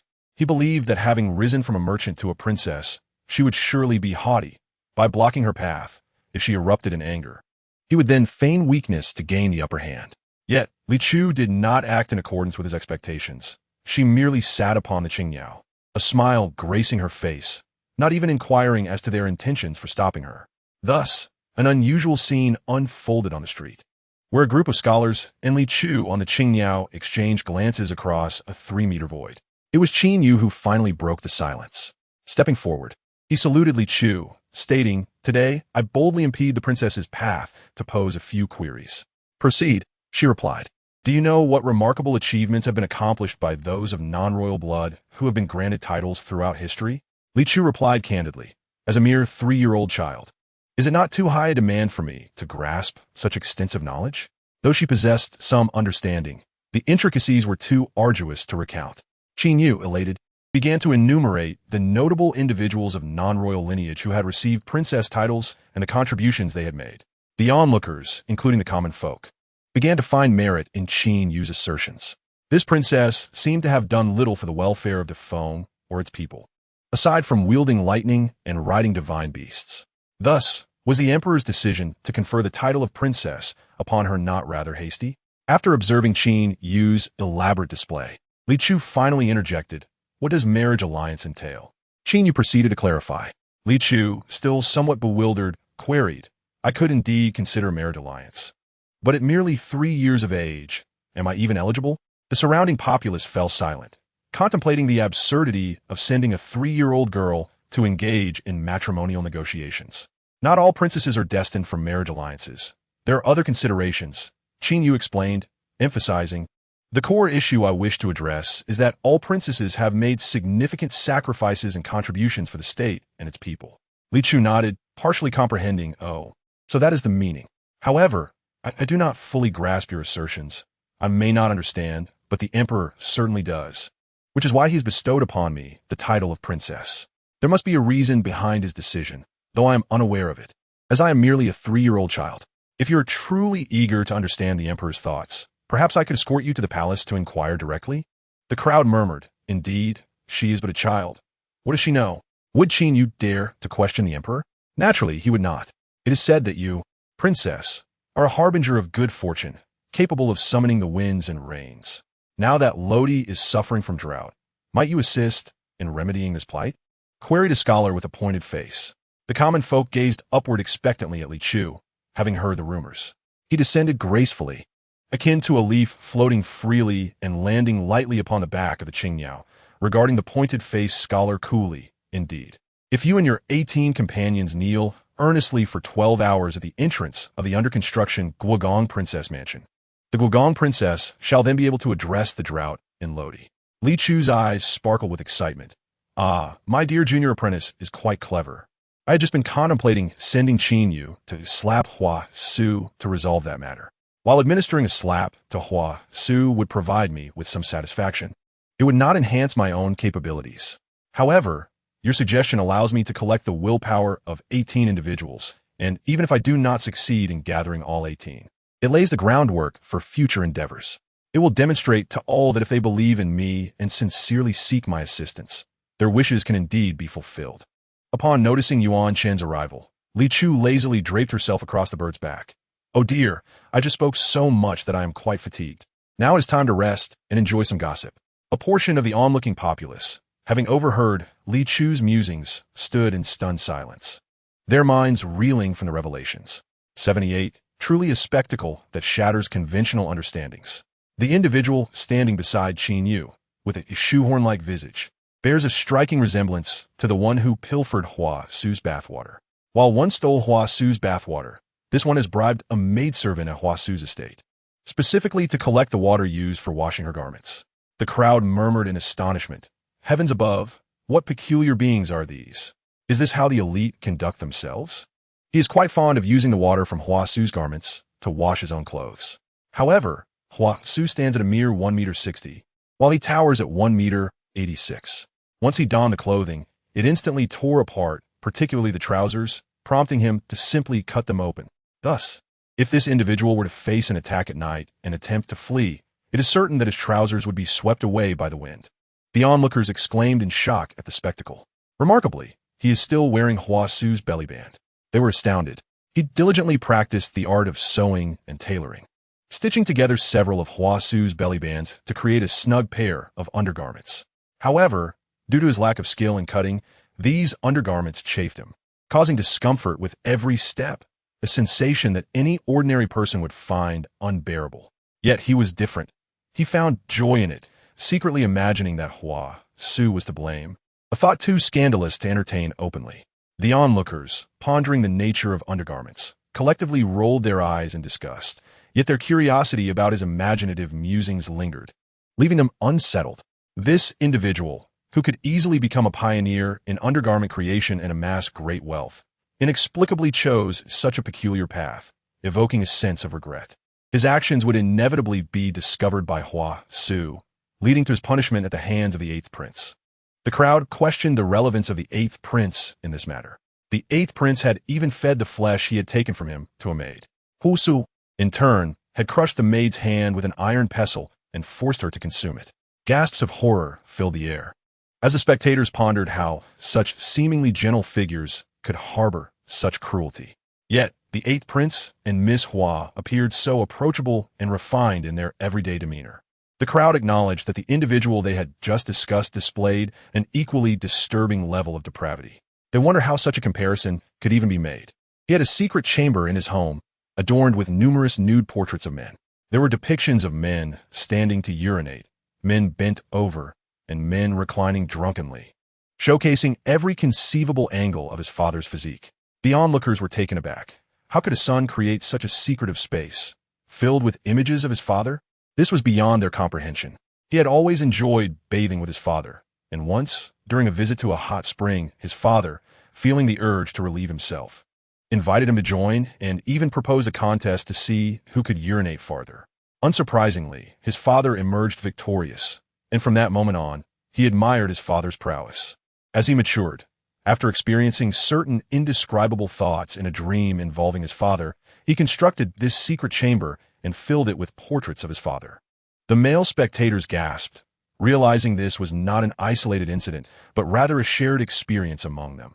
Horrified at the prospect of their own sons growing into something similar, they resolved to avoid such behaviors in the future. The paintings in his secret chamber were realistic, not mere figments of his imagination. What? Realistic? Though they lacked formal education, they understood what realism entailed. If it was realistic, how could the depictions of drunken reclining be explained? Could it be exactly as they feared? The crowd was left in shock. They had heard rumors of incestuous relationships between fathers and daughters, but had never encountered a situation involving fathers and sons. His father eventually sensed something amiss, but did not stop, having been drawn into a newfound realm of pleasure. Later, during another visit to the hot springs, when the son offered to massage his father's back, the father consented, and, as they continued, they explored various methods, the most notorious being the cone method, which was nothing short of eye-watering. The crowd lamented that their imagination had limited their understanding. When the son reached the age for courtship, his mother tirelessly sought suitable matches for him. However, he harbored a strong aversion to women and expressed his reluctance to marry. After explaining his feelings to his father, who wished to spare his beloved son any distress, he persuaded his mother to feign that he was unable to engage in marital relations. Yet, fearing his son would remain childless, the father drugged the mother and sent her to the son's chamber. Meanwhile, the court praised the son's father for his vitality, unaware that the lady was carrying her own son's child. The crowd exclaimed in outrage, lamenting the plight of the unfortunate woman. However, this was merely the tip of the iceberg. Both father and son remained oblivious to the fact that the mother had long been aware of their immoral relationship. Torn between her devotion to her husband and her love for her son, she chose to feign ignorance rather than harm either of them. When the father drugged the mother, she did not actually consume the potion. After being sent to her son, her pent-up resentment inexplicably dissipated. The son was not an easy conquest. It took several attempts, during which the mother remained fully aware and even subtly seduced him. Once disdainful of women, the son had come to no longer harbor such feelings. The collective gasp from the crowd was palpable as they processed the revelations. The son feigned affection for Hua Su, having overheard speculation about his peculiarities regarding marriage, leading him to avoid forming connections. He did not want to be judged, hence his compliance with the crowd. The onlookers implored for the peculiar individuals to be confined together, fearing for their own sensibilities, especially with the national princess being a mere 3 years old, and worried that exposure to such disturbing matters might corrupt her innocence. After consuming 2 large pieces of gossip, Li Chu and Yuan Shun left Qin Yu and the other speechless. Yuan Shun expressed a desire to sincerely plead with Li Chu to address the drought in Laodi, while Qin Yu countered that the emperor had specifically honored Li Chu as a princess due to her auspicious nature, hoping she would contribute to the prosperity of Dafeng. Given this, it was Li Chu's duty to respond to the drought. None of them were willing to kneel, particularly Qin Yu, who would only do so over his dead body. Yuan Shun argued that the national princess was a harbinger of good fortune, favored by heaven, yet they demanded her to share her luck without even the courtesy of kneeling in earnest. He sarcastically suggested that perhaps Qin's wealthy family should take in the impoverished citizens of Laodi, providing them with work and opportunities rather than relying on Li Chu's goodwill. Qin Yu dared not respond to this, falling silent. The son then accused Yuan Shun of distorting the argument, claiming that the national princess's aid to Laodi was but a trivial effort, while demanding Qin's family to sacrifice everything. Yuan Shun retorted with disdain, declaring that such a despicable creature as he was unworthy of engaging in discourse with him. With a swift motion, he drew a blade of wind that grazed the son's cheek, accentuating the sharpness of his already angular features. Yuan Shen's display of power awed the crowd, who gasped in astonishment. In that moment, they had ceased all internal dialogue, perceiving Yuan Shun as a celestial being descending gracefully. Those who could hear the voice of LCHXN felt that UNCHN was indeed impressive. He must have uncovered the sordid affairs of the Zhu Zi Li N pointed face, which prompted such a reaction. LCH ceased her amusement and gazed at UNCHN with a mournful expression, exclaiming, "Why not go after that 11BZ Li N shoehorn face?" She was quite curious about what the undergarments of the shoehorn face looked like. LCH remarked, "I have always heard that Hu X's undergarment is quite ostentatious, but I have yet to see any pictures or the truth." A wave of gasps and laughter erupted from the crowd, mocking the absurdity. "Is that really an undergarment? who has an undergarment that doesn't cover the belly. Not only did it fail to conceal, but it resembled a fishing net, leaving nothing hidden where it ought to be. Moreover, the undergarment was rather scandalous. As LCH continued to voice her complaints, she suddenly realized she could take action herself, just as she was about to examine further. UNCH mercilessly covered her eyes. UNCH's expression twitched. What the heck? This world is becoming increasingly chaotic.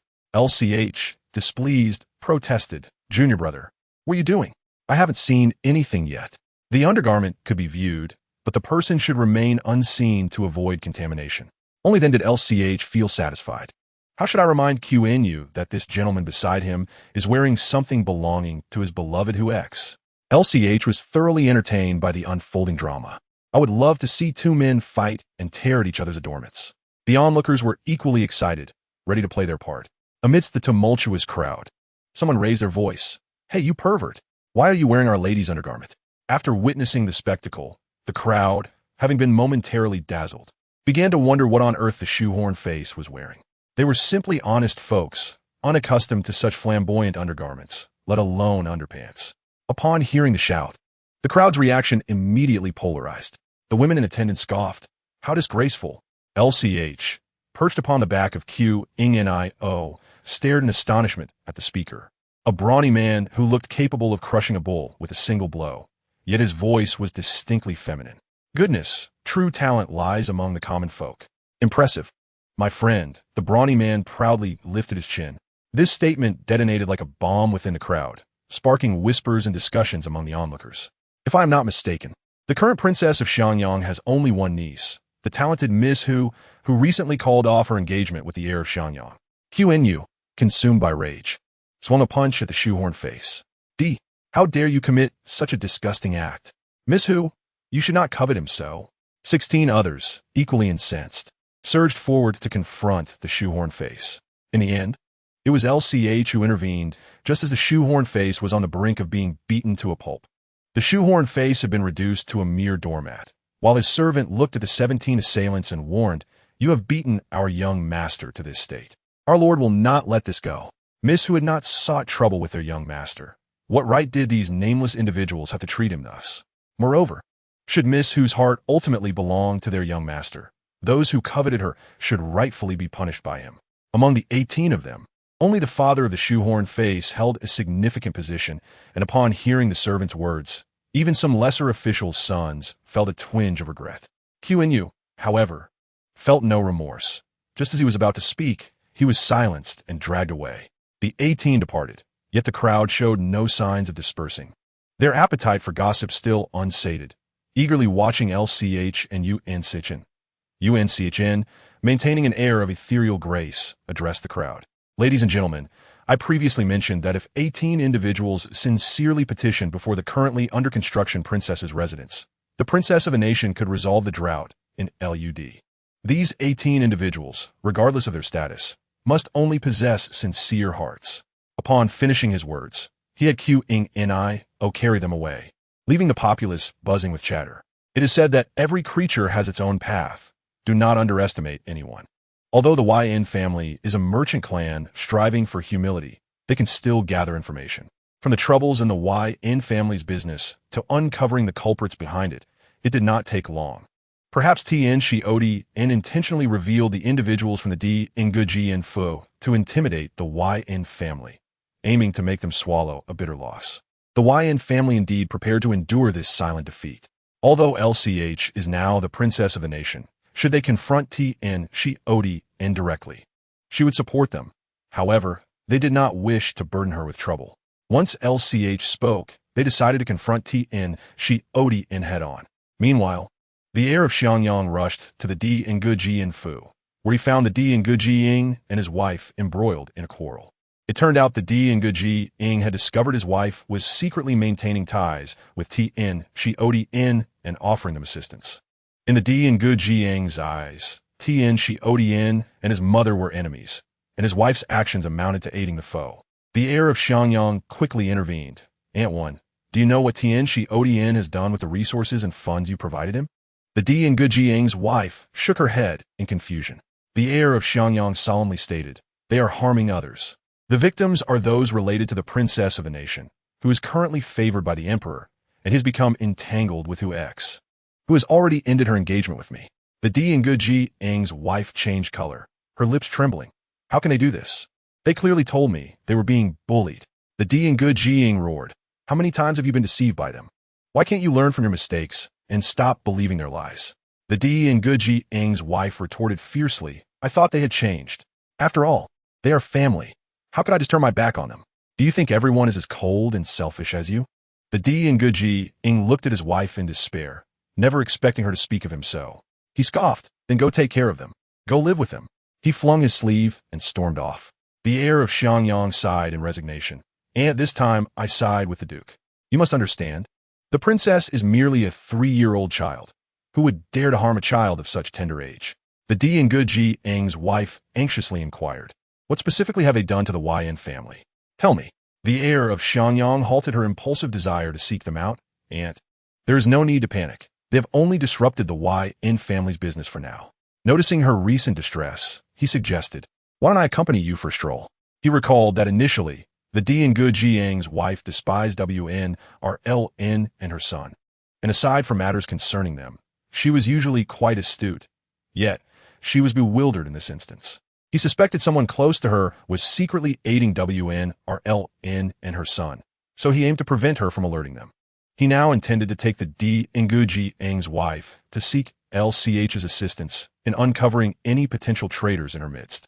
The D and Good Ji Ng's wife was indeed troubled.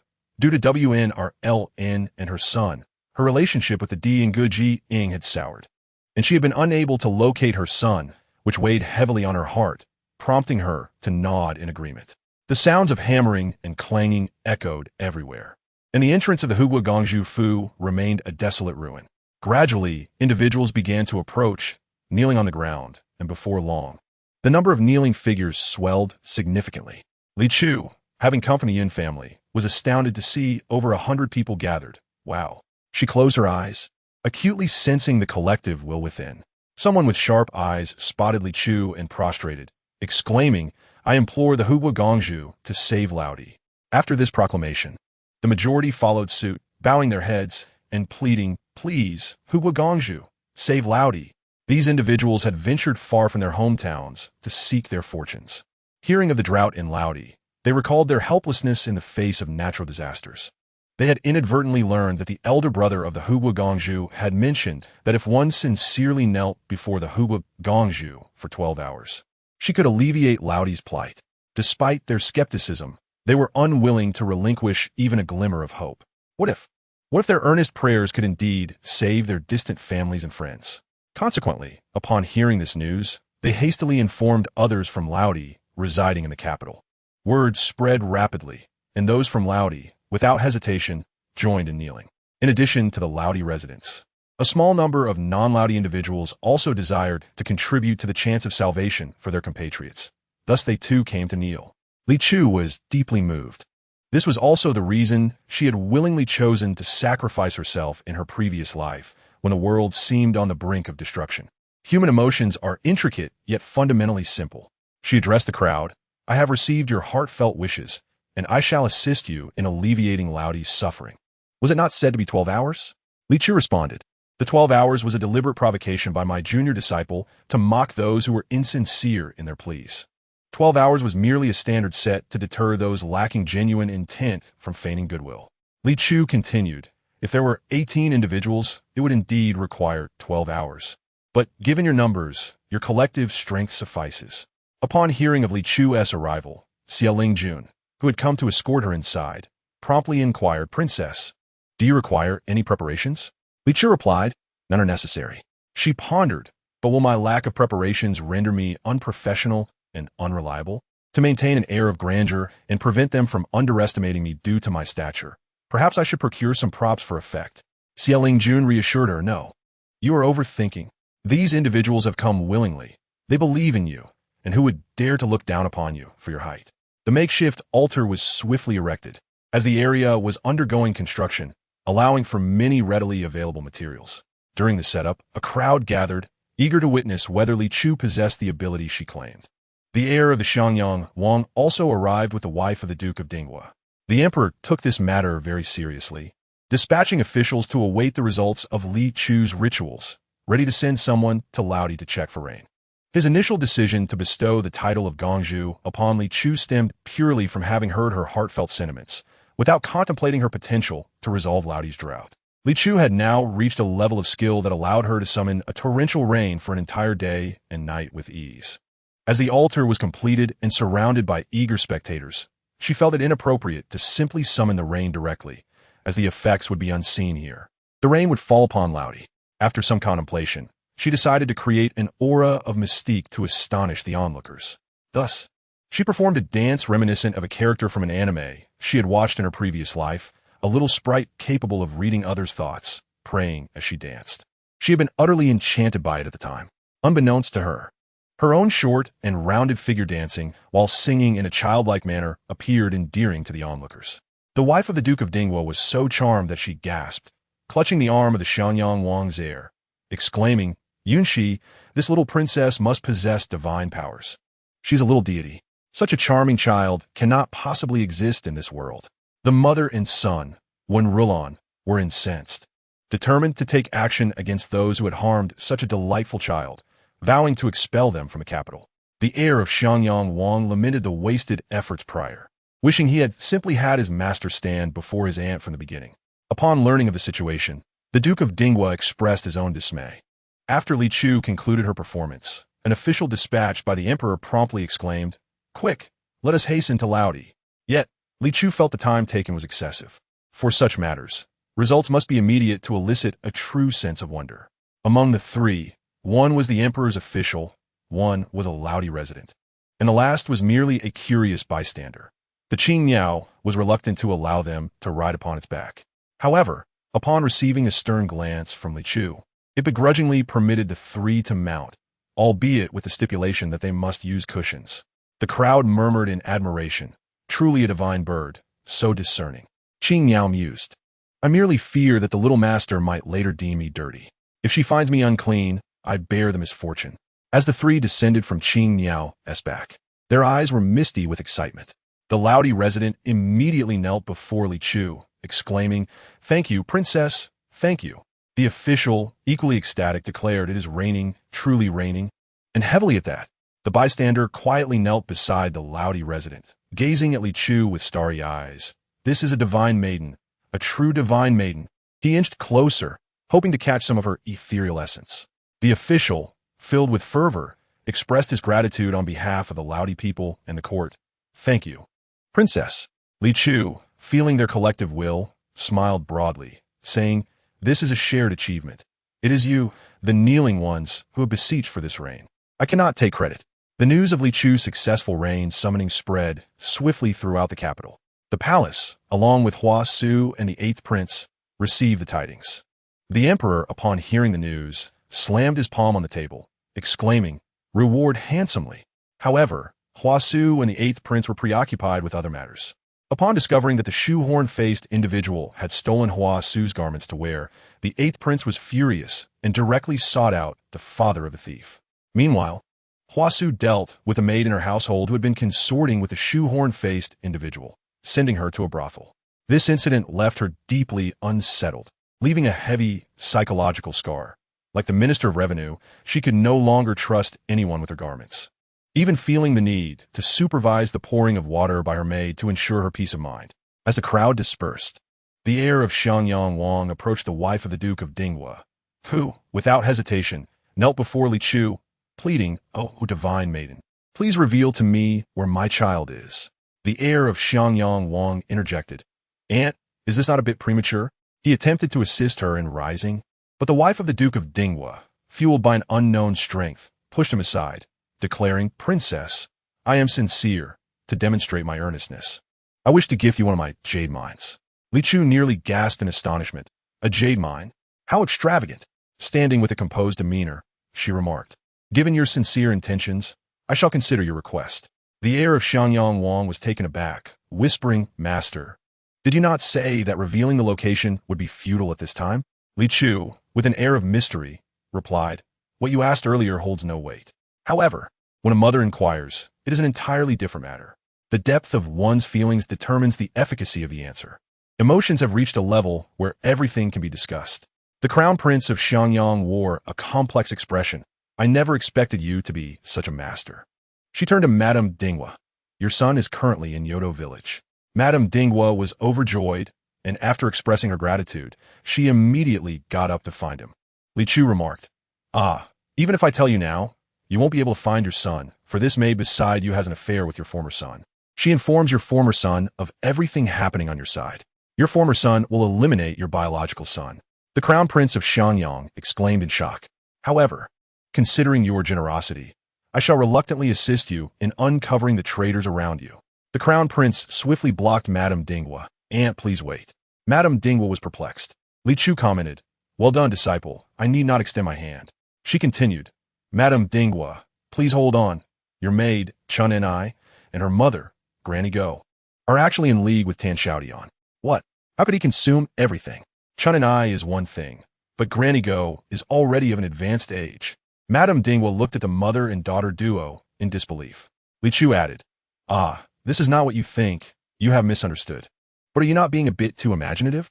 The Crown Prince of Xiangyang awkwardly clarified. Aunt, it is not what you are thinking. Madame Dinghua okwadi shukud.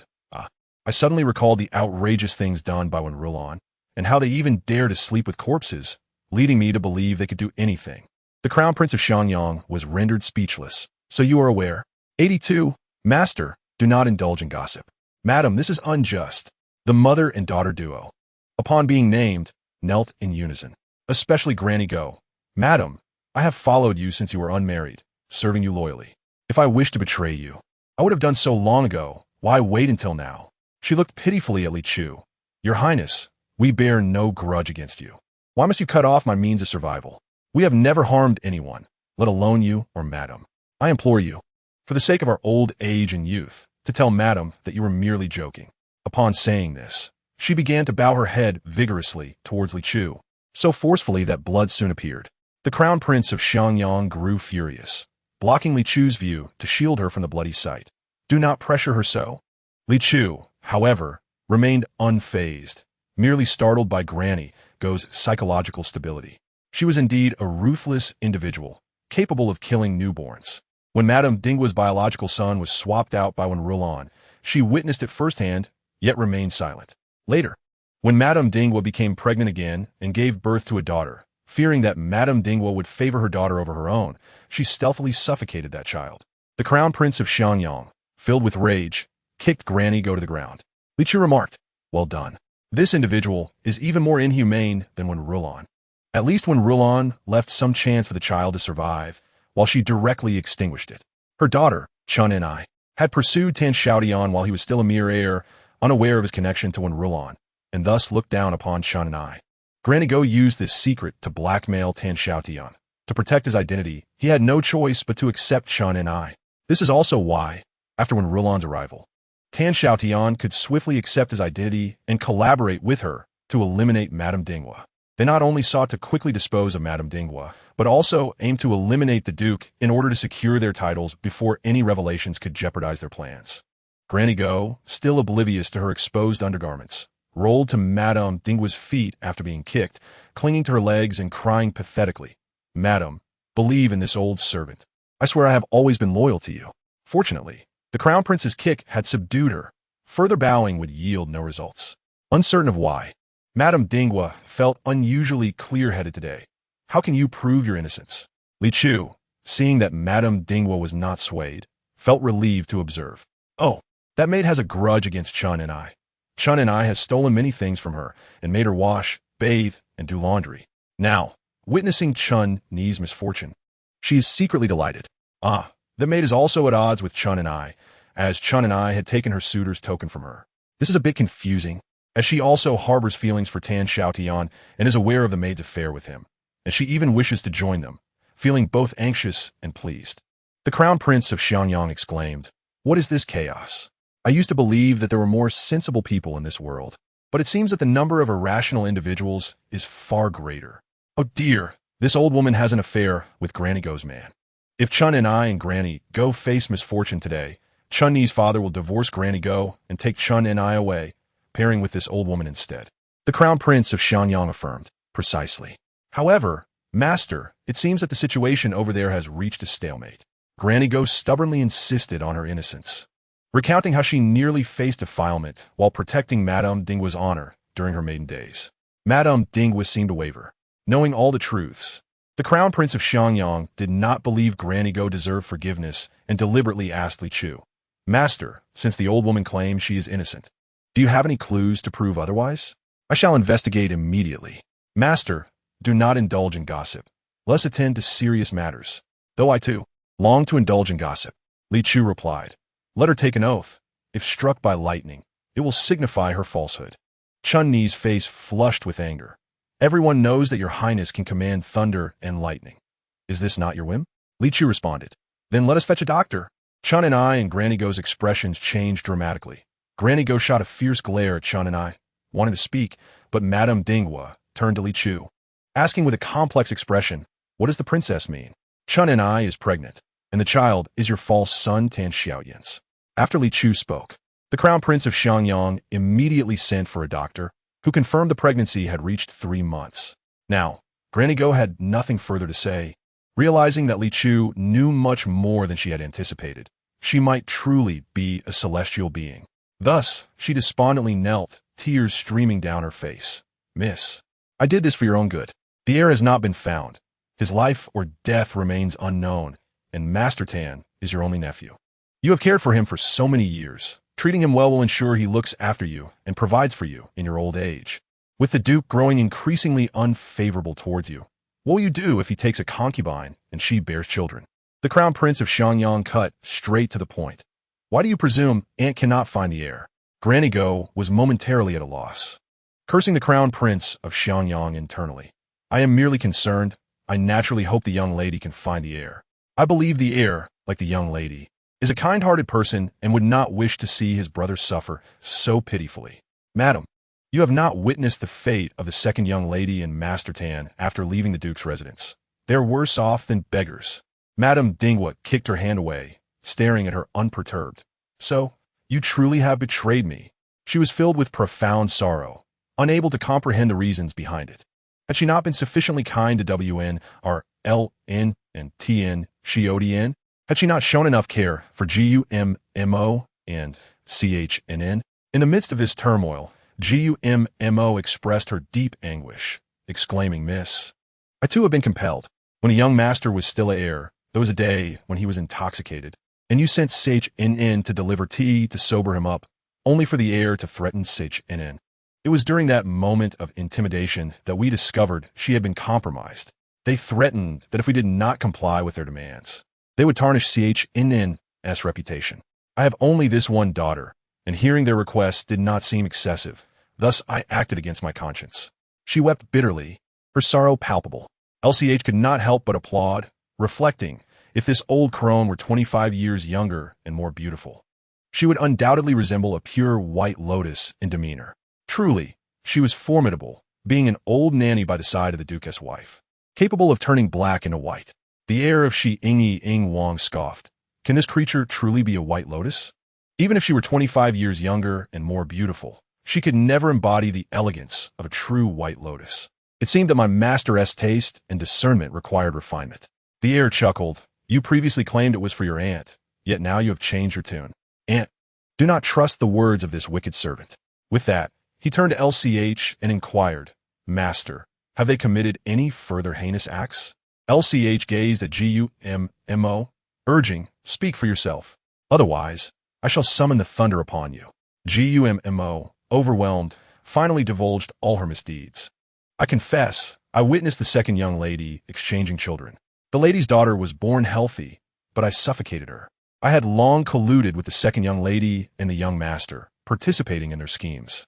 The moment the Duke's wife heard such explosive revelations, she fainted, unable to bear the weight of the truth. Those scholars were utterly despicable, especially QNU, who had conspired with others to bully our sister. LZIH and was taken aback, nearly losing his temper as he remembered their previous eavesdropping on conversations. LZ in feigned sorrow, stating, I am terribly disappointed in him. I shall seek him out for an explanation. He affectionately patted LCH's round head, proud of her accomplishments, yet feeling a pang of sympathy. Eldest Brother. Our family's business has also been compromised by QNU, so I will confront the QN family, while you handle the remaining 17. LZN agreed. Yet it seemed unnecessary for them to take action, as after a conversation with the father of the shoehorn, he had already expelled QNU from the capital to protect his own son. The remaining 17, including QNU, despite having escaped the Duke's wrath for safeguarding Huex, would not be spared by the father of the shoehorn, particularly QNU. He had devised a plan to deal with the QN family. LCH blinked and asked, "Is there no one concerned about my rain-summoning abilities?" Eldest Brother. Was there to question? My dear child is extraordinary, kind-hearted, and blessed by the heavens. Summoning rain is but a trifling matter. YNSH embraced LCH, stroking her head and saying, "My dear, you must be exhausted. I have instructed the kitchen to prepare plenty of delicious food for you." LCH exclaimed, "Long live mother." LZN pondered. How did sister suddenly learn to summon rain? Could it be that heaven, witnessing the drought in LUD, could not bear to see the suffering of the people and imparted the skill to you in a dream? LCH responded, "Wow, my brother has revealed my prepared explanation. We truly are siblings." LZN felt a surge of pride. LZIH lamented, "How is it that you all speak so well?" At this moment, I realized the importance of education. He could only awkwardly say, "Sister must have found summoning rain quite arduous. I shall help you peel shrimp later." As CH repeated, "Second brother is the best." LVN gently remarked, "Our sister must surely be a disciple of the divine, so we are not surprised by your abilities. These are all quite normal. I believe others feel similarly. Hence, the emperor conferred upon her the title of Protector Princess after just one meeting. Those who do not understand have simply never encountered her and cannot see her excellence." LCH sobbed, "Oh, my family's capacity for acceptance is truly remarkable. Everyone is so wonderful." LZN smiled, stating, "Sister's sudden transformation must have left her feeling bewildered and lost. While we others have companions to hear her thoughts, she must face these changes alone. I only hope she will not feel strange or insecure about her newfound abilities." The family collectively echoed this sentiment, a shared hope among them. When LDF visited the QN family, he found no one at home, as the entire family, including QNU, had gone out. The heir of Shi Ingyi Ingwang came from the Duke's residence bearing a contract for a jade mine, which LCH joyfully received, exclaiming, we're rich. Mother, come quickly to see." YNSH approached, smiling. "What is it?" LCH showed her the contract. Gast. What a substantial undertaking. Her eyes then brightened.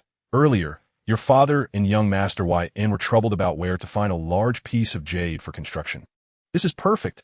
LCH, feeling quite lazy, discovered that UNCH intended to build her a jade house directly. Although he possessed numerous jade pieces, he lacked enough to construct an entire residence. As the princess of Shi Ingyi Ingwang arrived, the servant announced, "The princess has come and has already entered the estate." LCH perked up. "Oh, I must go to Shi Ingyi Ingwang's residence to witness the spectacle." The heir of Shi Ingyi Ingwang remarked, "Dear cat, are you not exhausted? Your earlier sorrow has been dispelled by your master. Truly, you are a master of altering the atmosphere." She strolled over to the heir's side, earnestly stating, "Dear disciple, I have heard that your stepmother is coming. I must go to support you." He replied, "If I could hear your thoughts, I would almost believe that." YNSH added, "I shall accompany you to observe. There are matters you cannot express, and I can assist." She subtly adjusted her wrist. The heir of Shi Ingyi Ingwang remarked, "I wish to be moved, but I am concerned for my life. I wonder if my stepmother can withstand both your thoughts and Lady L's iron fist." According to custom, he should have called YNSH grandmother, but she found it unappealing and firmly refused to allow it. Initially prepared for a fierce confrontation with his stepmother, the heir now felt that perhaps her arrival would not be so daunting after all.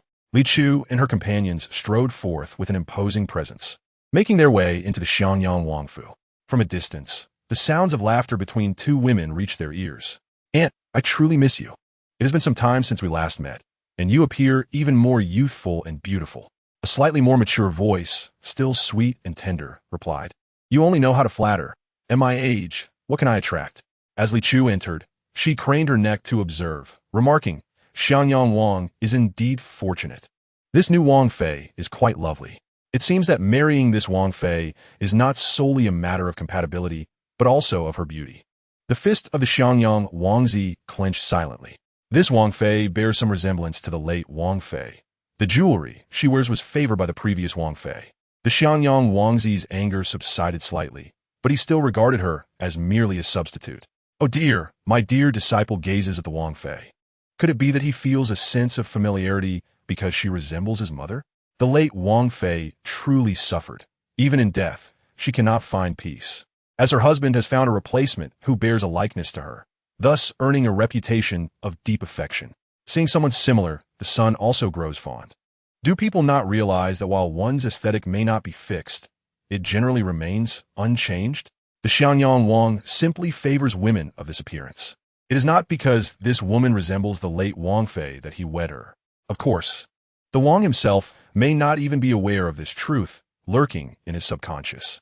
As for the son, if I, a petty and narrow-minded individual, were to have a son who favored those resembling me, I would feel somewhat uneasy.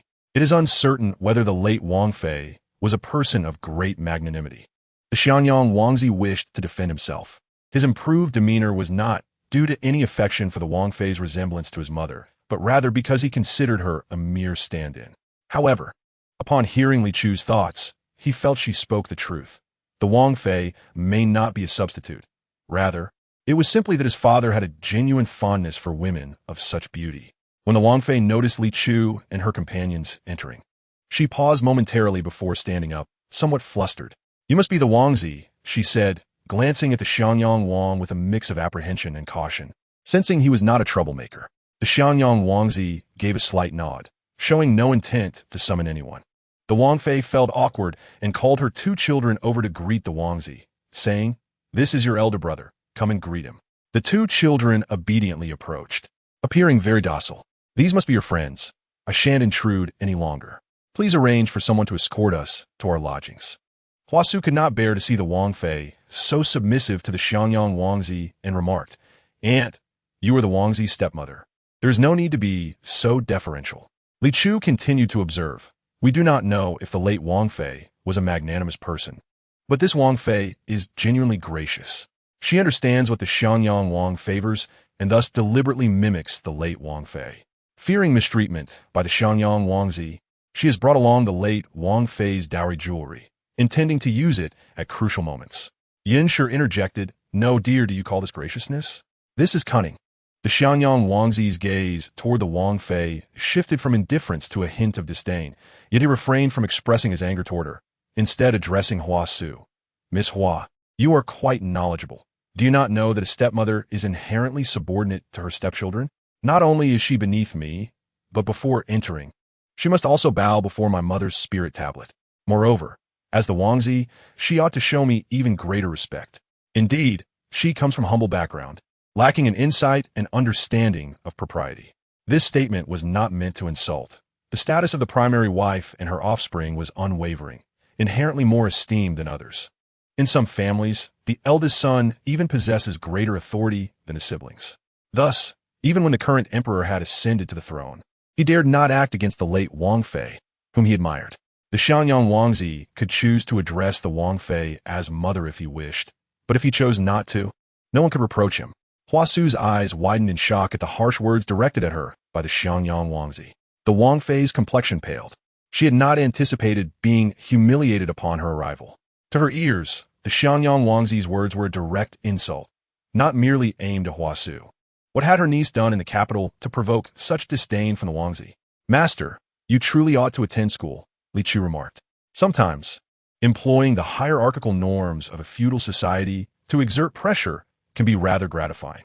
At this moment, the Wang Fei does not intend to oppose my little disciple.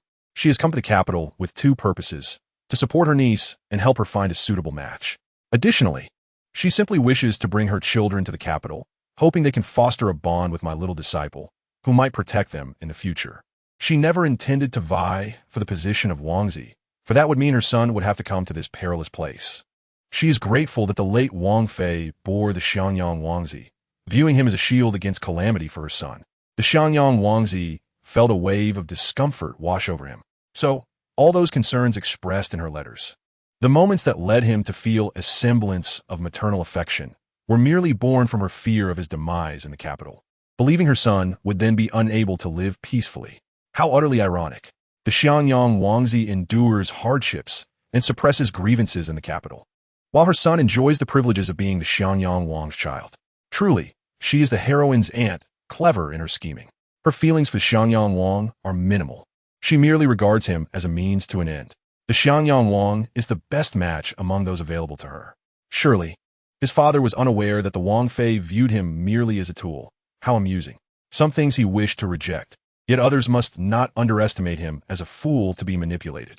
The Xianyang Wangzi regarded Hua Su coldly and said, "Miss Hua, given our prior engagement, it is inappropriate for you to linger in my residence." Just as he finished speaking, someone outside announced the arrival of the 8th prince.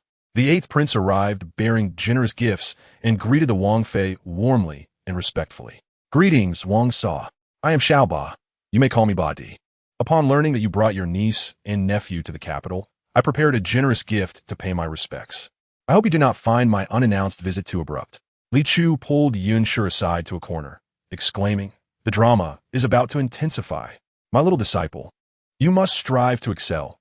You have already made the heroine suffer, successfully becoming the strongest antagonist. Now, if you can put the male lead in a predicament as well, I shall bestow upon you the title of the most formidable, awakened male second lead in history." The Xianyang Wangzi interjected, "What an embarrassing title. Master, you truly should consider attending school." Yun Shi gently covered Li Chu's mouth, stifling her laughter. "Dear, take care and proceed with caution." This unexpected visit was indeed abrupt, remarked the heir of Xianyang Wang coldly. "Since master enjoys it, let her watch." The Wangfei observed the tension between the heir of Xianyang Wang and Ba Wang Yi, and her mind was filled with questions. Previously, in the letters written by her stepson to the Wang Yi, he often spoke of how Ba Wang Yi had protected him. Why the sudden change of heart? A bold conjecture formed in her mind, and she couldn't help but ask, "Heir, what is your relationship with that mother and daughter? That child cannot possibly be your daughter." Li Chu stifled a laugh as Yun Shi expressed her gratitude, saying, "Thank you for the compliment, Wangfei. I may be a few years your senior." To her surprise, others perceived her as quite youthful. Li Chu added, 9 years older. Yun Shi smiled and replied, "Indeed, my son is a close friend of the heir, and my daughter is the princess conferred by the emperor. My husband is still alive, and my daughter is indeed my biological child. My husband and I share a strong bond. I would never bring shame upon him." After all, her husband was neither a mere stepping stone nor a tool for her. She, after all, was living comfortably on the merits of her children. Her implications were filled with malice. The heir of Xianyang Wang, in a flustered tone, stated, "Master is my elder, not my daughter. If you wish to criticize me for lacking virtue and manners, so be it, but do not involve my master." The Wangfei found herself in an embarrassing situation. Hua Su also felt awkward, having forgotten to introduce herself, leading to such a humorous incident that would amuse Li Chu for quite some time. Ba Wang Yi sighed. "Yun Shi, at least you are aware of your own lack of virtue and manners. Such shamelessness. Do you truly believe you are impressive?" This caused the heir of Xianyang Wang to double over in laughter. "You, who covet your nephew's fiancée, still have the audacity to lecture me on propriety and integrity?" He eagerly anticipated the day Ba Wang Yi's true identity would be unveiled, curious about his expression. After laughing for a while, he remarked, "Ba Wang Yi, I may jest at my own expense, but that does not mean it is true. Perhaps you could point out where my nephew has been remiss?" As Li Chu noticed the tension escalating, no one paid them any further attention, and they resumed their gossip. Hua Su lit up upon seeing Ba Wang Yi, feeling a swell of pride. Their relationship had previously been characterized by pure emotions restrained by propriety, but after a misstep, Ba Wang Yi's jealousy flared, demanding that Hua Su showcase her undergarments. To appease his jealousy, Hua Su had to display various styles of undergarments, and after just 2, Ba Wang Yi could no longer contain himself, leading to a rather intimate situation. The heir of Xianyang Wang found himself lamenting the day he had once harbored feelings for Hua Su. Such a lack of restraint, unable to articulate his thoughts. Ba Wang Yi chose to abandon lecturing the heir and instead engaged in conversation with the Wangfei. The heir of Xianyang Wang sincerely suggested, "Ba Wang Yi, since you welcome the Wangfei so warmly, why not invite them to reside in your estate temporarily? This would make it more convenient for Miss Hua to visit, especially since I have previously withdrawn my engagement with her. If they allowed Miss Hua to enter while I was away, such a situation would not repeat itself. What if Miss Hua were to become pregnant, and Ba Wangyi refused to take responsibility? He certainly had no desire to assume the role of an unwilling father. No one expected the heir of Xiangyang Wang to cast aside all pretense and directly suggest that the Wangfei be dismissed. Li Chu applauded inwardly. Well done, my little apprentice. The heir of Xiangyang Wang replied, Indeed. Seeing Xiao Ba and Hua by Qi fills me with misfortune, and I find the Wangfei equally distasteful. Do not speak to me of innocent siblings. Am I not innocent as well? Everyone is innocent. So why should her innocence compel me to sympathize with the other two? Even if they were unwelcome, she is still your stepmother and your biological siblings. The heir of Xiangyang Wang replied, I agree, which makes it inappropriate for the emperor to allow all the princes to leave the capital while only leaving Ba Wangyi behind. Since we are all brothers, shouldn't we be treated equally? Ba Wangyi, who valued propriety, should swiftly pack his belongings and depart from the capital. A glimmer of murderous intent flashed in Ba Wangye's eyes. Li Chu remarked, Why would they wish to leave? Just earlier, Huasu provided the Wangfei with cosmetics, intending to leverage her to host a banquet and personally promote their wares.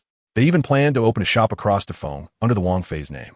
Despite Ba Wangye's high status, he was not suited for running a store selling women's products, as it would tarnish his image. In contrast, Huasu lacked the authority to draw customers. The moment the Wangfei endorsed their products, they would gain instant publicity. Furthermore, having the Wangfei on their side would benefit Ba Wangyi whenever he needed assistance from Xiangyang Wang in the future. The heir of Xiangyang Wang, having established numerous ventures in the capital, immediately grasped their ulterior motives. Heir, how can you treat the Wangyi this way? If it weren't for the protection of our Wangyi, would you be living so comfortably and freely? Consider how other heirs in the capital are faring. A eunuch beside Ba Wangyi pointedly remarked, Do not be swayed by the influence of certain individuals and turn your back on those who have supported you. Li Chu quipped, Oh, do they wish to undermine us? Although she did not understand why her apprentice had fallen from grace so dramatically, she had to admit that his choice was indeed sound. She narrowed her eyes. This treacherous eunuch was indeed responsible for the injury of my second brother. Upon hearing this, Yanshi splashed her hot tea in retaliation, scolding, Who invited you to interrupt while the master speaks? The weather was already warm, and the scalding tea caused the eunuch to leap about, shrieking, You wretched woman, I will kill you. Li Chu covered her mouth, stifling laughter. Ha! Mother is formidable. She inadvertently struck the eunuch where it hurt most. The eunuch was particularly vain about his appearance, spending considerable time on skincare before and after sleep. He had not always been this way, but after Ba Wangyi reached maturity and the empress arranged for palace maids to instruct him, this eunuch became obsessed with his looks. He had completely succumbed to the allure of Ba Wangyi, prostrating himself beneath Ba Wangye's pomegranate trousers. Yanshi shuddered in disgust, feeling goosebumps rise. The heir of Xiangyang Wang was equally repulsed, thankful that he was not favored and thus lacked a eunuch by his side. Observing the eunuch hopping about, Yanshi remarked, Stop imitating a woman. You do it poorly, and it's quite an eyesore. If you wish to kill me, come directly. Let's settle this one-on-one. You cannot rely on Ba Wangyi to assist you in killing me. The eunuch retorted, How am I imitating a woman poorly? Ha ha ha. Mother, you really hit the nail on the head. This eunuch, in an effort to appear more feminine, often sneaks off to consult the palace maid who serves the 8th prince, diligently studying the behaviors and manners of women. Yanshi, my dear child, I'm merely 3 years old. Do you not know too much? Cause a ruckus? Then they shall certainly gather to watch the spectacle. The 8th prince, upon witnessing his companions being bullied by Yanshi, a merchant's wife, turned dark with anger and addressed Li Chu. Does the Guogua princess not take action against your mother? Your royal brother granted your family such status not for you to wield power and intimidate others. Li Chu, innocent and naive, pointed at her fingers. Ah, I'm still just a 3-year-old baby. I cannot even manage myself. How can I manage mother? It is mother who takes care of me. Moreover, I believe mother speaks sense. It is this eunuch who does not understand the rules. If he, a mere eunuch, can scold the heir, then it seems there is nothing wrong with my mother scolding the prince. The heir of Xiangyang Wang remarked, That is a splendid analogy. Please continue with such comparisons next time. Ha ha. He struggled to suppress his laughter. Oh dear, the 8th prince's face is about to crack from anger. Huasu, seeing the 8th prince rendered speechless, could not help but interject. The princess clearly understands everything. Why pretend to be innocent and adorable? It is utterly disgusting.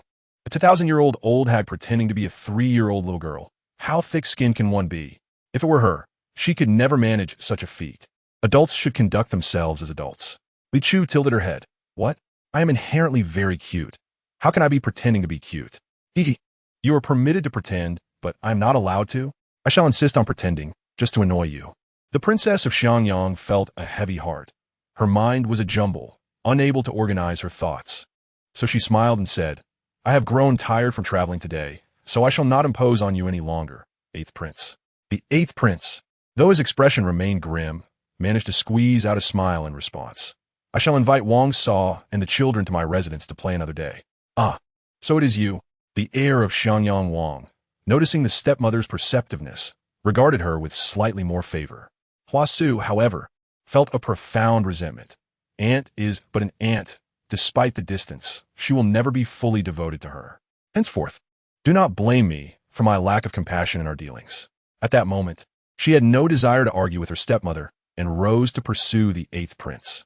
The heir of Xiangyang Wang, appreciating the stepmother's good attitude, refrained from further comment and instructed the servants to escort them for proper hospitality. Master, what characteristics does Hua Su's cosmetic powder possess that would ensure its successful sale? Li Chu, how did you know Hua Su created the cosmetic powder? The heir of Xiangyang Wang. Oh dear, just now, having driven off little Ba, I was so agitated that I momentarily forgot about this matter. In that instant of Li Chu's retort, he sensed a murderous aura. It felt as if, should he fail to speak appropriately, Yinshi would make today his last. I noticed that the packaging of what she presented to the stepmother was unfamiliar to me, leading me to subconsciously believe it was something she had crafted herself. How curious. Was it not her creation, but rather something she purchased? Li Chu knew that aside from his tavern, the heir of Xiangyang Wang also owned a silk shop, a cosmetic store, and a silver shop. Hence, she harbored no doubts. It is indeed her handiwork, and it will sell remarkably well. The heir of Xiangyang Wang's eyes brightened, and with a sly glimmer, he remarked, Pray tell, if I were to procure the formula for that product through less than honorable means, would it succeed? However, I find it rather enjoyable. He. Exercise caution, and it should likely succeed, she replied cryptically. Returning the favor in kind is rather satisfying. Ha. Hua Su's items are all pilfered. Should others steal from her, it would be poetic justice. Encouraged by his master's words, the heir of Xiangyang Wang promptly set about arranging for it. In the rear courtyard of the Wang residence, the mother said, Big brother does not like our stepmother's daughter, which makes her sad. The stepmother, contemplating Hua Su's relationship with the 8th Prince, gently patted her daughter's head and said, It is entirely normal for your big brother to not favor you. After all, he is alone in the capital, far from home, and he is not my child.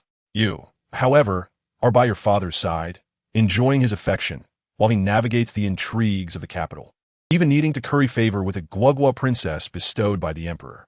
She sighed, feeling saddened. Do not disturb your big brother. Be more understanding of him. Whenever you see him, you must show him the utmost respect, never retaliating against hits or insults. The stepmother's son gasped in shock. Big brother will hit and scold us. Yet we have done nothing to provoke him. He, too, was raised in indulgence and wishes to avoid grievances. He has come to the capital for amusement. The stepmother stroked his head and said, You must respect your big brother, for he shares the same father as you. He is your true brother. If you fear him, simply avoid him while in the mansion. Did not your cousin mention that he is currently overseeing the construction of the Guogua princess's residence and is seldom at home? The two children felt relieved upon hearing this. The stepmother dismissed the servants to take them to rest while she herself settled by the window to reflect. As someone who has experienced similar circumstances, she was keenly aware of the subtle maneuvers between the 8th Prince and Hua Su. While the 8th Prince was undoubtedly a better choice compared to the heir of Xiangyang Wang, she was aware, even in Xiangyang, that the 8th Prince was betrothed to a lady from the Xie family. Serving the 8th Prince as a concubine was less advantageous than entering the palace to serve the emperor. Only in such a manner could she maximize her benefits. Tomorrow, she would seek to converse with her niece, then determine the next course of action. At the new residence of the Dingwa Marquis, a maid reported, Yes, the emperor has sent someone again, instructing them to monitor how long the rain will last, whether it is merely a shower or capable of resolving the drought in Laudi. The Dingwa Marquis's wife, threading her pearl bracelet, inquired, Have you ascertained what the Guogua princess enjoys? It is said that the Guogua princess has a fondness for jade. Lord Li once gifted her a jade bed, and Princess Yin presented her with a jade offering platform. Even the emperor has bestowed several chests of jade upon her, and the heir of Xiangyang Wang, upon becoming a disciple, also gifted her jade. The Dingwa Marquis's wife sought the Guogua princess's assistance in divining her son's whereabouts, also presenting her with jade. The Dingwa Marquis's old matriarch commanded, "Bring forth that jade cabbage. Tomorrow morning we shall visit the Li family." She was a cautious woman, having only one remaining descendant. Although she had previously agreed to vacate the Dingwa Marquis's residence to allow Li Chu to occupy it, she had yet to send her grandson to meet Li Chu or invite her to visit. Throughout these days, she had been meticulously investigating every detail concerning Li Chu. The news of Li Chu successfully summoning rain had entirely assuaged the Dingwa Marquis's old matriarch's concerns. The following day, while Li Chu was still enjoying her breakfast, the Dingwa Marquis's old matriarch arrived with the Dingwa Marquis's heir. This left Yunshi utterly exhilarated. She promptly rose and respectfully greeted them. "Old matriarch, what brings you here personally? Had you wished to see Chu, you could have simply sent someone, and I would have brought her to you." Few are aware that Yunshi's idol was the Dingwa Marquis's old matriarch. When she was young, she once disguised herself as a boy to venture into business, only to be recognized and caught in a trap. She admired the Dingwa Marquis's household and felt immense gratitude toward the old matriarch. The Dingwa Marquis's old matriarch did not recognize Yunshi, responding courteously, "Madam Li, there is no need for such formality. The Guogua princess possesses divine powers. It is no trouble for us mere mortals to walk a few extra steps. How could we dare trouble her highness?" Li Chu, having previously seen the Dingwa Marquis's old matriarch, had not yet witnessed this interaction with Yunshi. Seeing it now, she promptly set down her bun, wiped her hands, and approached to pay her respects. She invited them. "Have you had breakfast? Would you care for a bit more?" The old matriarch politely declined, and Yunshi invited them to the sitting room, allowing Li Chu to finish her meal before joining them. Li Chu swiftly selected a few morsels and dashed over, only to hear the dowager of the Dingwa Marquis express her surprise. "So it is you? You are indeed fortunate to have such a wonderful daughter." Yunshi smiled and added, "The heir apparent appears to be both intelligent and spirited. You shall have great fortune in the future." Li Chu's expression grew grave as she replied, "That is not certain. He has been poisoned." 88. Li Chu is poisoned. Upon hearing this, the dowager of the Dingwa Marquis nearly toppled backward, prompting Yunshi to steady her. "Is what the princess says true?" Li Chu nodded. "This poison can only be cured with the antidote from Huasu. The toxin originates from a virus in their world, and this world lacks the means to create such an antidote." The dowager, reassured by the existence of an antidote, regained her composure. "Are you implying that this poison was administered by Huasu? This woman seems to be everywhere." The dowager frequently encountered news related to Huasu, which had become tiresome to her, yet she felt compelled to listen. Previously, she had heard that Huasu possessed medical skills. It was not Huasu herself who administered the poison, but rather she had tricked her grandson into giving the heir apparent a candy laced with poison. Yunshi exclaimed, "What? That lay Kobao is merely a frog. How could the son of the Minister of Works be enchanted by frog?" The dowager hastily inquired of the heir apparent, "When did you consume the candy that Yaoer gave you?" The heir apparent, his face pale with fear, replied in a daze, "Just the day before yesterday." He quickly added, "I found the candy quite tasty and asked my cousin if he had more, but he said there was only one. Mother, let us gather everyone in our estate who has been within 10 meters of them today. I will send a message to my junior brother to retrieve the antidote from Huasu." In this era, upon hearing of contagion, people were paralyzed with fear, some faint-hearted individuals collapsing to the ground in tears. Yunshi was also startled, yet managed to maintain her composure, promptly instructing others to follow Li Chu's advice. The dowager's pupils widened, breath catching in her throat. "Princess, is this a plague?" Li Chu thought, "This is something even more terrifying than a plague." However, she knew that uttering such words would likely terrify them further, so she merely nodded. "This poison has a 3-day incubation period. Soon, the heir should begin to show symptoms. I will send some antipyretics to your residence." It was precisely due to this 3-day incubation period that she had not closely observed the heir apparent hiding behind the dowager, which she now regretted. Having lived a long life, the dowager was no stranger to crises. She quickly steadied herself and said to Li Chu, "Thank you, princess. Your visit today has caused trouble for both you and the Li family. In the future, should the Li family encounter difficulties, I will surely offer my full support." After she finished speaking, she had her servants set down the jade cabbage and swiftly led her people away. They could not remain there any longer, lest they endanger others. The longer they lingered, the more perilous it became for the Li family. On the way back, a maid suggested purchasing some antipyretics and then sending someone to the Minister of Works residence for assistance, but the dowager rejected this idea. "I trust the princess. If we can navigate this crisis successfully, my daughter will have conveyed everything necessary to her. Otherwise, we cannot foresee what calamities may follow." Meanwhile, the Li family had also sealed their courtyard. Li Xiong came to find Li Chu to play, but upon learning she could not meet Li Chu, he gritted his teeth and muttered, "Good for you, Hua Su." His eyes darkened, and he strode out. Upon hearing that the dowager of the Dingwa Marquis had departed, the three brothers of Li Ziyuan also sought out Li Chu and Yun Shi, only to be told they could not see her. Thus, Li Ziyuan left alone. Shortly after he departed, Li Zihan and Li Ziyun followed suit. In the unseen corners of the capital today, all suppliers to the 8th Prince's enterprises mysteriously ceased their deliveries. Yet, this was merely the beginning.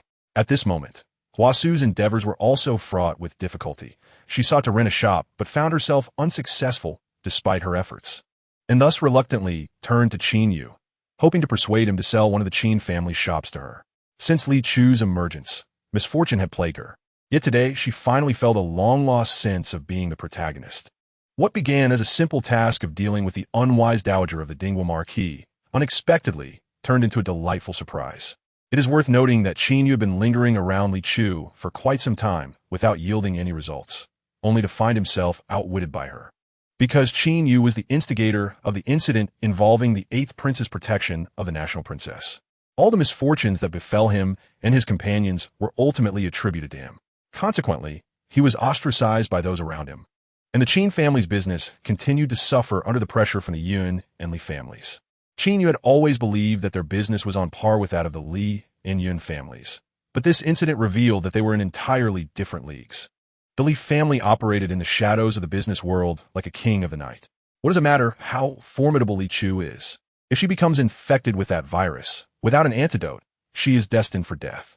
All you self-important individuals, may you descend into the depths of hell. Yet, just as Hua Su began to revel in her triumph, she was abruptly slammed against a wall. Yuan Chan appeared, striding through the air, and forcefully gripped her throat from a distance. "Hand over the antidote, or else, death." Hua Su was nearly choked to the point of losing consciousness.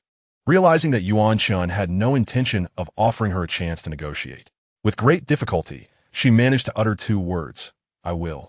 However, even after she surrendered the antidote, Yuan Chan did not release his grip, preparing instead to kill her. Previously, he had viewed Hua Su as a mere plaything of Li Chu, but now that this plaything had committed an egregious act, Yuan Chan could not overlook it. 89. This world is a scripted murder mystery tailored for Li Chu. Just as she felt her life slipping away, Yuan Chan noticed that the world seemed to be fracturing. Realizing something, he loosened his grip on Hua Su. She collapsed to the ground, gasping for breath. Yuan Chan sensed the world returning to normal. So the protagonist cannot be killed? This revelation left him feeling a lump in his throat. If the protagonist cannot be slain, then perhaps he should test the male lead instead. The dowager of the Dingwa Marquis observed the antidote sent by the Li family, contained within petite glass vials, and wondered how a mere daughter of a minor official could possess such wealth. A small vial like this must be worth a fortune. Why not use it to hold something more valuable? She marveled at Li Chu's capability, having procured the antidote so swiftly. She had anticipated it would take longer and had prepared herself for the worst. Since the antidote arrived promptly, the heir apparent had not yet even begun to show signs of fever. After receiving the antidote, the dowager instructed her servants to send a box of jade pendants to Li Chu. Li Chu had done nothing, while Yuan Chan was the one bustling about, and upon receiving the gifts, she was overjoyed.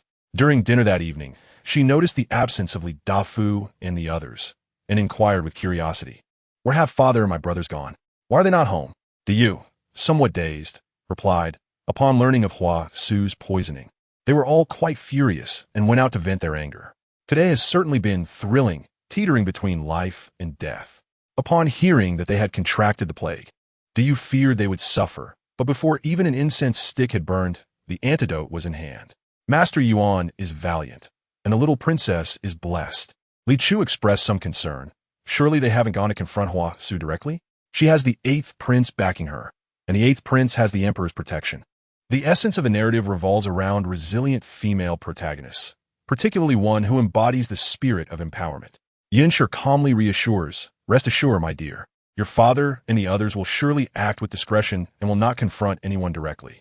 Previously, they had boldly stormed the residence of the Prince of Xiangyang because he was reasonable and they possessed undeniable evidence. However, the matter concerning the virus was a clear attempt by Hua Su to harm the heir of the Dingwa Marquis, not specifically targeting them, and there were no evident cases of illness to substantiate such claims. Yunshi's assumptions proved accurate. After Li Dafu departed, he adopted a businesslike demeanor. Li Zian visited the esteemed Gu Darren and Lu Duru, engaging in scholarly discussions, after which he insisted that the two must invite him to their next poetry gathering. Even scholars wield their own lethal instruments. Li Ziyun penned a short story and enlisted her second brother to seek out several storytellers, encouraging them to share her tale. Through her connection with the highest-ranking noble, she garnered the attention of someone even more illustrious, subsequently abandoning the noble for the embrace of a prince. Through the prince, she encountered the supreme being above all, only to forsake the prince for this exalted figure. The names of key characters were cleverly chosen to be phonetically suggestive, making it immediately apparent to listeners whom the story depicted. Such a sensational narrative rapidly captivated all, swiftly circulating throughout the capital. Li Ziyun, astutely aware, chose storytellers from the common folk, avoiding venues frequented by the elite, ensuring that by the time Hua Su and the 8th prince heard the rumors, the tale had already permeated the populace. Even if the storytellers were silenced, the knowledge would have become common knowledge, and any attempts to suppress it would only reinforce belief in its veracity.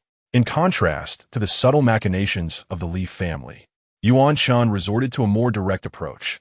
After transforming, he stealthily ventured to the 8th prince's residence, replicating Hua Su's earlier method of choking. As the 8th prince neared death, Yuan Shan sensed the world beginning to shatter. He furrowed his brow, discarding the prince onto the ground and vanishing like a wisp of breeze. The 8th prince, clutching his throat, gasped for air, bewildered by the bizarre encounter. Was it a human or a spirit? Once he regained his composure, he cast a wary gaze in the direction of Yuan Chen's disappearance before commanding, "Summon a carriage. We must visit Miss Hua." The situation felt overwhelmingly sinister, and he harbored a suspicion that required Hua Su's validation. Upon reaching her, he noticed identical marks on her neck, which stirred his concern. Hua Su, upon seeing the marks on the 8th prince, reciprocated his worry. Their mutual concern delayed their discussion of the day's events. The harrowing experience at the gates of the underworld made Hua Su acutely aware of the formidable nature of Yuan Shun and Li Chu, as well as the numerous secrets concealed by the artifact. Thus, the moment Yuan Shun departed, she immediately confronted the artifact. Initially drawn to it under the pretense of being a system, the incident with Yuan Shun and Li Chu opened her eyes to its true nature, something that feared them. She remained uncertain whether this entity was human, ghost, or divine. Having brushed with death, she recognized that she was not the protagonist of this world. Rather, it seemed tailored specifically for Li Chu, with her presence intended to create obstacles for him. The only solace was that the ultimate goal of this narrative was to eliminate the heroine, for learning the truth would surely lead to her demise. These revelations were not suitable for direct discussion with the 8th prince, compelling her to subtly caution him against confronting Li Chu and Yuan Shun. Only after addressing these concerns did she reveal her intention to open a shop, to which the 8th prince readily agreed. "I dislike deceitful children," Yuan Shun remarked. "I initially set out to eliminate Hua Su and then turned my sights on the 8th prince. When I discovered they were on the brink of death, the world nearly collapsed." Li Chu's expression morphed into one of astonishment. "You truly are a formidable being, Hua Su, and I must have been brought to this world by that artifact. To kill Hua Su without causing the world's destruction, we must first locate the artifact and sever its connection to her."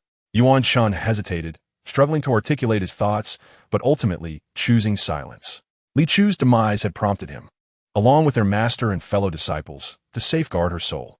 Originally, they intended to place her in a world conducive to her cultivation, not a narrative-born realm. The artifact's manipulation had severed Li Chu's path to immortality, a truth he could not share with his senior sister, fearing her despair. "Wait, this is a novel. Why would you descend into a narrative?" Li Chu's expression turned serious as she scrutinized Yuan Shun. Are you concealing something from me? On rare occasions when she adopted a serious demeanor, her presence exuded an undeniable authority, overshadowing her petite, endearing form. Little junior brother, do not lie. You know I detest deceitful children. Yuan Chun swallowed hard, compelled to speak truthfully, yet cautiously. Before your fall, we sensed your departure. How could we allow you to fade from existence? Thus, we defied the laws of nature to preserve your soul. We feared you might neglect your cultivation, leading us to decide that I should accompany you to oversee your progress. Li Chu felt a pang of emotion, understanding the implications of his words. As a cultivator, she was well aware of the monumental cost of defying the natural order. During her fall, she sensed her soul fragmenting, and mending it would require immense strength. According to her junior brother, had he come for her, he would have gone to the designated place they had chosen together, not this narrative. Therefore, he must have paid a significant price to pursue her. This price could have cost him his physical form or cultivation. Anger welled within Li Chu, frustrated with her past self for not being more diligent and irked by Yuan Chen's sacrifice. Yuan Chen observed her reddened eyes with trepidation, refraining from any unnecessary movements or comments. After a prolonged silence, Li Chu sighed deeply and remarked, "You could have simply allowed me to reincarnate after my death without all this trouble. The path of Tao is long gone. They have drained everything from that world, leaving only an endless void of death." The moment the spiritual energy became tainted, the decline began. Li Chu fell silent again, acknowledging her awareness of the situation, but having previously avoided confronting it. Taking a deep breath, she continued, "The artifact lacks intention. Thus, among those we previously sacrificed, a traitor must have emerged, likely one of my 3 disciples. He must have gone to the world you initially arranged for me." She gazed skyward, pondering, "I wonder if our master and the others are watching over me. If they can see me, I hope that wretched soul does not ascend." After sorting through these burdensome matters, life must go on as it should. Yuan Chun continued his diligent efforts at the Hu Guogong Zhu Fu, increasingly eager for its completion. He hoped that this establishment would serve as a sanctuary, capable of safeguarding them even if the world were to collapse. Li Chu was not mistaken. Yuan Chun had paid a significant price to follow her here, having dissipated much of his celestial cultivation. Thus, he arrived in this world not in his divine form, but rather as a soul, leaving him with cultivation levels not much higher than Li Chu's. In times of peril, he would be unable to protect her. "Sister, when shall we enter the palace to study?" After the incident with Li Chu's poisoning, Li Ziyun realized the necessity of acquiring skills to better protect her sister. Hence, the following morning, she inquired of Li Chu, having practiced throughout the night. Li Chu descended from her jade bed and replied, "Let us go to the palace now." "Sister, have you not slept?" Li Ziyun asked with concern. Li Chu nodded. "In truth, one can cultivate without sleep. The schedule arranged by my elder brother was merely to accommodate my laziness." Li Ziyun responded, "How shall we convey to you, my sister, that we are aware Yuan Chun is your little shitty? I would rather you call him little shitty than elder brother. I was supposed to be your elder brother." Li Ziyun took the initiative to request entering the palace for studies. While Li Zihan did not voice a similar request, he showed no opposition.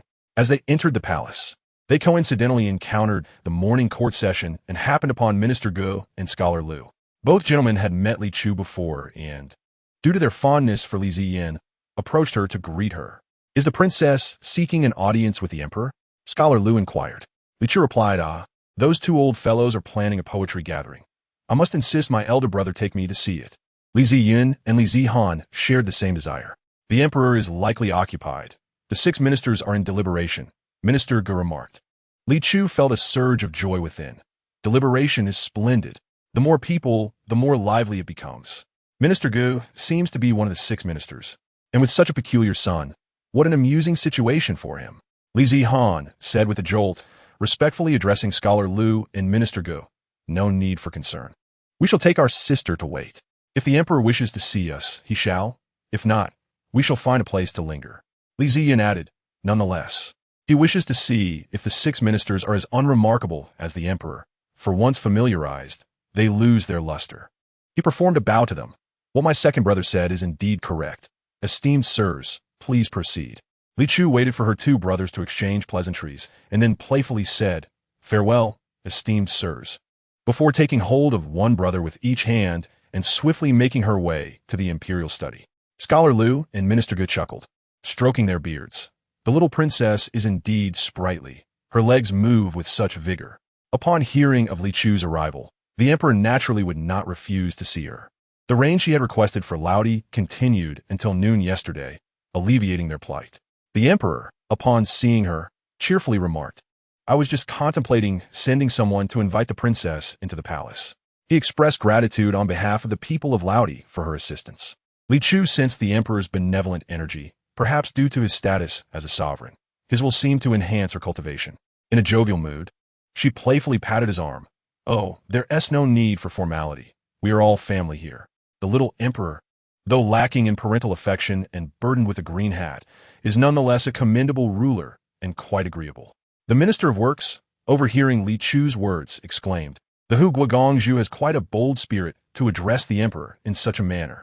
But is it true that the emperor wears a green hat? Who is audacious enough to do so? I'm most curious." The emperor's eyelids twitched at the mention of a green hat. "Who dares to be so bold? Princess, are you mistaken? It was my father who bore the green hat for my mother. It was not my consorts who placed one upon me. My consorts, at most, merely do not harbor affection for me. Or is it that the empress has?" The emperor awaited further revelations from Li Chu, while she anticipated him to respond. Was the little emperor pondering? "I have offered such pleasantries. Will he not say something or take action?" The emperor declared, "The Hu Guogongzhu has rendered services deserving of a box of jade stones." Li Chu, thrilled at receiving the emperor's will and the jade stones, expressed her gratitude. "The third princess frequently speaks of the Hu Guogongzhu. Please rest here for a moment, and once I conclude my discussions, I shall escort you to her." Li Chu did not concern herself with the propriety of the emperor personally accompanying her, praising him internally. "The little emperor's actions resonate with my sentiments. I have only sampled the gossip of the Minister of Works. The tales of the other ministers remain untasted." The emperor replied, "I too wish to partake." The emperor instructed servants to bring chairs for the three siblings. Li Ziyun and Li Zihan felt relieved. Thank goodness the emperor did not dismiss us. The Minister of Works mused, anticipation abounds. "Once I acquire the leverage on these individuals, I shall be the foremost among the 6 ministers. Whose gossip shall we indulge in first?" Li Chu surveyed the remaining 5 ministers. "Let us begin with the scandal of the Minister of Rights." The emperor and the Minister of Works stifled their laughter. "Indeed, one cannot deny it," the emperor mused. "The Minister of Rights, known for his peculiarities, truly exhibits the traits of a father who spawns an unusual son. A mouse's offspring digs holes, while a dog's offspring engages in unsavory habits, and a perverse father begets a perverse child. This individual's proclivities are even more outrageous than his son's." The emperor pondered, "Have I missed something? What precisely has the Minister of Right's son done?" To be unaware of the context is indeed a struggle. The Minister of Works chimed in one. Li Zihan remarked, "More outrageous than the theft of a woman's undergarment? That would indeed be a person, but from what my sister has gleaned, there seems to be no shortage of individuals involved, hence she may not find it shocking. What could it be? I am all ears." Li Ziyun, meanwhile, was rapidly analyzing, attempting to deduce the answer. He, in fact, has a penchant for pilfering sanitary napkins used by older women. The emperor gasped in shock. The Minister of Works exclaimed, "How utterly bizarre. Li Zifaning Kidat. What are sanitary napkins?" Regardless of their understanding, all present shared a common curiosity. What did the Minister of Rights intend to do with such items? The Minister of Rights has a fondness for women with bound feet. He steals those sanitary napkins to present to his wife for foot binding, believing that the resentment of older women will effectively suppress the spirit of the feet. Li Zihan could not contain his laughter, but quickly stifled it. The Minister of Rights frowned at him. "Young master, why do you suddenly laugh? We are currently discussing serious matters." Li Zihan hurriedly stood, respectfully apologizing and asserting, "I was merely caught off guard by a cough. Please continue." "Ah, the spirit of the feet. What a delightful jest. Where on earth exists such a spirit? Surely, it must be a figment of his imagination." The emperor recognized the reason for Li Zihan's amusement. He too had nearly succumbed to laughter. Fortunately, Li Zihan had provided an early warning. He cleared his throat and stated, "A child merely choked. It is of no consequence. Let us resume our discussions." The Minister of Works wished to continue indulging in the gossip, so he facilitated the transition. "Yes, indeed. Let us proceed. We were discussing." With such an eccentric backdrop, his minor transgressions pale in comparison here. After all, he has yet to commit any errors. Li Chu remained unaware that her second brother's laughter stemmed from her thoughts and kindly offered him a cup of tea. My second brother seems to be rather unfortunate today, even choking on tea.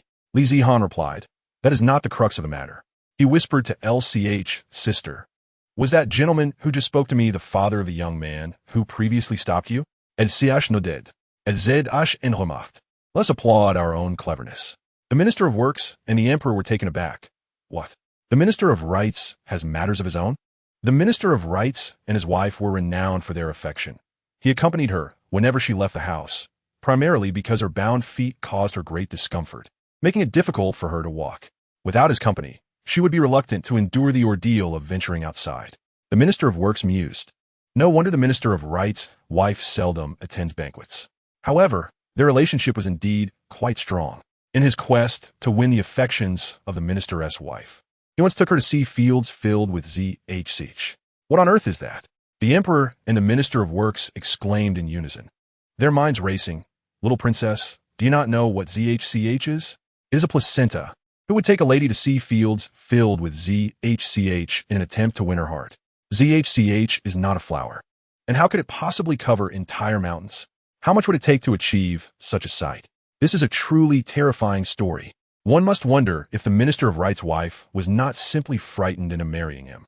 The brothers LZHN and LZYN found themselves confronting yet another knowledge gap. This has made me laugh so hard.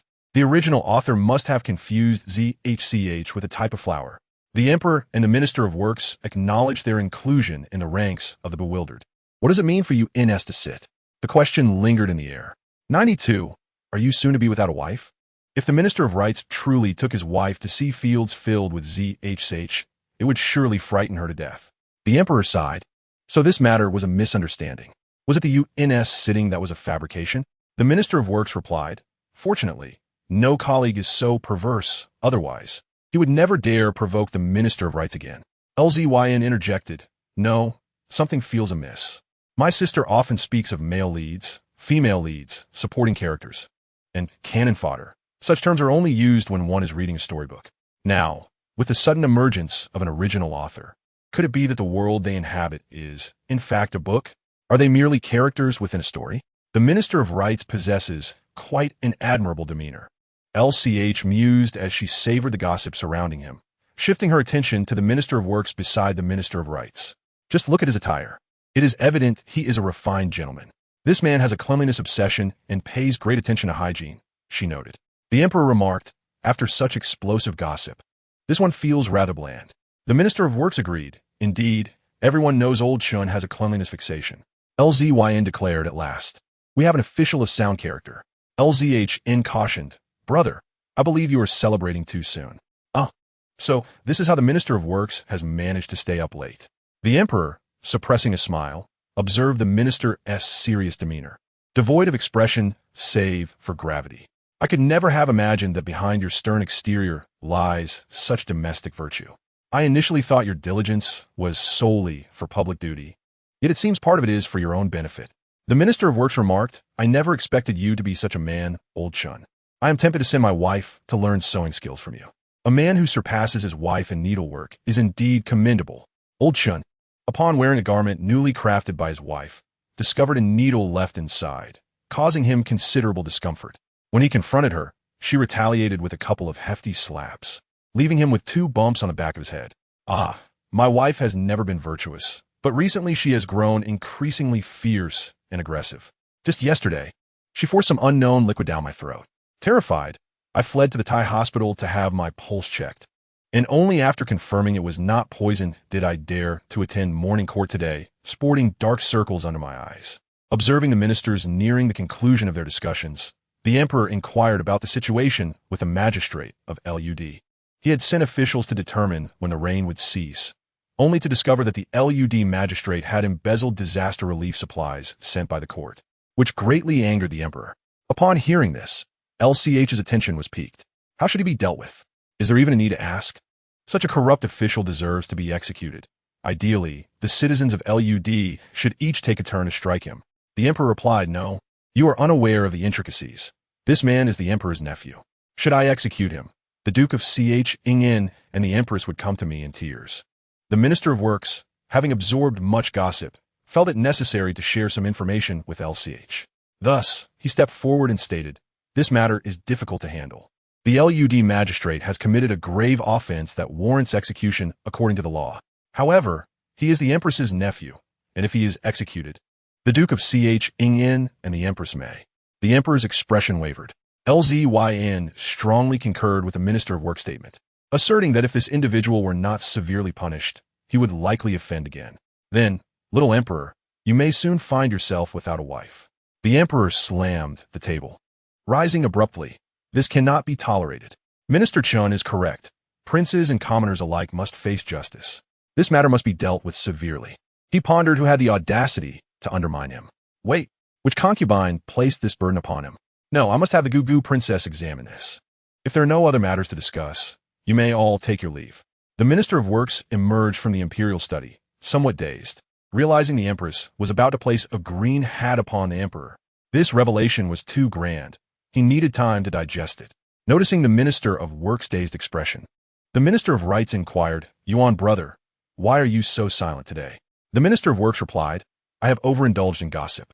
Observing the Minister of Rights, he recognized that he could not hear LCH's thoughts and straightened his back, feeling akin to the Emperor, chosen by fate, unlike the others. "I have been contemplating matters related to the Ministry of Works. I have observed Brother Sun and his wife share a deep bond. Recently, my own wife and I have been quarreling. Does Brother Sun possess any effective strategies for managing a wife?"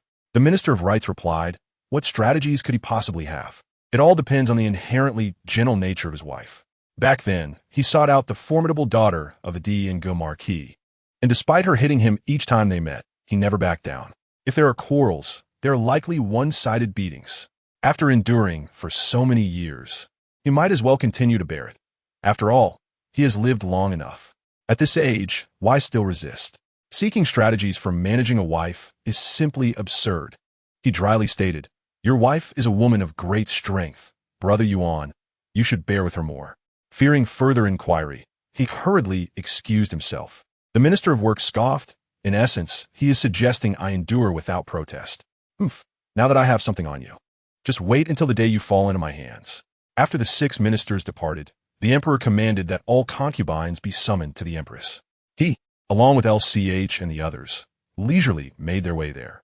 Upon arrival, they found all the concubines gathered around the Empress. LCH gazed at the throng of beauties, utterly dazzled. How fortunate is the Emperor! Alas, I too suddenly yearn to be an emperor. 93. You have led me astray.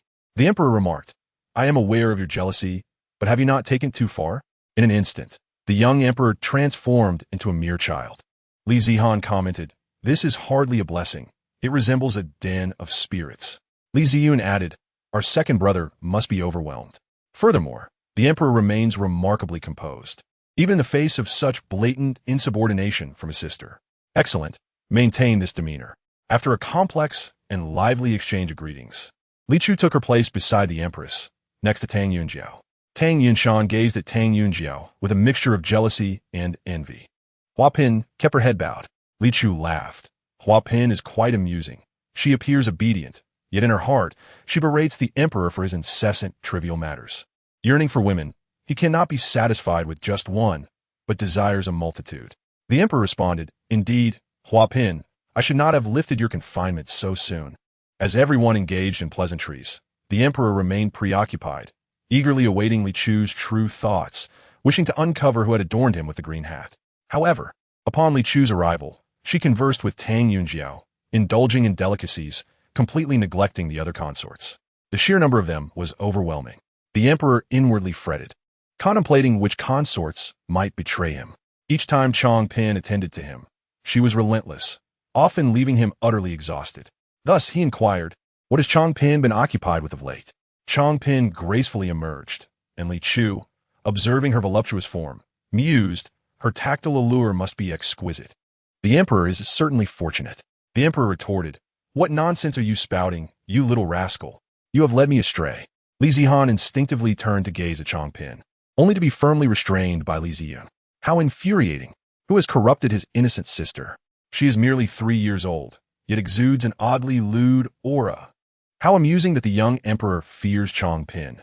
She rarely succeeds in winning his favor. Poor Chong Pin. The emperor asserted, I do not fear her. It is simply that I am not made of iron. It appears that Changpin has not betrayed him.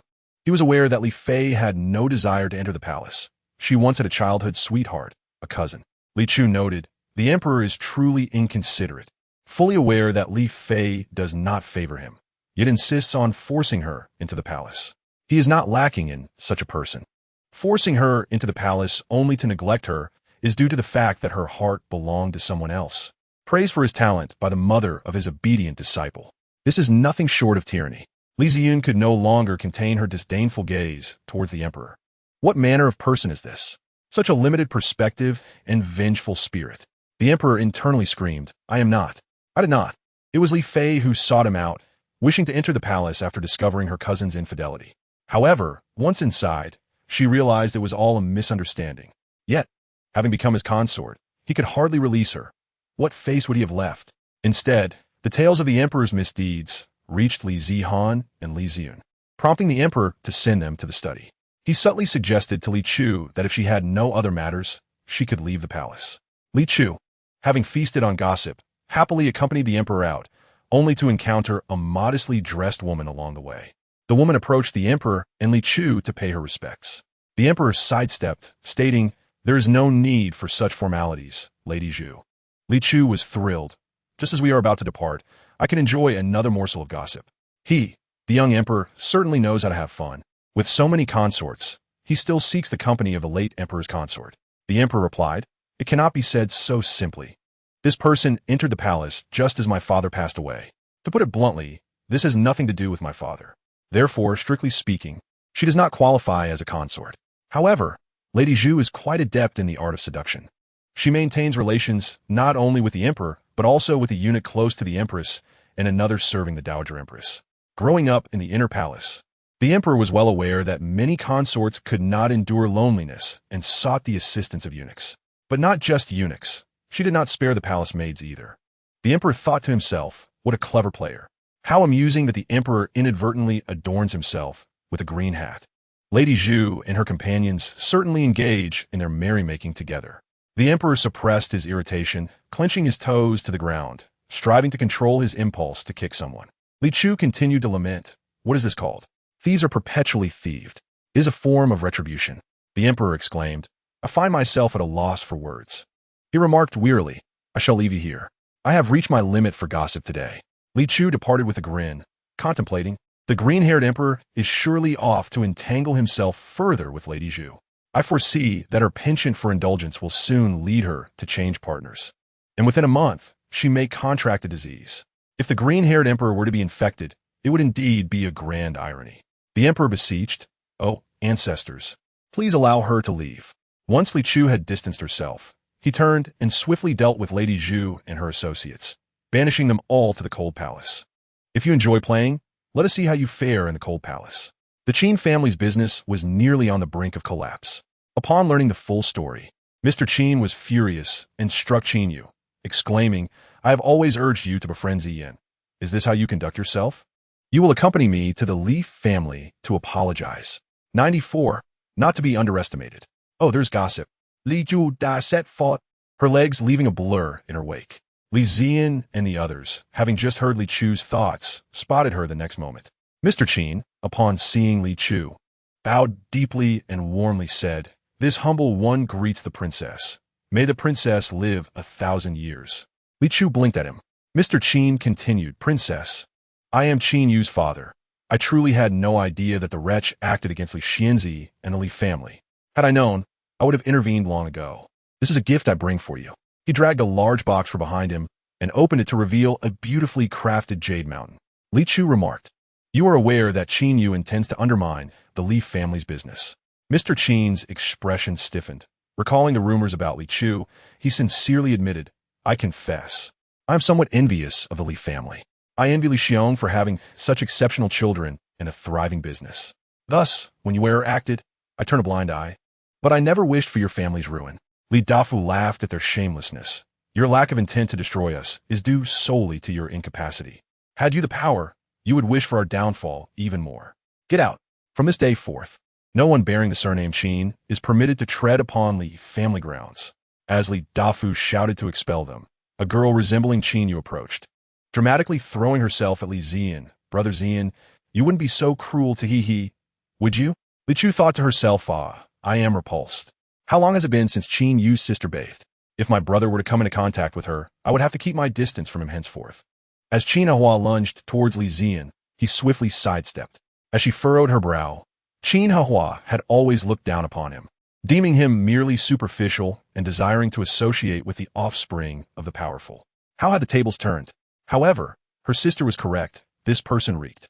It was no wonder that in the past, whenever she stumbled, even the most flamboyant of suitors would shy away from her.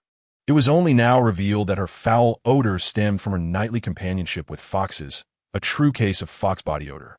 Her sister was indeed the fearless sibling of Qin Yu, who had once dared to castrate himself, driven by the allure of the beautiful fox spirits depicted in the stories. She yearned to transform into one herself. The members of the Li family were left perplexed, questioning whether this was the typical reasoning of a sane person. She had clandestinely sought the counsel of numerous fraudulent Taoist priests, even venturing to the National Master's Hall for help, only to be dismissed as a lunatic. In her desperation, she pondered whether sleeping alongside foxes would grant her the transformation she desired. Thus, she implored Qin Yu to procure for her 10 foxes. The overwhelming scent from the 10 foxes prompted Lady Qin to order the removal of 9, insisting that her maidens bathe the remaining 1 daily, preventing her from wreaking havoc upon everyone within a 10-mile radius with her foul stench. Unable to endure the odor, Lady Qin mandated her daily baths, which required fragrant oils. Otherwise, the last fox would be sent away. With no alternatives, Qin Hua complied. Yet each time before stepping out, she would deliberately press the fox against her armpit, ensuring that whenever she raised her arms, an unbearable stench would emanate. Unbeknownst to her, she believed this to be an alluring charm, which led her to raise her arms high as she lunged toward the elder brother. Astutely, she gauged the wind direction, ensuring that the foul odor would reach him with precision. Li Zian, overwhelmed, stepped into the wind's path and leaned against the wall to retch. How revolting! It was utterly disgusting. Qin Hua had not always been this way. As a little girl, she had been quite well behaved, and he had once envied Qin Yu for having such a soft and gentle sister. How had she morphed into such a peculiar individual? His own sister was far preferable. Yun Shi and Li Dafu discreetly distanced themselves from the Qin family, fearing not foolishness itself, but the potential contagion of such folly. As Qin Hua tumbled to the ground with a cry, she saw Li Zian retching against the wall and lamented, "Brother Zian, how can you treat me this way? You didn't catch me when I fell, nor did you even assist me. How utterly excessive! I shall no longer pay you any mind." Li Chu exclaimed, "Oh dear, how embarrassing." This performance was so cringeworthy that even someone seasoned in the tumult of life felt awkward. This little play was performed with more fervor than Huaxi herself. Yun Shi and Li Dafu noted that they had never realized how absurd this young lady from the Qin family was. Previously, they had contemplated having Li Zian wed Qin Hua, but now they felt an overwhelming relief that they had not pursued that course. It was fortunate that this lady respected her children enough to believe that if the two were fated, it would come to fruition without any prompting from them. They were grateful that these thoughts remained unspoken. Otherwise, should they become entangled with such a creature, extricating themselves would be a daunting task. Lady Qin possessed an exceptionally keen sense of smell. The moment that unique odor wafted into the air, she detected it and swiftly yanked Qin Hua up from the ground. Grasping her arm, she hissed, "You wasteful creature, did I not instruct you to rid yourself of that stench?" The Li family today is no longer the Li family of the past. Moreover, Yuer has declared that Li Zian will surely succeed in the imperial examination. I brought you here to win his favor. The members of the Li family were clear about their loyalties and grievances. If Li Zian were to take a liking to Qin Hua, neither Yun Shi nor the others would oppose it, allowing their family to mend ties with the Li family. They could even leverage Li Chu, the princess, to rise to greater heights. Lady Qin had envisioned a bright future on her journey there, only to have her plans thwarted by her daughter's antics. Qin Hua protested, "But I have washed. I am as fair as can be, unmatched in the entire capital." Lady Qin felt exasperated, struggling to comprehend why her words failed to resonate. Li Chu observed Lady Qin. "Oh, she's not to be underestimated." Qin Yu had castrated himself for Huaxiu, whom he detested, yet he managed to keep her oblivious to his sentiments. all while securing a lucrative position for Qin Yu's brother in the Ministry of Revenue. Furthermore, she arranged for Qin Hehua to marry the son of a prince residing in the capital, elevating her status to that of a noble consort. She even placed her nieces and nephews in the palace to serve as companions to Huashu's children.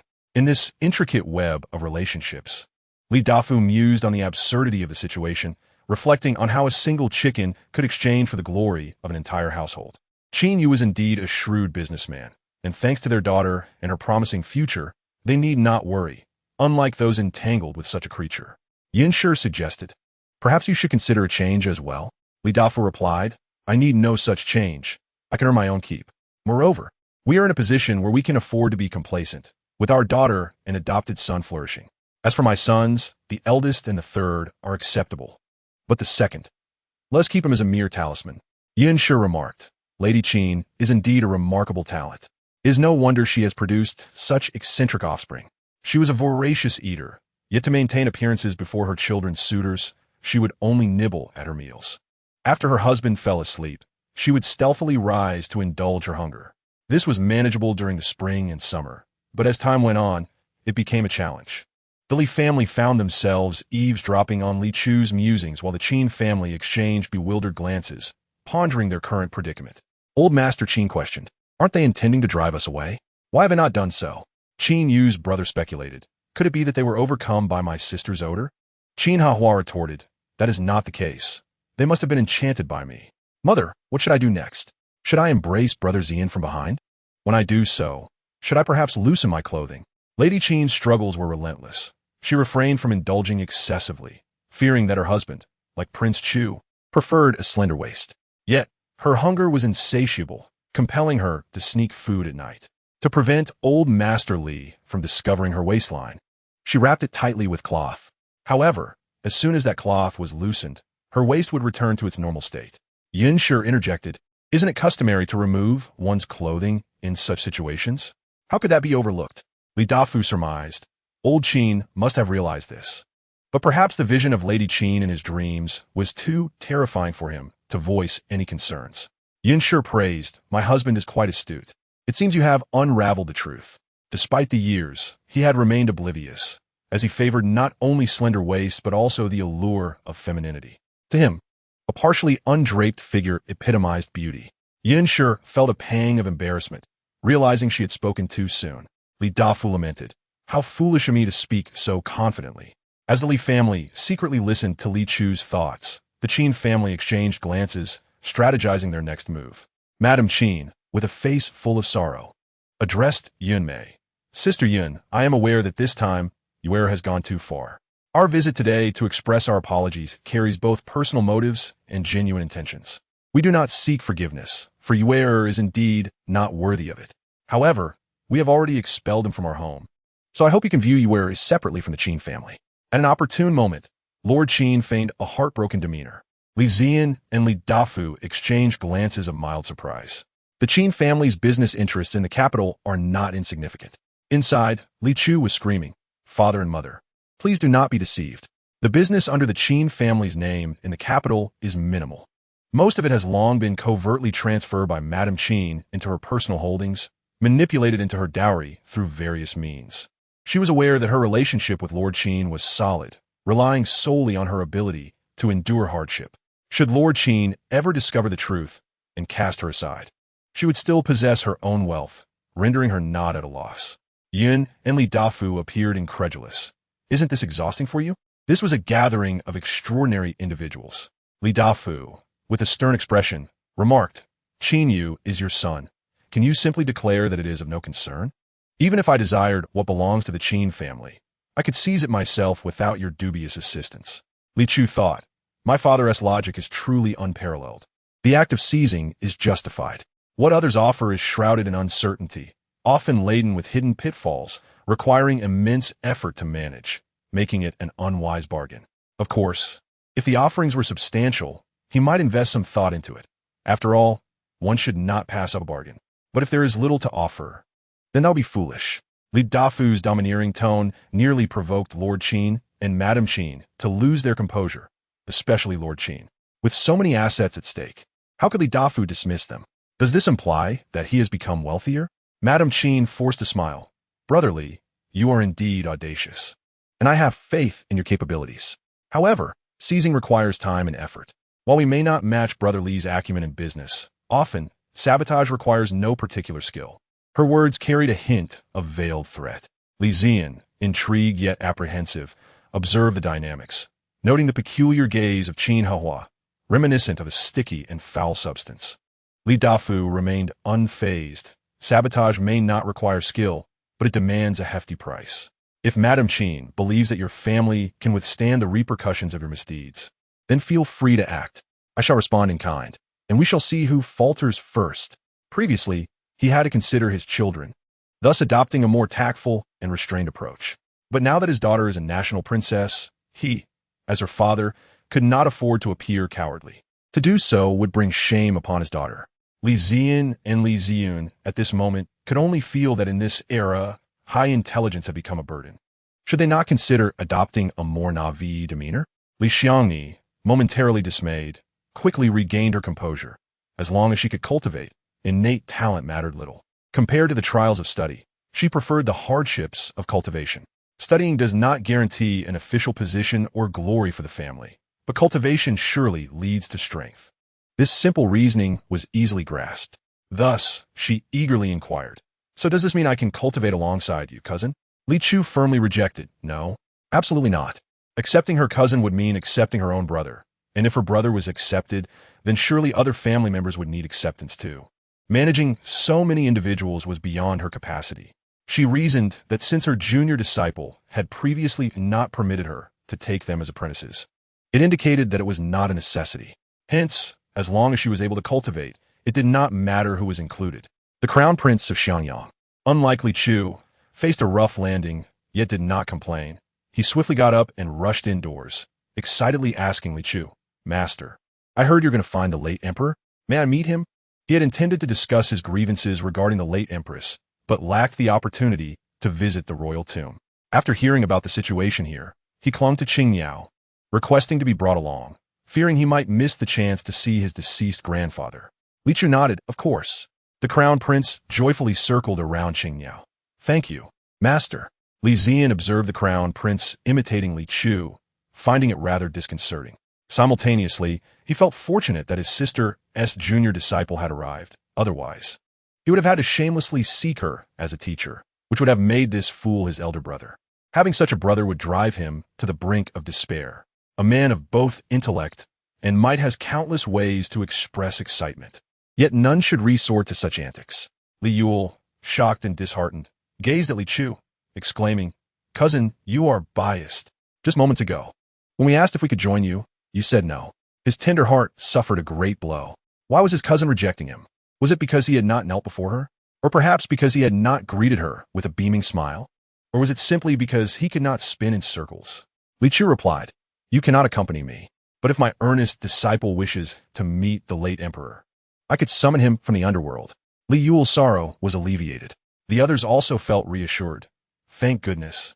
Our dear granddaughter has not forgotten her family despite having a disciple. Li Xiangni inquired, "Is there anything we need to prepare?" Li Chu waved her hand. "No need. Just wait for nightfall." Yuan Chun, aware of Li Chu's intentions to hand over these individuals to him, did not refuse and offered no further questions. Li Chu joyfully circled around him, and everyone thought, "Our dear one is so adorable, she has brought joy to their eyes." Should the crown prince of Xiangyang dare to engage in such behavior again, they would surely restrain him. The Li family gathered 2 full tables for dinner, and as night fell, everyone formed a circle, awaiting the appearance of the late emperor. The crown prince of Xiangyang anxiously watched Li Chu, clutching Li Zian's arm. Li Zian, with evident disdain, remarked, "Let go. As a noble prince, why are you so nervous about meeting a ghost?" The crown prince released his grip, only to clutch at Li Zian's garment instead. Li Zian growled, "This garment is ruined." Had he not been concerned about disturbing his sister, he would have been inclined to kick the crown prince of Xiangyang out of frustration. Li Chuqing and her companions selected their viewing spots, then squatted down to inscribe the name of the late emperor on the ground using a dry twig they had picked up in the garden, dipped in water. After stamping her foot, a shadow resembling a figure materialized at the spot where she had written. The crown prince of Xiangyang let out an excited shriek. "Grandfather! Ha, grandfather!" Do you know that the Empress Dowager has cuckolded you? She even bore a son with that man. And they intend to usurp your own son and rename the Tang dynasty. These words had evidently been suppressed for a long time, leading him to forget the hierarchy as he confronted the late emperor. The late emperor exclaimed, "What is that noise? That is enough to shock me." It was not that he was merely angered. It felt as though his very soul was being torn apart. The late emperor's ghost, agitated, huffed. Fortunately, this unfilial grandson, truly the offspring of the eldest son, wicked indeed. However, it was true that the Empress Dowager had indeed cuckolded the late emperor. You're laughing too loudly. You are disturbing me," the late emperor lamented. The Empress Dowager and the son of her lover had indeed plotted against the young emperor. The late emperor was left in disbelief, as the beloved 8th prince still believed himself to be the late emperor's biological child. Yet, once he succeeded in eliminating the young emperor, the Empress Dowager would soon arrive with his biological father to confront him. However, by then, the 8th prince would have ascended the throne and would not allow himself to be regarded as a child born of infidelity. Thus, he would end up killing his biological father and silencing the Empress Dowager, placing her under house arrest. The late emperor pondered whether he should feel joy or rage. The onlookers, witnessing the late emperor, murmured among themselves, "This ghost is no different from human." Li Zihan remarked, "Cousin, you speak the truth." Yin Shi added, "The late emperor is so pitiful," mocked by his own grandson. Li Dafu commented, "Indeed, after being ridiculed, he can only seethe in impotent fury, unable to even kick that unfilial grandson." Li Ziyun mused, "It is better to be a human." Li Ziyan concurred, "Yes, it is better to be human. Therefore, we must strive to cultivate ourselves and aim to live longer. So, may I decline the proposition of becoming an official?" He lacked the talent of the second brother, and if he did not dedicate more time to cultivation and exert himself, how could he endure while his entire family ascended? "Respect the ghost," Yin Waizhu and Li Dafu exclaimed in unison. "No, you must serve as an official. As the elder brother, you must do something for your sister. Indeed, look at young Master Yuan and the Crown Prince of Xiangyang. They're so busy they hardly have time to return home." The Crown Prince of Xiangyang, amused by the distorted expression of his grandfather, turned to agree. "Everyone is correct. Brother Li, you cannot be complacent. You must not only think of yourself." Li Ziyan retorted, "I merely expressed my thoughts and was met with your scorn. I intended to work harder, to keep pace with the group. Yet you label me as selfish.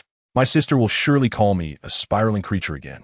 Before Li Chuqing could deliver a cutting remark, the late emperor had already lost his composure. He shouted at the murmuring crowd, "Can you not show me some respect? At least have some reverence for a ghost.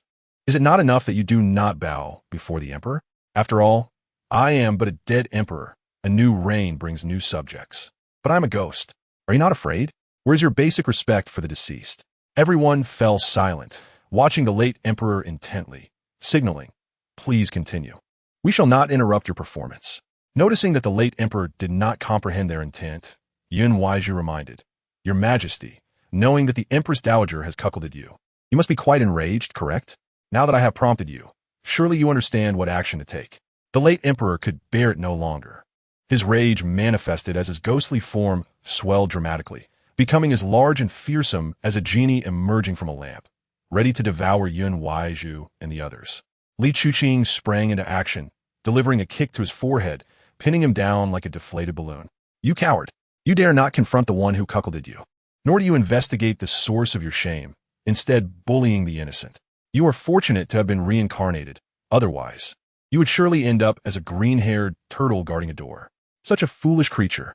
I shall end you, you wretched spawn." Li Chuqing, typically a spectator, rarely resorted to physical confrontation. Even when she did engage, it was through spells rather than direct violence. But now, unleashing her fury, she struck at the very essence of the late emperor, causing him to wail in distress. The cries of the ghost are already terrifying, and the onlookers felt pity for the late emperor, believing him to be suffering greatly. Yet he deserved it. The crown prince of Xiangyang, now entirely unburdened, watched with glee, taunting the late emperor. "Grandfather, after you died, did you meet my grandmother? Does she know that you were cuckolded? Does she know of your misdeeds against my father? Your grandmother is wise and capable. When she descended, the underworld was in need of ghostly hands. Thus, she serves there now. Upon your arrival, she promptly had you swallow needles, as unfaithful ones must consume 1,000 needles. Since you betrayed 80 people, That amounts to 80,000 needles. 80 people. The late emperor truly is a wretched soul. He deserves this. The crown prince of Xiangyang laughed heartily. Your grandmother, having risen to power, knows many things. However, she did not inform the late emperor of his cuckolding, intending to wait until the empress dowager descended to reveal it. Perhaps she thought witnessing the slaughter would be more satisfying. The women, Yin Shi and her aunt, chimed in. Such a clever child. If it were us, we too would prefer to witness the spectacle. As for your father, well, your grandmother feels quite disenchanted, for she believes your father has grown into such a disgrace. The crown prince's expression stiffened momentarily. Then he reflected. Indeed, my father could only grow up well with the protection of my grandmother's family and my mother's care. Yet now, while my master claims my mother holds greater weight in my father's heart than the stepmother, should my father die before her, my mother would surely refuse to remarry. Yet, less than 3 years after my mother's passing, my father wed the stepmother and subsequently took concubines, albeit few, forbidding them from bearing children. But is this truly right? Those concubines must despise my mother. Clearly, my father is the one unwilling to be alone. The crown prince's faith began to crumble further. His father was not as deeply affectionate as he had claimed, nor did he seem to care as much for him and his mother as he had imagined. Perhaps if his mother had not held such a status, his father would not have insisted on marrying her, even defying the emperor. In hindsight, his resistance against the emperor was not for love, but rather for self-preservation. With his mother, the emperor would not allow him to perish in the capital. With his mother's family in the capital, he could remain informed about many matters and receive the support necessary to claim his rightful interests, unlike some princes who, upon reaching their fiefs, found themselves isolated and forgotten as if exiled. The young heir of Xiangyang pondered deeply, suddenly feeling a profound sense of guilt towards his mother. Tears welled in his eyes as he gazed at Li Chu and implored, Master, could you assist me in meeting my mother? Weary from her exertions, Li Chu had transformed the spirit of the former emperor into a carpet and sat upon it, saying, Your mother has already been reincarnated. It is not possible. Why did my mother reincarnate years after my grandfather's death? Yet he remains unreborn, lamented the former emperor, now a carpet, shedding tears that trickled into the crevices of the stone floor. This wicked grandson, why must his words pierce the heart? Li Chu Li, your mother owes nothing to anyone and has committed no sins. Her karmic ties have been severed, allowing her swift reincarnation. However, the former emperor's situation differs. Setting aside the fact that he has betrayed the hearts of 80 individuals, as an emperor, every decision he made impacted many lives. He surely possesses both merits and faults. Once the accounts are settled, if faults remain, he must endure corresponding retribution in the underworld before he can reincarnate. Clearly, the scales tip in favor of his wrongdoings. The young heir murmured, But I owe her a debt of life. Li Chu countered, She gave birth but did not nurture, thus you owe her nothing. Moreover, the late empress did not abandon you intentionally. Her time had simply come, so she does not owe her obedient disciple anything either. As Li Chu conversed with the young heir, she had rested enough and lifted the former emperor from the ground, grasping his collar. Are you obedient now? If not, I shall continue my punishment. The former emperor wept like a 3-year-old child. I am obedient. I am obedient. Please do not strike me. The grievances he had faced in life and death paled in comparison to the torment he endured today. In the underworld, it was merely a matter of atonement. Yet today, he was struck for no reason. He felt as though he might shatter. Li Chu remarked, Being obedient makes it easier to converse. Go and find your imperial son, and have him grant me an identity that he cannot easily dismiss. The former emperor, fuming, replied, You are already a princess of a nation. What more do you desire?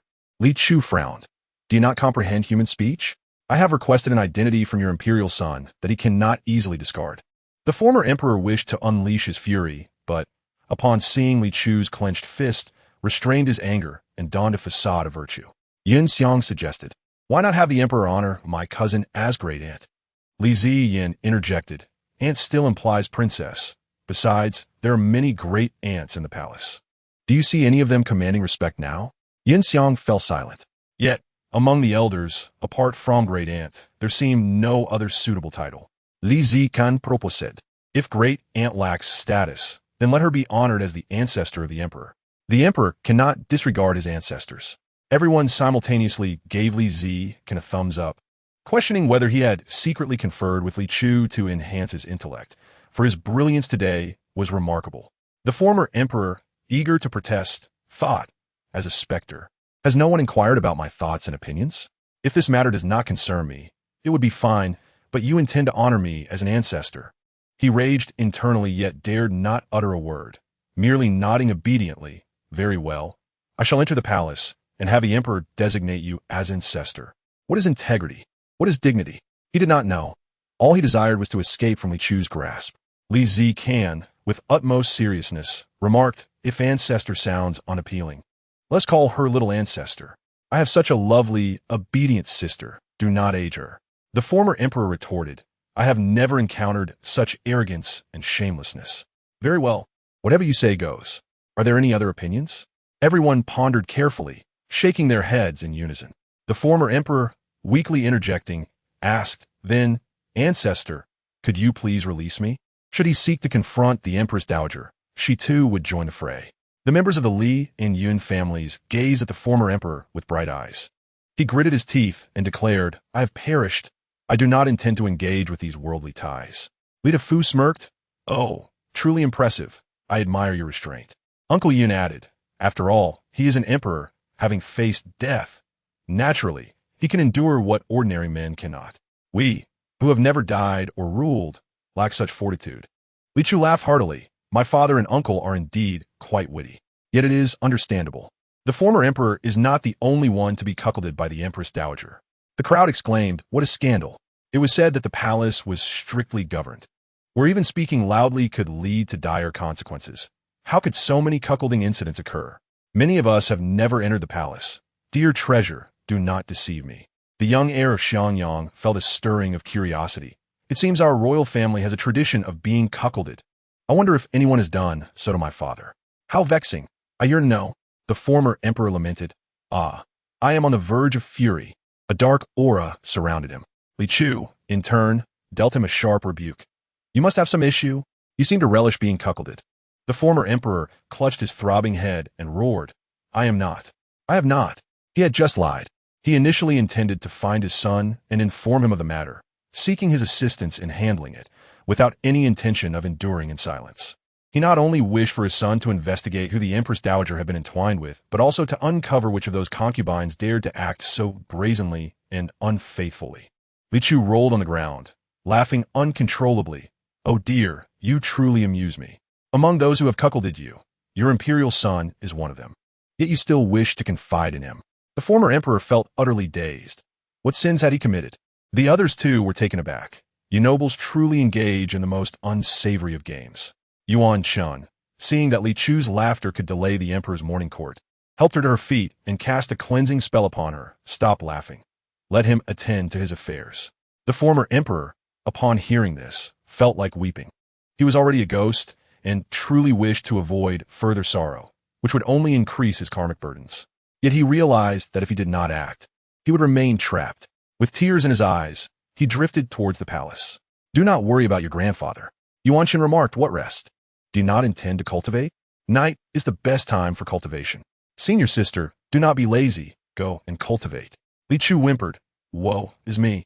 Yuan Shen, resolute as iron, remained unmoved, leaving Li Chu to pout her way to the rooftop. Yuan Shen's gaze swept over others, though he was small in stature. His imposing presence made everyone instinctively tense. When his eyes passed over Yunlai and Yunaiju, they felt an urge to retreat.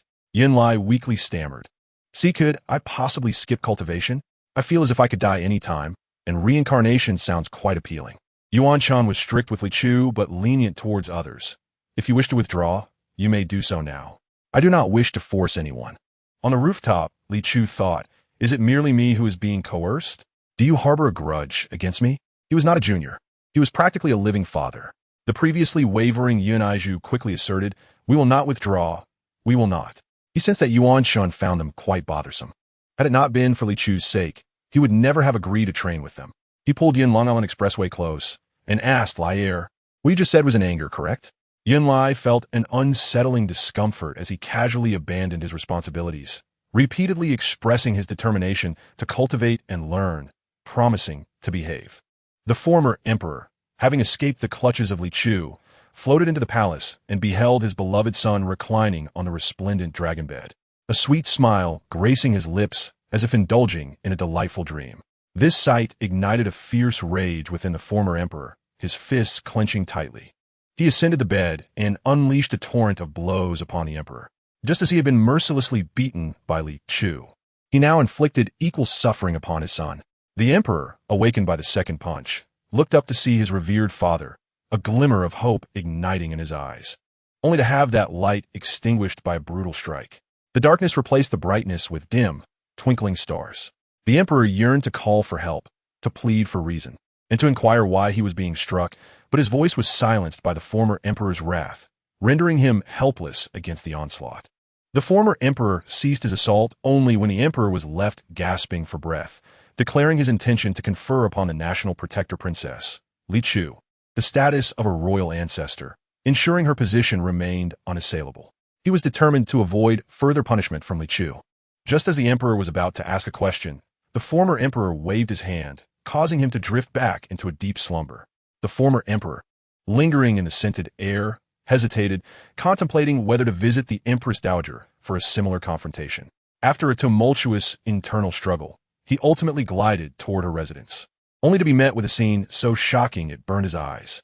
The spectacle was such that he feared outsiders would mock him relentlessly, tarnishing his illustrious reputation. His once solid spirit shattered into delicate threads, resembling willow fluff, leaving him truly fragmented.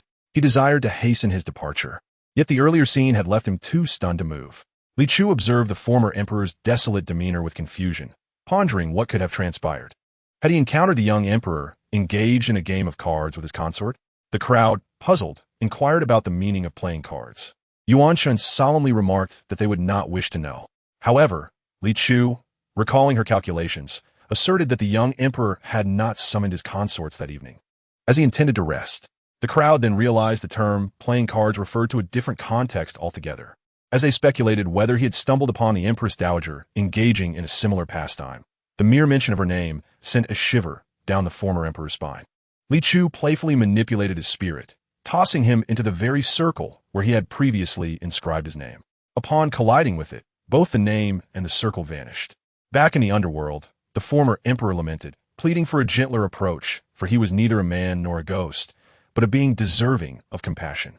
The assembly, engrossed in their curiosity about the former emperor's visit to the palace, pressed for details about what he had revealed to his sister. Yunlai, intrigued, inquired about the conversation. She recounted that she had relayed to the young emperor her desire to be recognized as a royal ancestor. Yunlia's admiration for her grew, marveling at her ability to comprehend the former emperor's fragmented speech. Yuan Shun, with a serious expression, cautioned against laziness disguised as conversation. However, Yunlai admitted her guilt in being discovered. As she prepared to focus on her cultivation, Li Chu's voice broke through the air, revealing her newfound understanding of the former emperor's shattered sense of self. The assembly gasped, voicing their astonishment. Yuan Shun, with a furrowed brow, expressed his concern about the Empress Dowager's health, noting that her recent irritability stemmed from a lack of appetite, leading her attendants to coax her into eating. This imbalance in nutrition had resulted in her suffering from constipation, forcing her to rely on her maids for assistance during the night, a revelation that repulsed everyone present. The crowd collectively recoiled at the thought. Yuan Shun could no longer contain his composure, while Yun Wei, sharing his age-related struggles, suggested simpler methods for relief. How could one of the Empress Dowager's stature resort to such measures when numerous physicians were at her service? He had heard that such practices could lead to addiction. The Empress Dowager's penchant for rich and flavorful cuisine exacerbated her condition, prompting the assembly to grimace at the imagery. They expressed sympathy for the palace attendants who endured such circumstances. The conversation soon veered away from the unpleasantness, with a consensus to separate those present from their unreliable mentor, fearing she would never ascend if the chaos continued. Li Chu, gazing innocently at Yuan Shun, timidly addressed him, while he coldly urged her to focus on her cultivation. Expressing his belief in her formidable willpower, Li Chu conceded, acknowledging his praise as motivation to pursue her training diligently. The light-hearted banter continued, revealing the strain of their situation on Yuan Shun, who, while appearing composed, felt the weight of their collective mischief. The young emperor, awakening from his slumber, felt physically drained and pained. He rushed to the mirror, anxious to assess the damage inflicted by his father. To his surprise, The bruises on his face had vanished, though the rest of his body bore the marks of his punishment. Meanwhile, Li Chu was summoned to the palace, where the emperor announced his intention to honor her as a royal ancestor. No official opposed this decree, as it did not directly affect them. However, the royal family was less than pleased, as the sudden emergence of a new ancestor was not met with enthusiasm. The emperor, attempting to quell their unrest, invoked the former emperor's name, believing it would pacify the dissenters. Yet, some remained unconvinced, arguing that Li Chu's divine intervention had potentially coerced the former emperor into this decision. The emperor, acknowledging their concerns, proposed to invite Li Chu to discuss her role, hoping she would agree to accept the title of national protector rather than that of an ancestor. The Princess Hugua possesses the ability to summon spirits, and it is not beyond the realm of possibility for her to deliver a beating to my father or even send me to the underworld. You boast of your resilience and prowess, so I challenge you to act. The Qingyao swiftly carried Li Chu into the palace, arriving in the blink of an eye. By the time Li Chu reached the palace, the eunuch sent to summon her was just arriving at her courtyard gate. Upon entering the palace, Li Chu signaled for Qingyao to remain silent as they stealthily approached the outer chamber of the imperial study. After the morning court session concluded, those who opposed Li Chu's ascension as the little ancestral figure gathered with the emperor in the study, awaiting her arrival. Yet as they waited, the group found it awkward to remain silent and inevitably engaged in idle chatter. Your Majesty, my unworthy grandson has been diligent in his studies lately. Could you possibly lift his house arrest? An elderly prince, recently scorned for his son's misconduct towards a noble daughter, had been placed under house arrest by the emperor after inquiries confirmed the allegations. Outside, Li Chu remarked, your esteemed grandson is indeed studying, managing to read 2 books a day, but alas, they are tales of a cowherd who steals a fairy's garments, leading to her marriage with him. The emperor responded, the little ancestral figure has arrived. However, your accounting seems to echo the tale of Niulong and Jinu. Isn't that story quite beautiful? Why does your summary evoke an air of strangeness? Or perhaps it is about a goddess who encounters a fisherman residing in a dilapidated hut, tirelessly fishing yet remaining impoverished. Moved by his plight, she secretly cleans his home and prepares his meals, ultimately marrying him. The emperor inquired, what sort of tale is this? I confess to being unfamiliar with it, but such benevolence in a woman is surely non-existent. The goddess must have grand aspirations. Alternatively, there is a princess who sets her sights on a married scholar from a humble background, disregarding his family, compelling him to become her consort. When the emperor disapproves, she threatens to take her own life, ultimately marrying the scholar against all odds. The emperor pondered, wait, how could a princess, who seldom leaves the palace, have encountered a married scholar? What purpose would there be in marrying a man already with a family? Is this princess not a sound mind? I must enforce stricter supervision over my daughters. Should any of them behave thus, it would surely drive me to the brink. In any case, the women in these stories are all of noble birth, exquisite beauty, gentle and virtuous. Yet they share a common flaw. They are blind. The emperor sighed, no wonder. However, if a princess were blind, she would be even less likely to venture outside, and it is inconceivable that a goddess would lack sight as well. Not only are their eyes closed, but their hearts are blind as well. If anyone were to steal my garments, I would promptly incinerate all their clothes, ensuring they suffer the same fate with each new purchase. Or perhaps I would simply break their hands. The emperor grasped Li Chu's meaning and regarded her with a newfound apprehension. The elderly prince remained oblivious, unaware that his grandson was presently contemplating a fate that would lead to his own extinction, having recently read a tale wherein the male protagonist lusts after the female lead, subsequently violating her, only for her to end up marrying him and falling in love. The elderly prince's grandson was eager to experiment with such a method. Inevitably, he would be caught by the brother of the noble lady he coveted, who would not hesitate to deliver a fatal blow. The emperor mused, indeed, it is difficult to counsel a fool. Do as you please. Your Majesty, virtuous ladies are sought after by noble gentlemen. Lin Xiaoji is merely too genuine in his affections. Li Chu retorted, pooh, your house steward covets your posterior. Is he also a noble gentleman with genuine feelings? Why then would you wish to have him executed? The emperor was taken aback, gasping in disbelief. It was truly astonishing that someone would find favor with the wretched Zhou Huanshu. He recalled how Zhou had struggled to seek a marriage proposal due to his unsightly appearance and diminutive stature. Eighth Prince spoke up, Your Majesty. I believe Zhou Huanshu makes a valid point. Lin Xiaoji is of royal blood, while Miss Chun is merely the daughter of a fourth-rank official. Their statuses are well-matched. Perhaps you could bestow a marriage upon them to benefit both parties. The elderly prince cast a grateful glance at the eighth prince, then looked eagerly at the emperor. The emperor replied, I would have to be out of my mind to sanction such a union, though that minister currently holds a fourth rank. He possesses considerable abilities and will certainly need them. Ah, the eighth prince appears to be in a hurry, now uniting with relatives. For he learned from Hua Su that he is not the son of the late emperor. This young man has concocted 108 schemes to eliminate the young emperor in his heart. They are truly ruthless. It seems the young emperor is caught in an inescapable predicament. The emperor grew anxious. Or are they plotting against him? Why are only the royal kin speaking? Has the young emperor already been silenced by their collusion? Alas, the young emperor is somewhat ineffectual. The emperor declared, I am not silenced. Eighth brother, if you cherish the idea of facilitating a marriage, why not take the lead in arranging it? Go forth, ideally now, and should you provoke someone else ire, it would be best if you were struck down. The eighth prince's expression froze before he forced a smile. I apologize, your majesty, I misspoke. As he spoke, he knelt, appearing utterly pitiful, as if the emperor were poised to strip him of his princely title. Li Chu remarked, Tisk, truly the protagonist, exemplary in his craft. He has swiftly mastered the art of the White Lotus, and soon the young emperor shall be besieged. Indeed, the elderly prince was the first to rise, saying, Your Majesty. The eighth prince merely spoke out of concern. There is no need to treat him so harshly. The emperor, it seemed, was becoming increasingly tyrannical. Would he soon silence all voices? A royal relative who was on friendly terms with the eighth prince interjected, Your Majesty, the eighth prince is your own brother. Is it not said that you hold him dear? Why then deny him a voice? If the emperor could not tolerate the eighth prince, surely he would not extend his favor to the rest of them.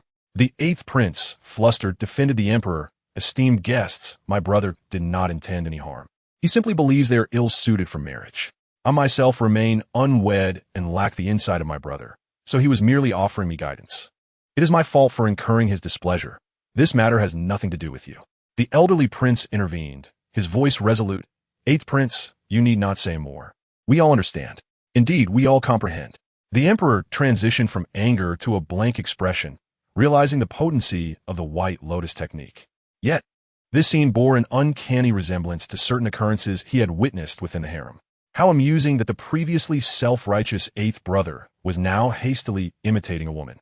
Li Chu, having listened to the commotion without hearing a word from the emperor, mused, could it be that the young emperor is on the verge of tears?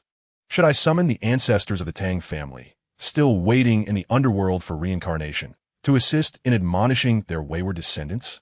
Within the chamber, the emperor's eyes brightened. That could work. It would terrify these scoundrels. Ideally, he could summon his father to reveal that the eighth prince was not his biological son, thus demoting him to commoner status and alleviating his fears of being overthrown. Just as Li Chu was about to call forth spirits, she suddenly heard the eighth prince bellow with all his might, Esteemed guests, please allow me to speak first. The emperor's elder brother has always treated me with kindness. Yet ever since the appearance of the Hua Gongzhu, I cannot help but wonder if there is some misunderstanding that has led her to dislike me, consequently causing my elder brother to distance himself. The emperor remarked, Little Ancestor is just outside. If you are so capable of speaking, then speak more. Indeed, it is true that my demeanor towards you has changed since the arrival of the Hua Gongzhu, for I have come to learn certain secrets. He fixed his gaze upon the eighth prince, saying, Eighth brother, I advise you to tread carefully. The eighth prince's heart raced, filled with both fear and indignation. It seems that Li Chu has indeed disclosed to my elder brother that he is not the emperor's son. Yet, regardless of his lineage, he is still my elder brother's blood relative. How can my elder brother treat him so coldly over the mere words of a 3-year-old girl? It is disheartening. The eighth prince displayed a look of bewilderment, reminiscent of a once-beloved puppy suddenly cast into the streets. I shall henceforth speak with caution and heed your every word. Elder brother, I support your decision to bestow the title of royal little ancestor upon the Hua Gongzhu. At this, the old Junwang sprang forth, exclaiming, I vehemently disagree. If the emperor insists on this, he must tread over my dead body. He dramatically fell to the ground. Yes, if the emperor were to persist in his folly, he would have to step over our corpses. How could we allow a 3-year-old child to be regarded as our ancestor? Wouldn't that provoke laughter from the surrounding nations? How could Defeng maintain its standing? Li Chu sensed that the atmosphere had been sufficiently heightened and boldly pushed the door open, cheerfully announcing, "Apologies, I have arrived." She leapt onto the old Juan Wang's belly, akin to a swan mid-flight, performing a graceful spin and concluding with a curtsy. Given the springy nature of his belly, she bent down to greet the crowd, standing atop the old Juan Wang's midsection and savoring the varied expressions of those present. The initial reaction from the assembly was one of astonishment, quickly followed by embarrassment. Surely, everyone can comprehend the sheer awkwardness of being caught speaking ill of someone only to have them appear unexpectedly. Following the embarrassment, anger ensued. The 8th prince, wielding the power of the White Lotus, was the first to rush over. "Gongzhu, let's speak amiably. The emperor is of advanced age and cannot endure such treatment." The old Junwang, akin to a turtle, attempted to roll over and dislodge Li Chu, but found himself utterly incapable, flailing his short, stout limbs in a comical manner. Li Chu, with a smile, reassured him, "No worries, he will soon be sent away by me. A bit of discomfort before his departure is well deserved." The late old Junwang feigned a heroic rescue, having deliberately caused his wife to fall into the water, thus forcing her to marry him. The emperor interjected, "This is rather indecorous." He recalled receiving news that the old Junwang's wife had passed away from illness. "Alas, Gongzhu, temper your words."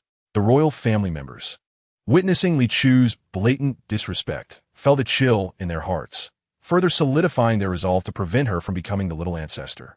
Who could possibly dislike her? Li Chu turned to the emperor, inquiring, "What do you mean by that?" The emperor replied, "Little ancestor, your intentions are my intentions. Express yourself freely. The dead pose no issue. I shall shield you." He surveyed the nearly 100 royal relatives gathered, realizing he was far poorer than he had imagined. The vast majority held no official titles, only noble ranks, all sustained by the court. Behind these individuals lay innumerable households and servants, all under his care. With a clap, dark clouds enveloped the study, dimming the room. She waved her chubby hand, igniting all the palace lanterns, then clapped again, causing countless spirits to rise from the ground. Even the emperor, who had encountered ghosts the previous night and had been beaten by them, felt a twinge of fear. Some timid individuals fainted on the spot, while others were so frightened they wet themselves. The remaining guests huddled together, trembling. Those still in line were not wise rulers. They could not even pretend to be the revered monarchs everyone praised. But surely they could feign humility. After all, before ascending the throne, they had all been playing the role of the meek, quietly developing their own strengths. Thus, one by one, they approached Li Chu, bowing respectfully, "Little ancestor, what is your command?" Only one individual refrained from approaching, appearing fierce and formidable. "You are the little girl who carelessly struck my Tang family descendants and trampled upon them?" Li Chu retorted, "Are you blind? Do you not see that I am standing upon them? What more is there to inquire? Is it because I have not struck ghosts? That can be easily remedied." She fixed her gaze upon the emperor, who spent his days selecting concubines and cruelly sent many living women to accompany deceased ones in the afterlife. With a mere gesture, he was drawn before her, and she forcefully cast him to the ground. Summoning a 5-meter-long sword, she raised it to strike at his spirit. He seemed unconcerned, making no attempt to evade. As a ghost, he would inevitably heal from any wound. Yet when Li Chu's sword struck him, he let out a piercing cry, his spirit fracturing. After suffering punishment in the underworld, he would only be reborn as a flawed being. He scrambled to Li Chu's side, pleading, "Ancestor, I am more than willing for you to be our ancestor. You have struck me once. Please do not strike me again. I acknowledge my mistakes. Let the underworld punish me, spare you from further action." To his astonishment, he realized there existed a being more terrifying than the underworld itself. Seeing that Li Chu showed no intention of striking again, his gaze sharpened as he searched for his own descendants, swiftly flying over to deliver a flurry of punches and slaps. "I shall smite you ungrateful wretches. If you wish to perish, I shall drag you down with me. Do not burden me with your existence, leaving me in unrest even in death. I am to call her ancestor, and you dare deny it." The fearsome emperor, witnessing Li Chu's provocation, charged towards her. The emperor, filled with concern, thought this ancestor is truly no ordinary being. It was said that during his reign, he executed 20,000 individuals annually and repeatedly waged wars against neighboring states, suffering defeat only once against the Xiong kingdom. In contrast, no other monarch of Defeng had ever initiated an attack against surrounding nations, save for him. Li Chu's dress fluttered in the fierce wind, the bells atop her head jingling as the gusts stung her cheeks. She showed no intention of retaliating, speaking softly. Dong Jun, you wouldn't want others to discover why you repeatedly waged war against the Xiong kingdom, would you? The Dong Jun, having lunged at her, hesitated, his heart racing. Surely, she cannot know. The emperor chimed in. Was it not for the sake of seizing territory? But it seems there is more to this story. Li Chu continued thus. You engaged in multiple wars, hoping to conquer the Xiong kingdom so that you could achieve freedom for your dark and white spirits. Yet, you died without ever achieving that goal. The Dong Jun, realizing the little chubby girl possessed considerable prowess, retracted his hostility, gathering his descendants together. This troublesome entity, which solely knows how to cause annoyance, shall be dealt with today. Li Chu, filled with pride, thought to herself, you little rascal, I shall have my way with you. Though he appeared fierce and intimidating, he harbored a fondness for adorable creatures. After inadvertently encountering the iron-eating beast from Yoxiongua, he was captivated by its charming dark eye circles, round head, large ears, and plump body. Consequently, he entertained the notion of conquering Yoxiongua to incorporate the iron-eating beast into his realm. The emperor mused, I never anticipated such a ludicrous reason. He discreetly cast a glance at his fierce-looking ancestor, who seemed far removed from anything cute, and remarked, I had no idea you were such an ancestor. Yet I too adore the black and white fluffball, the chubby giant panda. Who could possibly resist? Pondered the emperor. Adoration does not necessitate possession, he countered. His ancestor had previously invaded Yoxiongua on multiple occasions, a total of 12 times, according to records. It was merely a beast, after all. How could one be so fixated?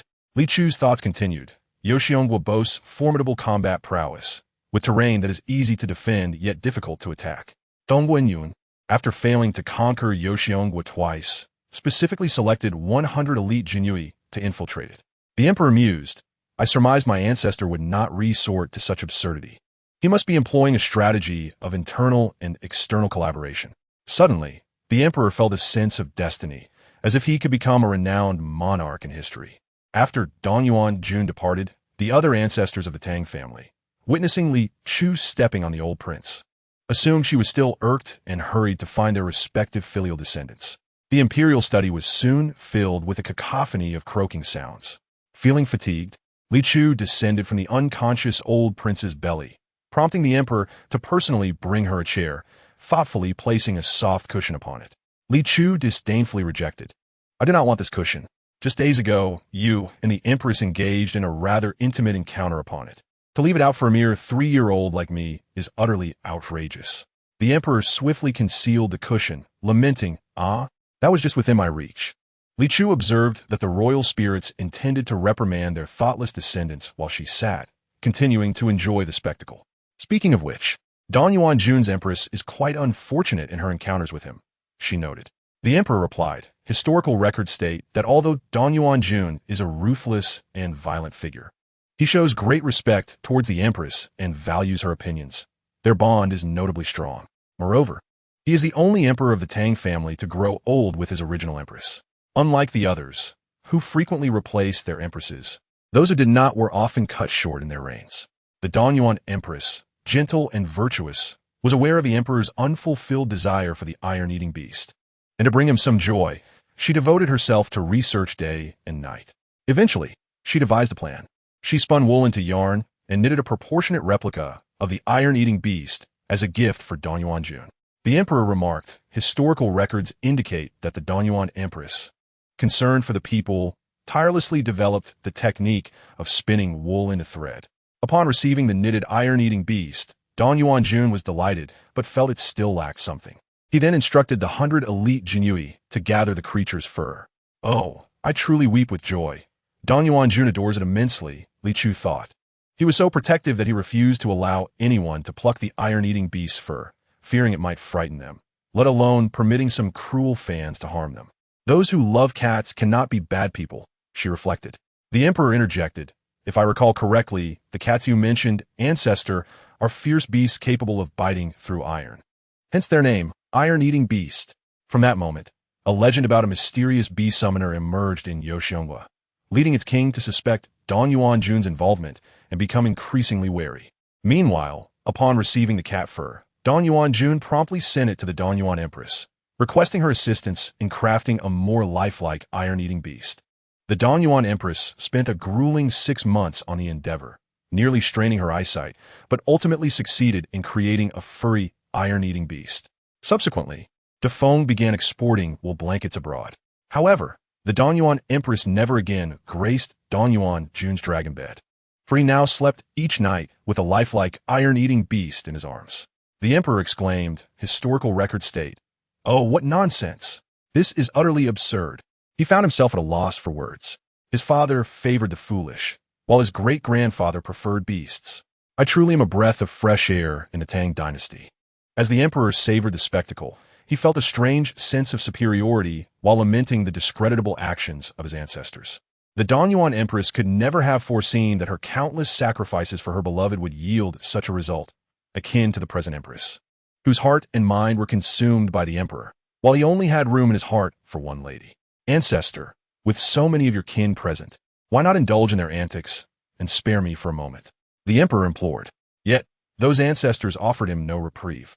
After handling their own descendants, they collectively knelt before Li Chu, heads bowed, declaring, "We wish to recognize the Guogong princess as our little ancestor." Dong-Yuan-Jun kicked away a nearby relative, bellowing, "What? Are you all starving?" The one he kicked could not respond, too injured to speak.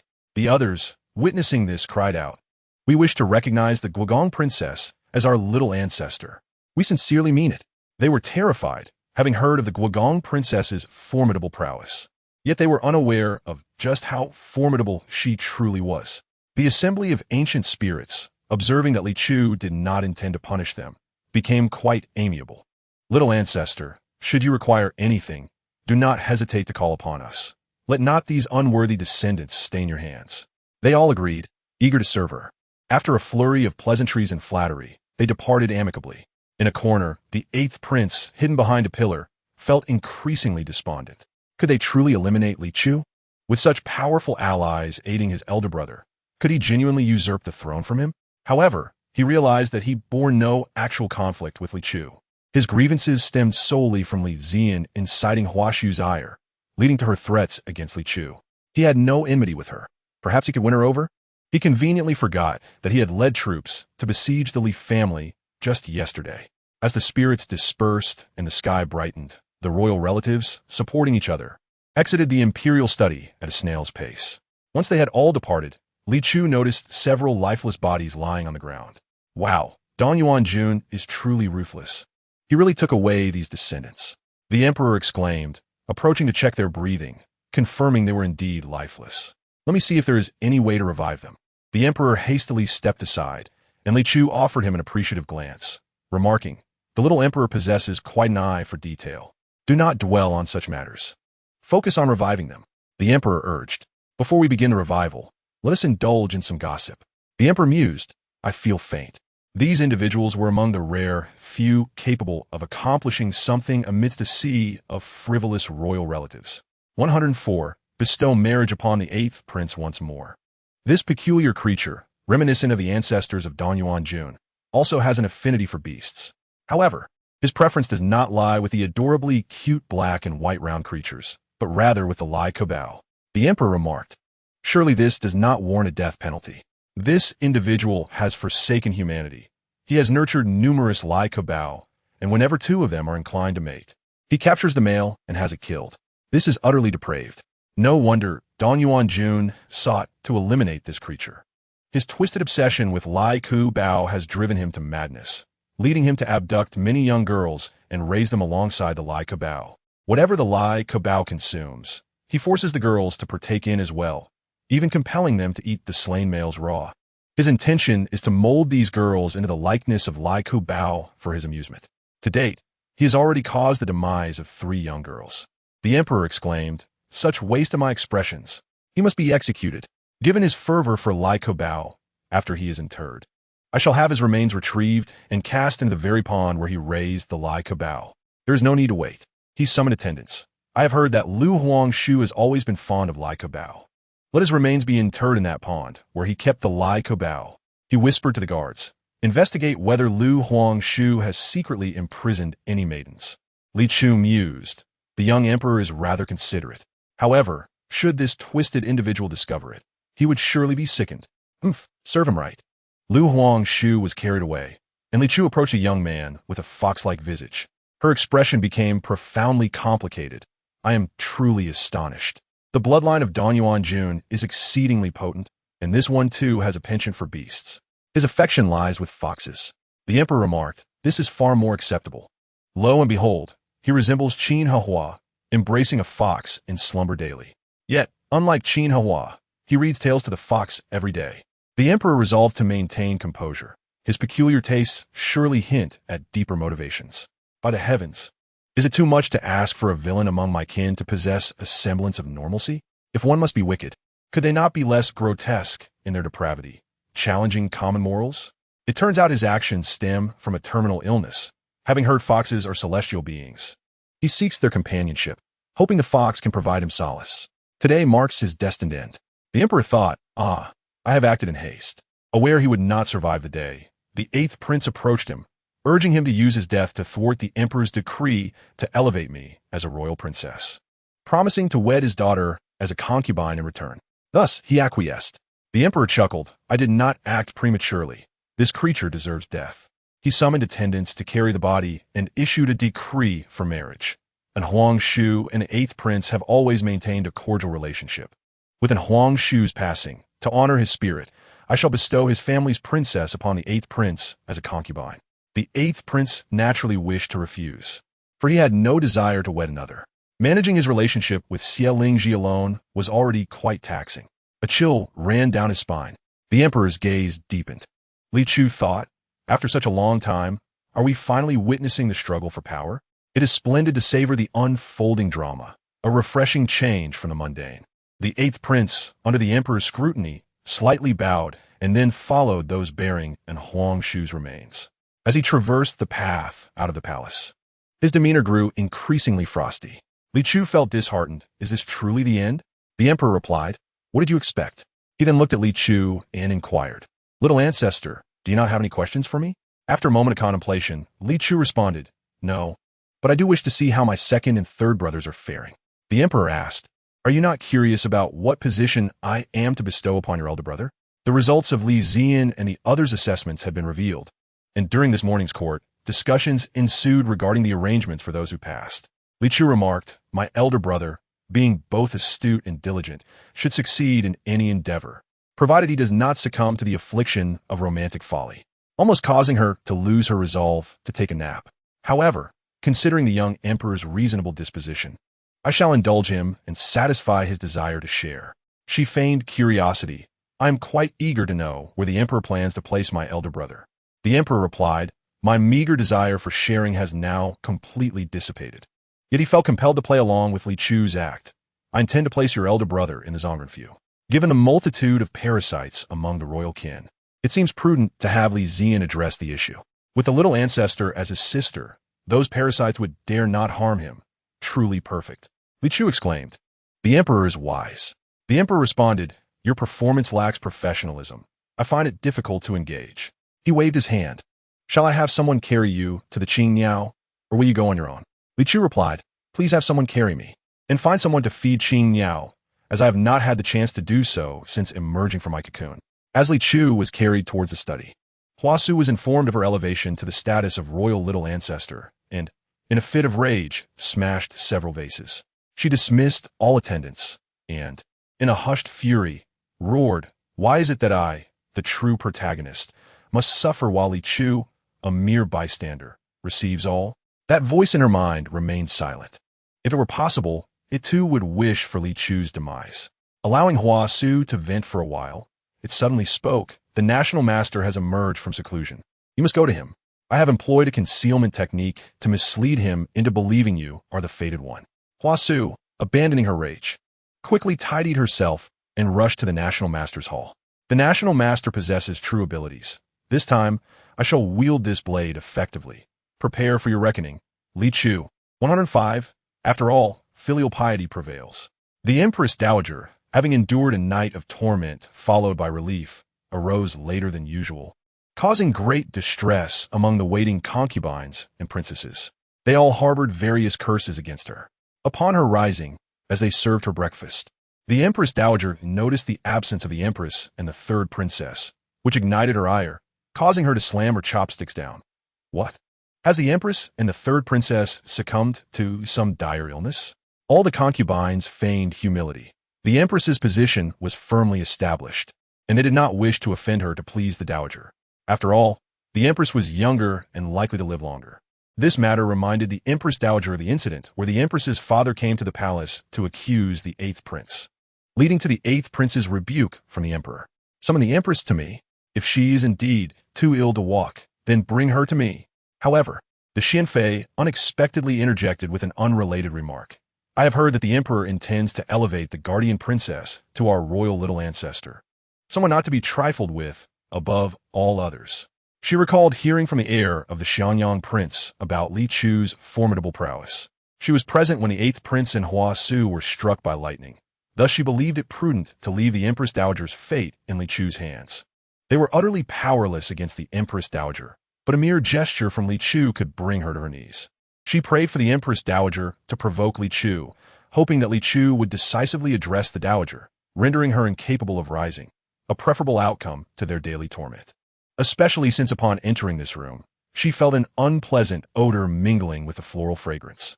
Upon hearing this, the Empress Dowager leaped up, exclaiming, "What? Has the Emperor lost his senses?" A group of concubines lowered their heads, yet one who bore a striking resemblance to the Empress exaggeratedly exclaimed, "Oh dear Empress Dowager, your garments are soiled." She glared at the surrounding palace attendants, scolding, "What are you all doing? Hurry and clean this up." Just as the Empress Dowager leapt up, she stepped on the tablecloth, toppling all the dishes in front of her, some of which splattered onto her own attire. Moreover, the Empress Dowager was displeased today as she had not seen the Empress, maintaining a haughty demeanor that compelled all the concubines to stand. Thus, she alone bore the brunt of the chaos. In the turmoil of the Empress Dowager's palace, a concubine who habitually flattered her declared dramatically, "Oh, Xianfei's sister, you must know that the Empress Dowager despises the Guoguang princess. Why mention her now?" Xianfei let out a cold laugh, thinking to herself, "I may be constrained by my status in dealing with the Empress Dowager, but you are not beyond my reach." With a pale complexion, she softly replied, "It is precisely because I am aware of the Empress Dowager's disdain for the Guoguang princess that I brought her up. Perhaps Wang Marin is unaware that the entire royal clan opposes this matter, but it seems they have ultimately been subdued by the Guoguang princess. No, she ought to be referred to as the little ancestor now. They were all dealt with by the little ancestor, and it is said that shortly after she visited, the imperial study was shrouded in ominous clouds, and soon after, those clan members emerged, supporting one another. It seems a few even perished." Wang Marin exclaimed, "Goodness, how terrifying. I don't believe it. It must be a fabrication. How could it be so supernatural?" Her status was low, and when Hua Su orchestrated the auspicious event of the Qingmiao to enhance her own reputation, she was not qualified to observe. Now, perhaps only the Empress Dowager could prevent the Emperor. If the Empress Dowager did not intervene, and the Guoguang princess ascended to the position of little ancestor, how could she ever hope to challenge the Empress Dowager? After all, filial piety was paramount. Within the inner chambers, the Empress Dowager, overhearing Xianfei's words, scolded with a stern expression, "Be more nimble. Xianfei, His Majesty has issued a decree. Where is that lowly merchant's daughter, Li Chu, at this moment?" Xianfei retorted, "Bah, you are the lowly one, both you and your son." Though she cursed inwardly, her face remained composed. When you rose, the little ancestor was still in the imperial study. Whether she has left now, I cannot say, but I hope she has not.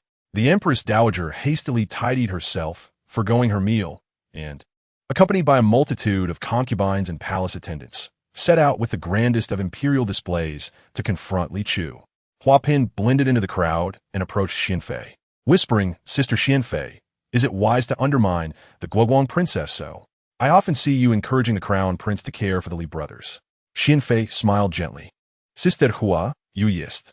I hold the little ancestor in such esteem. How could I possibly undermine her?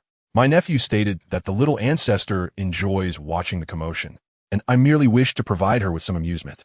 TSK, how sycophantic. The imperial decree has not even been issued, yet the little ancestor has already been summoned." Li Chu encountered the Empress Dowager in the imperial garden. Preferring a modest entrance, she was carried by 2 eunuchs with a palace maid leading the way. In stark contrast, The Empress Dowager was accompanied by 20 concubines and 50 to 60 attendants, creating a formidable presence. Li Chu, a small figure, felt isolated against the overwhelming stature of the Empress Dowager. Before anything transpired, the legs of the eunuchs carrying Li Chu trembled uncontrollably. The Empress Dowager would not suddenly command her attendants to swarm and beat the Guoguang princess to death, would she? Li Chu, drowsy in her palanquin, sensed the instability and the ominous atmosphere. Lazily opening her eyes, she beheld the imposing figure of the Empress Dowager and her entourage. The Empress Dowager coldly regarded Li Chu, saying, "The Guoguang princess makes quite the spectacle. Upon seeing me, she does not kneel to pay her respects." Li Chu straightened up, glancing between her own side and the Empress Dowager's. In a state of panic, she leapt down from the palanquin and exclaimed to one of the eunuchs, "Quickly summon the royal physician. The Empress Dowager must be blind." The Empress Dowager roared, "I am not blind. You are the one who is blind. Li Chu Zito. How could you not be blind? There are but 3 of us here, and if you claim my presence is grand, it must be you who is blind." The Empress Dowager recognized that her previous remark was misplaced, which incited her anger further as she marched toward Li Chu, fists clenched. Li Chu internally screamed, "Do not come any closer. Did you not wash your hands after?" Li Chu summoned lightning with all her might, preparing to strike the Empress Dowager down before she could approach. However, her current abilities were limited. The lightning did not descend immediately, but first gathered ominous clouds, crackling with electric sparks. The Empress Dowager, nearing Li Chu, froze in her steps upon hearing the ominous sound, feigning composure as she retreated and commanded those around her, "Hold her down." The onlooking concubines whispered among themselves, "The Empress Dowager is both cowardly and venomous. She fears for her own life, yet wishes others to face danger." No one is entirely devoid of fear, and the Empress Dowager's shout left no one daring to step forward. Some palace attendants inwardly cursed, "If you seek death, do not drag us down with you." Frustrated by her inability to rally them, the Empress Dowager shouted, "What? Cannot even be moved by my call?" Everyone shrank back, wishing the Empress Dowager were truly blind, oblivious to their presence. Pointing at the crowd, the Empress Dowager declared, "Very well, I shall remember all of you." Li Chu felt that if anger could be transformed into a tangible force, the Empress Dowager's fury would surely be soaring to the heavens. Now was the perfect moment to quell that rage with lightning. With a thunderous crash, lightning struck, leaving the Empress Dowager charred and spewing black smoke, her body collapsing face first onto the floor. Mother, the Emperor, whose feet sparked with fire, arrived just a moment too late. No, 2 moments too late. He had been mere steps away from catching the Empress Dowager. Li Chu innocently looked at the Emperor, saying, "She came here with such a large entourage to confront me. I acted only in self-defense. This is justified." The Emperor checked for the Empress Dowager's breath, relieved to find she was alive, and was about to speak when he overheard Li Chu's thoughts. That shout from the little Emperor sounded as if his mother had died. It startled me so much that I did not observe closely. Upon closer inspection, the Empress Dowager is merely feigning unconsciousness. The Emperor mused, "In all my decades of silence, I have never been this speechless as I am today. Let her feign unconsciousness. I shall not expose her. Life is already fraught with difficulties. Why must I complicate matters further? But why is she falling forward in such a manner?" It pained him not, nor did his forehead ache. Most importantly, his chest felt unscathed. The Emperor reflected, an entity like the little Ancestor is best encountered only occasionally. Continuous exposure is truly unbearable. Li Chu explained to them, "It's just a few people who lost their lives and others who fainted. It's not a grave matter. They deserved it. They were not innocent." Noticing the 2 brothers had no reaction, Li Chu scratched her head. "Am I frightening them? Or is my demeanor rather unusual? A typical 3-year-old would be frightened upon encountering death, right? Perhaps I should feign fear." Li Ziyun remarked, "Sister, have you only just realized this? Is it not rather late?" Li Zihan added, "What is there to fear about the deceased? They cannot rise to harm anyone." Li Ziyun. Li Chu adjusted her expression and softly explained, "Second brother, third brother, those individuals are not the ones I harmed. I am very well behaved. I merely rendered the Empress Dowager unconscious." Li Ziyun struggled to muster a smile. "Yes, third brother believes you. Who acted frightened? It was you who performed that act." Li Zihan replied, "Indeed, our precious one is certainly the most well-behaved. You must have been scared. Come here for a hug from second brother." "He witnessed it all. Yesterday, Eldest Brother secretly embraced his sister. Li Chu slid down from the back of the Qingyao, leaning into Li Zihan's embrace. Li Ziyun. When did second brother become so cunning? Li Zihan joyfully lifted Li Chu into the air. Today, Li Zihan was filled with happiness, while the entire royal family was engulfed in distress. Huasu successfully persuaded the State Master to bestow upon her the title of Holy Maiden of the State Master's Palace. She was about to share this delightful news with the 8th Prince when she learned that the 8th Prince had been betrothed by the Emperor to take Princess Yonghe as a concubine. Enraged, Huasu immediately smashed anything she could find in the carriage. Had it not been for the fact that the carriage was still on the street, she would have screamed at the top of her lungs. She waited for 3 consecutive days, during which Li Ziyan had already gone to the ancestral hall and dealt with 2 relatives. Yet the 8th Prince still had not sought her out. Unable to contain herself any longer, she inquired, "What is the 8th Prince doing?" The voice in her mind responded, "He is attempting to seduce Li Chu's cousin." Huasu. Twisting, writhing, she furiously flailed her arms, tugging at her clothes and hair, delivering punches and kicks to the pillar. Huasu was driven mad with rage, her mental state unraveling. While on Li Chu's side, time flowed serenely, with her actively receiving jade until her hands grew sore, indulging in gossip to the point of bursting. That day, she had been gently ushered out of the palace by the emperor, and later that evening, she received a box of jade pendants sent by the heir of the Xianyang prince, courtesy of the Xianfei. It was said that the Empress Dowager was initially unaware of her impending title as the Little Ancestor, but she deliberately mentioned it to see how Li Chu would handle the Empress Dowager. The box of jade pendants was an apology, hoping that the esteemed Little Ancestor would overlook the minor faults of her subjects. Li Chu thought to herself that the Xianfei was also a pitiful figure, having been brought into the palace as a substitute for the future Xianyang princess. During the emperor's conflict with the empress, she had been somewhat favored. But now that the emperor and empress had seemingly reconciled, the emperor clung to the empress like a peacock displaying its feathers, making life difficult for the Xianfei. Thus, she graciously stated, "This time, I shall overlook the minor grievances." The heir of the Xianyang prince surrounded Li Chu with a barrage of flattery. Li Chu répondait, he, primarily because practicing on the Empress Dowager does not leave me with a sense of guilt. If it were someone else, I might feel remorse.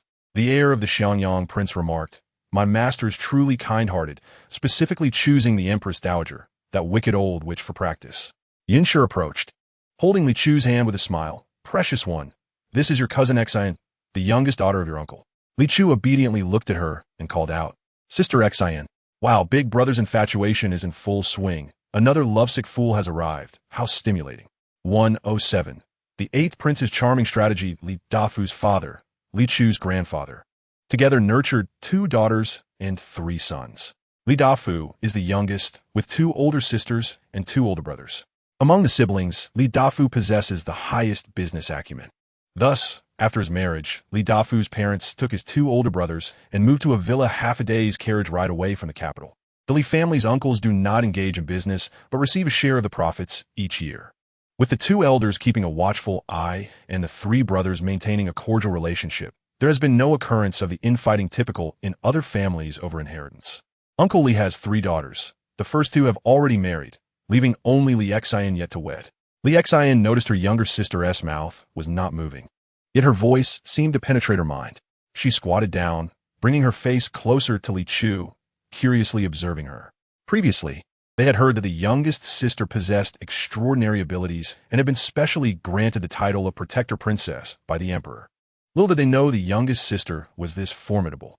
This must be the legendary ability of communicating across distances or ventriloquism. Li Chu, unaware that she could hear thoughts, found her sister's sudden praise rather awkward. However, it was better than ill intentions. She grinned widely. "Yes, so, Sister Xian, if I were to say that the 8th Prince is a bad person, entangled with many women, would you believe me?" Yinshi's heart skipped a beat. The 8th Prince. How did this turn to the 8th Prince again? Xian, was she asking for help to court him? Li Xian replied, "I naturally believe you. However, dear sister, there must be some misunderstanding between you and the 8th Prince. He has told me he has no intention of being your enemy. Moreover, I know the 8th Prince is already engaged, with a legitimate wife and a concubine, but he does not truly care for them. It is merely a performance. As long as he is with me, as long as his heart is mine, I will not care about anything else. Li Chu Faoweng, realizing that the enamored individual she encountered earlier were awakening too quickly, leading her to believe that infatuation was not a serious condition. Now it appeared that this affliction was indeed grave. The eighth prince's indifference towards his legitimate wife and concubine does not concern him. He is enamored with Hua Su, which has little to do with you.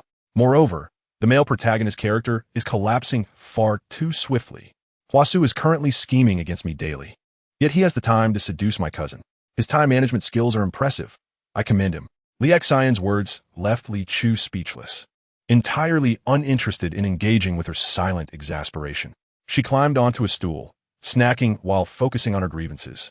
She did not notice her cousin's expression subtly shifting. Let me see how the eighth prince is attempting to woo my cousin. Yun Shi and Li Zian were also intrigued, straining to listen. Upon discovering I have an unmarried sister, he devised a heroic rescue plan. As the leading male protagonist, the eighth prince is naturally well-equipped. Hua Su is the first beauty, and he is the first handsome man, skilled in both literature and martial arts, able to bend and stretch. Li Xian thought, I wonder why I feel as though the youngest sister is cursing. However, Li Zian and Yun Shi were thinking differently. They were adversaries of the eighth prince, who had investigated their family and personally attempted to seduce someone, clearly seeking revenge against them. Yun Shi prepared for the worst. If this niece truly intended to marry the eighth prince, their family would have to sever ties with her. So, the eighth prince's pursuit of my cousin is a strategy to befriend me. Isn't the male lead supposed to have unwavering affection for the female lead? How could he wish to befriend me? Could it be that the ancestral presence overwhelmed him that morning, leaving him overly stimulated? Li Ziempundarat, realizing that if the other truly wished to befriend them, it was not entirely unacceptable. However, his greatest concern remained. The eighth prince could not hear Li Chu's thoughts. Yun Shi was thoroughly disgusted. There were numerous ways to cultivate goodwill, but deceiving a woman's affections and manipulating her was no honorable act. The eighth prince, appearing dignified, was nothing but a despicable scoundrel. Had he genuinely harbored deep feelings for Hua Su, she would have respected him as a man of integrity. She embraced Li Chu, seizing the opportunity to educate her. Precious one, there's a type of man we must keep our distance from. Those who are self-centered, show no respect for women, and treat women as mere tools. Li Xian interjected, Third aunt, I suspect your words are directed at me. After contemplating, she added, I will approach this matter with caution, and if I find anything unclear, I will consult Brother Yan. The eighth prince, daring to lure someone to the capital, would certainly have made adequate preparations. So when Li Xian inquired, she would naturally find nothing amiss. However, Li Xian's actions were witnessed by Hua Su.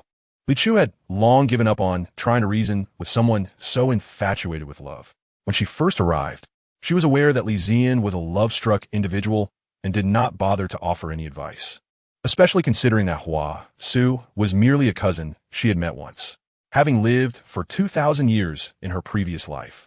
If she attempted to save or advise everyone she encountered, she feared she would have perished long ago. She continued her nightly cultivation, slept during the day, and accompanied Li Zian to the Zhongrenfu to observe the happenings.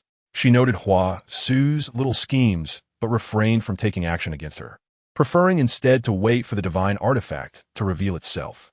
If she pressed too hard on Hua Su, the artifact would only become more cautious.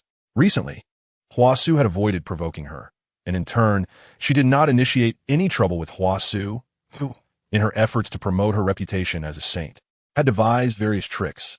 The people at Zhongrenfu now felt trepidation at the sight of the two siblings, for those working there were all royal relatives, and the siblings had been targeting their kin. Naturally, they felt fearful. Nevertheless, fear did not prevent them from serving their duties and currying favor. As Li Chu entered atop the Qing Miao, a small pink ladder adorned with lace was promptly brought forth for her descent. After taking just a few steps down, a sedan chair was raised to receive her. This sedan chair had been specially crafted for Li Chu. She reclined within it, her feet playfully dangling. As an elegant official approached with food, asking, Little Ancestor, do you find today's candy to your taste? Yesterday, this same official had fed her pastries, but she had nearly choked on them due to their dryness. The incident had caused him to faint, fearing he would be implicated in a family investigation. Upon regaining consciousness at home, he realized he was unharmed and that Li Chu bore no ill intentions, prompting him to study how to care for a child's diet overnight. This morning, He had personally prepared fruit-flavored soft candy. The candy was apple-flavored, and upon tasting it, Li Chu was instantly enamored. The official, seeing her delight, eagerly offered her another piece, concerned that Li Chu might indulge too much and develop cavities.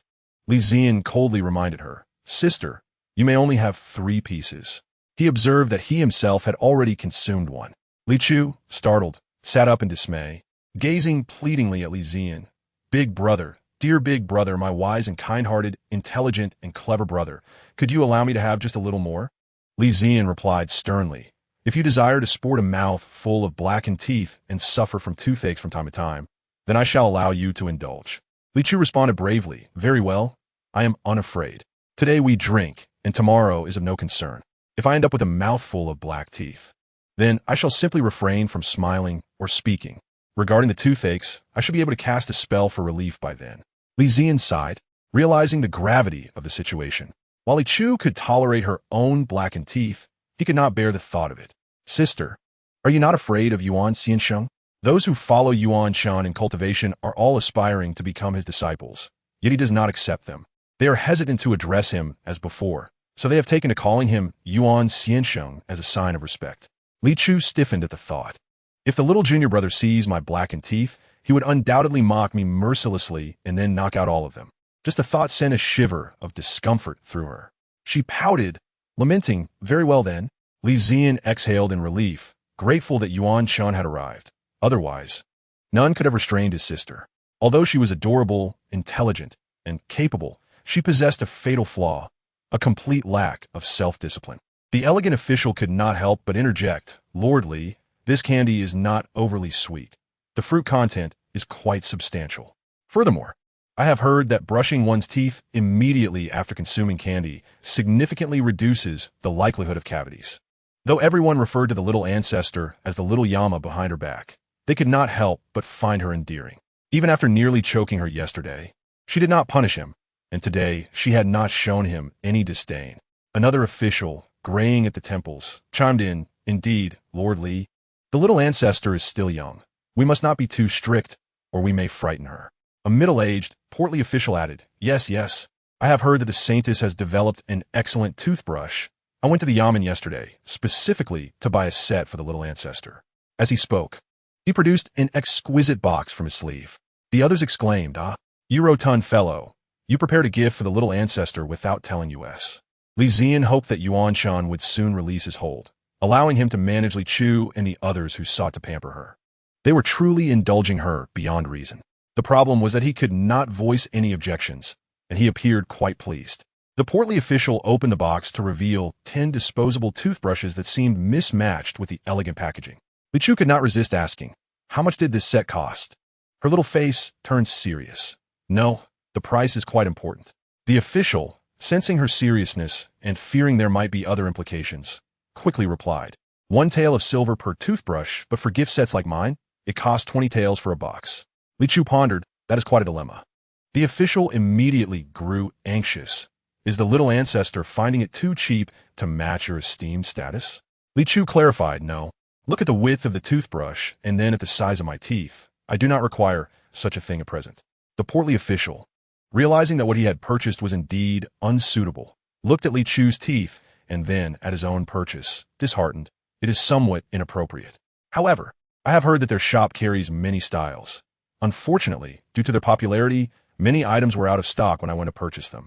I will follow up and ensure they reserve some suitable ones for your little teeth as soon as they restock." Li Chu decided not to decline any further. "Go ahead. Spend your money. After all, if you do not squander it elsewhere, you might as well lose it at the gambling house. At least a toothbrush is a tangible benefit." After finally finishing her pleasantries with the officials at the Zhongrenfu, Li Chu arrived at Li Zian's quarters. As she settled into her specially customized little quilt, she suddenly heard a voice behind her little ancestor. "Li Chu, good evening." Hua Pin appeared, holding a jade-carved plump carp, smiling eagerly. "Yes, little ancestor. It is I." Li Chu's mouth twitched, utterly speechless. "What are you doing hiding in my brother's quarters? If someone discovers this and starts weaving tales, my brother, despite his silver tongue, will find it hard to explain." Hua Pin stuffed the 2 plump carps in Li Chu's arms. "I came specifically to see you, little ancestor. I did not wish to be discovered by others, hence my stealth. Li Chu replied, You seek me out not merely to present gifts, do you? Hua Pin hesitated. No, I am here to ask you to grant me a wish. Li Chu was taken aback. Hua Pin clasped her hands, her body twisting shyly. Little Ancestor, could you help me make the National Master fall in love with me? Li Chu was shocked. Oh dear, you must be dreaming. Have you forgotten that you are a married woman? Although the young emperor's manner of upholding virtue may seem somewhat unwarranted, the thought of you entangling yourself with the Guoshi is rather alarming. Having endured numerous experiences, he has become unflappable. He tiptoed to the window, observing the situation within. Who dares to place a crown of infidelity upon the emperor's head? Who seeks to meddle with the Guoshi? I must investigate. When Hua Pin uttered these words, she discreetly gauged Li Chu's expression. After some contemplation, she returned a plump carp to Li Chu, hoping that the little ancestor would safeguard this secret for her. Li Chu watched as Hua Pin adeptly scaled the wall, thinking to herself, This Hua Pin is rather intriguing. Li Chu regarded the two plump carps in her hands, stroking their lush chins, her mind turning over ideas. Li Zian entered, inquiring, Do you truly intend to assist her? Li Chu nodded in affirmation. She does not covet the Guoshi's heart. She merely requests my help in driving Hua Su away from the Guoshi's palace. Prior to her departure, Hua Pin had implored Li Chu to assist in expelling Hua Su from the Guoshi's domain, as she had learned that Hua Su was inseparable from the Guoshi. Li Zian responded, Leave this matter to me. Li Chu's eyes sparkled with delight as she embraced him, exclaiming, Elder brother, you are wonderful. Love you dearly. Li Zian smirked slightly. His colleagues doted on their younger sisters, and he could not allow himself to be outdone. For the next few days, he would refrain from raiding households since the royal selection event was approaching, and he had been assigned to assist. The selection in Dafeng was not solely for the emperor to choose a consort, but rather for the entire royal family to select suitable wives for eligible men. Today, the young ladies from various regions and the capital were to gather in the palace, commencing a 9-day selection event from the following day. We be lounging at home playing with mother, or what? Li Chu declared, Naturally, I shall accompany you, elder brother. How delightful to witness the selection, she added. There will be many beautiful ladies to behold. Most importantly, I wish to see how Hua Su manages to charm the young emperor. However, upon hearing Li Chu's words, Li Zian suddenly felt that this time would not be wasted. The emperor could hear his sister's thoughts, and he too was eager to witness Hua Su's blunders or the emperor's own, as one of them was bound to falter. Excitedly, Li Chu sprang to her feet, announcing, Elder brother, there is no need for you to do anything. With Hua Su entering the palace, she will no longer be able to accompany the Guoshi daily. Li Zian replied, Indeed, that is the case. The heavens were certainly not granting him any opportunities to ingratiate himself. The selection was indeed a significant event. So much so that even though Hua Su was aware of the 8th Prince's attempts to woo Li Xin and his intentions toward Li Chu, she had neither the time nor energy to act on it. Accompanying Li Zian into the palace, upon learning of Li Chu's presence, the emperor summoned her to join him, much to Li Zian's frustration as he felt too far removed from his sister to fully enjoy the spectacle. Although Li Chu had lived for 2,000 years in her previous life, she had never witnessed a selection event. Seated beside the emperor, she observed the numerous royal relatives present, including her young disciple. Casting a glance at him, she teased, young man, planning to court someone, and yet you fail to inform your master? Such festivities cannot occur without my presence. The young master of Xianyang replied, Master, it is not that I wish to withhold this from you. I only learned of it this morning when I was whisked away from the construction site. He had resolved not to choose anyone, believing he had the emperor's favor, which precluded any pressure to select. I wonder if my good disciple is aware that Hua Su will also participate in the selection, mused Li Chu. The young master of Xianyang remained oblivious, but upon hearing this, he felt indifferent. Once Li Chu settled in, the young ladies began to enter in succession, with such a large number. The entry alone consumed considerable time, and Li Chu noted there were at least 300 participants. She inwardly lamented, the emperor truly disregards humanity. Having already exploited so many women, he still wishes to continue. The emperor remarked, compared to my father's harem, mine is already rather modest. He could not resist asking, Little Ancestor, how many do you think I should select today, and which would be most suitable? Li Chu replied, one will suffice. Best to choose Hua Su, hee. I relish watching a femme fatale toy with you big oafs.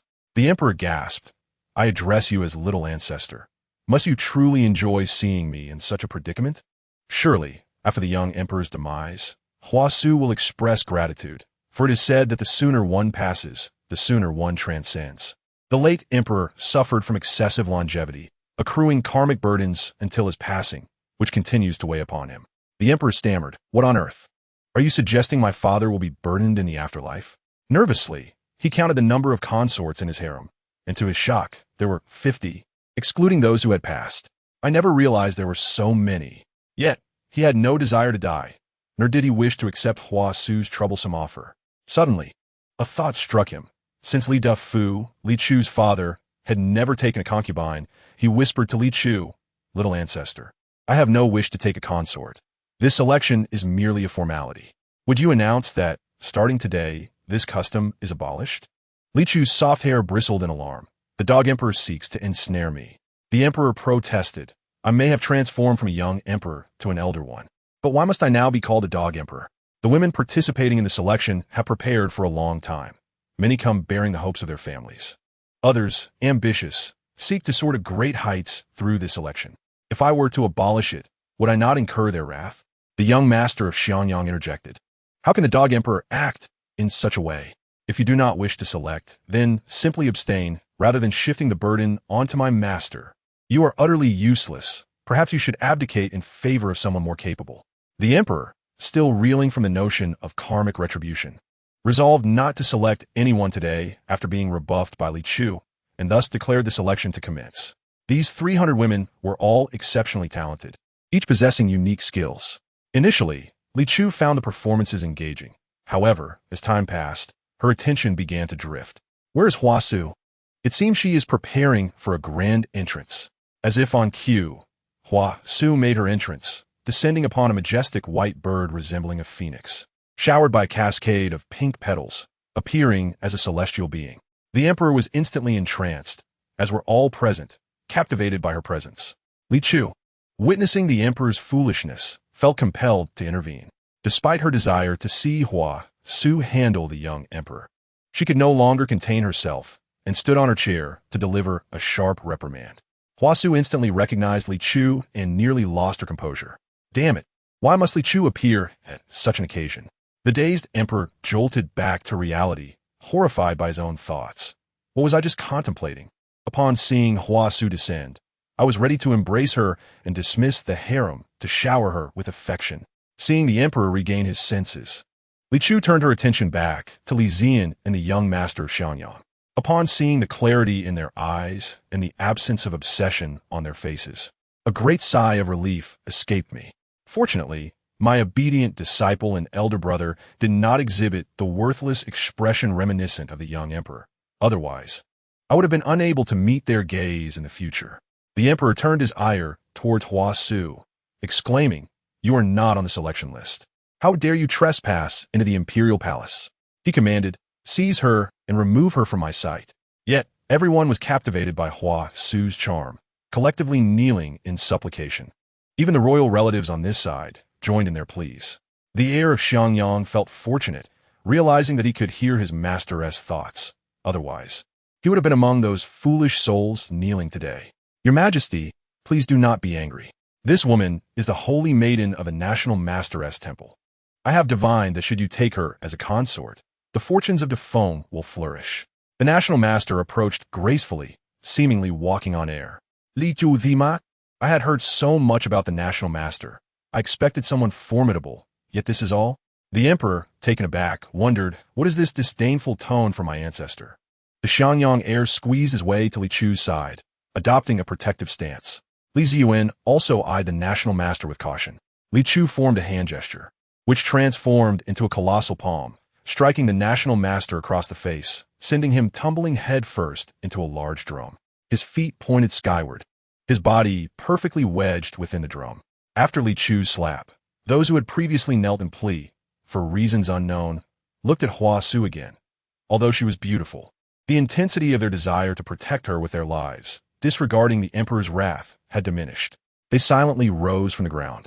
The fallen national master stood, first adjusting his crooked jade crown, then fixing the 2 strands of hair at his forehead, and finally glancing at the drum still hanging from his waist, which he shattered with a swift motion.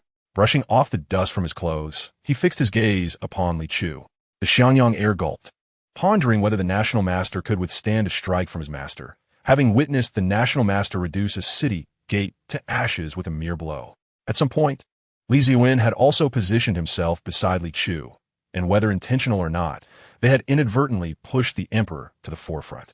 Hua Su, filled with excitement, thought, yes, let us see if Li Chu can be struck down.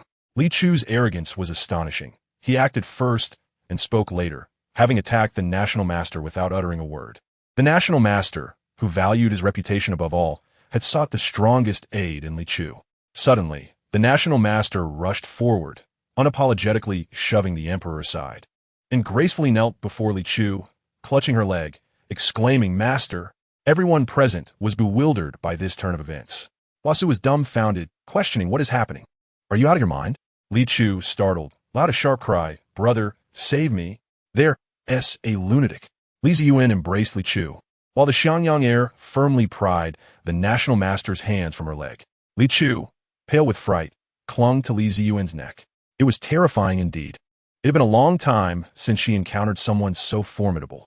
The emperor, easily brushed aside by the National Master, weakly rose from the ground, glaring at him. National Master, what is the meaning of this? The National Master had always shown him respect. Such disregard made him feel insignificant, for he was still a sovereign ruler.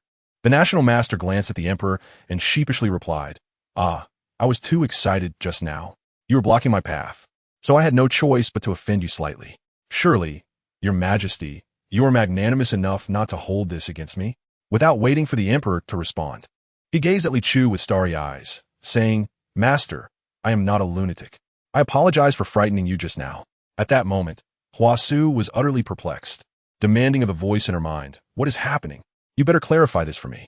She threatened, if you continue to be useless at such critical moments. Do you think I can keep Li Chu under control? If Li Chu continues to improve, will you really not be affected? Initially, she had naively believed she was the fortunate one, chosen by the artifact from a world on the brink of destruction to become the lead protagonist in this realm. However, as time passed, she gradually realized that the artifact was exploiting her. Moreover, there were individuals behind this artifact, aiming to control Li Chu within this world. They wanted her merely as a tool. They treated her as an instrument, but she could likewise use them as tools. Thus, Hua Su saw through the facade, yet chose to remain silent. It was a mutually beneficial arrangement. However, the artifact's repeated failures at crucial moments, even failing to make a sound, had exhausted Hua Su's patience. A faint voice echoed in her ears. My concealment reversal technique has been broken by Li Chu. The National Master, having sensed Li Chu's prowess, intended to take action. Just as Li Chu was refusing to acknowledge the National Master as forced address as master, she felt the artifact's presence, prompting her to act against Hua Su immediately. The artifact warned, flee. It communicated with Hua Su. She promptly dashed towards the exit. The emperor, unaware of Li Chu's sudden aggression towards Hua Su, since there must be a reason behind it, and bellowed, stop her. The National Master saw this as the perfect opportunity to ingratiate himself. He was the first to leap forward, blocking Hua Su's escape route. The artifact controlled Hua Su's hand, sending a palm strike toward the National Master. Sensing the power behind the strike, the National Master turned pale. He could not evade it, and if he endured it, he feared he would be incapacitated for a long time. Yet, he showed no intention of dodging. Li Chu Goman, King Nia. The bird swooped in, grasped the National Master, and disdainfully tossed him to the emperor's side. In an instant, Li Chu was before Hua Su, forming hand seals and striking her forehead, declaring, come forth. She scolded in a childlike yet fierce tone.